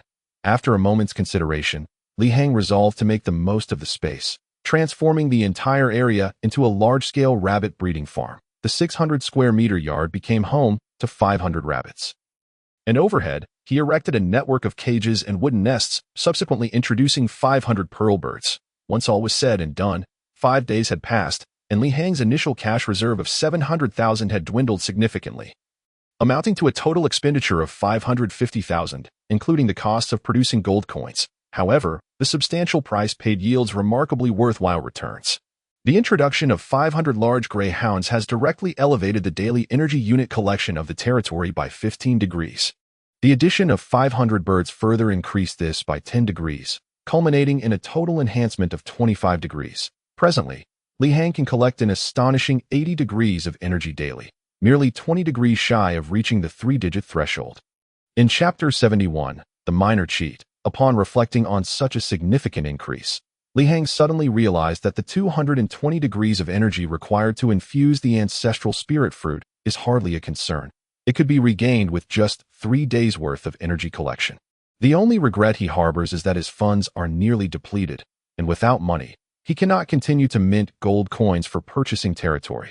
Originally, he contemplated utilizing diving pills to explore the depths of the sea in hopes of discovering a sunken ship for a financial windfall. However, upon calculating the passage of time, he inadvertently recognized that he had been back in the real world for 8 days in reality. 8 days equate to 80 days in the prehistoric civilization. Ultimately, to avoid unforeseen complications, Li Hang had no choice but to temporarily set this matter aside. On the 9th day, Li Hang entertained thoughts of re-entering the prehistoric world, yet the example of Shi Chang instilled in him a bit of caution. He resolved to transport a new contingent of reinforcements from the real world. Guide, if I were to teleport De Huang to the prehistoric world, how much energy would be required? Li Hang inquired of the guide. Testing the waters. Indeed, this newly conceived idea involved introducing a pack of hunting dogs. Since bringing humans would risk revealing secrets, transporting a pack of dogs would mitigate that concern. Transmitting living beings into an alternate dimensional world will be calculated based on the strength of their life levels. De Huang's intelligence level is classified as low. Thus, only 3 energy points are needed for the transfer. This inquiry did not require authorization levels, allowing the guide to elaborate freely. It turned out that the transmission of life forms into an alternate dimensional world is assessed according to their life levels. As a human intelligent being, Shi Chang's life level is naturally much higher than that of De Huang, necessitating 30 energy points for each round trip. De Huang, being a dog, incurs a significantly lower cost. Furthermore, the guide clarified that there are restrictions on transmitting life forms. If the life level of the being exceeds that of the current civilization, it will be prohibited as for what constitutes a life level that surpasses the entirety of the prehistoric civilization. The guide stated that presently, on Earth, no creature has yet attained such a level. The life level surpassing the prehistoric civilization standards is classified as D grade. This implies that Li Hang can understand that all life forms within the prehistoric civilization cannot exceed D grade, with the most formidable beings being E grade. After consuming the wolf spirit flower and the wolf spirit fruit, Li Hang himself is classified as an F grade superhuman, which also indicates that the apex beings of the prehistoric civilization could still pose a threat to his life as an F-grade superhuman. All of this is based on Li Hang's deductions from the guide's revelations. Although lacking authoritative certainty, his inferences are quite plausible, having learned that transporting a dog into the world requires merely 5 energy points. Li Hang's thoughts began to flourish. Indeed, his current scheme involves sending more hunting dogs into the prehistoric world. Not only does he aim to increase their numbers, but he also seeks to transport the most ferocious and largest breeds. Had he grasped this notion during his initial entry into the prehistoric civilization, the difficulty of development would likely have been significantly lessened. Of course, reflecting on his first foray, even if he had considered this, he might not have possessed sufficient energy to facilitate it. What large hunting dog should I transport? Li Hang pondered, and after a brief deliberation, he arrived at a tentative conclusion. When it comes to the most ferocious breeds, the pit bull undoubtedly stands out. It is indisputable that this breed is renowned as a fighting dog. Much like the half-beast warriors whose pain receptors are remarkably dulled, they are innate warriors unafraid of pain. However, after only a moment's consideration, Li Hang decided against including the pit bull in his plans. The reason is simple. Their naturally small size is a critical weakness that in modern Earth, should they form a sufficient pack, they could potentially take down tigers or lions. Yet, the prehistoric civilization is not akin to modern Earth, and their smaller stature offers no advantage in that realm. Li Hang had also heard of a type of large pit bull, both fierce and robust, capable of reaching weights of up to 150 kilograms. This breed is rumored to be called the red lion dog. However, their numbers are exceedingly sparse, with very few existing globally. and their exorbitant price makes them unattainable given Li Hang's current resources and channels.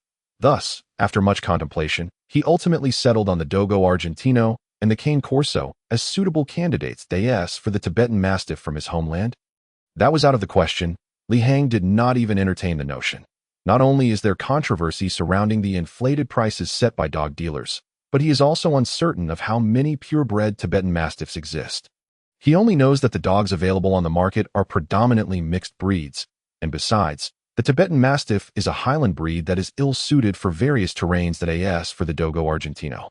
There is no need for further elaboration. It is a fierce large dog with males capable of exceeding 58 kilograms in weight, renowned for its formidable fighting prowess. Most importantly, it is not only a large breed but also a fierce fighting dog, making it an exceptionally suitable candidate for Li Hang's selection. However, the singular drawback is that the Dogo Argentino struggles in frigid conditions. This breed from Argentina cannot endure cold weather. Otherwise, Li Hang would have had no hesitation in selecting it.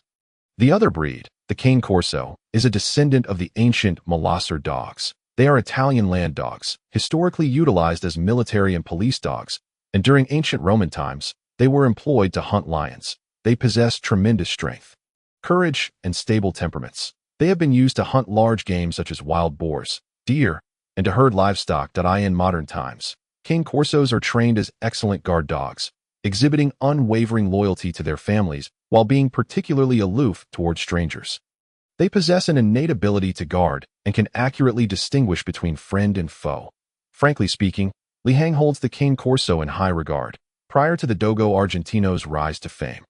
Cane Corsos were considered among the most formidable hunters in Europe. In terms of loyalty, balance, intelligence, calmness, and rational obedience, Cane Corsos excel as guard dogs. Their propensity for teamwork and spirit of sacrifice further align with Li Hang's preferences.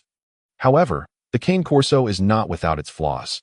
If Li Hang were to bring it into the prehistoric civilization, its size, akin to that of the pit bull, remains a considerable concern, strictly speaking. The Cane Corso does not qualify as a true large breed.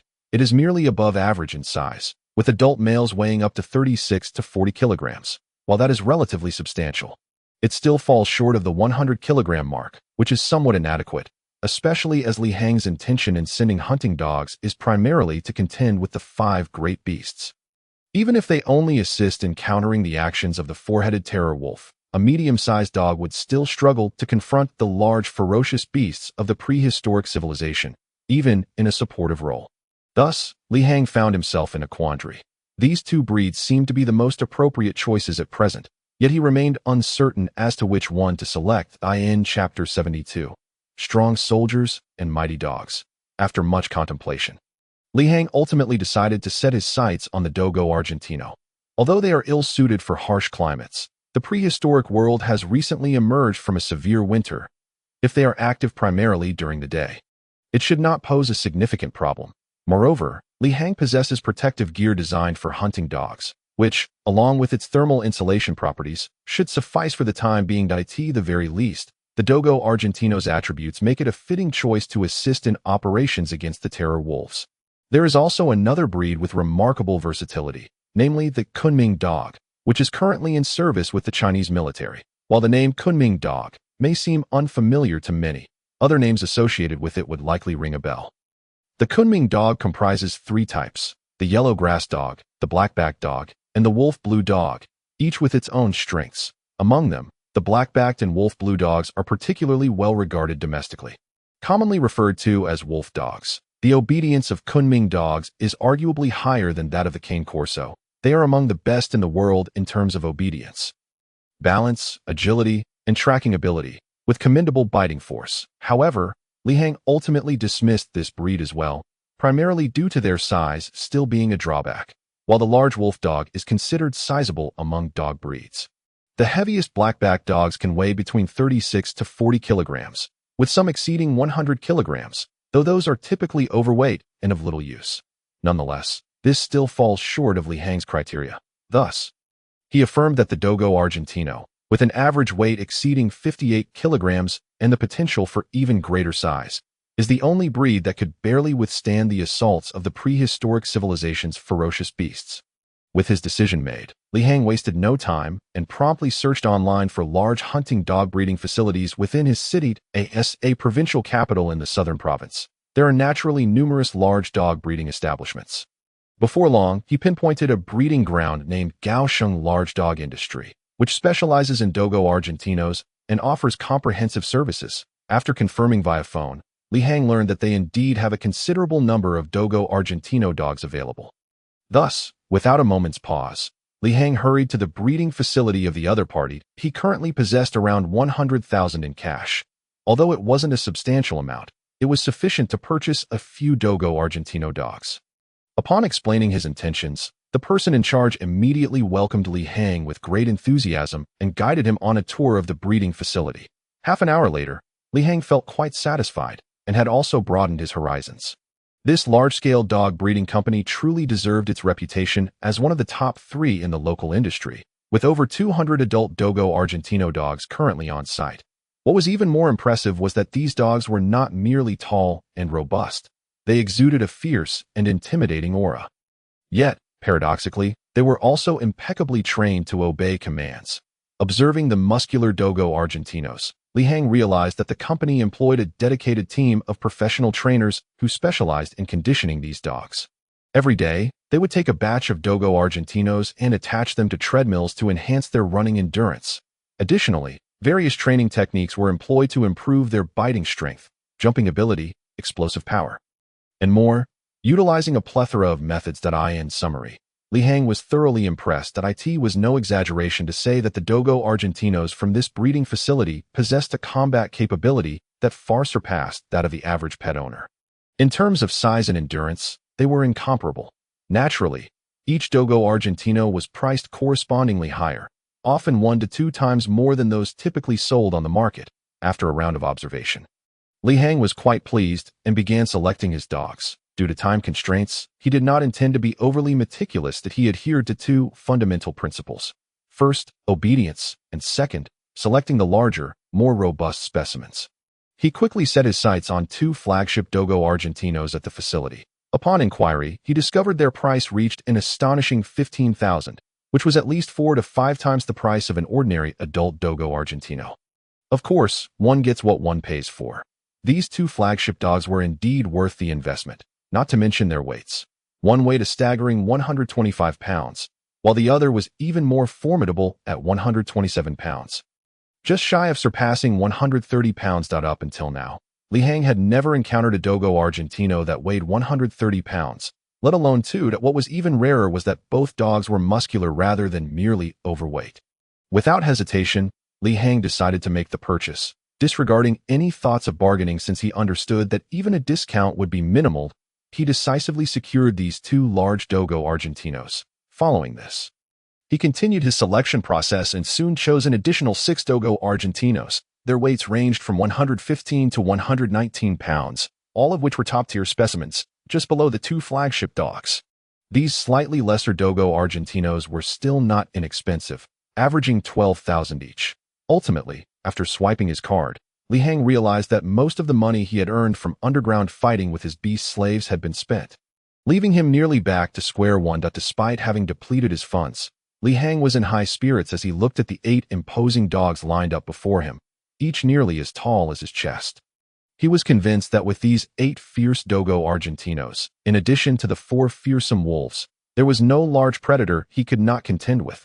Had he possessed these 8 formidable beasts when he encountered the cave lions, it was likely that the lions would not have even managed to flee.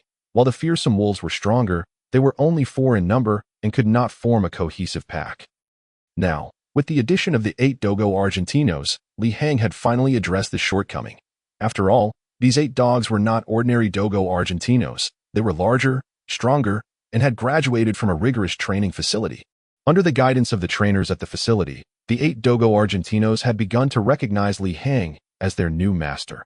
After a few days of acclimatization and feeding, they would likely fully adapt and regard him as their sole master. Once he brought the 8 dogs back home, Li Hang promptly returned to the large underground hunting dog shop he had visited previously. However, this time he had no funds to purchase the complete set of rhinoceros hide armor for the 8 Dogo Argentinos. Instead, he could only afford armor made of pure cowhide and crocodile skin. The latter was significantly cheaper than the former, and naturally, the protective capabilities were also reduced. Nevertheless, with the 7 pieces of cowhide armor, the survival capacity of the 8 Dogo Argentinos would undoubtedly increase considerably. Having completed all preparations, Li Hang initially intended to acquire 10 or 8 ironwood short spears as weapons, but his funds had been entirely exhausted. Eliminating that option, with everything ready, that night, he activated the teleportation portal, preparing to transport the 8 Dogo Argentinos clad in full leather armor. Warning: the 8 dogs you are carrying require a payment of 43 units of energy for teleportation. Do you wish to proceed with the payment? Yes. With a flash of white light, when Li Hang opened his eyes again, he found himself back in the prehistoric world, accompanied by 8 fierce dogs. Chapter 73. The Abundant Valley. As Li Hang led the 8 Dogo Argentinos back to the valley, the people of the Jing tribe gathered around, their expressions filled with awe and joy. The divine messenger had returned from the realm of the gods, once again bringing back 8 fearsome guardian beasts to assist them. If Li Hang were aware of their thoughts at that moment, he would undoubtedly find it amusing, as he was oblivious to the simple fantasies held by these primitive tribespeople. When the 8 Dogo Argentinos encountered the 4 fearsome wolves stationed in the valley, both parties instinctively bristled and began to roar. The 4 wolves bared their sharp teeth, exuding a fierce intent to attack. Meanwhile, the 8 Dogo Argentinos huddled together, their confidence undiminished, ready to charge forward with boldness. Indeed, they were like newborn calves unafraid of tigers. Although the 8 Dogo Argentinos were not calves, they had never encountered wolves, let alone the prehistoric fearsome wolves that eye in the real world. Should these 8 intensely trained Dogo Argentinos face a genuine pack of 4 wolves, they might stand a chance, considering that modern wolves are not as large as these formidable dogs. On the contrary, these Dogo Argentinos were classified as super-large breeds among their kind, and their extensive training and collective action would give them an edge. With a numerical advantage of double the size, it was likely that the modern wolves would flee. However, now they faced 4 fearsome wolves, and Li Hang knew without a doubt that if a fight broke out, the 8 Dogo Argentinos would suffer greatly. Unless their numbers could be doubled, they were simply not on the same combat level. Only through comparison can one understand the vast size difference between fearsome wolves and modern wolves. Currently, the 8 Dogo Argentinos, weighing close to 120 pounds, stood before the 4 fearsome wolves, yet they still seemed inadequate against their 3-meter-long, 150-kilogram counterparts. The weight of the fearsome wolves was more than double that of the 8 large dogs, showcasing a stark disparity. Fortunately, there was a safeguard in place. Otherwise, confronting these fearsome creatures would indeed be perilous. Upon witnessing this scene, Zhao Bai hurriedly restrained the 4 fearsome wolves and instructed the beast slaves to lead them away. Once the 4 wolves had distanced themselves, the 8 Dogo Argentinos finally calmed down. Upon closer inspection, it was evident that these large Dogo Argentinos were still somewhat intimidated by the fearsome wolves. After all, animals possess instinct. When faced with an enemy of a higher rank, especially one that outweighs them by a significant margin, the 8 Dogo Argentinos were not foolish creatures. Yet, it must be said that the training effectiveness of Gaosheng dog industry was indeed professional and effective. As they trained the Dogo Argentinos as fighting dogs, under prolonged training, they had not shown any signs of retreat, and for their courage to charge forward, Li Hang would wholeheartedly commend Gaosheng dog industry.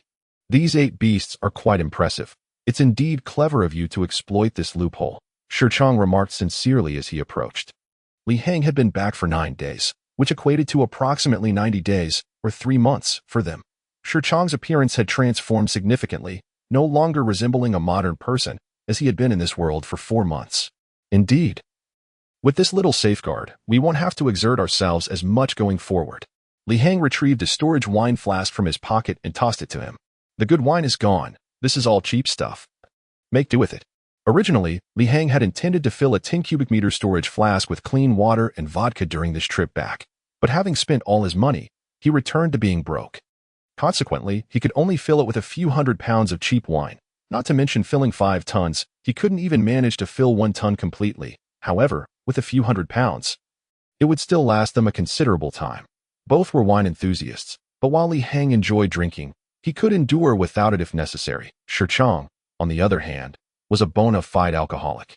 And after days of sobriety, he eagerly caught the flask, Taking a hearty swig, his expression of relief difficult to describe, Li Hang surveyed the valley after 9 days. He noticed significant changes in the landscape. The most apparent improvement was the increase in the number of birds and small animals being raised in the valley. With many newly hatched little creatures appearing, a few months had provided ample time for these small animals to enter their reproductive cycles. Among the various creatures, the number of captive mountain mice is the most abundant, with their population currently nearing 700 individuals. Of these, over 200 are adults, while the first batch of offspring has exceeded 500. If they remain for another 2 months, when these young ones mature, there will be no shortage of mountain mouse meat to feast upon daily. The wild goats are also prolific. The count of both adult and juvenile goats approaches 500. Most delightful to Li Hang, however, is the remarkable increase in the population of wild goats. The number of wild goats being raised within the wooden enclosure has surged from approximately 20 to 46, 4 of which are recent kids, while the rest are matured. It is evident that Shiqiang has been diligently capturing wild goats recently, effectively doubling their numbers. The most valuable asset in the entire valley is undoubtedly these wild goats. Their plentiful population is crucial, as their wool can be spun into garments and quilts for warmth, and their milk is a vital source of nutrition for everyone, including Li Hang, particularly for the primitive tribespeople. The daily provision of wild goat milk will significantly alleviate their previous malnutrition. As for the other birds and fowl, Li Hang merely glanced at them and said little. Aside from the plump and delectable pheasants meant for culinary variety, the other birds and wild ducks are primarily for egg production. I believe we've reached a suitable limit. Any further increase in livestock would likely overwhelm our valley. Thus, I've consciously reduced the traps for capturing mountain mice and wild goats recently, Shiqiang remarked after indulging in his bout of drinking. That is commendable. The current population of these small livestock is sufficient. From now on, we should retrieve the smaller traps and concentrate our efforts on capturing wild goats. Otherwise, with just our manpower, we may find it quite challenging. Li Hang concurred wholeheartedly. In addition to the insufficient labor force, the resources surrounding the valley are also limited. After all, the daily sustenance for these small animals poses a problem if more livestock were to be raised. The women of the tribe would have to venture further beyond the valley to forage for plant-based food, which was never Li Hang's intention. Moreover, he did not aspire to expand the entire valley tribe to an enormous scale. He merely aimed to establish a self-sufficient community capable of sustaining 100 individuals, which would essentially fulfill his mission. After 3 months of breeding and capturing, they were nearly there. Soon after, Li Hang discovered a small fish pond in a corner of the valley. This pond was not large, approximately 1.5 acres in size. "Oh, are there fish in the pond?" Li Hang exclaimed, genuinely astonished at the significant changes that had occurred in just 3 months, although he had only been there for 9 days. The place had transformed remarkably.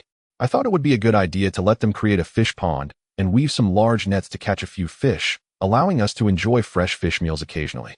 Life is becoming increasingly prosperous, Shiqiang said with a satisfied smile. For some reason, Li Hang suddenly noticed a considerable change in his brother. It seemed he had integrated into this lifestyle quite well.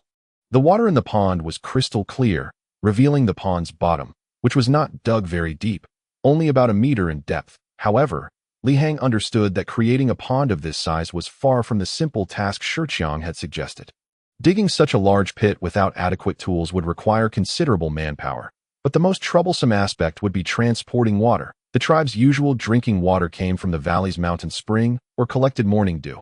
Primitive humans typically did not bathe, so their water needs were minimal. The water in this pond, however, was clearly transported from a large river 2 miles away, making the task of filling the pond a substantial undertaking.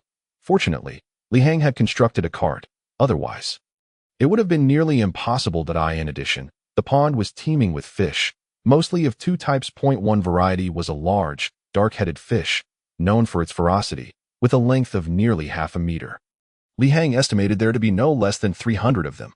The other type was similarly imposing, characterized by its broad, flattened mouth and covered in tough, greenish scales, with a tail resembling that of a duck. They grew to an impressive length of nearly 1 meter, with around 70 or 80 of them. Through the transparent water, they appeared like small submarines cruising swiftly beneath the surface. Li Hang could not help but admire the terrifying diversity of prehistoric life forms. And judging by Shiqiang's tone, it seemed capturing these fish was not particularly difficult. Indeed, in this untouched world, All natural resources were abundantly available. In fact, it confirmed that food scarcity was not an issue in this realm. As the environment was brimming with sustenance, the plight of primitive humans enduring hunger stemmed primarily from their underdeveloped intellect. With the intervention of Shiqiang and Li Hang, and the introduction of sophisticated traps and nets, acquiring food had become exceedingly simple. Fantastic. Let's prepare a stew with the large-headed fish tonight. I must admit, despite my time here, I have yet to sample the fresh fish from this world, Li Hang expressed his joy. Feeling uplifted, the flourishing state of the valley signaled that he was nearing the completion of his conquest mission. Now, he needed to focus on developing a sustainable community while continuing to hunt fierce beasts and seek out more primitive humans. Upon inquiry, it seemed that during these past months, Shiqiang had not discovered any traces of other primitive humans. It appeared that this area was devoid of their presence. However, during this period, Shiqiang had gathered 3 quite useful pieces of information, all related to fierce beasts. The first piece of news was particularly clear. Shiqiang had discovered traces of saber-toothed tigers and had a rough idea of their activity range, now awaiting Li Hang's return to take action. The second piece of information also pertained to fierce beasts. While fishing in the river, they had spotted a creature resembling a terror croc. The reason for the uncertainty in description was that the sighting occurred at a distance of several hundred meters across the widest part of the river, making it difficult for Shiqiang to confirm its identity. However, he was certain that the creature was enormous, larger than any organism Li Hang had encountered. Thus Li Hang was momentarily at a loss for words. If it truly was a terror croc, it would necessitate a re-evaluation of the concept of the 5 fierce beasts. Previously, he had learned of the Titan python's existence, and now with the potential of a terror croc. It seemed that the prehistoric world they inhabited was witnessing the extinction of these gigantic prehistoric creatures, following the demise of the dinosaur lineage. This led to a more objective understanding of why their prolonged stay had yielded so few sightings of these terrifying prehistoric beings, as well as the further confirmation of why the terror croc, a social creature, was now seen solitary. But then a new question arose regarding the 5 fierce beasts. Li Hang had already slain a cave lion, completing one of the tasks of defeating the 5 fierce beasts. If Titan pythons and terror crocs were to be included in this category, it raised the issue of whether they belonged to the same tier. After pondering, Li Hang could not reach a conclusion. He would have to wait for future encounters to clarify. The third piece of information was even more obscure. According to Shiqiang, for the past month, the valley had been targeted by an unknown nocturnal creature. Whenever night fell, this mysterious beast attempted to infiltrate the valley, clearly aiming for the livestock being raised. However, it had been thwarted several times by the small traps set by Shiqiang, preventing it from making any successful incursions. During the day, Shiqiang also led a search party to patrol the nearby mountains, but they found no trace of this elusive nocturnal creature. Are you certain this nocturnal beast is on the same level as the 5 fierce beasts? Without a doubt. My instincts tell me it instills an unprecedented sense of dread. If I were to describe it, I would say its terror surpasses that of the cave lion. If I hadn't set numerous traps and lit torches throughout the valley, it likely would have entered. I have a strong intuition that if I were to confront it, I wouldn't endure even a single encounter, Shiqiang said gravely. Is it truly that fearsome? Li Hang gasped, fully aware of his brother's capabilities. After all, he had emerged from the elite dagger unit, and during this time, he had absorbed the strength from various potions. Li Hang suspected that even if Shiqiang faced a saber-toothed tiger or cave lion, he would not feel such dread. So, what could this unknown nocturnal creature be? Regardless of the nature of this creature, it was still a prehistoric world, not a mythical one. Surely, it could be dealt with. Li Hang chose not to dwell further on the matter. Now that he had returned, in addition to 4 terror wolves, there were also 8 robust Dogo Argentino dogs. As long as the creature dared to approach, he was confident he could eliminate it. Unless this unknown nocturnal beast matched the level of the Titan python or terror croc, he was prepared to confront and eradicate it without hesitation. For 3 consecutive months, the primitive tribe had found no clues, and what had once been a buoyant mood turned into a state of gloom. Li Hang resolved to no longer waste time. It was imperative to devote all efforts to the task at hand. Otherwise, receiving a poor evaluation would yield nothing but worthless rewards. Now that Shiqiang had already pinpointed the specific range of activities of the saber-toothed tiger, it was time to initiate the mission of slaying the ferocious beast, starting with this saber-toothed tiger. Even among animals, their instincts lead them to target the weak. While the saber-toothed tiger is no pushover in this world, with Li Hang's current strength, he was sufficiently capable of taking the initiative. Without hesitation, he decided to act. That afternoon, Li Hang took some time to recuperate, allowing Du Gao and the direwolves to establish their relationship. He did not expect them to cooperate seamlessly, but as long as they did not harbor animosity towards each other, it would suffice. The interaction between the two species was quite manageable. The direwolves, with their loyalty exceeding 90, could communicate through telepathy with the beast slaves. Thus, it was not long before the direwolves understood that the 8 Dugao were allies. Conversely, getting the 8 Dugao to adapt to the presence of the direwolves proved to be somewhat troublesome. However, it must be said that these large dogs were indeed well trained, and they were quite obedient to Li Hang's commands. After feeding them 2 meals of raw meat from this world, the bond between Li Hang and the Dugao was further solidified, and they finally grasped the existence of the dire wolves. By early dawn the next day, as the first light broke, Li Hang donned his gear and prepared to confront the saber-toothed tiger. This time, he gathered all his tribesmen, summoning them for the mission. Among the 18 adult male tribesmen, he meticulously selected 12 from the Beast Roars, Stubborn Rocks, and Trees clans. He chose the 2 strongest males, named Bull and Black Earth. True to his name, Bull was the most robust among the merged tribes. Standing at an impressive height of 1.73 meters, sturdy as an ox, making him the tallest and strongest of all the young tribesmen, with a touch of divine strength at a height of over 1.7 meters may seem only slightly above average for modern humans, but among primitive people it was indeed an extraordinary presence. Black Earth, with skin as dark as night, was tall and lean, exhibiting not only considerable strength but also remarkable explosiveness and speed. These 4 individuals all surpassed 1.67 meters in height. Li Hang appointed them as the leaders of small teams, dividing the 12 into 4 groups of 3 for mutual support. After some deliberation, Li Hang decided to leave the beast slaves in the valley, as a strong defense was necessary there. He then called upon Shi Chang, and the 14 of them, fully armed, set off with 4 direwolves and 8 Dugao. Given that the saber-toothed tiger roamed the deep mountains, Li Hang chose not to take his divine chariot this time. According to Shi Chang, the saber-toothed tiger's territory was where they typically ventured deep into the northern mountain range to hunt wild goats. The straight-line distance to the valley was less than a few miles. However, due to the rugged terrain of the deep mountains, reaching that location on foot would take at least half a day. Li Hang was thoroughly prepared, with each person carrying only enough provisions for a single meal, as there was no need for extra water. His storage wine flask could hold 5 cubic meters of water. Without further ado, the 8 Dugao spread out in formation, coordinating with one another while clearing the path, and the 4 dire wolves remained close to Li Hang, ready to be released at the first sign of trouble. Both Li Hang and Shi Chang carried minimal weaponry, merely slinging hand crossbows over their shoulders. As for the heavy giant crossbow, it was better left behind. Even if the beast slaves had come along, they would struggle to carry it into the mountains. The 12 young and strong tribesmen wielded a variety of weapons, with the 4 leaders naturally equipped with the best ironwood short spears brought by Li Hang. Since he had exhausted his funds, there were only 4 of these ironwood short spears, just enough for 1 per leader. The remaining 8 tribesmen were armed with makeshift weapons. Each wielded a wooden short spear, while others carried large bundles of rope, pre-woven coarse fishing nets, several throwing spears, and some held sturdy wooden clubs. Overall, the configuration and strength of this team were formidable, capable of slaying lions and tigers alike. Of course, should they unfortunately encounter a titanoboa or a fearsome bear, Li Hang could only consider himself unlucky. At that point, it would be every man for himself. The mountains of the prehistoric world were densely overgrown and difficult to traverse. Fortunately, having consumed wolf spirit fruit, Li Hang's physique was the best among them, allowing him to adapt quickly. Their journey was relatively uneventful, with the 8 massive Dugao and 4 dire wolves leading the way, deterring any wild beast from approaching. The only trouble they encountered was when they stumbled upon a group of wild boars in a ravine. These brainless creatures charged headlong without assessing their opponent. In the ensuing battle, Li Hang's side emerged victorious, taking down 3 out of 5 boars, while the remaining 2 fled.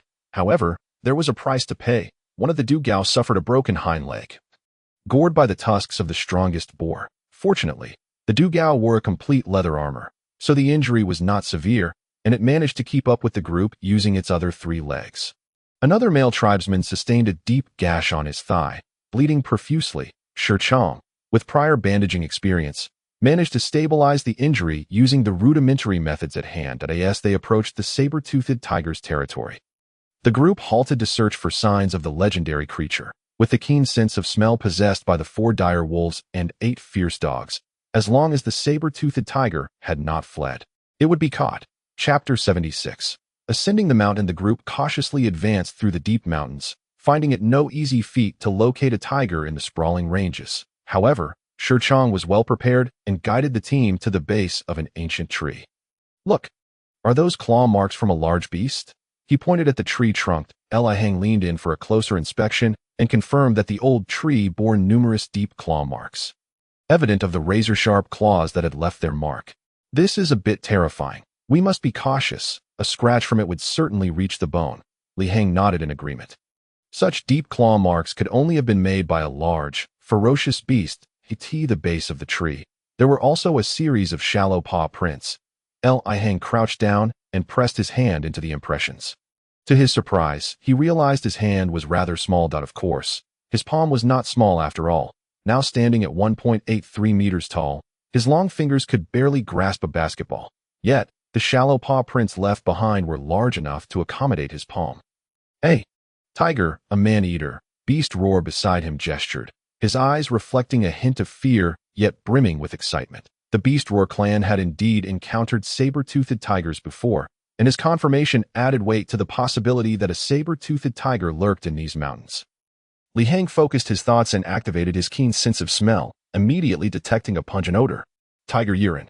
Indeed, remnants of saber-toothed tiger urine lingered on the old tree, which was not surprising. After all, dominant predators typically mark their territory in such a manner, indicating that this tiger had claimed the mountain as its own. It was evident that when a person possessed a keen sense of smell, many difficult challenges became easily surmountable. Li Heng sniffed further, his expression shifted. Wait, there's more than one type of tiger urine here. There are at least two distinct scents. There must be two saber-toothed tigers in the vicinity. Impossible. Saber-toothed tigers, like modern tigers, are not social animals. Chang expressed his disbelief. Furthermore, his prior observations had not revealed the presence of a second tiger. Indeed, perhaps we have stumbled upon their mating season. Li Heng firmly believed in his heightened sense of smell, magnified hundreds of times. Even amidst a cacophony of similar scents, he could distinguish them all with precision. Two adult tigers. Do we have the confidence to face them? Chang did not inquire of the Beast Roar clansmen, but directed the question at Li Heng. Should be fine, if it gets dire. We can climb the trees and assess the situation, Li Heng replied after a moment of contemplation. He then called for the 8 Du Gao, who promptly gathered around. Under Li Heng's guidance, these fierce large dogs lowered their heads and sniffed intensely until they memorized the scent of the tiger urine. And then they approached the 4 dire wolves. Of course, Li Heng had memorized the scent himself and did not require their assistance. However, he could not act like a dog, trailing after the unpleasant odor to track the tiger. After all, he was human. Although he now possessed this ability, it was still challenging to adapt to the overwhelming stench, especially now that they had entered the territory of 2 saber-toothed tigers. He could not afford to be distracted, lest he be caught off guard and face a fatal bite to the neck from a lurking saber-toothed tiger. Let us go, keep up. The reason why the tiger can rightfully claim the title of King of Beasts is evident. Previously undaunted by the 8 formidable Dogo Argentino, upon catching the scent of the tiger, they all bristled in alarm. Yet, perhaps emboldened by their numbers, or perhaps these large dogs understood the strength of their ranks. Or maybe they were simply products of long-standing training. The 8 Dogo Argentinos began to track the tiger's scent, leading the way to Li Heng did not hesitate, urging everyone to keep watch and follow closely. Before long, following the trail of scent, the group arrived at a cave. If all went as expected, this was undoubtedly the tiger's lair. Ready to engage, Chang called out, his voice steady, as the tension among beasts roar. Bull, and the others heightened, gripping their weapons tightly. It seems fortune favors us. At this hour, the tiger remains in its den, which simplifies matters considerably. Everyone, climb the trees, Li Heng instructed in a hushed tone. His compatriots were invaluable to him, and he did not wish for any of them to perish. The loss of even one would mean additional time spent gathering a 100-person tribe, especially since the main force was not them. Nor was it Li Heng himself. He was self-aware enough to choose a sturdy old pine tree to ascend. The choice of this particular tree was quite deliberate. It was robust, tall, and within mere meters on its left, and behind were neighboring trees. With his current agility and leaping ability, even if the tiger could climb, he could easily jump to another tree. Caution was the key, for he was here to conquer this world. The prehistoric civilization was merely a starting point. Li Heng had no intention of kneeling in this world so soon. The group was well prepared, having climbed to a height of 5 meters, securing themselves with stout ropes tied around sturdy branches to prevent any accidental falls. Naturally, beasts roar and the others had no such intentions. This was the wisdom of modern man. All set. Go, my precious ones, Li Hang declared. With everything in place, he suspended himself from the tree using the thick rope, drawing his arm crossbow, stringing it, and taking careful aim at the cave entrance. Shirchong, perched in another tree, mirrored his actions. Although this was the domain of the saber-toothed tiger, it could also serve as an excellent hunting ground with proper utilization. You all go as well. Li Hang commanded the 8 imposing dogo argentinos. Mimicking a series of pouncing motions, the large dogs below finally grasped the intent, their previously submissive fur bristling once more. The 4 fearsome wolves, true to their loyalty exceeding 90%, charged towards the tiger's den, baring their menacing teeth and unleashing a fearsome howl. Fortunately, the fearsome wolves were not foolish enough to charge into the cave to engage the saber-toothed tiger. They understood the necessity of relying on their master's strength. The 4 ferocious wolves roared, and the 8 dogo argentinos joined in, creating a cacophony that sent the surrounding wildlife into a frenzy of flight. At that moment, a massive silhouette emerged from the cave, revealing the unmistakable head of a saber-toothed tiger. Indeed, it was unmistakably a saber-toothed tiger, easily identifiable by its formidable set of nearly 30-centimeter-long fangs that in terms of appearance, the saber-toothed tiger possessed a far greater intimidation factor than the cave lion. However, Li Hang was well aware that these knife-like fangs, while impressive, were ultimately a hindrance to the saber-toothed tiger's true strength. Many in later generations mistakenly believed these elongated fangs were deadly weapons. But in truth, they significantly diminished the saber-toothed tiger's biting power. The longer the fangs, the more susceptible they were to breakage, which is why saber-toothed tigers typically preyed upon creatures 1 or 2 levels smaller than themselves, rarely engaging in combat with equally sized large predators. The primary reason was the fragility of these fangs, but regardless, they were quite effective for hunting herbivorous creatures, making it a classic case of having advantages and disadvantages. As the saber-toothed tiger emerged, it was accompanied by a thunderous roar that reverberated through the area, intensifying the clamor from the surrounding wildlife. The 4 fearsome wolves instinctively retreated, while the saber-toothed tiger, stepping halfway out of the cave, hesitated, realizing it faced an overwhelming number of foes that appeared quite formidable. The 4 fully armed wolves and the 8 fierce dogo argentinos posed a significant threat to its life. To Li Hang's astonishment, he witnessed an incredible sight. The massive saber-toothed tiger retreated, seemingly intent on guarding its lair. So cunning, Li Hang mused. He had not anticipated that the saber-toothed tiger would make use of the cave's narrow confines to its advantage. Naturally, Li Hang would not allow his wolves to enter, for the cave could accommodate only a few at most. However, if the saber-toothed tiger refused to emerge, did it think it could remain unscathed? Consider yourself unfortunate. Who told you to be nearby?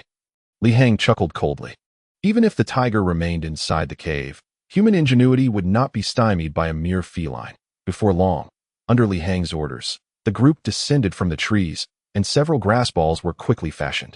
These grass balls were designed to deal with the saber-toothed tiger that stubbornly refused to leave its lair. The center of the grass balls was filled with dry grass and flammable materials, while the outer layer was wrapped in freshly picked leaves and tender grass. This was done specifically because the ignition of these grass balls would produce an abundance of thick smoke.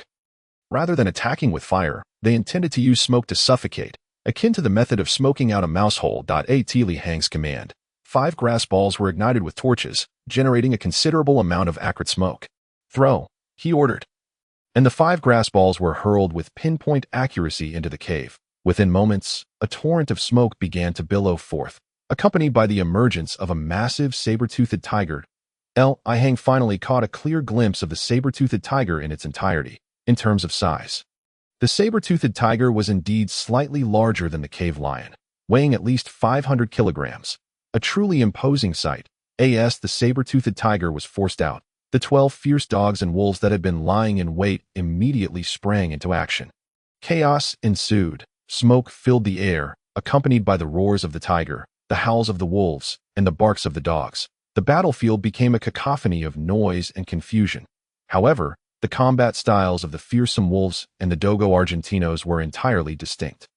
The 4 large wolves surrounded the saber-toothed tiger, feigning attacks. One would launch a probing strike, drawing the tiger's attention, while the other two would strike from the blind spots behind the tiger, executing a genuine assault.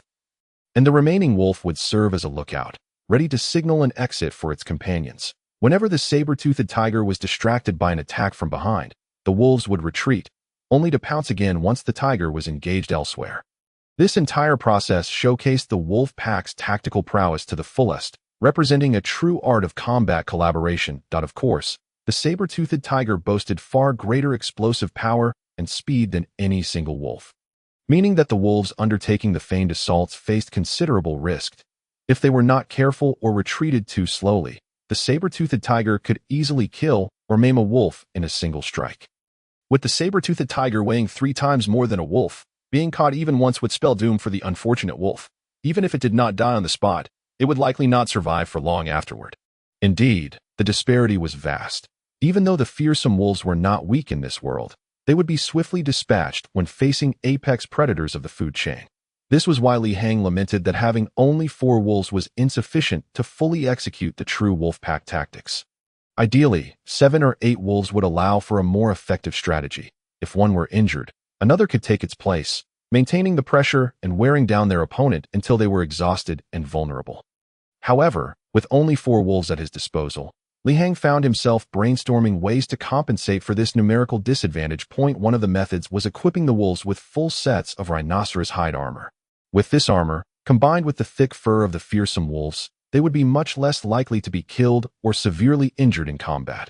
However, this alone would not suffice, so upon his return, Li Hang supplemented his forces with 8 Dogo Argentinos. Only then could he somewhat compensate for the tactical limitations imposed by the lack of numbers at this moment. Although the 8 Dogo Argentinos had yet to fully engage in battle, they were not entirely without purpose. Their considerable numbers encircled the fearsome wolves, barking vigorously. Indeed, even though the saber-toothed tiger and the fearsome wolves were engaged in combat, the Dogo Argentinos were unable to actively participate.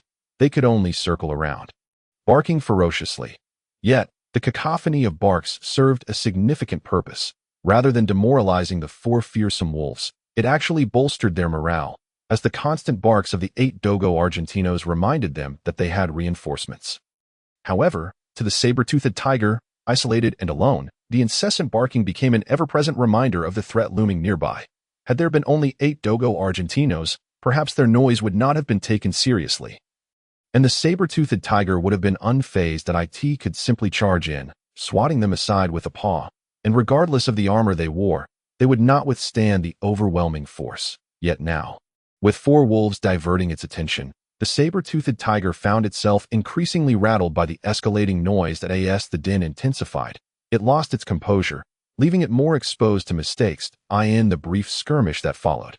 A harrowing outcome soon emerged. Under Li Hang's direction, the wolf pack continued to employ their tried-and-true tactics, focusing on biting at the saber-toothed tiger's hind legs, not to inflict crippling damage, but to impair its agility.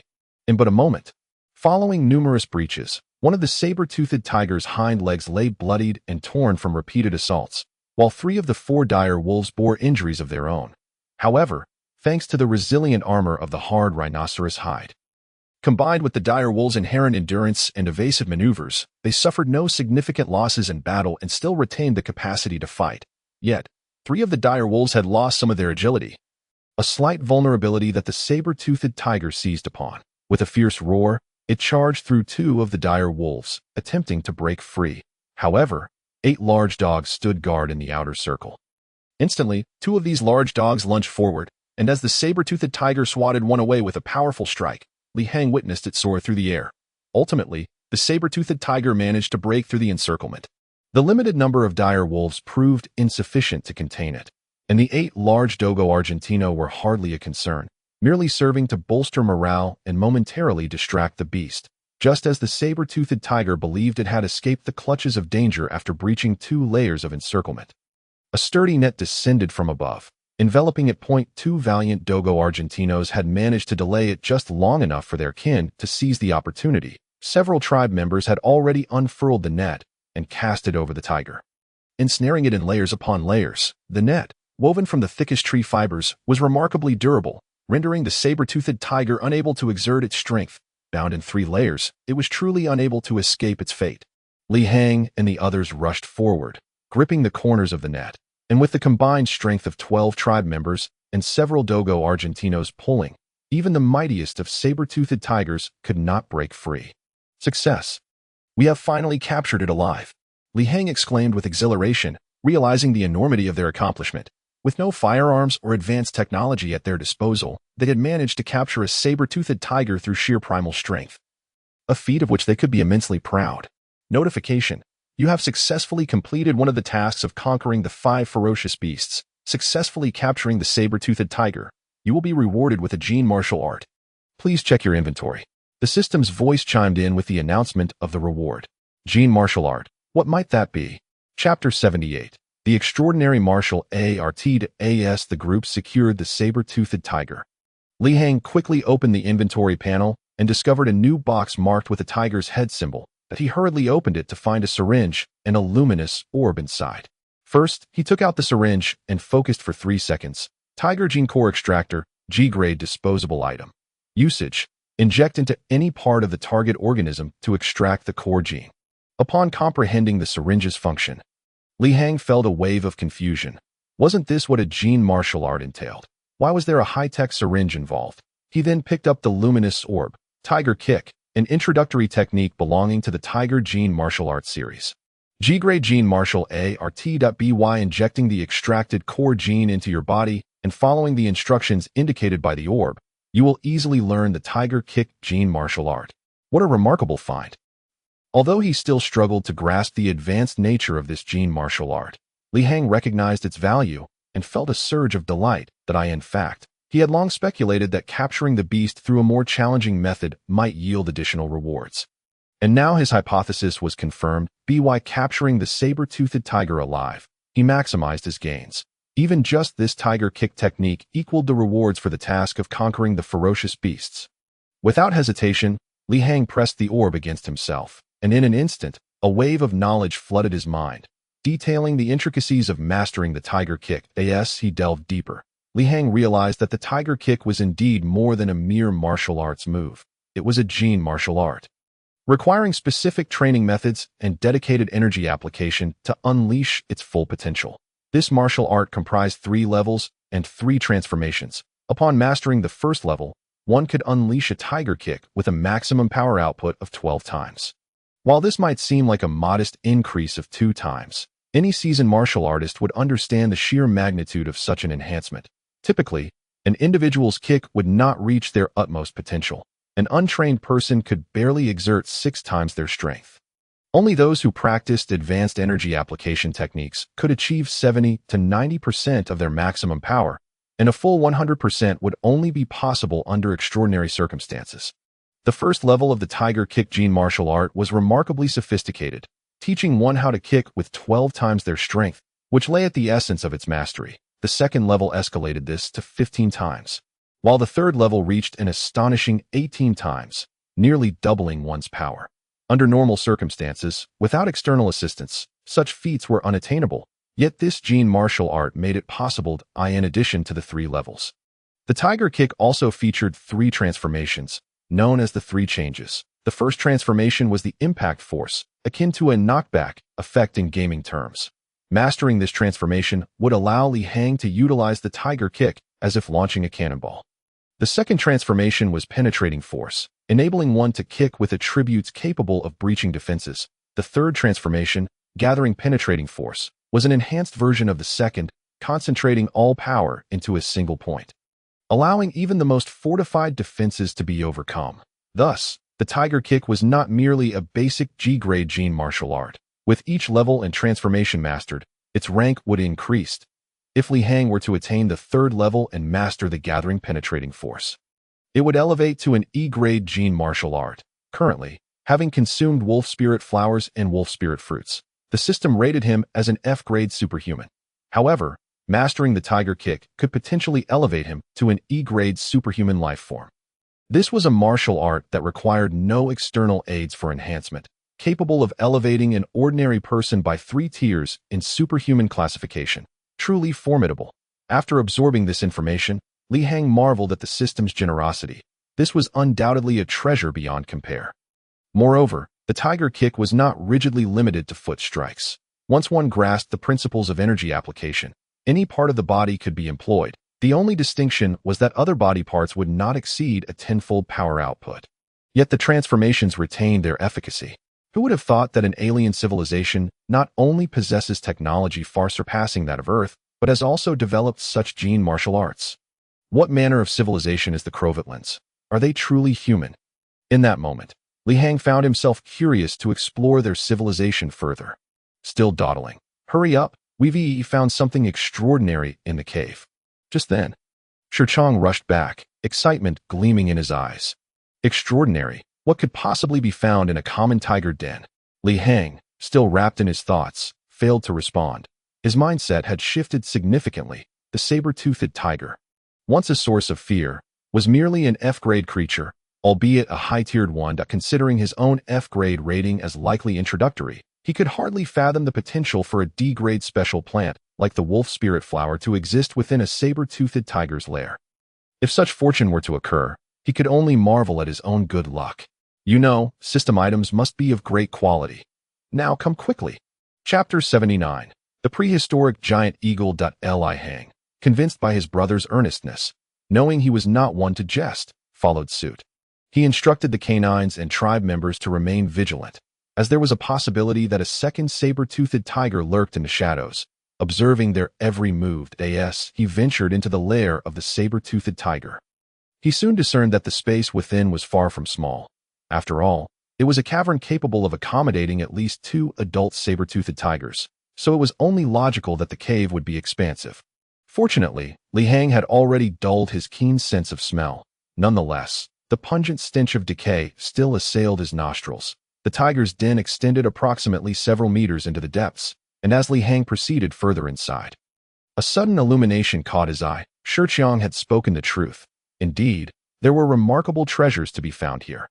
Although Shirchang was merely Li Hang's mercenary, he lacked the ability to differentiate between the mundane and the extraordinary. His recognition of this particular item stemmed solely from having seen it before. Indeed, it was a unique artifact that Li Hang had once possessed, and not merely one, but 2 pieces, the fragments of the Archaeopteryx feathers. Li Hang could hardly believe that the elusive fragment he needed to complete the set was fortuitously located here. This saber-toothed tiger has undoubtedly devoured at least 7 individuals. Observe this pile of skulls. Shirchang pointed towards a corner deep within the den. Following his gesture, Li Hang beheld a chaotic heap of human bones, among which he could distinguish at least 7 skulls. That a preliminary assessment suggested that this saber-toothed tiger had indeed been a menace to at least 7 primitive humans, which explained why Li Hang had been unable to find any others in the vicinity. That it was likely that one of the primitive clan leaders had been taken by the saber-toothed tiger, and the Archaeopteryx feather fragment had been brought back to the cave along with its prey. Alternatively, it could be that this feather fragment was resilient and vibrantly colored, prompting the saber-toothed tiger to keep it as a cherished possession within its lair. One could not help but marvel at the sheer luck Li Hang had encountered. The treasures this saber-toothed tiger had bestowed upon him far surpassed those of the cave lion, as he had gained no spoils or additional rewards from slaying the latter, unless one counted the meager remains of the cave lion's carcass, which were hardly worth mentioning. The mere thought of the cave lion reignited Li Hang's thoughts, since he had been fortunate enough to discover an Archaeopteryx feather fragment in the saber-toothed tiger's den. What treasures might lie hidden in the cave lion's lair? Had he overlooked something significant? In truth, when he had slain the cave lion, he had not continued his search for its lair. Myth and legend often spoke of dragon slayers discovering vast treasures within dragon lairs.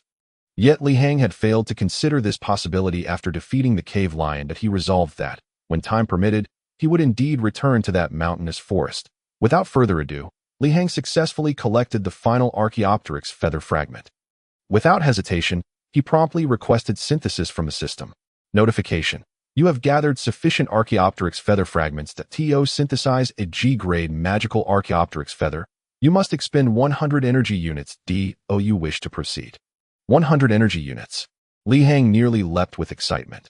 That amount was nearly sufficient to imbue a wolf spirit flower into a wolf spirit fruit. He quickly checked his energy reserves, discovering he had 473 units. Unbeknownst to him, He was close to reaching 500. This rapid accumulation was entirely due to his previous efforts to expand his territory, collecting energy at a rate of 80 units per day, making it unnecessary to wait long to reach 1,000 units. Very well, 100 units it shall be. Upon confirming his decision, Li Hang transferred the required energy to the system. Instantly, the 2 Archaeopteryx feather fragments he had stored in the Lord's warehouse floated forth, enveloped in a swirl of verdant energy as they began to merge. Congratulations, your magical Archaeopteryx feather has been successfully synthesized. Please collect your item. Almost unable to contain his eagerness, Li Hang grasped the magical feather and, after a brief moment of contemplation, examined the detailed information it provided. Magical Archaeopteryx feather. When held aloft, it can summon a prehistoric avian creature to serve you permanently in this world. The description was succinct yet clear, revealing the feather's extraordinary potential to summon a prehistoric bird at random.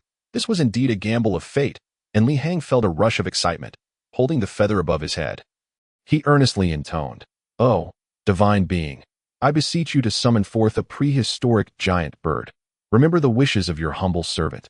I desire a colossal avian." Li Hang's fervent prayers were spoken aloud.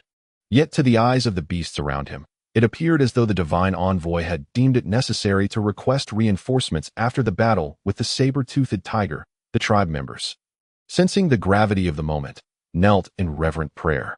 Notification: you have inadvertently led the primitive humans in prayer to the system deity. The petition value has increased slightly, enhancing your wish for a summoned prehistoric giant bird by 12%. As the system's notification faded, a resounding cry echoed from the distant horizon. Li Hang's heart raced with exhilaration as he craned his neck skyward, spotting a dark figure rapidly approaching. A giant bird, indeed a prehistoric giant bird. It has truly been summoned. A glimmer of envy flickered in Shiqiang's eyes. What man would not yearn for such a magnificent creature, especially a prehistoric one?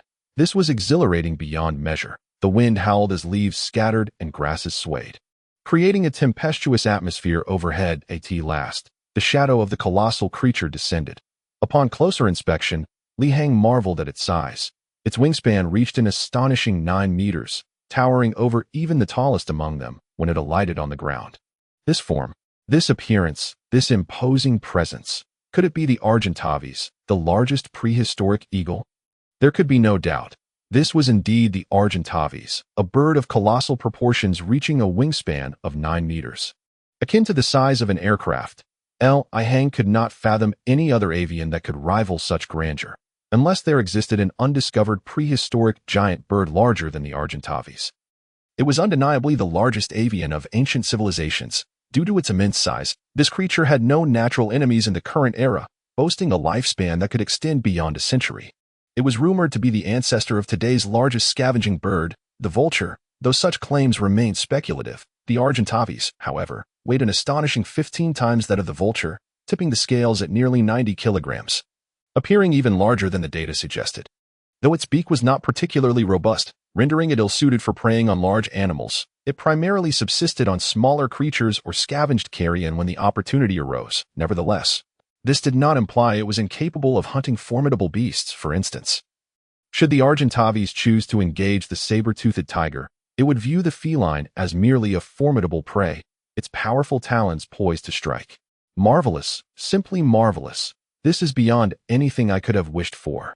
At this moment, Li Hang found himself at a loss for words to adequately convey his exhilaration. With the Argentavis at his side, dealing with fearsome creatures like the saber-toothed tiger would become a far simpler endeavor. From this day forth, you shall be known as the giant eagle.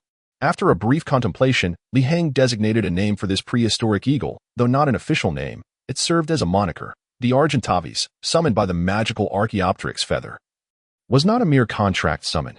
It possessed its own consciousness at present.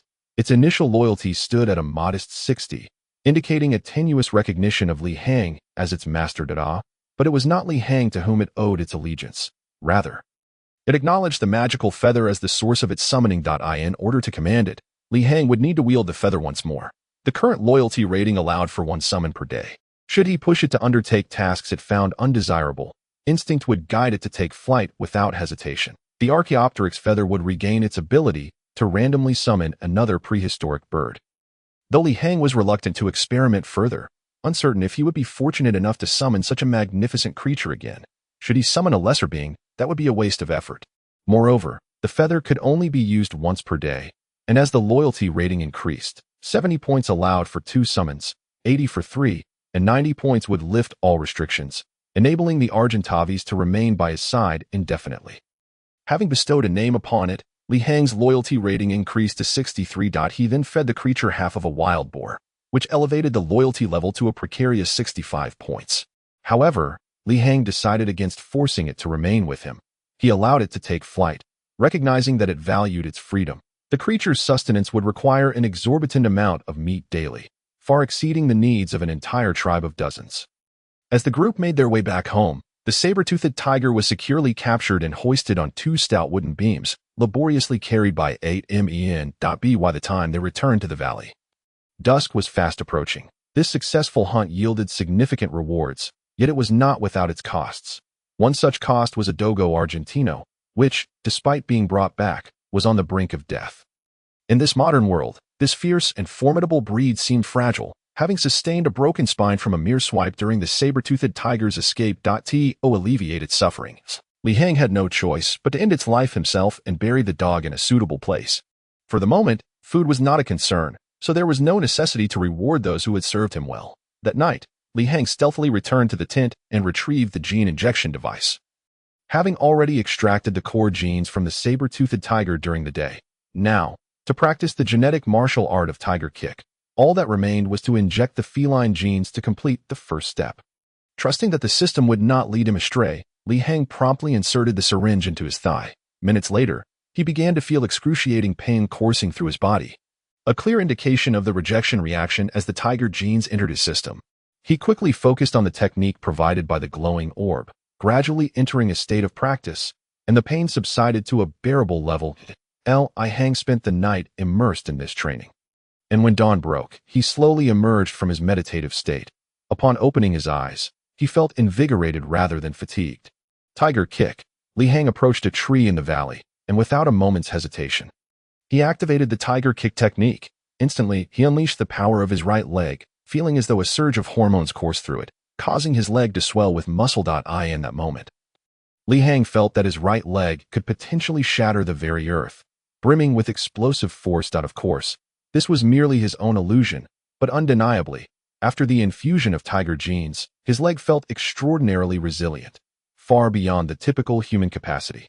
If someone were to strike it with a hefty cleaver, it would barely penetrate the surface of the muscle, illustrating just how formidable his leg's defense had become at that moment. With a swift kick, a terrifying burst of energy erupted. His foot struck a tree trunk that could barely be embraced by a single person.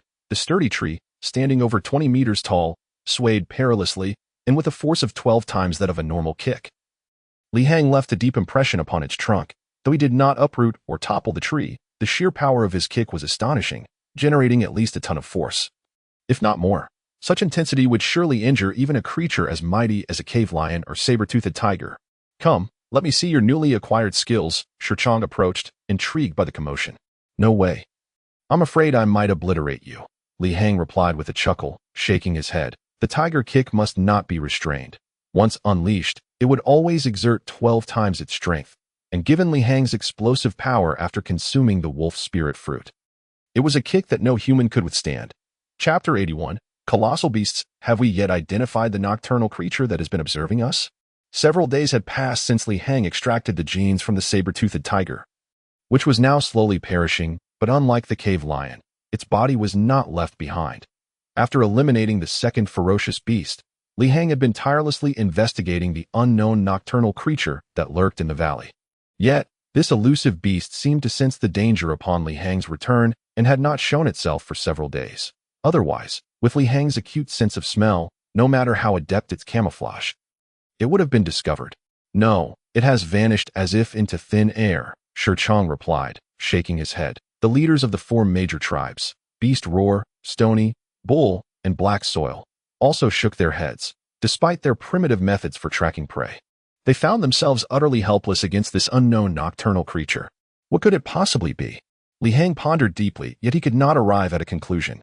Among the 5 ferocious beasts, he had already completed the tasks of the cave lion and the saber-toothed tiger, With 3 remaining, Li Hang was certain that the terror bear occupied one of those spots. However, the identities of the other 2 beasts eluded him, as many large predators could potentially qualify. Adding to the mix were the likes of the terror crocodile and the titanoboa, ancient apex predators, further complicating the classification. In that moment, Li Hang's thoughts became muddled. To resolve this conundrum, he would need to take action.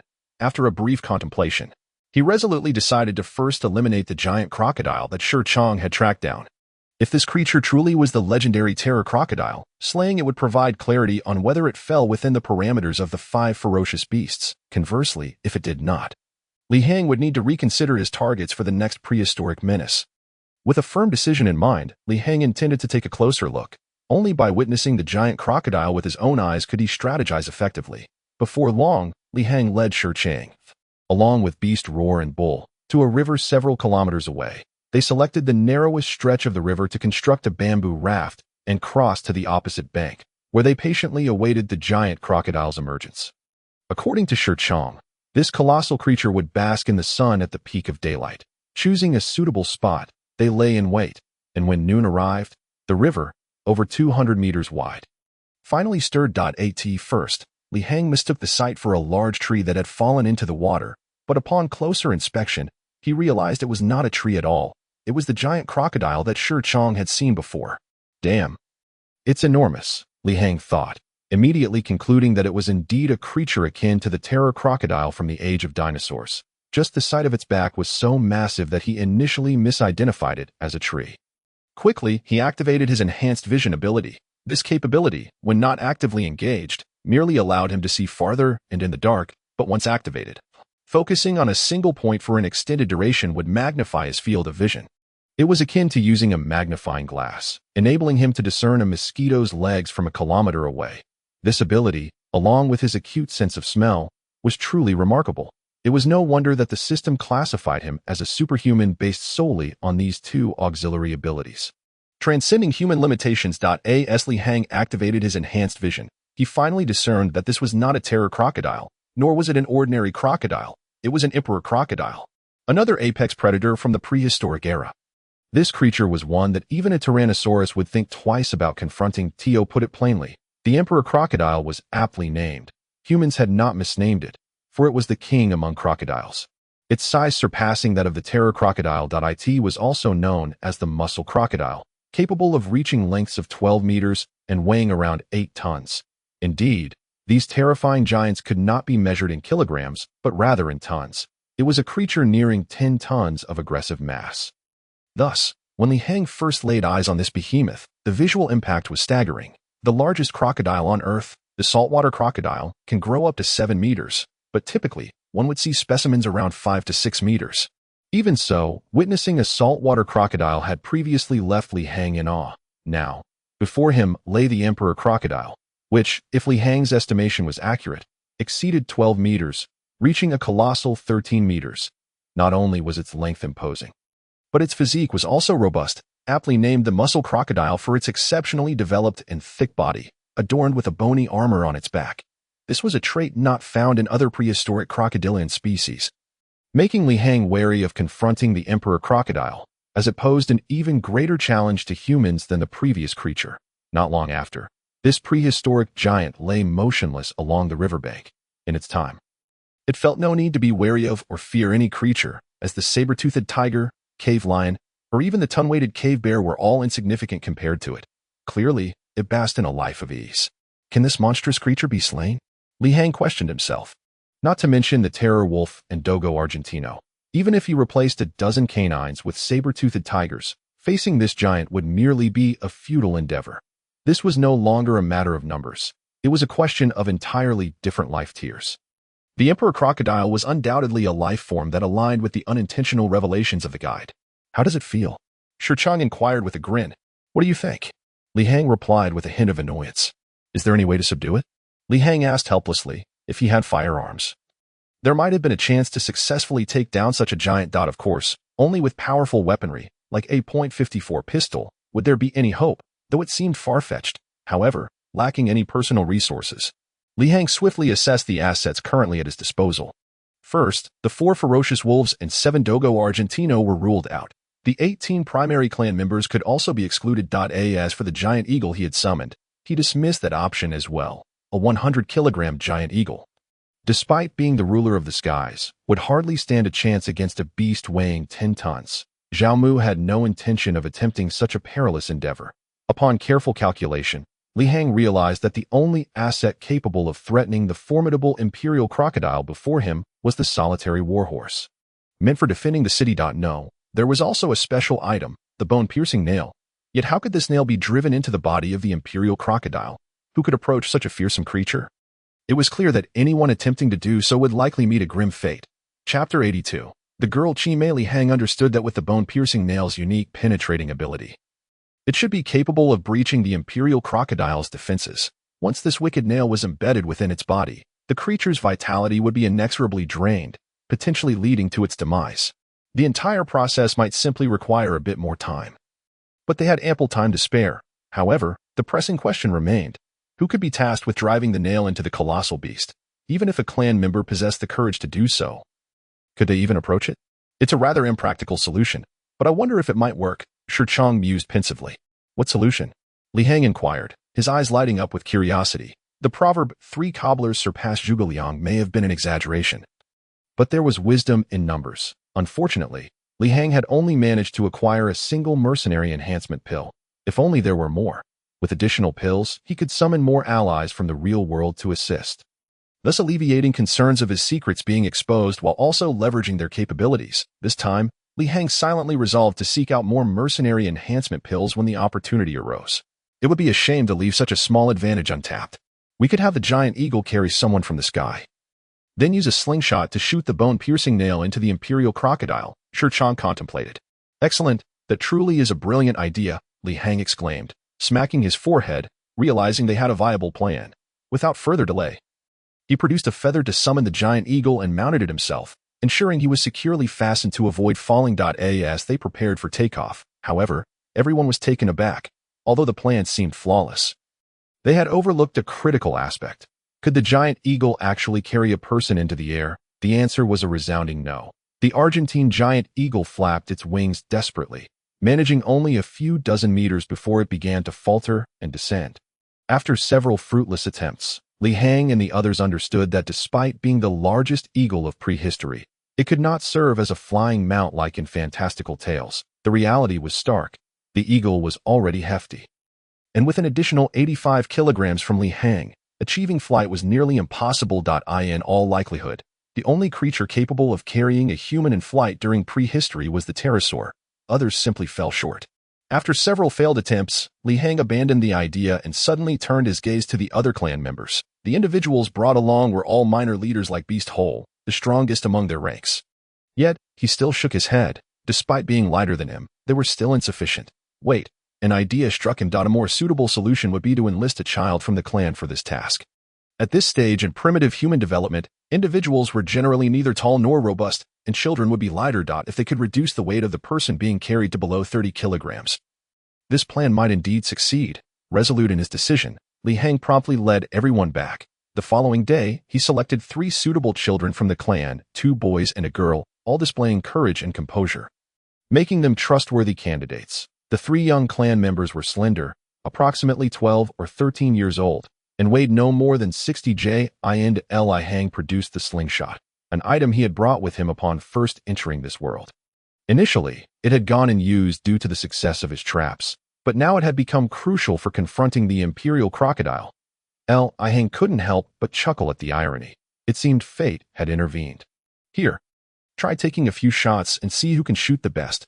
Whoever is chosen will receive this slingshot as a reward, Li Hang announced. He didn't require the 3 primitive children to be exceptionally accurate. He simply needed them to shoot well. The task of launching the bone-piercing nail was not without its challenges. After all, the nail was a 10-centimeter-long alloy spike, and maintaining balance while shooting was critical. Even Li Hang had to practice extensively to master it, let alone these children who had never used a slingshot before. Throughout the morning, Li Hang instructed them, and fortunately, while their cognitive development was not as advanced as modern children, they possessed an innate talent for hunting with slingshots. By the end of the morning, they had quickly grasped the technique, and to Li Hang's surprise, the best performer turned out to be the lone girl chosen, named Chi Mei. This name, meaning green eyebrow, was characteristic of the bird species. Reflecting the naming conventions of this era, surnames were non-existent, and only the most powerful clan leader could bestow a one-character name, while others required two. Observing Qingmei's youthful face, Li Hang worried that she might falter before the colossal imperial crocodile. Nevertheless, he resolved to give her a chance. He could not disregard her potential simply because she was female. Unlike the native primitive inhabitants, Li Hang would not underestimate any woman, and Qingmei had an advantage. Her lighter weight would facilitate the giant eagle's ascent. On the third day, Li Hang returned to the spot where the imperial crocodile basked in the sun, accompanied by the previous group. Everyone maintained a respectful distance, preparing for action several hundred meters away. First, they secured Qingmei, ensuring her safety. Before taking flight, the takeoff was somewhat unstable, and the giant eagle still struggled. Yet it was a marked improvement compared to when Li Hang had been mounted. As the giant eagle soared into the sky with Qingmei aboard, it soon stabilized, prompting Li Hang and Shirchong to realize they had succeeded at least halfway. In truth, with the giant eagle's nearly 10-meter wingspan, carrying a person was not as challenging as they had imagined. The real difficulty lay in achieving takeoff. Given the eagle's considerable weight, any additional load made flight increasingly difficult, as gravity was an unyielding force. Engage, Li Hang commanded, shouting at the shadow above. He had already invested several days into this endeavor, and there was no room for further delay. The giant eagle responded to Li Hang's orders without a hint of trepidation, diving toward the sunbathing imperial crocodile below. The colossal creature sensed the aerial threat, but dismissed it casually, merely lifting its head and fixing its gaze on the approaching giant eagle. Chapter 83. Challenges. With his keen perception, Li Hang had no doubt that once the giant eagle descended to a certain height above the imperial crocodile, the beast would suddenly strike, its massive jaws poised to snap the bird from the sky. The imperial crocodile was truly terrifying. Its truck-like form rendered it capable of overpowering any creature in existence. Even if a tyrannosaurus were to re-emerge, drinking from the riverbank, it would be at risk should this behemoth take notice, let alone the prehistoric eagle. The disparity in their respective ranks of life was immense. Otherwise, Li Hang and Shirchong would not have racked their brains to devise a strategy, feeling utterly helpless in its presence. Qingmei did not disappoint Li Hang. As the giant eagle approached the imperial crocodile, now only a few dozen meters above the ground, she bit her lip and released the bone-piercing nail. In that moment, she followed the divine command without hesitation. Precision was not her requirement, only the ability to maintain a balanced trajectory. She accomplished this feat, the little girl rising to the occasion without faltering at such a crucial moment, exhibiting remarkable calmness and stability. The small bone-piercing nail struck the imperial crocodile, and while its thick, bony armor attempted to shield it, it could not withstand the nail's penetrating force. In no time, the diminutive spike had embedded itself within the creature's body. The imperial crocodile, however, exhibited little response to the assault, prompting a collective sigh of relief from the onlookers, coupled with a renewed sense of apprehension. Would the bone-piercing nail prove effective against such a colossal foe? As the giant eagle circled back, the group safely retrieved Qingmei, leaving them with only the task of waiting. Before long, the imperial crocodile, having lost its adversary, returned to bask on the riverbank, appearing utterly unfazed. Could it be that the bone-piercing nail was ineffective against an E-grade life form? It was not surprising that Li Hang entertained such thoughts. After all, the nail was merely classified as a G-grade special item. Yet he quickly reassured himself. Given that this nail was listed among the top 10 prohibited items by the system civilization, it surely could not be so ineffectual. If an item deemed as one of the 10 forbidden artifacts could not even contend with an E-grade life form like the imperial crocodile, it would be utterly worthless. With this line of reasoning, his confidence began to swell. As time passed, minute by minute, after what felt like a meal's duration, the crowd finally beheld the long-anticipated spectacle. The colossal creature exhibited signs of mild agitation. No longer content to bask lazily in the sun, it began to thrash about on the ground, creating an increasingly deafening commotion. Gradually, Li Hang and the others observed from a distance that the riverbank where the imperial crocodile resided had transformed into a chaotic scene of flying sand and stones. A series of thunderous sounds echoed from afar, instilling a sense of trepidation in everyone's expressions. Fortunately, none dared to approach the formidable beast, weighing in at 10 tons, even if it were not directly aimed at attacking you. A careless encounter with its unwieldy movements could easily crush a person. This is precisely why Li Hang asserted so emphatically that even swapping out 12 wolfhounds for cave lions would be futile against such a titan. With its massive body stretching over a dozen meters, a mere flick of its tail or a shift in position could spell doom for even the strongest of cave lions. Yet another meal's worth of time slipped away.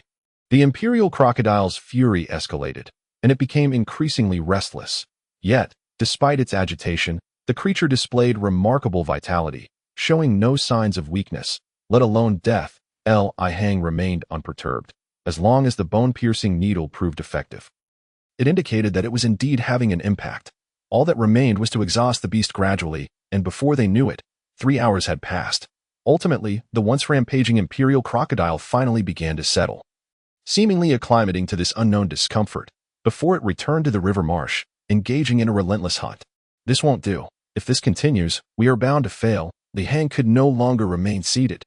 The creature's tenacity was too formidable, preventing them from achieving swift results as they had with the wild boar, thus granting it precious moments of respite. Its incessant hunting could theoretically replenish its vitality, counteracting the effects of the bone-piercing needle. Of course, such unchecked gluttony would eventually deplete the resources in the surrounding river marsh. Once the food supply dwindled, it would likely be left to await its demise. However, Li Hang dared not gamble on such a scenario. After all, this colossal being was not a mere lifeless entity, it was alive. Should the nearby river stretch run out of sustenance, it would simply migrate to more distant locales. And Li Hang's base camp was perilously close. Thus, he understood that his foremost task was to incapacitate its mobility. Otherwise, even if they managed to slay the imperial crocodile, it could very well perish in an unknown location. Only the most primitive and rudimentary method will suffice: dig a pit, a sufficiently large and deep one, to lure it in. After much contemplation, this was the only solution Li Hang could devise, a makeshift plan among desperate measures. Without further ado, everyone commenced digging, and the beast howler raced back to the valley to gather more manpower, striving to ensnare the creature before it could escape. This was a substantial undertaking. Before long, 18 male tribesmen had arrived, alongside 14 female tribesmen, with an additional 10 healthy individuals called forth. Meanwhile, 4 wolfhounds and 7 dogo were stationed back at the valley to stand guard. With Li Hang, Shirchang, and the beast slave joining the effort, the total of 27 individuals set to work excavating the pit along the nearby riverbank. Based on their assessments, they needed to dig a pit with a diameter of 10 meters and a depth exceeding 15 meters. Otherwise, they would not be able to contain the giant creature. Everyone raced against the clock, employing wooden tools to dig. Fortunately, a pit with a 10-meter diameter was not overly challenging. The true test lay in achieving the required depth. No one wasted breath on idle chatter, and even Li Hang joined in the excavation. He, Shirchang, and the beast slave became the primary forces behind the digging effort. Shirchang, having absorbed the potency of mercenary pills over the past few months, had now been rated as a G-grade superhuman by the system, with his physical capabilities having surpassed the limits of an ordinary person. This level of physicality implied that his strength, speed, reflexes, senses, endurance, and other attributes had reached a comprehensive breakthrough beyond human limitations.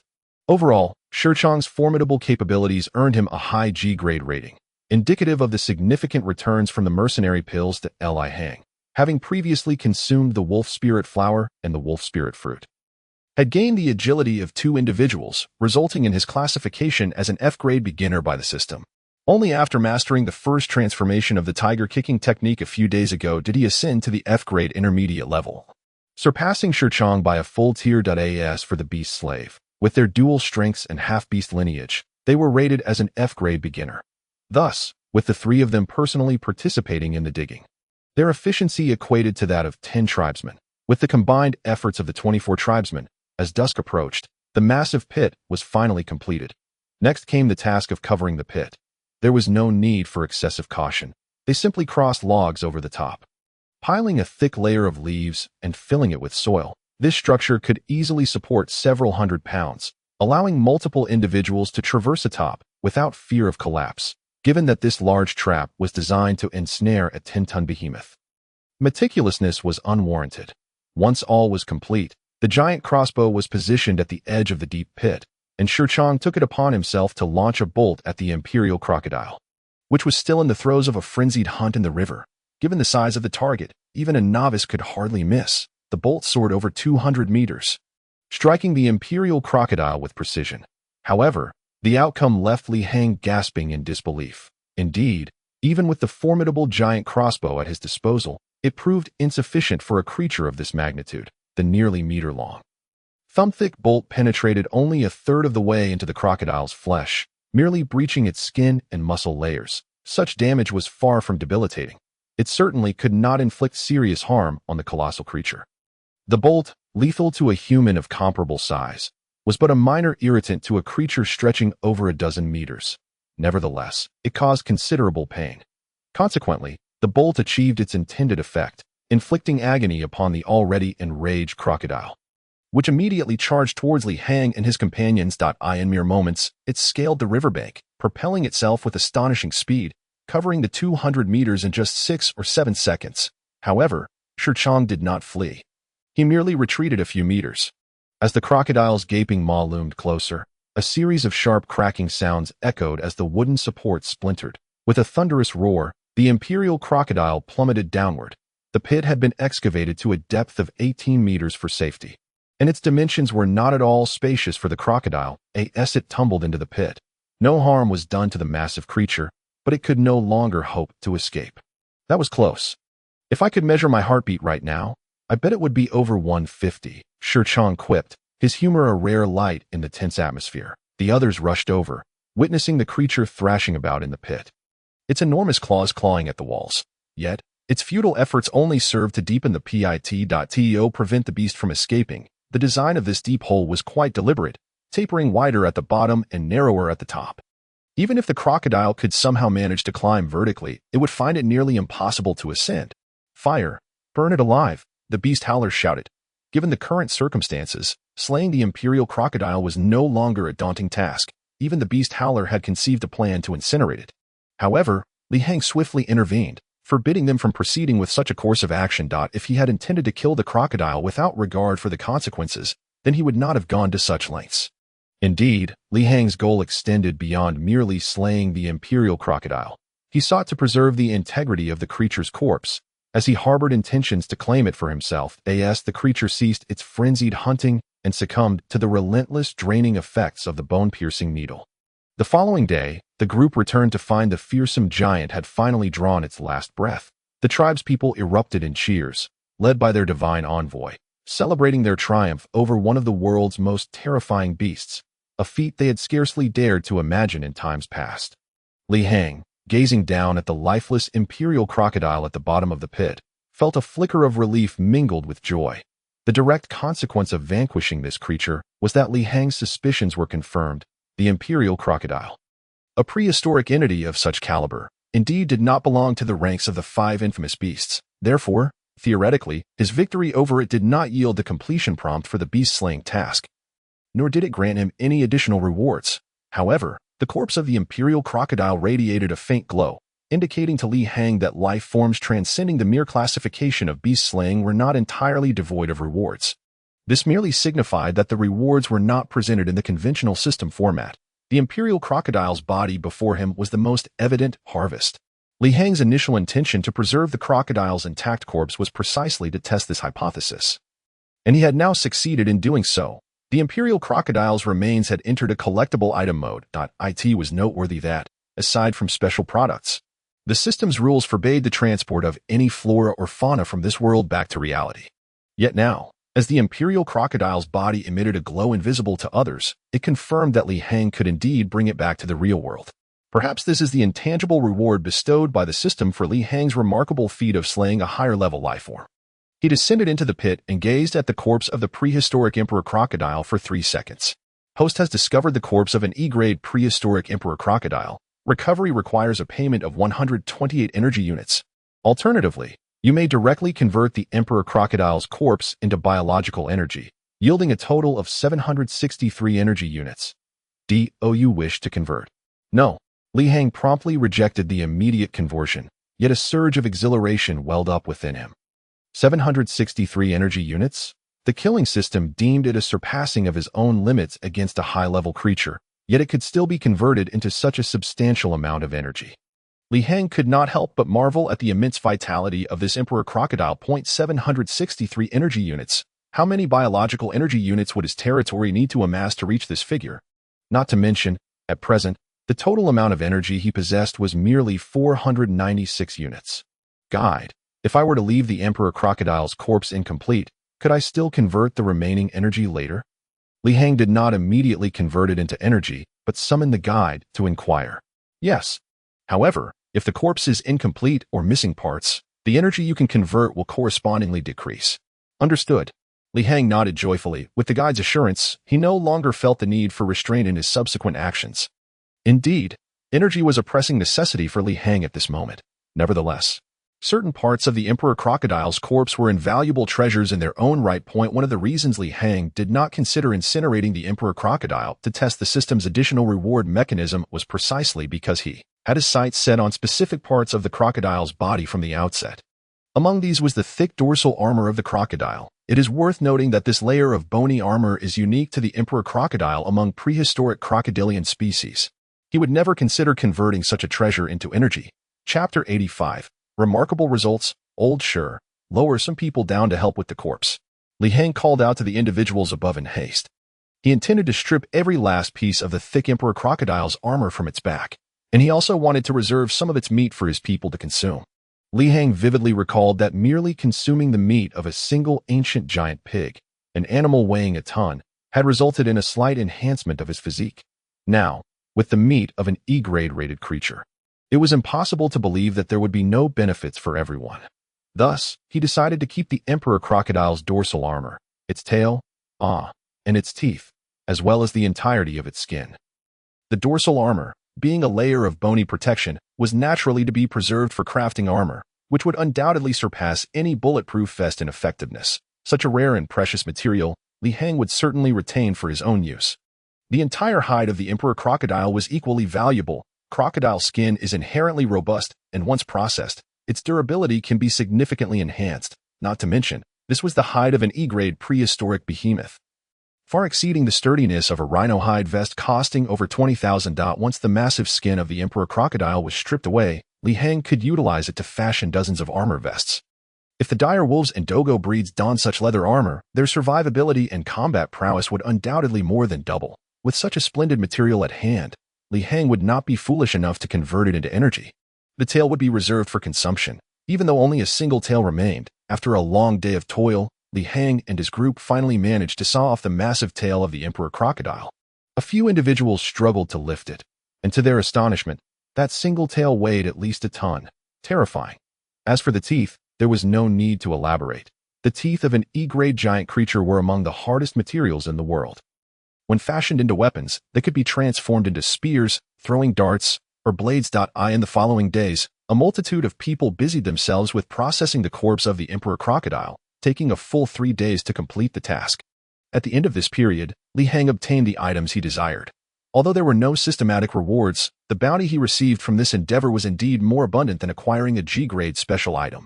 All these materials could significantly bolster the overall strength of the tribe, far surpassing the value of any singular special reward item. Once everything was processed, Li Hang promptly converted the entirety of the Emperor Crocodile into energy, yielding a total of 598 energy units. With the loss of a tail, the entire hide, and teeth, this conversion resulted in a reduction of approximately 160 energy units, yet this was deemed worthwhile. That night, Li Hang instructed all tribe members to transport the materials back. Fortunately, he had a cart. Otherwise, merely carrying that tail several miles would have been exhausting. Upon returning to the valley, Li Hang realized that 23 days had quietly passed. The cooldown for the next teleportation was nearly complete. Initially, Li Hang had not intended to return to the real world, as he had no pressing matters to attend to. However, with the energy converted from the Emperor Crocodile's corpse, his total energy units had now surpassed 1,000, reaching 1,132. Consequently, he resolved to return in a few days once the teleportation cooldown had elapsed. He finally had a sum of energy units to operate freely. In the subsequent 7 days, the entire tribe focused on digesting the gains from slaying the Emperor Crocodile. All the prehistoric crocodile skins and dorsal armor required considerable time for processing. Of course, if they were to be transported back to the real world for processing, the results would likely be superior. However, these materials were mostly light-sensitive, so Li Hang had to make do with the most primitive methods for his people. The teeth obtained were also substantial, each one impressively large. Almost the entire tribe participated. Now that daily chores were completed, including Li Hang himself, they spent time polishing the teeth that a significant portion of the emperor crocodile's teeth was fashioned into hard, sharp spearheads, which would later be paired with sturdy wood to create heavy spears and short javelins. Some were still being polished, requiring more time and complexity, as Li Hang intended to turn them into cutting blades for easier handling of the thick dorsal armor and skin. Meanwhile, the nearly ton-weight tail was being sliced into several large portions daily by the women of the tribe, combined with yams, wild mountain mushrooms, salt, and other ingredients to create large pots of meat soup. All 41 tribe members, without exception, enjoyed 2 hearty bowls daily. After several days, the results were remarkable. Li Hang's initial suspicions were confirmed. The flesh of the prehistoric giant crocodile, categorized as an E-grade life form by the system, was indeed a substantial source of nourishment. Not only the consistently undernourished primitive tribespeople, but even Li Hang and Shi Chong, who consumed several pots of meat soup, experienced noticeable enhancements in their physiques. Li Hang particularly felt that his strength, which was not his forte, had increased. He could now lift nearly 500 pounds, a significant improvement from the 300 pounds he could previously manage. He was now on the verge of reaching the limits of human strength, and his explosive power had also notably improved. Standing at a height of 1.82 meters, Li Hang had grown to 1.85 meters. Shi Chong's enhancements were similar. Having absorbed the mercenary pills, he had already achieved human strength and, under the nourishment of the E-grade meat, could now lift over 700 pounds, with his height increasing by 4 centimeters to 1.84 meters. Even the beast slave, a half-beastman, experienced benefits, with greater strength and endurance. All 3 individuals classified as superhuman life forms by the system exhibited noticeable improvements, not to mention the tribe members who had long suffered from poor nutrition. The most striking changes were observed in the tribe's children, who were in their developmental stages and had experienced significant height increases.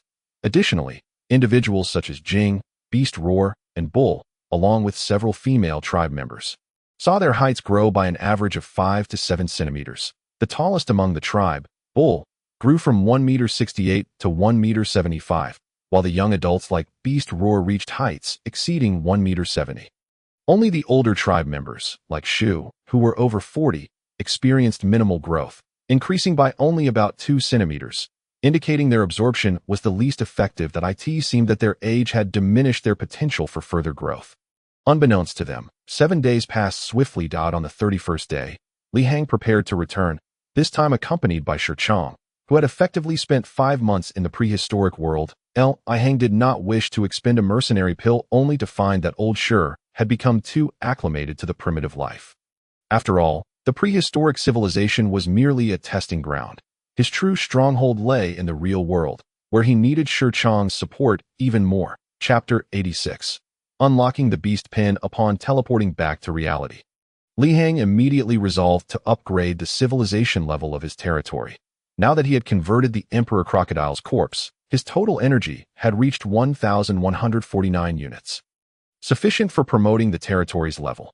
Although his territory had only expanded by 2 acres and had not yet reached the maximum limit of 100 acres, this did not hinder him from accumulating enough energy for a higher level promotion. In fact, Li Hang had long awaited this day. The guide had previously informed him that only by entering the true Stone Age civilization would the permissions of the Lord's heart genuinely open up to the host. Unlike now, where he possessed no capabilities, the Beast Pen, which Li Hang had unlocked prematurely, was indeed one of the structures from the Stone Age civilization, merely a structure for housing beasts, yet it possesses the remarkable ability to significantly accelerate the breeding and growth of all domesticated creatures. This starkly illustrates the vast chasm between unlocking such edifices and the current state of prehistorical civilization, which is devoid of any such advantages. System, I wish to elevate my civilization level, Li Hang declared, hardly pausing to contemplate, as he promptly expended 1,000 units of energy to submit his request for advancement. He was eager to ascend to the Stone Age, for it was only by truly entering this era that he could partake in the essence of societal civilization.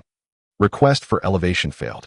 The host has yet to complete the conquest task of the prehistoric civilization lord and cannot ascend at this time. Li Hang was taken aback. He had painstakingly gathered the requisite energy, only to be informed by the system that it was insufficient for promotion. His current task of conquest was progressing admirably. Within just a few months, he had established a sustainable tribe of 41 members and had already vanquished 2 of the 5 formidable beasts. However, the prospect of completing the entire conquest task immediately seemed far-fetched, as he had only managed to achieve a mere 40% of the overall objective. If he continued to lack leads on the settlements of primitive humans, the task would inevitably be prolonged. Upon his next entry into the world, Li Hang was prepared for a lengthy journey, apart from his fervent desire to ascend to the Stone Age.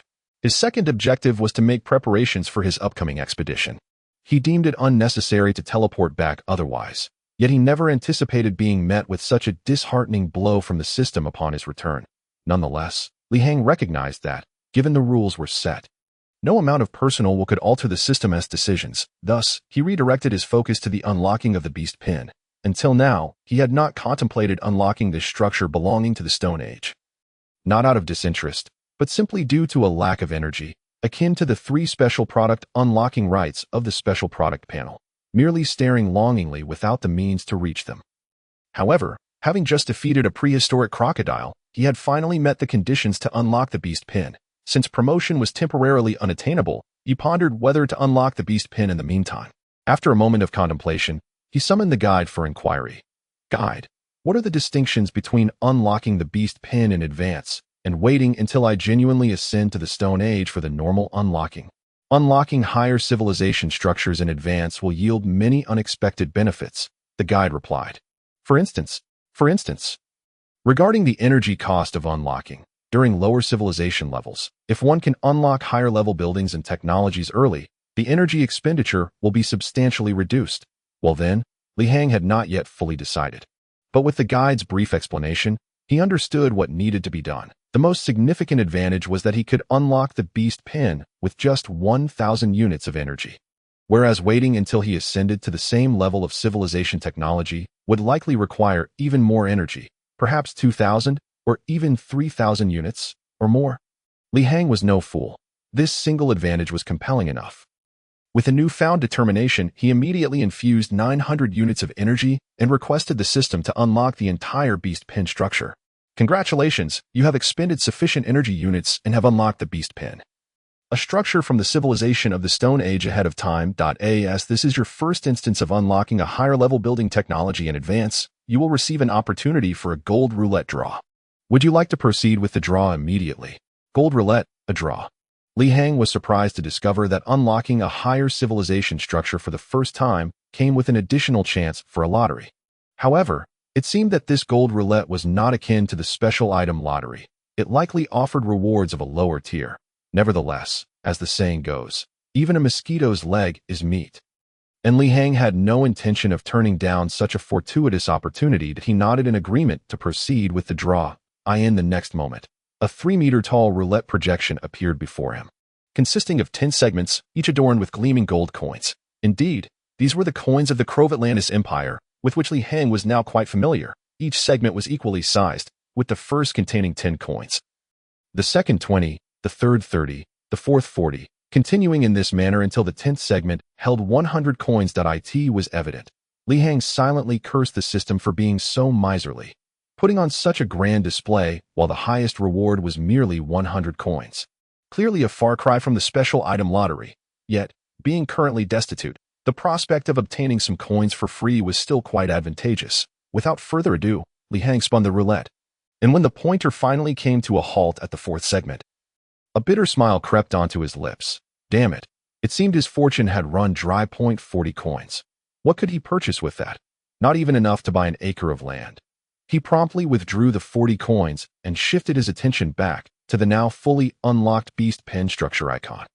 Upon opening and entering the nourishment panel, Li Hang quickly noticed 3 buildings within the nourishment section: Fruit Grove, Fish Pit, and Beast Pen. The icon for the beast pen had transformed from a dull gray to a vibrant glow. Confirming that it had indeed been fully unlocked, he immediately clicked on it. Soon, he encountered the beast pen structure icon, which provided a series of newly updated detailed information. Beast pen. Currently level 1. When raising beasts within the beast pen, the growth speed of the creatures you rear will be doubled, and they will be immune to all diseases. Chapter 87. Purchasing Beast Slaves. Goodness, the capabilities of the beast pen are astonishing. Upon the full unlocking of this structure, Li Hang realized he had vastly underestimated the so-called earthen structure of the Stone Age civilization. This was no mere earthen structure. It surpassed all of Earth's contemporary technologies by leaps and bounds. A seemingly unremarkable beast pen, merely a level 1 structure, could double the growth rate. Indeed, even the highest known technological capabilities on Earth likely could not achieve such feats, not to mention that all creatures raised within the pen would be immune to diseases. At last, Li Hang comprehended just how extraordinary the technological advancements of the Lord's heart truly were, even if he did nothing else in the future. Merely relying on this beast pen to farm and raise pigs would be an undeniably profitable venture, with the two capabilities of the current level 1 beast pen. Profit was assured if level 1 was this formidable. What might higher levels entail? Li Hang quickly sought further details about the beast pen and was even more astounded to discover that upgrading to a level 2 beast pen required 2,000 units of energy for unlocking. The energy requirement for unlocking had doubled compared to level 1, yet the capabilities of the level 2 beast pen were even more astonishing. The acceleration of growth remained unchanged, but instead of doubling, it would now triple the growth rate. Thus, for merely an additional level of acceleration, its unlocking value was evident. The third beast pen would offer a threefold acceleration of growth, requiring 3,000 units of energy for unlocking. This meant that as long as Li Hang fully upgraded the beast pen, even if he returned to the countryside to raise pigs, while others took 6 months to raise a pig for market, he would only need 2 months, all without the worry of disease outbreaks. It was a guaranteed profitable endeavor. Li Hang immediately shared the newly unlocked information about the beast pen with the nearby Shi Chong. Confident that he had no cause for concern regarding the revelation of these secrets, as Shi Chong had consumed the mercenary enhancement potion and had essentially become one of them, gaining the system's acknowledgement. In other words, in the eyes of the system, Shi Chong's role was akin to that of a beast slave, having been assimilated into the ranks of system characters. Wow, this is astonishing. We're in luck, Shi Chong exclaimed, equally awestruck by the enhancement capabilities of the beast pen. Indeed, this is the true essence of system technology. This time, we have truly struck gold, Li Hang murmured. Moreover, he knew that the capabilities brought forth by the unlocked beast pen did not end there. The icon of the beast pen now displayed 4 types of beast slaves available for purchase. The first type of beast slave was the half-beast race, the unique beast slave associated with the beast pen, a singular entity. In other words, had Li Hang not drawn the half-beast from the roulette. Even with the beast pen unlocked, he would have been limited to purchasing only one half-beast slave from this structure. A half-beast slave, level 1, priced at 100 gold coins, possessing the formidable self-healing abilities of half-beasts and enduring stamina. Capable of exerting the strength of 2 men, with a maximum capacity to rear 100 ferocious beasts and tame 5 ferocious beasts as companions. The initial loyalty of the tamed beasts is set at 70, allowing the Lord to command them. Furthermore, half-beast slaves can enhance the loyalty of already tamed beasts through repeated use of taming skills. This is a more comprehensive annotation of the half-beast slave's details. Li Hang meticulously pondered, and with the interpreter's guidance by his side, he finally comprehended that for a beast slave like Shu to fully unleash his capabilities, he indeed required the aid of the beast enclosure structure for it to be entirely effective. In the absence of the beast enclosure previously, Shu was still capable of taming approximately 3 to 5 dire wolves through his taming skills. However, with the establishment of the beast enclosure, the number of ferocious beasts he could tame stabilized at 5 units. And he could repeatedly tame in the enclosure, thereby enhancing the initial loyalty of the beasts. Moreover, Li Hang did not overlook the fact that this was merely the capability of a level 1 half-orc beast slave, as he could evolve further with the upgrade of the enclosure's level, advancing to a level 2 half-orc beast slave, allowing him to tame a maximum of 10 ferocious beasts, including G-grade ones. At level 3, this number increased to 15 units, enabling him to tame F-grade beasts. In summary, Shu was indeed the sole unique special unit of the beast enclosure, possessing a distinct ability specifically tailored for taming ferocious beasts. It was fortunate that Li Hang had drawn a half-orc beast slave from the roulette. Otherwise, he would have been limited to a single half-orc beast slave. Additionally, within the beast enclosure, there were 3 other types of human beast slaves available for purchase. The Caucasian beast slave possessed the strength of 1 man, priced at 10 gold coins, capable of taming up to 3 ordinary beasts with an initial loyalty value of 70, and these tamed beasts excelled in cooperative group combat. The black beast slave, similarly strong and priced, could also tame 3 ordinary beasts, With the same initial loyalty value and a knack for independent combat, the Asian beast slave, also possessing the strength of one man and priced identically, could tame 3 ordinary beasts, boasting an initial loyalty value of 90 and exceptional loyalty. In total, there were 4 types of beast slave units, with the half-orc beast slave being unique and the only one capable of leveling up. The other 3 colored human beast slaves lacked any evolution capability, yet a level 1 beast enclosure could accommodate a maximum of 5 units, having become well acquainted with the capabilities offered by the beast enclosure. It was undeniable that Li Hang felt a surge of excitement. Finally, he could purchase more support from the Lord's heart. Even if it was just ordinary human beast slaves, their combat power would still surpass that of regular humans, each capable of exerting a force equivalent to that of an average human, reaching at least 300 kilograms, while also being able to tame 3 ordinary beasts. What constitutes an ordinary beast? According to the system's definition, is any creature not classified as G-grade or above. My goodness, this is truly remarkable. Without a moment's hesitation, Li Hang swiftly utilized the 40 gold coins he had just acquired to purchase 4 Caucasian beast slaves from the level 1 beast enclosure. Chapter 88. Underwater Treasure Hunt. As for why he chose the Caucasian beast slaves over his own kind, the Asian beast slaves, it was not due to any foreign idolization. Rather, it was because the beasts tamed by the Caucasian slaves exhibited superior teamwork in combat compared to their Asian and black counterparts.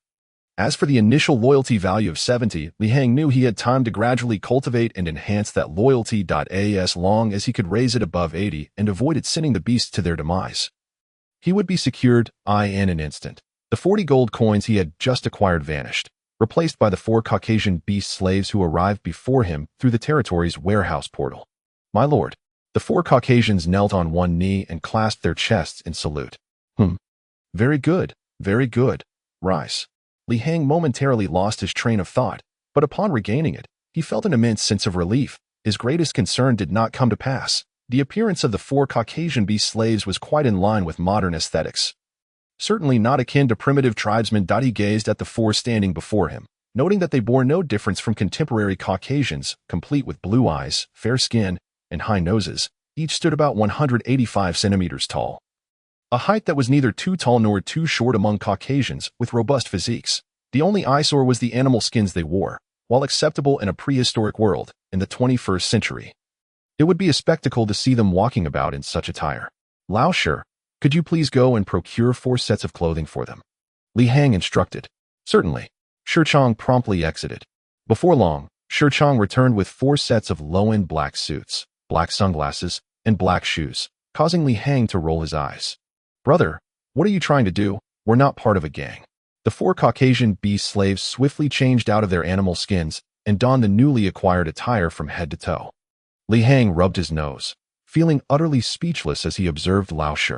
Hey, this is quite decent. After all, you're a grand lord now. You ought to have some flair. Shi Chong chuckled, adding, moreover, dressing them this way gives the impression of 4 Caucasian bodyguards. We gain prestige, and the police won't arbitrarily check their identities. Undeniably, Shi Chong had a valid point. Caucasians in the country were afforded a certain level of preferential treatment, although it wasn't as exaggerated as a few years prior. The majority of local authorities wouldn't unnecessarily harass Caucasians, but by presenting them as bodyguards, it became even more plausible. All right, without further ado, let's quickly get ready and go out for a nice meal. Having spent over a month in the primitive world, despite bringing along salt and other seasonings, the limitations on ingredients and cooking methods left Li Hang's palate craving something better, especially since Shi Chong had endured nearly half a year. The 6 of them hurriedly boarded Shi Chong's old SUV and headed directly towards their favorite roadside barbecue spot. Accompanied by 4 Caucasian bodyguards in suits and sunglasses, truly a sight to behold.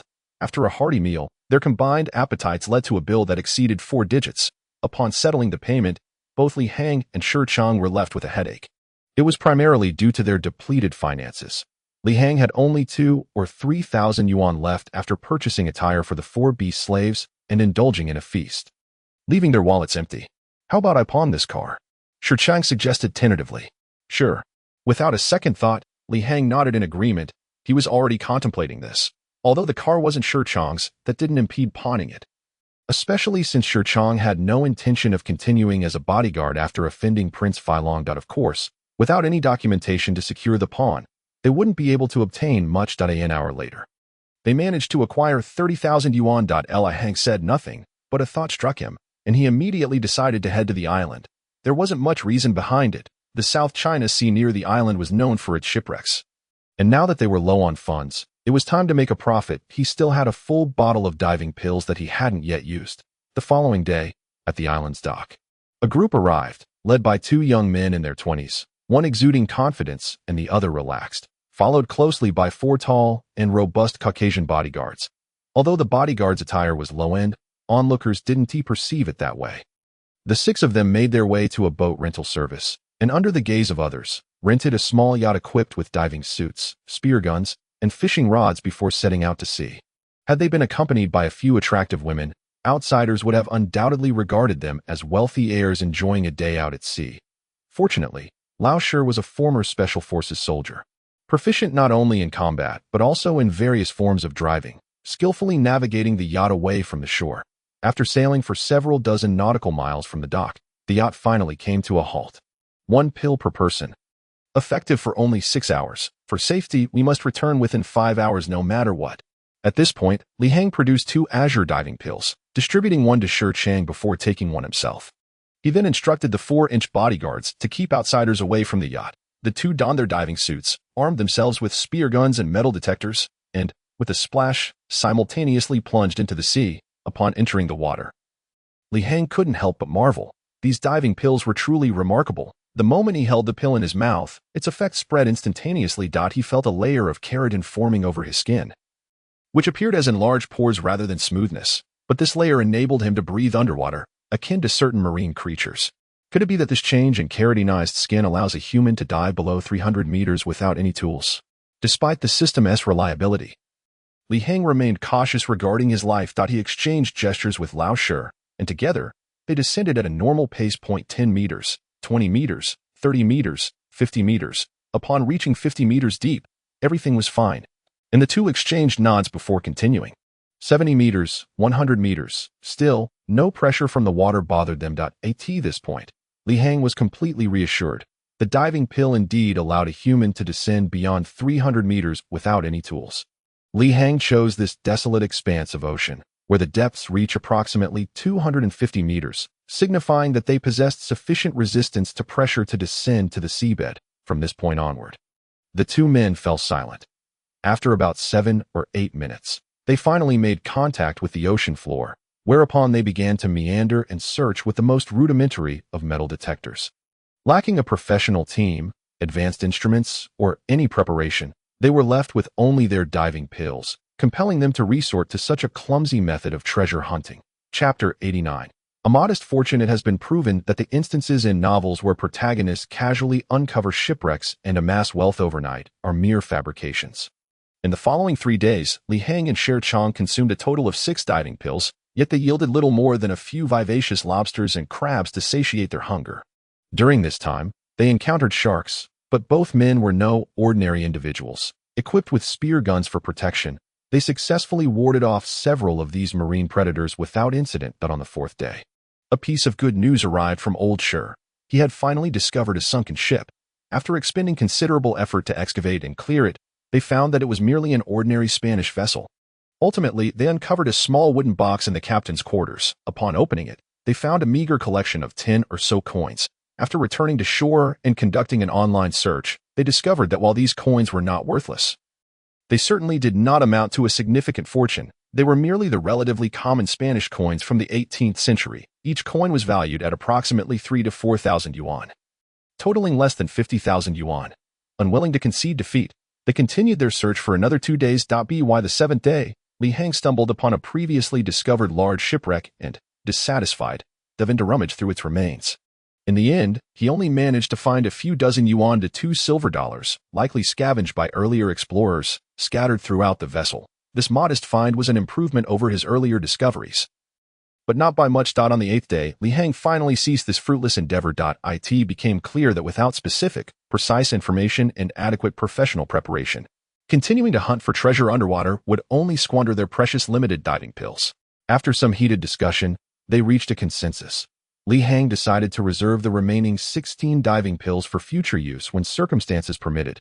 Thus, They returned to shore, concluding this extraordinary treasure-hunting expedition, and by the 9th day, they were back in Yangqing. Li Hang approached manager Wang of the Zhu Dafu gold shop, ready to sell his 17 Spanish coins and 36 yuan to $2 silver without being overly fixated on the selling price. Ultimately, the 17 18th century Spanish coins were sold for 7,600 yuan each, totaling 76,000 yuan. The 36 yuan to $2 silver, due to their excellent condition, fetched an average of 2,600 yuan each, amounting to 93,000 yuan. In total, this endeavor yielded 170,000 yuan, which was certainly better than returning empty-handed. With this sum, he could procure a substantial amount of supplies before his next foray into the prehistoric world. Just as Li Hang was preparing to leave, his old acquaintance manager Wang called him back. "What about the wooden box? I can offer you this amount." Wang coughed slightly and raised 3 fingers. 3,000, Li Hang speculated, but immediately shook his head. 3,000 was a trivial sum. He was not in need of such a pittance. The small wooden box, only palm-sized and adorned with some Western European wood grain patterns, appeared quite attractive, and Li Hang had no intention of selling it, knowing it wasn't worth much, and decided to keep it for his own amusement. No, not 3,000, but more. Wang's eyes glinted with an unusual expression as he shook his head. 30,000, Li Hang ventured, feeling intrigued. However, just as Wang eagerly nodded in agreement, Li Hang sensed something was amiss. How could a reputable manager of the Zhu Dafu gold shop be so excited over a 30,000 yuan wooden box? Despite Wang's attempts to mask his excitement, Li Hang, assessed by the system as an F-class superhuman with keen sight and heightened senses, could still perceive the glimmer of greed in Wang's eyes. Abandoning his initial intent to sell, Li Hang chuckled. "Forget it. 30,000 isn't worth much. I'll just keep it for myself." Wang, visibly frustrated by this sudden change of heart, ultimately revealed his hand, offering Li Hang a price of 300,000 yuan for the box. Yet, upon realizing the true value of this seemingly inconspicuous wooden box, Li Hang was not inclined to part with it easily. While the coins and silver dollars were of little consequence, the fact that Wang offered such a substantial sum for the wooden box piqued his suspicion. Without fully understanding the box's worth, he firmly rejected Wang's offer. Half an hour later, Li Hang entered the Jiadashi auction house with 4 white beast slaves. Following an evaluation, the experts there determined the box's true value. It turned out to be a fine jewelry box from the 16th century. A gift from Charles IX of England to his queen, originally intended to hold a magnificent diamond. Although it was not made of rare materials, the interior bore an inscription in English that indicated its royal provenance. Li Hang, being a mere commoner, had no inkling of the significance of this inscription. Regardless, he did not concern himself with the fact that a box meant to house Spanish coins could originate from the English royal family. Perhaps it belonged to the captain. What mattered was that Li Hang had unexpectedly struck gold. He had not anticipated that while the Spanish coins were of minimal value, the box that contained them was worth an exorbitant sum. The auction house promptly offered him 138,000 yuan for the box. After some contemplation, Li Hang agreed, recognizing that while he could potentially earn more through an auction, he needed funds immediately and had no time for the 2-month preparation for the auction. Besides, having become a lord, he would not have to worry about making money in the future. A mere difference of tens of thousands did not concern him. He signed the contract and left the Jiadashi auction house with 138,000 yuan added to his account, complemented by the previous 70,000 yuan. Unbeknownst to him, Li Hang's finances had swelled to an unprecedented 155,000 yuan, surpassing even his previous earnings from underground fighting. With this newfound wealth, he could now pursue various endeavors. He and Shi Chang first returned to the Goldman Dog training base to acquire another large Dogo Argentino, followed by a visit to another canine facility in the city where they purchased 12 Kunming dogs, 6 black backs and 6 wolf grays. These 12 Kunming dogs were not intended for combat, but rather for reconnaissance, patrolling, tracking, and crowd control. Even if they did not engage directly, their mere presence would boost morale and intimidate foes. This was another objective of Li Hang's return. He sought to acquire enough search dogs to trace the whereabouts of primitive human settlements. Without such resources, the timeline for their conquest tasks remained uncertain. With his newfound wealth, Li Hang not only expanded his canine contingent but also commissioned sufficient gear for his tribe: 15 ironwood spears, 15 ironwood tower shields, and a greater quantity of ironwood bows, 30 in total, with arrows being easily manufactured from the abundant sturdy trees of the prehistoric world. Chapter 90. armed forces in abundance. The total expenditure for these supplies amounted to around 60 to 70,000 yuan. Subsequently, Li Hang returned to Wang at Zhudafu, placing a large order for the manufacture of 300 gold coins, including labor costs. The total came to nearly 1 million yuan with this batch of coins. Li Hang promptly completed the purchase of the remaining 2 beast slave slots for his beast enclosure. He paid 110 coins, thereby acquiring a half-orc beast slave, whom he named Anu. Similarly, this new slave had green skin that was darkened and sharpened, resembling the earlier beast slave, Ashu. While half-orc slaves were incredibly capable, their appearance diverged significantly from that of humans. Without these modifications, Li Hang risked being discovered. Concurrently, the 5th white beast slave was also procured. At this point, Li Hang finally had a solid foundation of slaves. Despite their limited intellect, they were physically robust and well-suited for labor. After completing these tasks, Li Hang began constructing the beast enclosure. This structure, aside from its unique effects, was not particularly complex. Merely a wooden fence encircling a designated area, a rather rudimentary construction. Building the beast enclosure required only a minimal amount of energy, allowing for the construction of 10 meters at a relatively low cost compared to other system products. The system offered 2 construction methods, one for independent building and the other for integrating with existing structures. The first architectural model is rather unremarkable, merely indicative of a standard construction approach. In contrast, the second architectural model is somewhat sophisticated. It is a concealed and protective form of construction employed by the system to prevent the unique and unconventional structures of the Lord's heart from being exposed to the outside world. After some contemplation, Li Hang ultimately opted for the more discreet option, choosing to proceed with the second model. Before long, Ashu, Anu, and 5 white beast slaves, having expended 11 units of energy, began their labor around the entirety of the courtyard's walls. Wielding special hammers they had brought along, they raised their hammers, which emitted a green glow, and commenced their rhythmic strikes against the courtyard walls at an astonishing pace, almost constructing a 100-meter beast pen every minute. In just over an hour, they had erected a wooden fence-like beast pen along the perimeter of the courtyard walls. Although these pens appeared to be crafted from wood, Li Hang was aware that their true material was derived from biological energy. Throughout the construction process, he noticed that the special hammers in the hands of the beast slaves continuously radiated green energy. Witnessing the system's remarkable building technique, Li Hang was thoroughly impressed. Reminder: the beast pen you need to construct has been completed. Do you wish to merge it with the courtyard walls? The system prompted at an opportune moment. Yes, Li Hang replied without hesitation. In the next instant, the entire stretch of fencing, measuring over 100 meters, erupted in a burst of green light and seamlessly integrated into the surrounding walls. When the green light dissipated and Li Hang looked again, the beast pen had vanished, replaced only by an ordinary-looking courtyard wall. As he gazed at the walls for 3 seconds, he received their information. Level 1 beast pen. All beasts and fowl raised within this pen will experience a 2-fold increase in growth and reproduction rates.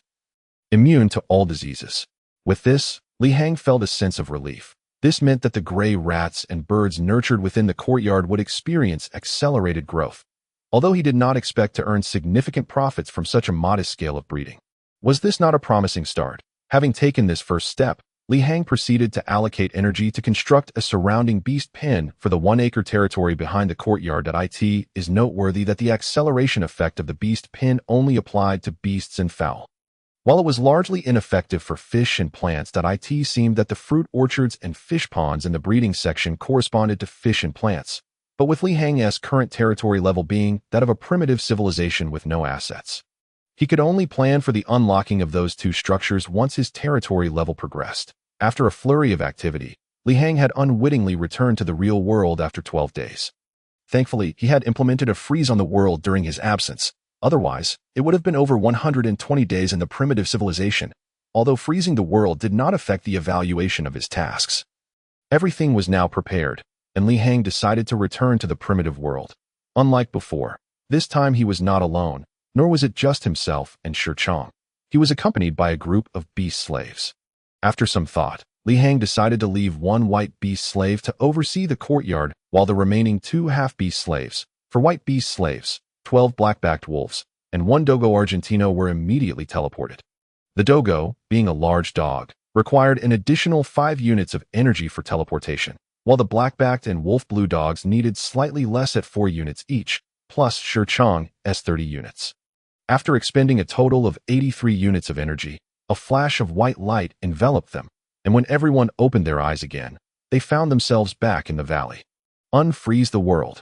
Instantly, the 4 terror wolves and 7 dogo argentinos that had been left behind rushed toward them.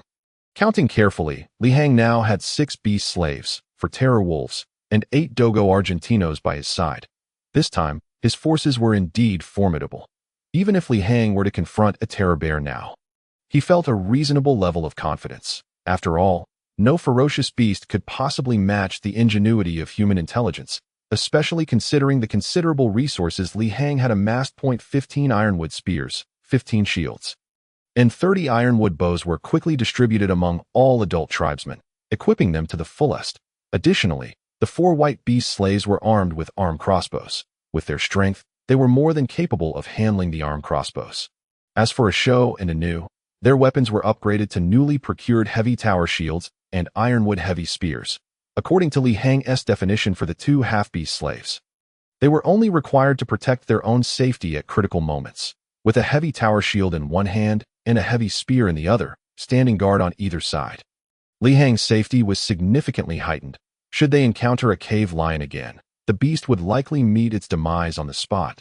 He instructed all tribesmen to manufacture a large quantity of arrows in the forthcoming period and to familiarize themselves with the use of bows, arrows, and armed crossbows. Perhaps the primitive tribespeople had long been engaged in a struggle for survival against nature, as they seemed to possess an innate talent for archery. After just a few days of practice, they could achieve a remarkable accuracy rate of 7 out of 10 arrows hitting the target within 30 meters. Such proficiency could be considered a preliminary entry into the craft. Conversely, the 4 white beast slaves struggled to learn the armed crossbows with the same ease. In fact, the armed crossbow was easier to master than the bow and arrow. Perhaps the beast slaves were clones, as they certainly did not match the learning speed of the primitive tribespeople. When the 10th day arrived, under Shi Chang's guidance, the 4 beast slaves finally managed to hit 6 out of 10 arrows within 50 meters. Although their performance was still inferior to the tribesmen's archery, the beast slaves had made progress with the armed crossbows, greatly uplifting Li Hang's spirits. It is worth noting that the lethality of the armed crossbow far surpassed that of 30 ironwood bows, if it were not for the considerable strength of the 16 male tribesmen, which made it challenging to draw such medium-heavy armed crossbows. Li Hang would have armed everyone with them. Now, with 4 beast slaves proficient in the use of armed crossbows, along with Shi Chang and himself, their armed strength had reached a peak. Meanwhile, over the past 10 days, a significant quantity of arrows had been crafted. With the diligent efforts of dozens of tribesmen, they had produced approximately 1,000 arrows and over 70 beast skin quivers. Essentially, each tribesman could carry 2 quivers, each capable of holding 15 arrows. Shi Chang had also collected a substantial amount of venom from various poisonous insects in the woods, blending it to create a highly toxic concoction. Li Hang entrusted this venom to the 4 leaders, Beast Roar, Rock, Bull, and Black Earth, instructing them to poison the arrows they used. He advised them to seize the opportunity to shoot down any ferocious large beasts they encountered. As for the arrows used by the others, they remained unpoisoned. After all, Li Hang could not allow every tribesman's arrows to be poisoned. It was not due to a lack of venom for distribution, but rather because if all arrows were poisoned, the harvested prey would be ineatable. Despite having established a prosperous household in the valley, Li Hang, with the growing number of tribespeople and increasing ferocious dogs, naturally did not want to miss out on capturing prey for sustenance. On the 10th day, that morning, Li Hang gathered all the tribespeople and made a decisive choice to embark on a journey. He selected 12 male tribesmen, with Beast Roar and the other 3 as squad leaders, assigning 3 men to each team as the main force. Each was equipped with ironwood short spears, ironwood bows, and 3 quivers of arrows. That he then chose 6 robust female tribesmen to accompany them, each armed with an ironwood shield. The 4 terror wolves were a must for the expedition, and the 8 dogo argentinos were equally essential. However, Li Hang only took 2 black-backed and 2 wolf-blue dogs, leaving the remaining 8 behind in the valley as a defensive contingent. Shi Chang was also left behind. Li Hang was aware that lurking in the shadows was an unknown nocturnal beast. Eyeing the valley, with most of the valley's forces taken, he felt uneasy about leaving Shi Chang behind to guard it. Thus, After a thorough selection process, Li Hang set out with his cart, accompanied by 6 beast slaves, 18 main tribesmen, for terror wolves, and 8 large Dogo Argentinos. In contrast, the remaining forces consisted of only Shi Chong, Tri, Jing, 2 tribal leaders, 12 adult tribesmen, and 8 large dogs to guard the valley. This defensive force, combined with Shi Chong's presence and the formidable giant crossbow stationed in the valley, should suffice. Li Hang chose to travel westward through the forest, with his first destination being the cave of the slain cave lions, hoping to uncover any treasures within the fierce beast's lair. Having overlooked this opportunity previously, he was determined to investigate it once more. His second destination would be to continue westward, in search of the former settlement of the Tree Tribe. Despite the passage of over a decade since its abandonment, however, Li Hang now felt stagnant in his pursuit of traces of primitive humanity. He could only hope that venturing out would yield new clues. Otherwise, remaining confined to the valley would yield no progress. Due to their substantial numbers, the entire expedition moved at a leisurely pace, and they encountered minimal risks along the way. Apart from the occasional tribe member being bitten by poisonous insects while traversing the forest, there were no significant mishaps. After all, with over 20 fully armed tribesmen, alongside a dozen fierce dogs, it is unlikely that they would recklessly confront a cave bear. Thus, by that evening, Li Hang and his companions returned to the area previously attacked by the cave lions. As darkness descended, Li Hang wisely raised his hand to signal a halt, deciding to spend the night in the forest and resume their extensive search the following day. He quickly found a sheltered hollow in the mountains to serve as their campsite. Following that, they set up tents, lit a fire to prepare meals, established a watch, and set small traps for security. Everything proceeded in an orderly manner. The 6 women accompanying them, participating for the first time, took the initiative to start cooking and brewing soup. As for their food, it consisted of several wild hares, mountain birds, and other game caught by the Dogo Argentino dogs and wolves along the way. This expedition left Li Hang and his party with little in the way of provisions, but surrounded by the most primitive wilderness, equipped with numerous bows and crossbows, and accompanied by such a multitude of hunting dogs. If they still failed to procure any game, they might as well return home to till the fields. That night, Li Hang assigned the teams led by Wan Shi and He Tu to take turns keeping watch, ensuring they were prepared for any unexpected attacks. The night passed without incident, and the following morning, they lit a fire and enjoyed a meal of wild vegetable porridge before promptly getting to work.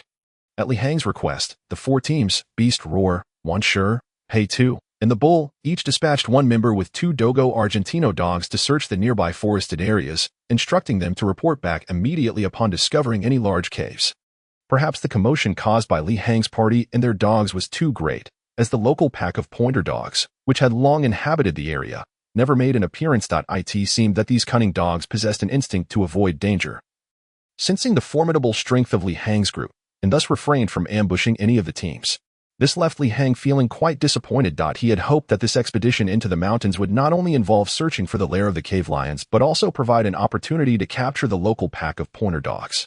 After all, with 5 white beast slaves, each capable of taming 3 ordinary wild beasts, capturing these pointer dogs would present an excellent taming target. With these indigenous dogs, their effectiveness would likely surpass that of the Dogo Argentinos and German Shepherds, as Li Hang could communicate more intricate commands with the tamed beasts, unlike the Dogo Argentino, which could only respond to a fixed set of learned commands. The entire search process proceeded remarkably smoothly, and without any unforeseen hindrances, the Bulls team ultimately discovered a large wall cave on a cliff to the south. Upon learning of this development, Li Hang felt a surge of confidence.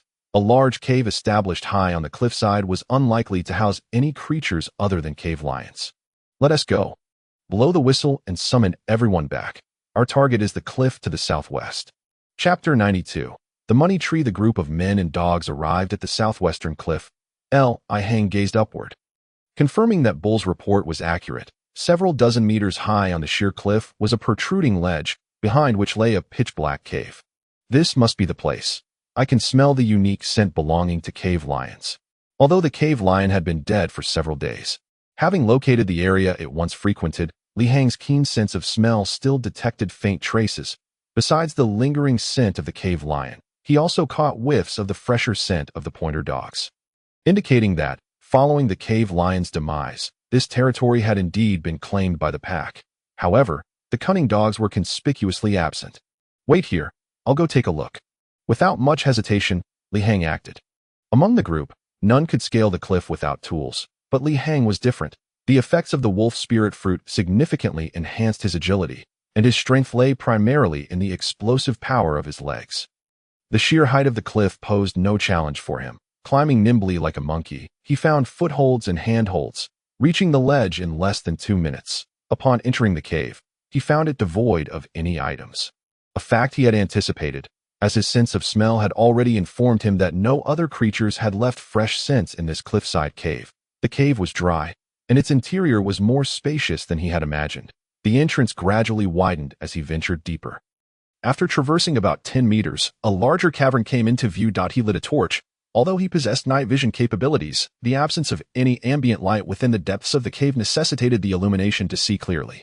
As he examined the cavern, Li Hang couldn't help but express his astonishment. He had not expected the cave lion's lair to be so extraordinary. This natural cavern spanned at least 200 square meters. Initially, he searched through the pile of bones left behind by the cave lion, but found nothing of interest. However, he soon discovered a section of the back wall, covered in vibrant red vines. This expanse of vines, nearly 10 meters wide, had stained the interior wall a deep crimson, and as he approached, the sight was striking to his delight. He noticed that the vines were laden with small, red fruits resembling mountain pear. Upon counting them, he found at least over 100. Among them, 6 or 7 were already ripe, while the others were still maturing. However, the maturity of the fruits was of little consequence. What mattered most was that they emitted a unique soft glow. Special plants. I never expected to find such a rarity in the cave lion's lair. Li Hang hurriedly plucked one of the red fruits. In the next moment, he received a system notification. Notice, you have discovered a G-grade special product, red vine fruit. Do you wish to collect it for your lord's warehouse? Without haste, Li Hang refrained from immediate collection, instead studying the red fruit intently. Soon, he was rewarded with detailed information about its effects. Red vine fruit possesses extraordinary properties for resisting cold. It allows one to endure extreme cold environments for a limited time. And regular consumption remarkably alleviates coldness, dispels wind, and eliminates damp toxins. This fruit serves as a natural remedy for cold-induced ailments. Li Hang was momentarily taken aback by its characteristics that he had not anticipated that this G-grade special plant would merely be a medicinal fruit with no connection to combat or martial prowess. A twinge of disappointment arose within him, but he quickly snapped back to reality. Good heavens, why was he feeling disappointed? Clearly, these red vine fruits were akin to a money tree capable of generating gold ingots. Given the system's description of their potent effects, if he could collect them and produce special medicines in the real world, it would surpass even the most lucrative ventures. In an instant, Li Hang was filled with elation. He had long been racking his brain for ways to utilize his lord's heart to generate income. Ideas such as sending beast slaves to engage in underground fighting or diving for treasure were all unreliable schemes that failed to address his growing need for precious gold coins. Now, if the system's claims about the red vine fruit were not exaggerated in the slightest, Li Hang had finally found a reliable means to earn substantial profits over the long term. Without further ado, he joyfully extended his hand and pressed it against the substantial special vine for collection. Collecting this sizable red vine plant required the expenditure of 36 energy points. Without hesitation, Li Hang complied, and a green light enveloped his hand. In the next moment, a new item appeared in his lord's warehouse, the red vine plant, accompanied by over 100 red vine fruits, all collected in one swift motion. Had it not been for Li Hang's recent teleportation, he would have rushed back to tend to this treasure immediately. Feeling invigorated by his considerable gains, Li Hang continued to search within the cave. To his surprise, he stumbled upon 2 small creatures nestled among a pile of rocks. Small cave lions. Li Hang stared in astonishment at the 2 tiny lion cubs, filled with disbelief. How had they managed to survive? Though the cave lacked any ferocious beasts capable of climbing up, it also offered no food or water source. After the cave lion's death, these cubs evidently lacked the ability to fend for themselves. However, upon noticing the faint traces of crimson juice at the corners of their mouths, he quickly understood. Observing their fluffy little bodies, they appeared to be no more than a month old. Yet, calculating the timeline, Li Hang realized that the cave lion had been slain over 3 months prior. Theoretically, these 2 cubs should have grown to the size of half-grown lions by now. However, given that they had likely been born shortly before their mother was killed. They had instinctively relied on the red vine fruits for sustenance, resulting in severe malnutrition. While the red vine fruit was indeed a G-grade product, it was not a miraculous fruit capable of satiating hunger. Coming to this realization, Li Hang reached out and gently extricated them from the rocky crevice. Cradling one in each arm, the two cubs surprisingly displayed little resistance, appearing quite docile. Upon examination, Li Hang discovered that they were exceedingly weak. If he had not intervened, they would likely have succumbed to starvation within a few days, as relying solely on red vine fruit was insufficient for their survival. Chapter 93. Encountering the Giant Lizard Horde. My goodness. Do not blame me. It is your mother who foolishly set her sights on my group. Well, saying more will not enlighten you, so just follow me obediently from now on. After a moment of contemplation, Li Hang resolved to keep the pair of small cave lions by his side. Now that Anu had reached the limit of taming 5 ferocious beasts, raising them could prove beneficial in the future. Cradling the two cubs, Li Hang meticulously examined the cave once more, confirming that no threats remained before he descended the cliff. The two feeble cubs were promptly entrusted to his kin for safekeeping, and they were given some meat broth to sustain them. If they possessed the will to survive, then they would endure, with the objective of reaching the cave nest accomplished and a modest gain in hand. Li Hang decided not to linger in the mountainous forest any longer. Although he still desired to capture the local pack of pointer dogs, they had yet to appear, and he was unwilling to expend excessive time in pursuit. The group continued westward, emerging from the forest and navigating around 7 undulating mountain peaks. After several days of travel under the sun, they finally arrived at a desolate plain, which should be the former settlement of the old clan led by the Elder Tree. After more than a decade, Li Hang did not harbor illusions that the primitive humans still inhabited the same location, but attempting to visit in person was certainly preferable to remaining stuck in the valley. The entire team pressed onward, traversing the mountains that became increasingly treacherous. They journeyed day and night through the rugged wilderness, encountering an ever-growing number of prehistoric creatures along the way.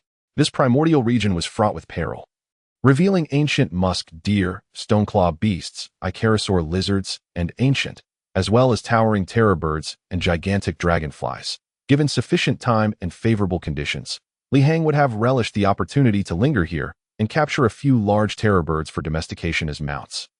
Unfortunately, the mountains were perilously daunting. After 7 or 8 days of wandering, the group had still not escaped the wilderness, which spanned only a few dozen miles in a straight line. Had it not been for Li Hang summoning the giant eagle daily to guide them from above, they might have remained lost in the mountains for an extended period. On the 9th day, the group finally emerged, and the surrounding environment began to shift. They continued westward for 3 more days, ultimately stepping into the arid plains indicated by the Elder Tree. Upon reaching the desolate expanse, both the terrain and the atmosphere seemed far more reassuring compared to the dense mountain ranges. A collective sigh of relief escaped the lips of the group, including Li Hang. Although prey resources were diminished on the flat, open plains, it was undeniably more comfortable for humans to adapt to than the congested mountains. At the very least, they no longer had to worry about their collars being invaded by repulsive insects or encountering swarms of ferocious ancient bees. However, it was not long before they realized that this plain was not without its own dangers. As it was teeming with more sinister creatures, the quantity of venomous snakes was considerable, and there were times when a single misstep could land one in a snake in addition.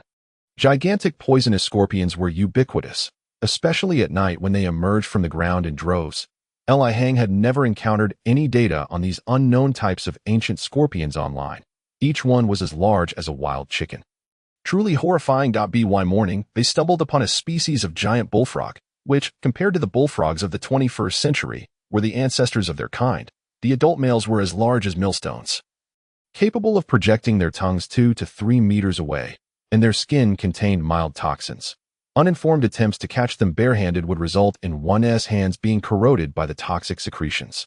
Nevertheless, after several days of traversing the plains, the group began to notice an increasing number of these giant toxic frogs, leading them to believe that their second destination was drawing near. The Elder Tree had mentioned that the former settlement of their clan relied not only on berries for sustenance, but also on the countless giant toxic frogs. Wait! Ahead, danger! Suddenly, Beast Roar, who had been leading the way, halted the advance of the entire group. Ahead, among several earthen mounds, lay a horde of exceedingly dangerous creatures. Li Hang activated his keen sight and soon discerned that at least a dozen giant lizards were lounging atop the mounds. My heavens! How can there be so many terrifying creatures in this cold, desolate expanse? Li Hang exclaimed, his expression filled with alarm that in just a few days, apart from the various venomous snakes, scorpions, toxic frogs, and swarms of prehistoric insects they had encountered, they now faced this rare sight of giant lizards. Prehistoric giant lizards. The term surged to Li Hang's mind in an instant if it were merely a case of encountering prehistoric giant lizards. Given his current strength, he would not have been so alarmed. However, if everyone were to learn that prehistoric giant lizards bore another name, they would likely regard the situation with far more gravity. Prehistoric giant venomous lizards. Indeed, the giant lizards they encountered in this era were not only colossal in size, but also possessed lethal toxins, making them a truly fearsome species. Most alarmingly, prehistoric giant lizards were among the few large, ferocious creatures that exhibited pack behavior, massive, poisonous, and social. The combination of these three traits rendered them exceedingly formidable, and now, Li Hang and his companions found themselves in this precarious situation, making it no wonder that Beast Roar, despite knowing the strength of their group, was still gripped by fear and halted their advance. The dozen or so giant lizards lounging atop the mounds were indeed not a foe they could afford to provoke. It was not merely a matter of being unable to defeat them, but rather, if they were to engage this ferocious pack of giant lizards, the casualties within Li Hang's group would likely be substantial. Li Hang was fortunate in one regard. The circumstances they faced were not as dire as they could have been. Firstly, Beast Roar had made the discovery in time, and thus the giant lizards had yet to notice their presence. Secondly, the prehistoric giant lizards they encountered were not the largest or most terrifying of their kind. The lizards before them measured only 6 or 7 meters in length and weighed approximately 400 to 500 kilograms, comparable to cave lions or saber-toothed tigers, albeit in greater numbers, and they were venomous. To be honest, upon seeing the horde of giant lizards, Li Hang understood that one of the 5 ferocious beasts undoubtedly included the giant lizard, yet he had not anticipated encountering them in such numbers. The visual impact was somewhat terrifying. The largest giant lizard of the 21st century was the Komodo dragon, which, although formidable, reached a maximum length of only 2 to 3 meters and rarely exceeded 100 kilograms in weight. In contrast, the prehistoric giant lizards they encountered here spanned 6 to 7 meters and weighed half a ton. Without hesitation, Li Hang signaled for silence and ordered the group to halt their advance. Seeking refuge behind the earthen mounds. Chapter 94. The perilous frozen soil plain. He did not wish to abandon the task of confronting one of the 5 ferocious beasts. He simply could not.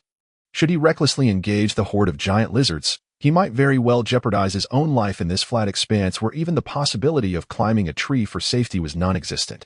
Li Hang would never recklessly endanger his life for the sake of progress on a mission. Messenger, what should we do? The bull approached, buzzing with concern. Wait, Li Hang responded tersely, offering no further explanation that he needed to observe the behavior of the giant lizards and bide his time. If half of the dozen giant lizards were to leave, perhaps he could seize the opportunity to act. Time passed as Li Hang and his companions remained hidden behind the earthen mounds. Perhaps the timing of their encounter with the giant lizards was simply unfortunate. As it appeared they had just finished feeding, the prehistoric giant lizards showed no intention of vacating their earthen nests, instead lounging lazily in the sun, just as the tribespeople began to grow impatient. A turning point emerged. In the distance, along the horizon of the frozen soil plain, a cluster of dark dots appeared, seemingly a sizable group of creatures approaching the horde of prehistoric giant lizards. What manner of creature dares challenge the prehistoric giant lizards? Li Hang murmured, fixated on the unfolding scene. Activating his keen sight once more, he soon discerned the strong, stocky forms of wild dogs emerging on the horizon. When Li Hang recognized the pack of wild dogs, a surge of energy coursed through him. They were the legendary giant hyenas. If there was anything from prehistoric times that Li Hang most dreaded encountering, it was undoubtedly the horde of prehistoric giant lizards. With their size, venom, and ferocity, coupled with their remarkable speed, they were among the most fearsome predators in the natural world. Facing them without firearms would be unthinkable, and even with firearms, one would need to carefully weigh the risks of confrontation. Indeed, the prehistoric giant lizards were among the creatures Li Hang most wished to avoid. However, today he had the fortune of encountering them. Yet now, as the pack of giant hyenas emerged from the horizon, a chill ran down Li Hang's spine. The prehistoric giant lizard horde was but one of the creatures he least desired to face. The pack of giant hyenas, however, was the one creature he most wanted to avoid. Without exception, anyone well-versed in the prehistoric world would likely agree that encountering such a vicious and unified predator was a nightmare. African hyenas are already notorious for their savagery on the African savanna, often daring to snatch prey from lions. But what of their ancestors? These giant hyenas, that is an unequivocal manifestation of ferocity and peril, a robust adult male African hyena, whose weight seldom exceeds 100 kilograms and whose length is approximately 1.5 meters, possesses a terrifying bite force that surpasses that of a lion by a third. However, their ancestors, the dire hyenas, measured an astonishing 2.5 meters in length and stood at a shoulder height of 1.3 meters. With weights ranging from 250 to 300 kilograms. One must ponder, what was their bite force? Indeed, the prehistoric giant hyena was of such colossal proportions and extraordinary prowess that the mightiest male giant hyena was not significantly inferior in size to the common cave lion or saber-toothed tiger, yet its bite force was far more fearsome than either of the latter two, if the cave bear, the most massive of which could weigh between 1 to 2 tons and had virtually no natural enemies, were to encounter a sizable pack of giant hyenas. The outcome would be dire. The fearsome beast would indeed have to bow down, such as the sheer terror of the situation. At this very moment, Li Hang felt fortunate, indeed very fortunate, for today he encountered the two creatures he most dreaded in this frozen wasteland. Had he been aware of the deadly nature of the territory inhabited by the ancient tree clan, he might never have returned. It must be said that the valley region, in comparison to the current frozen tundra, was akin to paradise. Upon witnessing over 20 giant hyenas emerging from the distant horizon, a chill gripped Li Hang's heart. With a massive lizard horde before him and giant hyenas behind, he questioned whether primitive humans could truly survive in such a land. Everyone, remain silent and follow my lead. We must retreat slowly, he commanded with utmost severity. Despite having consumed the wolf spirit fruit, which granted him agility powered by explosive leg strength, he held no illusion of escaping the relentless pursuit of the giant hyenas in this boundless wasteland. This fact was irrefutable. The terrifying bite force, the unmatched savagery, the acute sense of smell and hearing, the swift running speed, and the endurance of these pack-oriented creatures rendered the giant hyenas nearly devoid of weaknesses if one were to consider a minor flaw. It would be their lack of tree-climbing ability, a fortunate circumstance for those creatures that could, yet an unfortunate reality for Li Hang. The surrounding area boasted no towering trees, while smaller plants were abundant. They could not withstand the force of a giant hyena's bite. The only glimmer of hope for Li Hang was that the giant hyenas did not appear to be targeting his group. A stroke of luck. Li Hang led his companions in a cautious retreat as the giant hyenas, several miles away on the horizon, rapidly closed the distance. Within a mere few miles, before Li Hang and his kin could retreat 300 meters, the giant hyenas had already surrounded the lizard horde. A throng of 10 to 20 hyenas circling and vocalizing menacingly. The air was filled with the cacophony of hyena howls. The once lethargic giant lizards were pressed back, nearly retreating to their nests in the earthen mounds. Even the prehistoric lizards, despite their formidable size, instinctively sensed the grave threat posed by the relentless giant hyenas. Had it not been for the potent neurotoxin they possessed, the hyenas would have pounced without hesitation. Thus, these two formidable species stood in a tense standoff. Li Hang was baffled as to how the lizards had provoked the hyenas into such a fierce confrontation. Typically, these two species would not engage in such conflicts, as no party would benefit from it. Yet, an inexplicable turn of events unfolded as a larger alpha hyena initiated the attack, leading to a clash between these two terrifying species in the wilderness. Chapter 95. Oasis and Small Lakes. Li Hang dared not observe the battle too closely.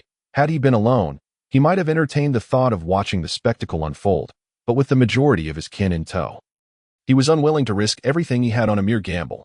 They continued to retreat until they had covered 500 meters, then hastily fled until they were several miles away. No longer able to see the conflict between the giant lizards and giant hyenas on the horizon. At last, Li Hang found a sizable tree, large enough for two to embrace, and instructed his kin to restrain their hunting dogs and wolves. He then ascended the tree to gain a vantage point from which to observe the battle. His enhanced vision allowed him to clearly perceive the unfolding dynamics even from several miles away. In truth, the giant lizard's refusal to flee was justified. It appeared that within the earthen mounds, several giant lizards remained hidden and had not shown themselves. Li Hang realized this. A cold sweat broke out on his brow. He was fortunate to have refrained from acting impulsively, for he was close to 30 prehistoric lizards engaged in combat with 27 giant hyenas. The scene was shrouded in a cloud of dust, and the commotion generated by such large creatures clashing was immense. The dust cloud remained, and Li Hang could only faintly hear the hyenas' continuous howls. After half an hour had passed, as the dust began to settle, Li Hang was left with only the sight of 3 to 4 battered hyenas retreating. What a brutal clash! The outcome of the confrontation between the prehistoric lizard horde and the hyena pack resulted in a Pyrrhic victory for the hyenas. Of the 27 ferocious hyenas that had charged, only 4 remained. Judging by their numerous wounds, Li Hang surmised that even those surviving hyenas would not last long, as the lizard's potent venom was no trifling matter. Conversely, the lizard horde fared far worse. It seemed that the entire nest had been decimated, with not a single creature remaining alive. Only a field of carcasses. Li Hang observed the battlefield for an extended period, ensuring that no further surprises awaited him, before finally exhaling a sigh of relief. It was a close call. He had nearly sacrificed everything he had worked for over a lifetime. Having previously felt emboldened by the strength of his kin, Li Hang's arrogance was swiftly extinguished by the brutal encounter between 2 of the world's most fearsome species. The civilization of the prehistoric world was indeed terrifying. Stripped of any technological advantages, humans in this vast and mysterious realm were undeniably vulnerable. Just moments ago, Li Hang had believed that there was little that could threaten the power he currently wielded. "You all stay here. I will go take a look," he instructed. And in mere moments, he reached the battlefield. Upon careful inspection, he discovered 3 giant hyenas lying on the ground, barely clinging to life. Li Hang was unperturbed by the prospect of them rising to retaliate. They were evidently suffering from the effects of the lizard's venom, their nervous systems ravaged by the toxins, rendering them incapable of survival. Otherwise, the departing hyenas would not have abandoned their wounded companions. Without hesitation, Li Hang drew his short spear and swiftly dispatched the ailing hyenas. One by one. However, he received no notification for a beast-killing task, confirming that despite their fearsome reputation, the hyena species was not classified by the system as one of the 5 great beasts. After dealing the final blow to the 3 hyenas, Li Hang then located a giant lizard whose innards had been partially torn out. This colossal reptilian creature, known for its resilience, was still alive. After confirming that no danger was present, he swiftly delivered a fatal thrust.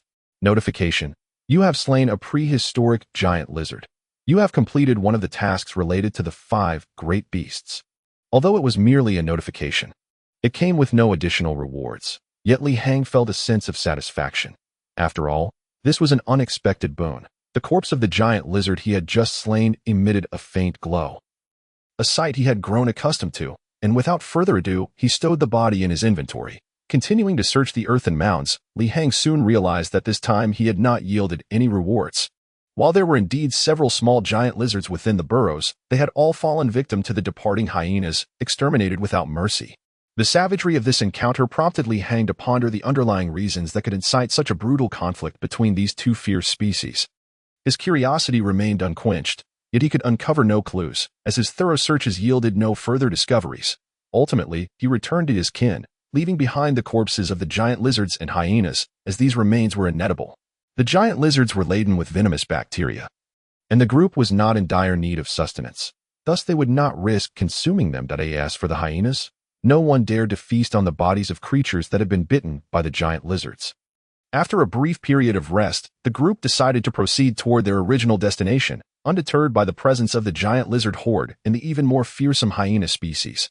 Paradoxically, after this encounter, Li Hang felt a sense of reassurance. Clearly, the deployment of 27 adult hyenas indicated that this desolate expanse posed relatively little danger. He understood that the prey resources in the frozen wasteland were scarce, and even if this vast terrain could sustain a pack of giant hyenas, that number was likely the limit. He did not believe there could be another pack, for these hyenas were all of considerable size, weighing over 200 kilograms each. With such limited resources, this region was in a vacuum period unless other tribes migrated into the area.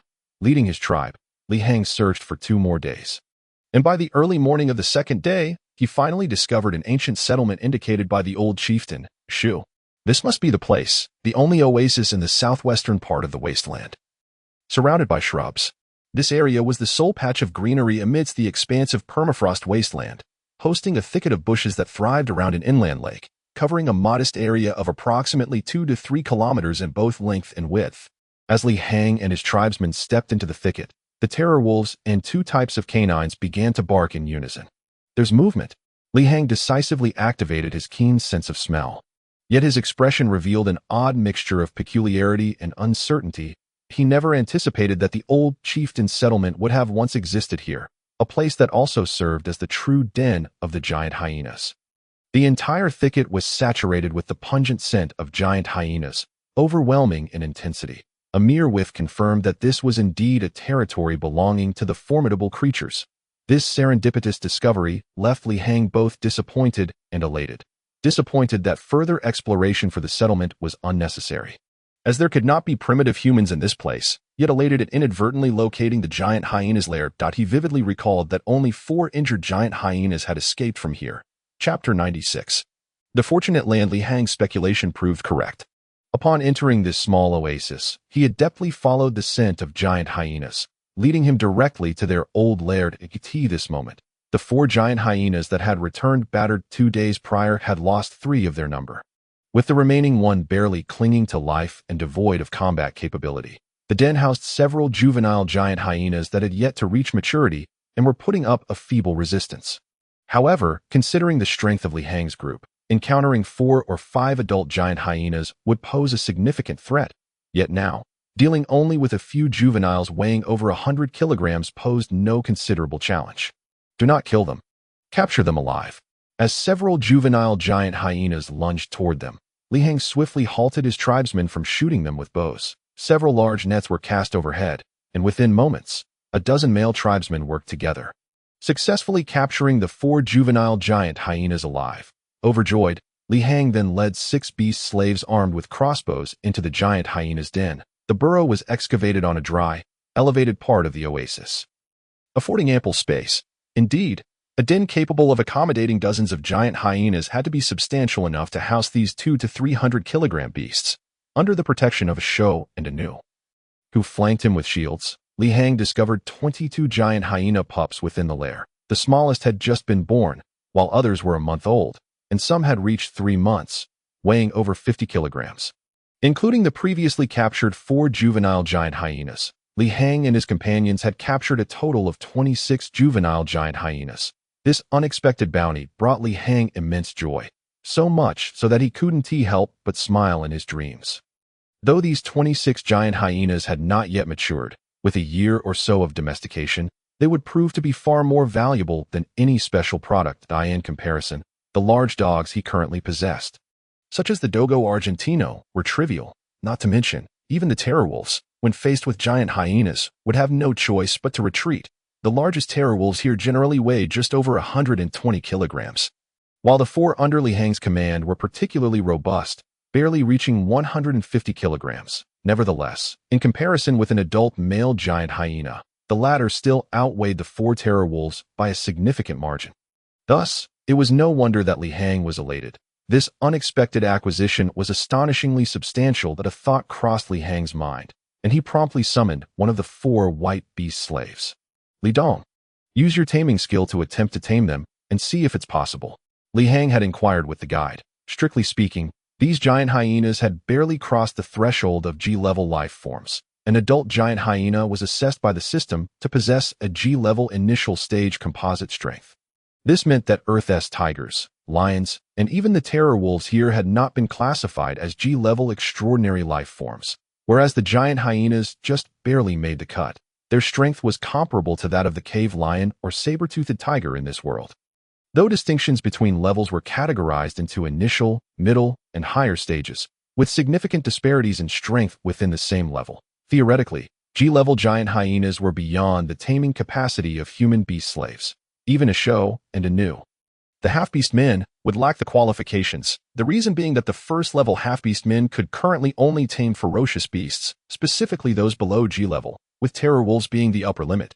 Thus, when Li Hang instructed the white beast slave to attempt taming, It was theoretically even more beyond their capacity. However, when Li Dong tossed a piece of fresh wild goat meat to a juvenile giant hyena and employed his taming skill, a flash of white light enveloped the small giant hyena, indicating success. Upon witnessing this, Li Hang's heart soared with joy.